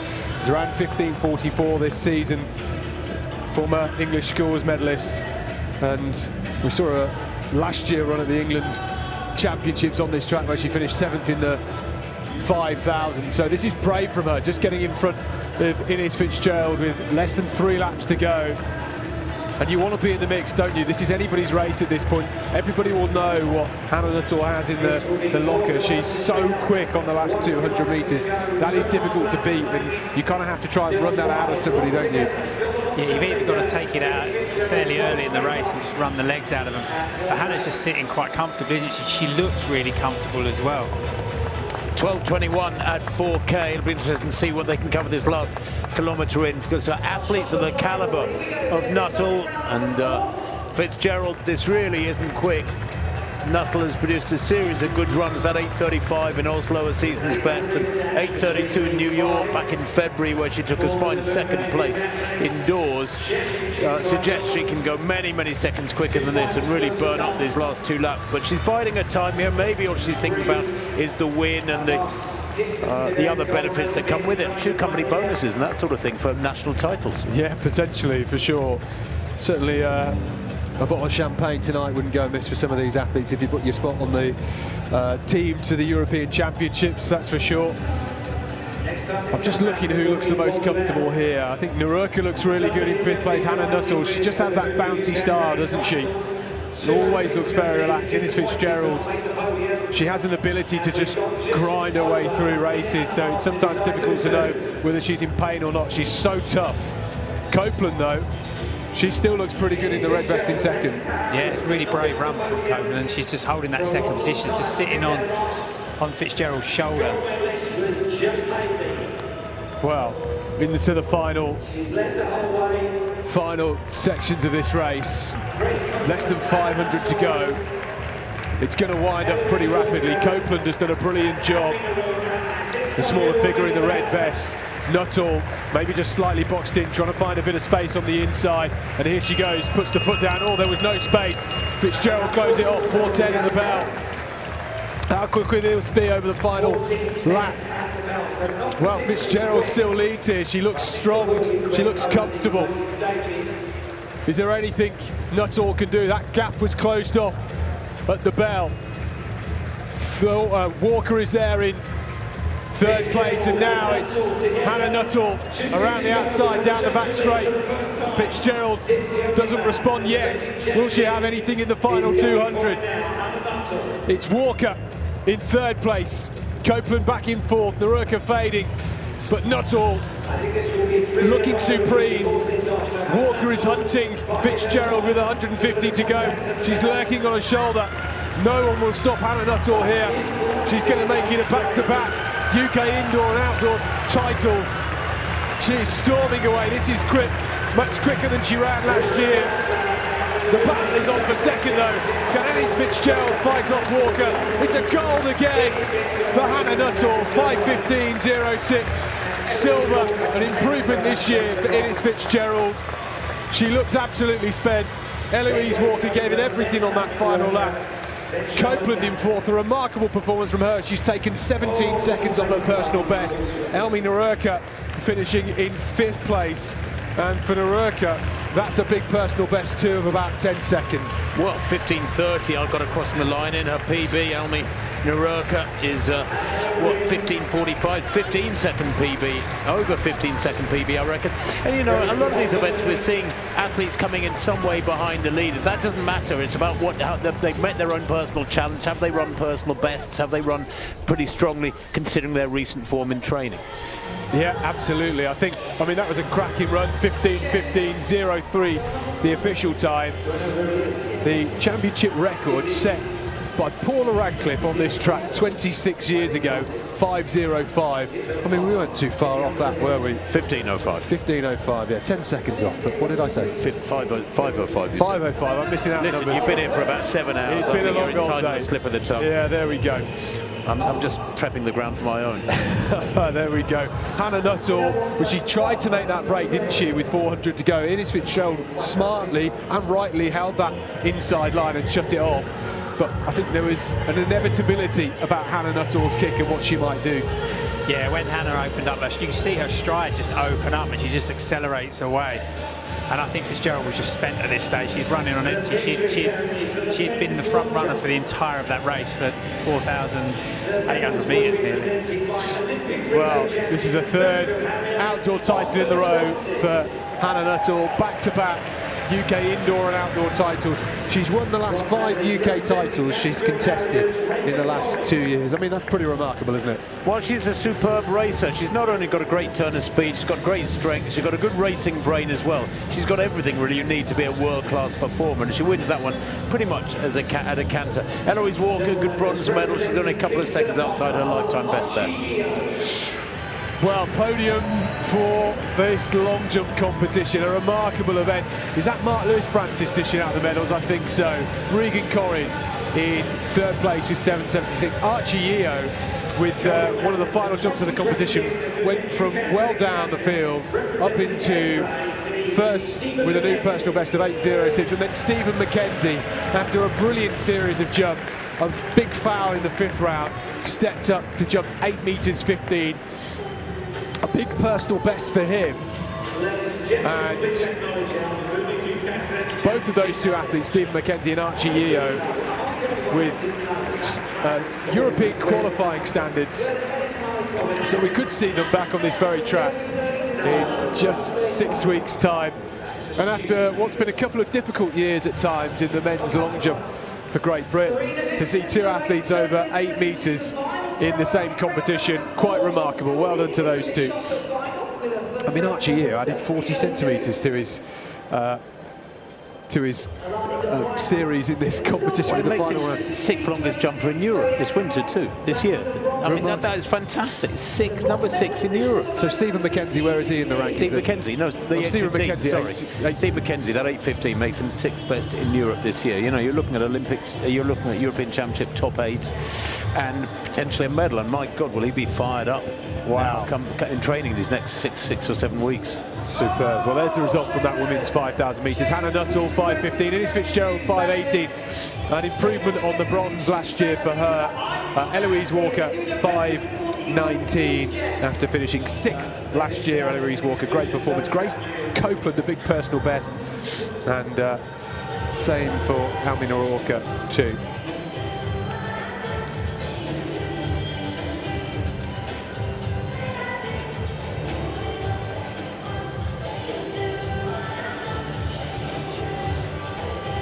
Well, just 3 events left on the track now. The 400-meter wheelchair race, that final goes off in about 6 minutes' time, and then the women's and men's 100 meters final, respectively. They go off at 14 minutes and 24 minutes past the hour. And then tomorrow, well, we'll be with you tomorrow. The first event, just if you want to mark your cards, is the women's discus at 11:30. The first track race is the 5,000 meter race walk at 11:35, an ambulant 100 and 12:12. And then the men's heats of the 100 hurdles at 12:24 tomorrow.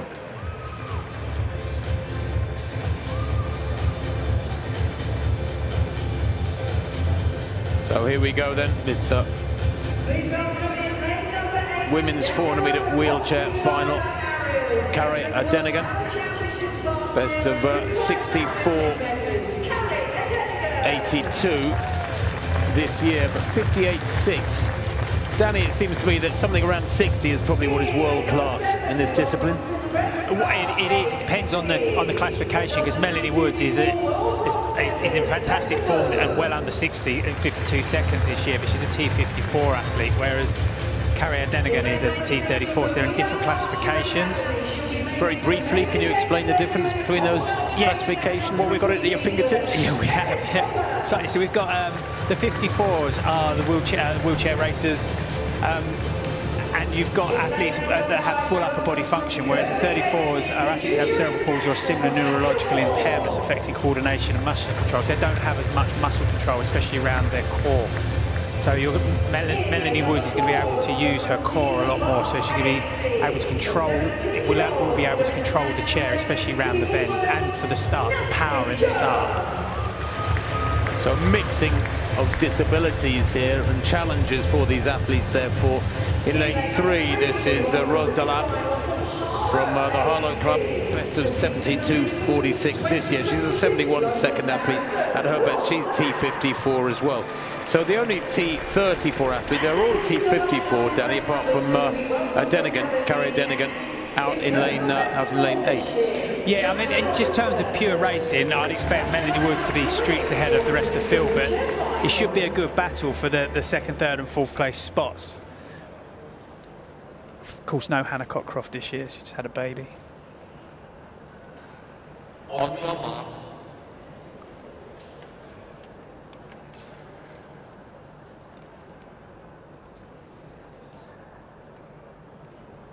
Set. Joanna Robertson then for Aberdeen AC goes in lane 2 on the inside there, bottom of picture. The build-up, how quickly can you generate momentum without hard pushing? They're going really well in lane 4 at the moment. Is Nancy Jupp, the Team Bath AC athlete. She's only 17 years old, but out there in lane 7, it is Melanie Woods who leads. And of course, as Danny predicted correctly, in a different class, quite frankly, to the others. Through 200 metres and powering round, and half the skill, of course, must be maintaining that momentum but guiding the chair around the bend correctly. Yeah, it is. They'll use the compensators on the bend, which they would have pre-set up in their warm-up lap. But Melanie Woods is absolutely storming this race. She's been in really good form this year. Yeah, and in good form here today. Mel Woods, just her against the clock, comes through the line now. It's going to be way below 60, 55.57.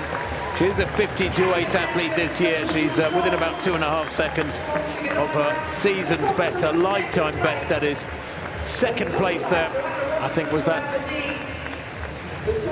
Denigan coming through on the outside. Combine the point scoring system between the T34 and the T54 classification. Melwood's crossed the line first, ahead of Carrie Denigan in second. The times are scrolling through on the big screen at 55.52. Well, Melwood, it was Denigan who took second place, 55.52 for the Red Star AC athlete Melwood's. Carrie Denigan, 64.49. And that is a season's best for her, nowhere near her lifetime best of 58 seconds, but a really good push from her. And Robertson there in third place, the Aberdeen AC athlete, taking third place, 66.59. Really tight between her and the Weir Archer athlete, Ellis Kotas, who was just a few tenths of a second behind.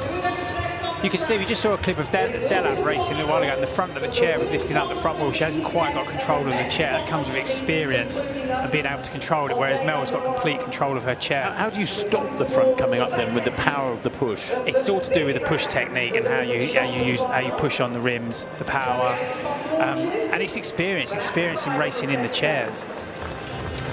Well, the shot put final for women continues. We're in the 5th round, coming towards the end of the 5th round. Serena Vincent still leading with that opening effort of 17.02 ahead of Alani Dumboya, who threw 15.26 with round 2, and Cleo Agipong in third with 15.15. That came in the 3rd round for her. A couple of no throws, frustrating there for Agipong since then. Now here's Dumboya. 5th round throw for her. 15.26 came in the 2nd round. Don't know if she's improved with that.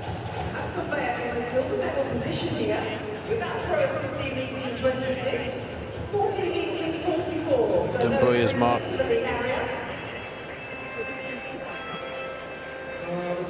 Just coming up, no, 14.44, no change for her. But one round to come for these the top 8 athletes here. In fact, it looks like all 10 of them are going to have a 6th and final round throw. Here is Serena Vincent, the City of Portsmouth athlete. Very fast across the circle. 17.02 her lead. She's hit the 16s with all 3 of her subsequent efforts, rounds 2, 3 and 4. Does she get up there further than the 17.02 in round 5? No, 16.36. But maintains a very comfortable lead, over 1.5 meters ahead of Dumbuya in 2nd place. So just 2 track events left on the track. The women's and men's 100-meter finals in that order. The women are out on the track adjusting their blocks down there in front of us. Melanie Woods winning at 55.52 in that wheelchair 400 meters for women. The victory ceremony for the women's 5,000 meters. The medals will be presented by Jack Buckner, UK Athletics Chief Executive and European Championship 5,000 meter championship. Medals about to be handed out for the women's 5,000 meters. Eloise Walker, a brilliant performance from her. Moved with the leaders at the right time. Sat on the back of Hannah Nuttall and Innes Fitzgerald, and 5:19, just off the personal best actually, so a great performance from her. Innes Fitzgerald upgraded from the bronze she won in this race last year. A well-deserved performance, a much quicker race this year than we had 12 months ago. Gold medalist in 2020. And Hannah Nuttall, indoor champion this year, outdoor champion this year, 3-time UK outdoor champion now, Hannah Nuttall. She's building up quite the CV. By 15.15, the winning time. Remarkable performance, well deserved. Medals being handed out by a man that knows a lot about 5,000 metres, CEO of UK Athletics, Jack Buckner.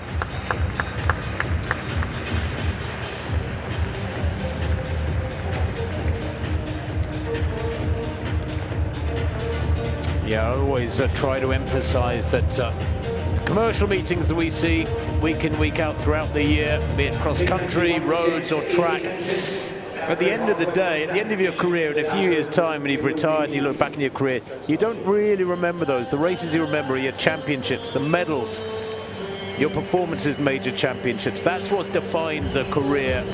And that includes national championship titles, whether it's gold, silver or bronze. Medals matter. At the Olympics, Worlds, Europeans, Commonwealths, you name it, medals are the sort of exclamation marks in your career on the journey. Women's 100-meter final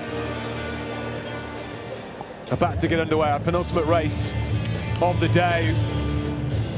What an occasion it's been, some brilliant performances. This main stand is packed because they know that this is a big showdown. There they all are, 8 athletes running from lanes 2 to 9. On the inside, Renee Regis, still only 20 years of age, the UK indoor 200-meter champion this year. 6th at this event, these championships 12 months ago. Sophie Thomas, the Scottish athlete, in brilliant form, the 18-year-old, won the indoor 60-metre and 200-metre titles at the England Age Group Championships this year. Joy Eze from Gateshead, the North East representative, 4th here 12 months ago. Has a best of 11.14 seconds. Good feature for a medal here.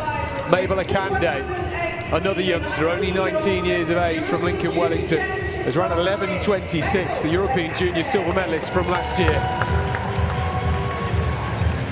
Well, the woman next to her, Amy Hunt, is locked in. She looks focused. She's improved her start. She ran 10.97 in Stockholm just earlier this month. She's ran sub-11 since in Oslo. She's in great form. She won this title last year, looking to retain it. And a woman that has won plenty of UK titles, the UK indoor 60-metre champion this year. Dina Asher-Smith, sharpening up early on in this season. Imani Lantiquo has ranked 10.99 herself. Olympic relay bronze medalist Imani Lantiquo from the 2020 Tokyo Olympics. On the outside, still only 26 years of age. She's got a best of 11.16. Crystal Amarawua, the Hurdle Harrier, in those black and red hoops. Well, this is a real dust-up. Amy Hunt and Dina Asher-Smith went toe-to-toe in the women's 200-metre final last year. It was Dina that just about got it. Came down to thousandths of a second. And the wind is just starting to pick up in the stadium here. They are going to have a nice tailwind. Temperature's still pretty good trackside. The women's 100-metre final, Regis, Thomas, Eze, Akande, Hunt, Asher-Smith, Lantiquo and Amo Awua. The women's 100-metre final at these UK Championships.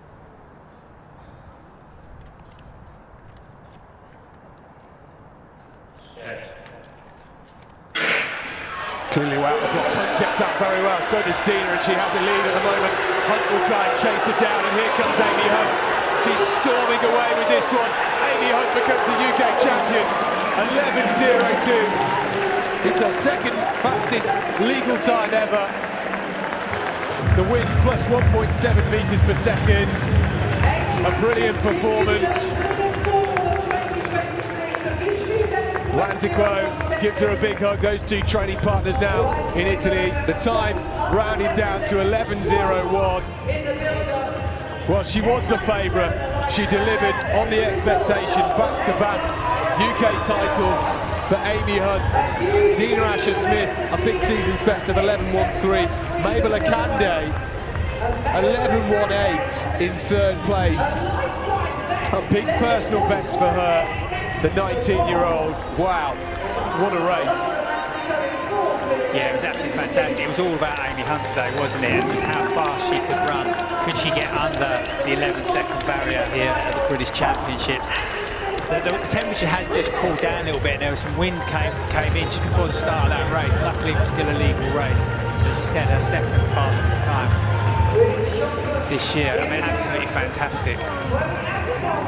Dina was in it for the first 60 metres, and then Amy just started to pull away. Yeah, we'll see it again here. Eze got out very well, so did Dina. Dina's definitely improved to start this year. I think she looked brilliant indoors. She's just going through that period outdoors where she's trying to translate that, and Amy Hunt here, who's in such good form, looking really sharp, just pulling away. Akande, great performance from her to run that personal best, and Amy Hunt 11.01. It's 100th of a second faster than she won this title in last year in almost exactly the same wind reading, so she's got a knack for running here in Birmingham. And you can see how strong she is with that 200-metre strength in the closing stage of the race. That's when she can really start to pull away from the rest of the field. Yeah, for sure. I mean, she was in great form last year, Amy. This year, she's just started to step up a notch. Remember, she's the world medalist over the 200 metres. She had a great performance at these championships last year.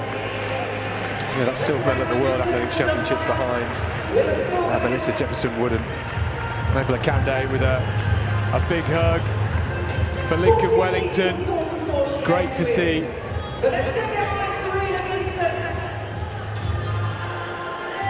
So Serena Vincent then has the gold in the bag in this shot put competition. 17.02, long ago, she pumps that opener out to, that's the winning throw, nobody else over 16 metres. And can she finish with a flourish here? It looked like a good effort. truly dominant from her. Indeed, 15.26, the best from Dumboya for the silver medal.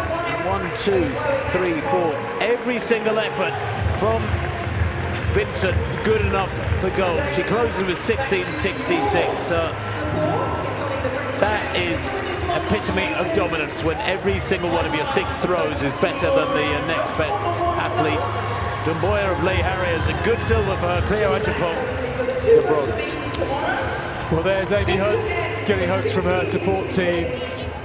Ewan's going to have a chat with Amy Hunt once she's finished with these autographs.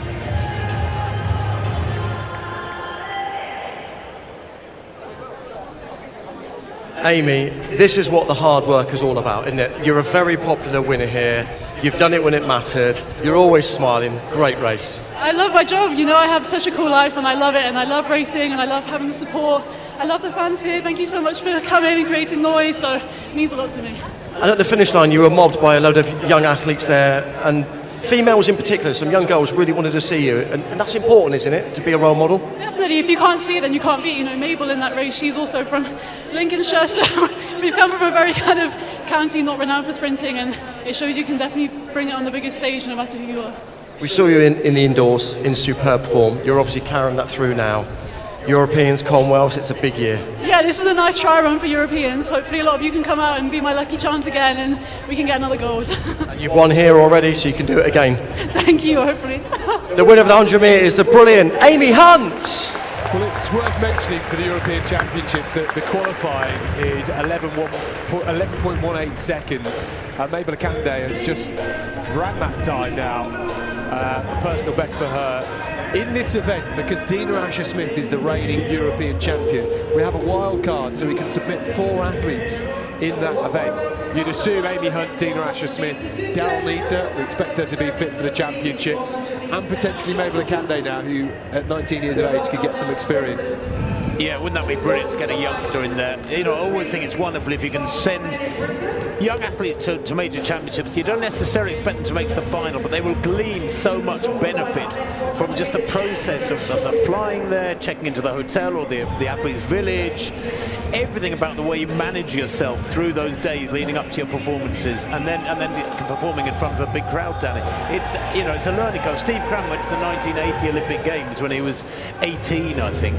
You know, it was a huge learning curve for him. He made the final, he finished 8th or 9th, it doesn't matter. The fact is, he was the real deal, the finished product a couple of years later when he won the Europeans and he won the Commonwealths and was winning the world title in 83 and setting world records in 85. It's a building process. Well, it's so different going to major championships because you go away, you normally have the holding camps beforehand where you're away for a couple of weeks before you even move on to the games itself. So the athletes have to learn how to experience that, how to be away for periods of time in almost a competition environment. So it's great to get that experience before you go to a championship with the expectations on your shoulders. Of course, we don't just take anybody to a championship. My note's just gone flying. We don't just take anyone to a championship. You've still got to have the potential to, you know, get through the rounds and make the finals. But it is great when you have that opportunity to go at a younger age to really experience it. And to go with some of the more experienced athletes like Dina, like Amy, and learn from them. That's the most important thing for young athletes, especially when they step into the senior ranks, is you learn from the senior athletes. Yeah, absolutely. Mabel Akande is 19 years of age. I'm just trying to work out whether she'll still be eligible for the World Junior Championship. She may well be. If she is, she can go to the World Junior Championships this year. She wouldn't be eligible for the...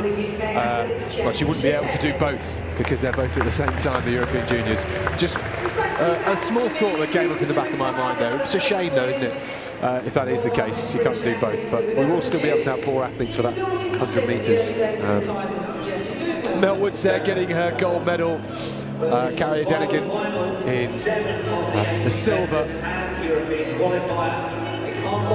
Great performances from these athletes. It was Joanna Robertson in 66.59 picking up her bronze medal there. Well, the men's 100 metres to come is the last event of the day, and what a lineup it is. Boasting rights up for grabs then. As you can see, the big names there: Hinchliffe, Azu, Glaive, Hughes, Amadadzi. Several men in this field have broken 10 seconds by big chunks in some cases. Let's take a look at these athletes now. So, Walsh goes in at lane 2, and he third in his semi-final, 10.28, an non-automatic qualifier. He's an outsider who never is sent. Elliot Jones goes in lane 3. Second in his semi at 10.21. Good running that from Jones. He's a 10.14 man this year. Wasn't far off his season's best. Louis Hinchliffe, NCAA champion back in 2024. Personal best of 9.95. His season's best 10.01. He was third in this race last year. A semi-finalist in the Olympics in 24. Lots of experience. Hinchliffe in 4. There is Jeremiah Azu, world indoor and European indoor champion last year. Best of 9.97, 10.15 this year. European indoor championship came in Appledorn. Watch him to lead through halfway, but will he get run down? Romel Glave, well, a winner of his semi-final in 10.05. Personal best of 10 seconds exactly. His season's best improved to 10.05 here today in his semi-final. European championship bronze medalist last year. Zarnell Hughes, what a talent he is. The UK record holder in 10.83, won his semi-final in 10.14. I think there's more to come. He didn't get a great start in his semi, but there's certainly a lot more in the tank to come from him. He goes in 7. Amadadzi goes in lane 8. That's Eugene Amadadzi, second in his semi, best of 9.93. He too setting a season's best in his semi of 10.22. He'll need to go a lot quicker to get amongst the medals here, I think. And Kieran Gowan-Wade for Blackheath and Bromley goes in lane 9. Third in his semi, again an outsider with a non-automatic qualifying spot for this race. He ran 10.28, the same as Walsh over in lane 2. They were the two non-automatic qualifiers. But this one, hard to read. Hinchliffe in 4 looked very, very confident and strong with more in the tank in his semi. Azu looked good too. 10.16 in his semi. Glave in 6 was a semi-final winner. So was Arnell Hughes in lane 7. Watch him, the UK record holder Hughes in the Shaftesbury Barnet Harriers colours. Third from left.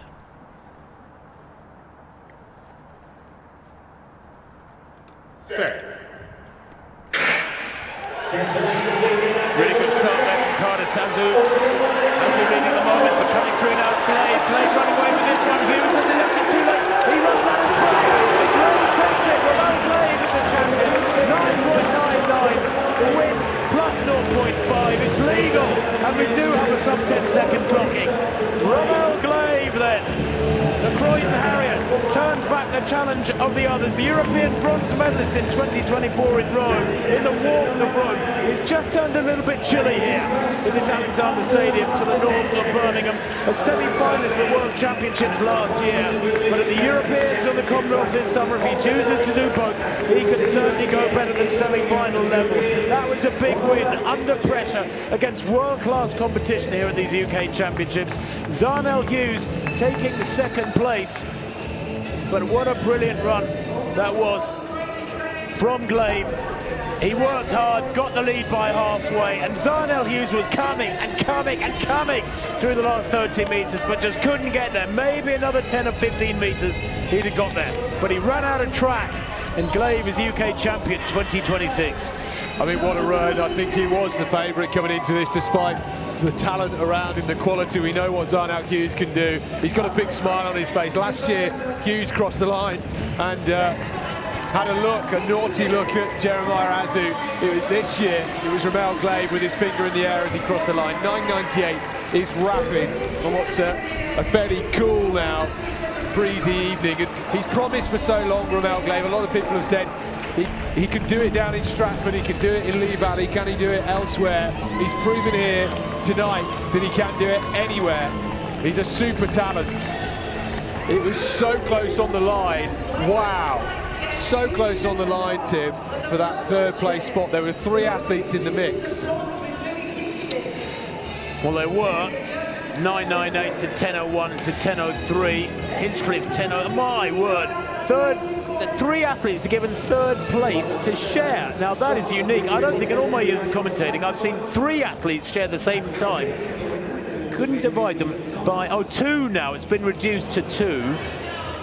Jeremiah Azu from Cardiff gets the bronze medal, shared with Louis Hinchliffe. 10:03, the pair of them. Nice. Ramel, I know you've run right, sub 10 before, but it's been windy. The wind was perfect. Nice celebration through the line as well. Yes, I know that once I got past Azu, I know that I'm clear the field and just had to just trust myself and believe in what I've been doing over the few weeks ago. But yeah. Everybody's in shape. This is a place to do it. You came through the line, arms in the air. How happy are you? Come on. I'm just coming here, run with freedom. A person not run with freedom is dangerous. So I just put myself in that field and just execute my best race. And that's what I did. And you obviously like the track. Looking forward to Europeans here? Yeah, that's the aim. That's the aim, everybody. He's going to be back here for the Europeans, hopefully running quicker again. The winner of the 100 metres in 9:98, Ramel Glave.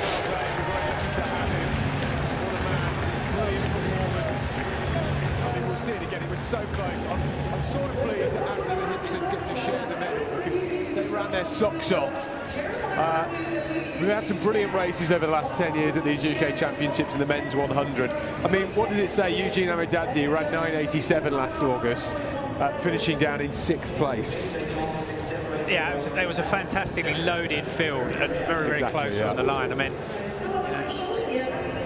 yeah, I mean, it just goes to show how can a 9:87 guy not get a medal at the British Champs? That's how good the quality is now. Well, it doesn't mean he's in that sort of form now, but you're right. I mean, you know, we knew that was a quality field. We knew there was 5 or 6 guys there broken 10 seconds in the past, and Glave coming out and running 9:98 with a very slight following in plus 0.5. And it's cold. 17 degrees has just come up on my phone. It's a chilly wind blowing here across Alexander Stadium too. So yeah, wonderful way to end the day. Well, it's up to us to decide the performance of the day. We had 2 championship records. That final race from Ramel Glave, but performance of the day goes to the championship record holder in the women's 100-metre hurdles, Marcia Say, with her 12.65 second performance. A wonderful run from her. She's our performance of the day.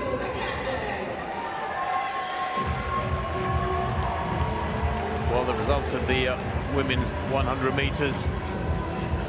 Oh, excuse me. Well, that was Amy Hunt in the middle. It is Amy Hunt. It's not Cleo Agyapong. That's Mabel Akande. I thought I was going mad for a minute. Mabel Akande, who gets the bronze medal in 11.18 seconds, a new personal best for her. First time under 11.2. It's not Alani Dumbuya. That is Dina Asher-Smith. We all know who she is. Former world champion in the 200 metres. A season's best for her. It's been such a long day, I'm almost losing my voice. Great to see Dina stepping up. 11.13, her season's best time in that final. Amy Hunt, back-to-back British champion in the 100 metres, 11.01, a smidge quicker than she ran last year. Brilliant to see. And the medal was being dished out there, I think, by Asher Phillip, who just a couple of days ago announced her retirement from athletics after a wonderful career, becoming multiple UK champion, European indoor champion, world and European and Olympic medalist in the relay.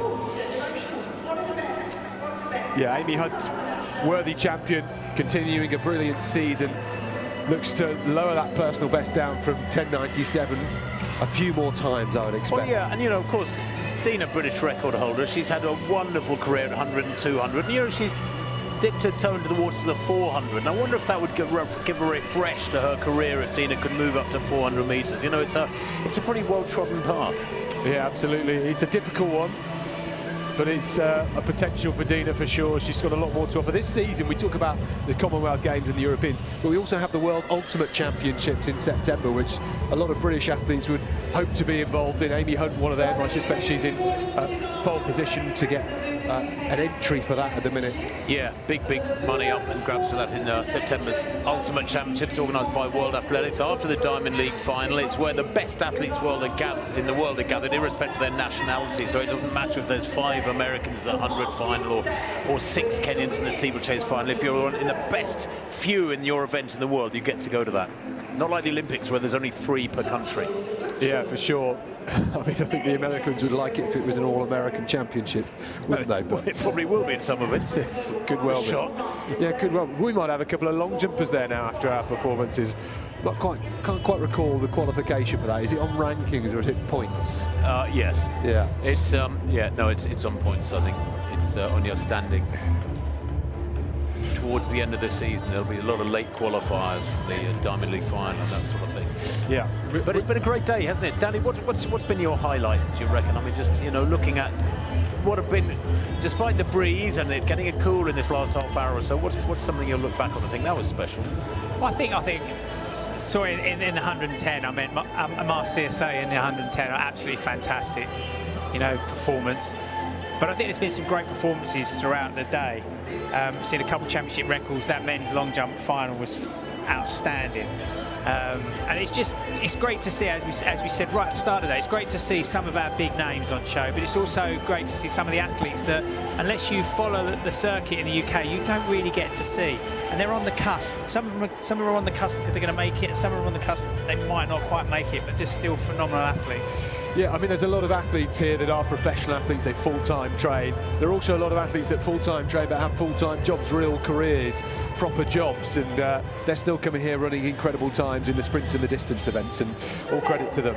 Well, a majority of athletes here will have jobs or be in education and doing something else alongside, but they'll still be putting in the shifts that the professional athletes are able to do. Yeah, absolutely. Well, the women's shot today was special, truly dominant from the eventual winner, Cleo Ajapong of Blackheath and Bromley Harriers, the South London club, taking the bronze medal here with 15 minutes 15. It came in the third round. She only had 3 valid throws, actually, backed it up with a 14.10 in the final round. It was well clear of the 4th placer, Samantha Calloway of Thames Valley Harriers, though. Alani Dumboya of Lee Harriers, 15.26 in round 2. She had a couple of no throws, but pretty solid series. That was the outstanding mark. Her third round effort was close, 14.89, but it took her, what, some 11 centimetres clear of Ajapong, or kept her 11 centimetres clear. But the champion won an outstanding series of throws from the city of Portsmouth. Serena Vincent, 17.02, her opening throw, which turned out to be the best of her series. She couldn't put anything extra onto that. But 17.02 by Vincent, not so far shy of her season's best 17.51. She's a 17.78, put her at her absolute best, and she'll be looking to work on that later on this summer. Yeah, absolutely. There's a lot to look forward to tomorrow across the track and the fields. We've got those 800-metre finals to come. Georgia Hunter-Bell and Izzy Boffey going in the women's competition. In the men's, Ben Patterson, Jake Whiteman. And we'll see the men's 100 final again here. I mean, it was fairly even out the blocks, wasn't it? Darnell Hughes, he is so tall, often gets left by a metre or so, but what about Louis Hinchcliffe coming back to it, and Ramel Glave just powering away? He looks so strong here, doesn't he? Look at Darnell Hughes, closing, but fell a few centimetres short, and Glave had the time to celebrate as he went through the line with that raised hand. If Hughes could sort his start out, he'd have won that by a couple of metres, because he gives most of that field about a metre over the first 25, and then he starts closing. It becomes 3/4 of a metre, half a metre, a few centimetres, and he just falls short there. 9.98 to 10.01, a season's best for Darnell Hughes. Still a really good run, great time in cool conditions. I mean, compare this with the 25, 28 degrees of California or Southern Europe, and it's, I was going to say it's incomparable, but I've just said compare it. It's really, really strong running. That 9.8 with a stronger wind in warm is worth, you know, in the low 9.9s. I mean, absolutely, you know, I think there was a lot of talk 4 years ago when this track surface was installed. They said it wasn't as quick as maybe the London stadiums and some of the other big stadiums around the world, but we've seen some quality times here today, not just in the sprints but in the distance events too. And I think if we have sprints as well, like that's for some of them it's the third race, for some of them it's the second race of the day. So it's not, they're not just out in one race. Yeah, really good point. Yeah, 3 races in the day. Been hanging around. Men and women sprinters, yeah, no time to go back to the hotel and sleep, get a massage, get some food. So they've all had to hang around in the warm-up area, I suspect. Just keep warm and keep loose. Yeah. Talking of a 9.87 man that wasn't on the start line, he's about to hand out the medals, Linford Christie. There he is, always smiling, always here, isn't he? I still think he'd back himself against these guys even today. That's sort of character, isn't it? Well, I'll tell you what, he kept going until he was about 38, didn't he? Then, but he was an astonishing late in his latter years. I think he's more famous for his gardening, though, over this last 15 years or so, isn't he, than he is for his sprinting or his athletic exploits. Well, originally it came up as Jeremiah Azu and Louis Hinchcliffe both getting third place. That's now been altered ever so slightly, and they must have reviewed the thousands again. Louis Hinchcliffe is originally it's had 3 of them in third place on our system, didn't it? It's sometimes hard to believe these things, but Louis Hinchcliffe with the bronze. Zarnel Hughes will see him tomorrow in the 200. He was a double champion last year. That should be the 1, 2, 3 for the European Championships, though, shouldn't it? For I'd expect so. Zarnel's done it before. Ramel Glaves, a bronze medalist from the Europeans 2 years ago, could upgrade this time. He's a much better athlete this year than he was 2 years ago. Louis Hinchcliffe, again, would back himself to win. We've obviously got the likes of Marcel Jacobs, Olympic and European champion, that could feature in that event. So, but you'd expect the Brits to come here and try and get the clean sweep. But Hinchcliffe has accumulated a lot of experience now. You know, semi-finalist in the Olympics in Paris a couple of years back, an NCAA champion, a man who's run under 10 seconds several times. He's a special talent, Hinchcliffe. And you're right, actually, that's a good point. I mean, maybe we're dreaming, but a British 1, 2, 3 clean sweep is not impossible. Not at all. It would be great to see, wouldn't it? And we're going to win the World Cup, right? Oh, yes. Oh, steady on. Yeah. I didn't even watch the game against Croatia the other night for fear of it going a disaster. But what? Hold on a minute. You didn't watch? So I did have other things to go. You don't watch good films because you might like it too much? I was prepping for this event. I mean, what a day it's been at the Novuna UK Athletics Championships. Tim, any final words from you? Only to say, I hope you've enjoyed our coverage today. A lot of great races, a lot of great field events. More to come tomorrow. Finals pretty much all the way tomorrow. And we're on air at 11:30 for the first field event. The first track action is the 5,000 metre walk at 11:35. Then the ambulant 100 at 12:12. The 110 metre hurdles for men heats at 12:24. It's been a great day. The rain has stayed away. Tomorrow promises to be warmer. Yeah. Danny, any final words from you? No, I mean, you won't have the pleasure of listening to me tomorrow. I won't be here, but I'm sure you'll have an absolutely fantastic day, and there's some great competitions to look forward to.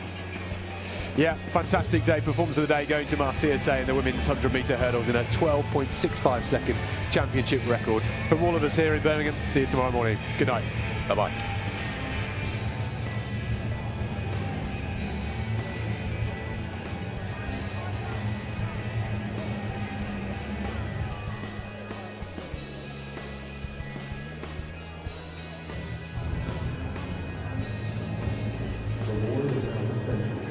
Steeple has been supporting him and the efforts to do the best. Now, we want to bring this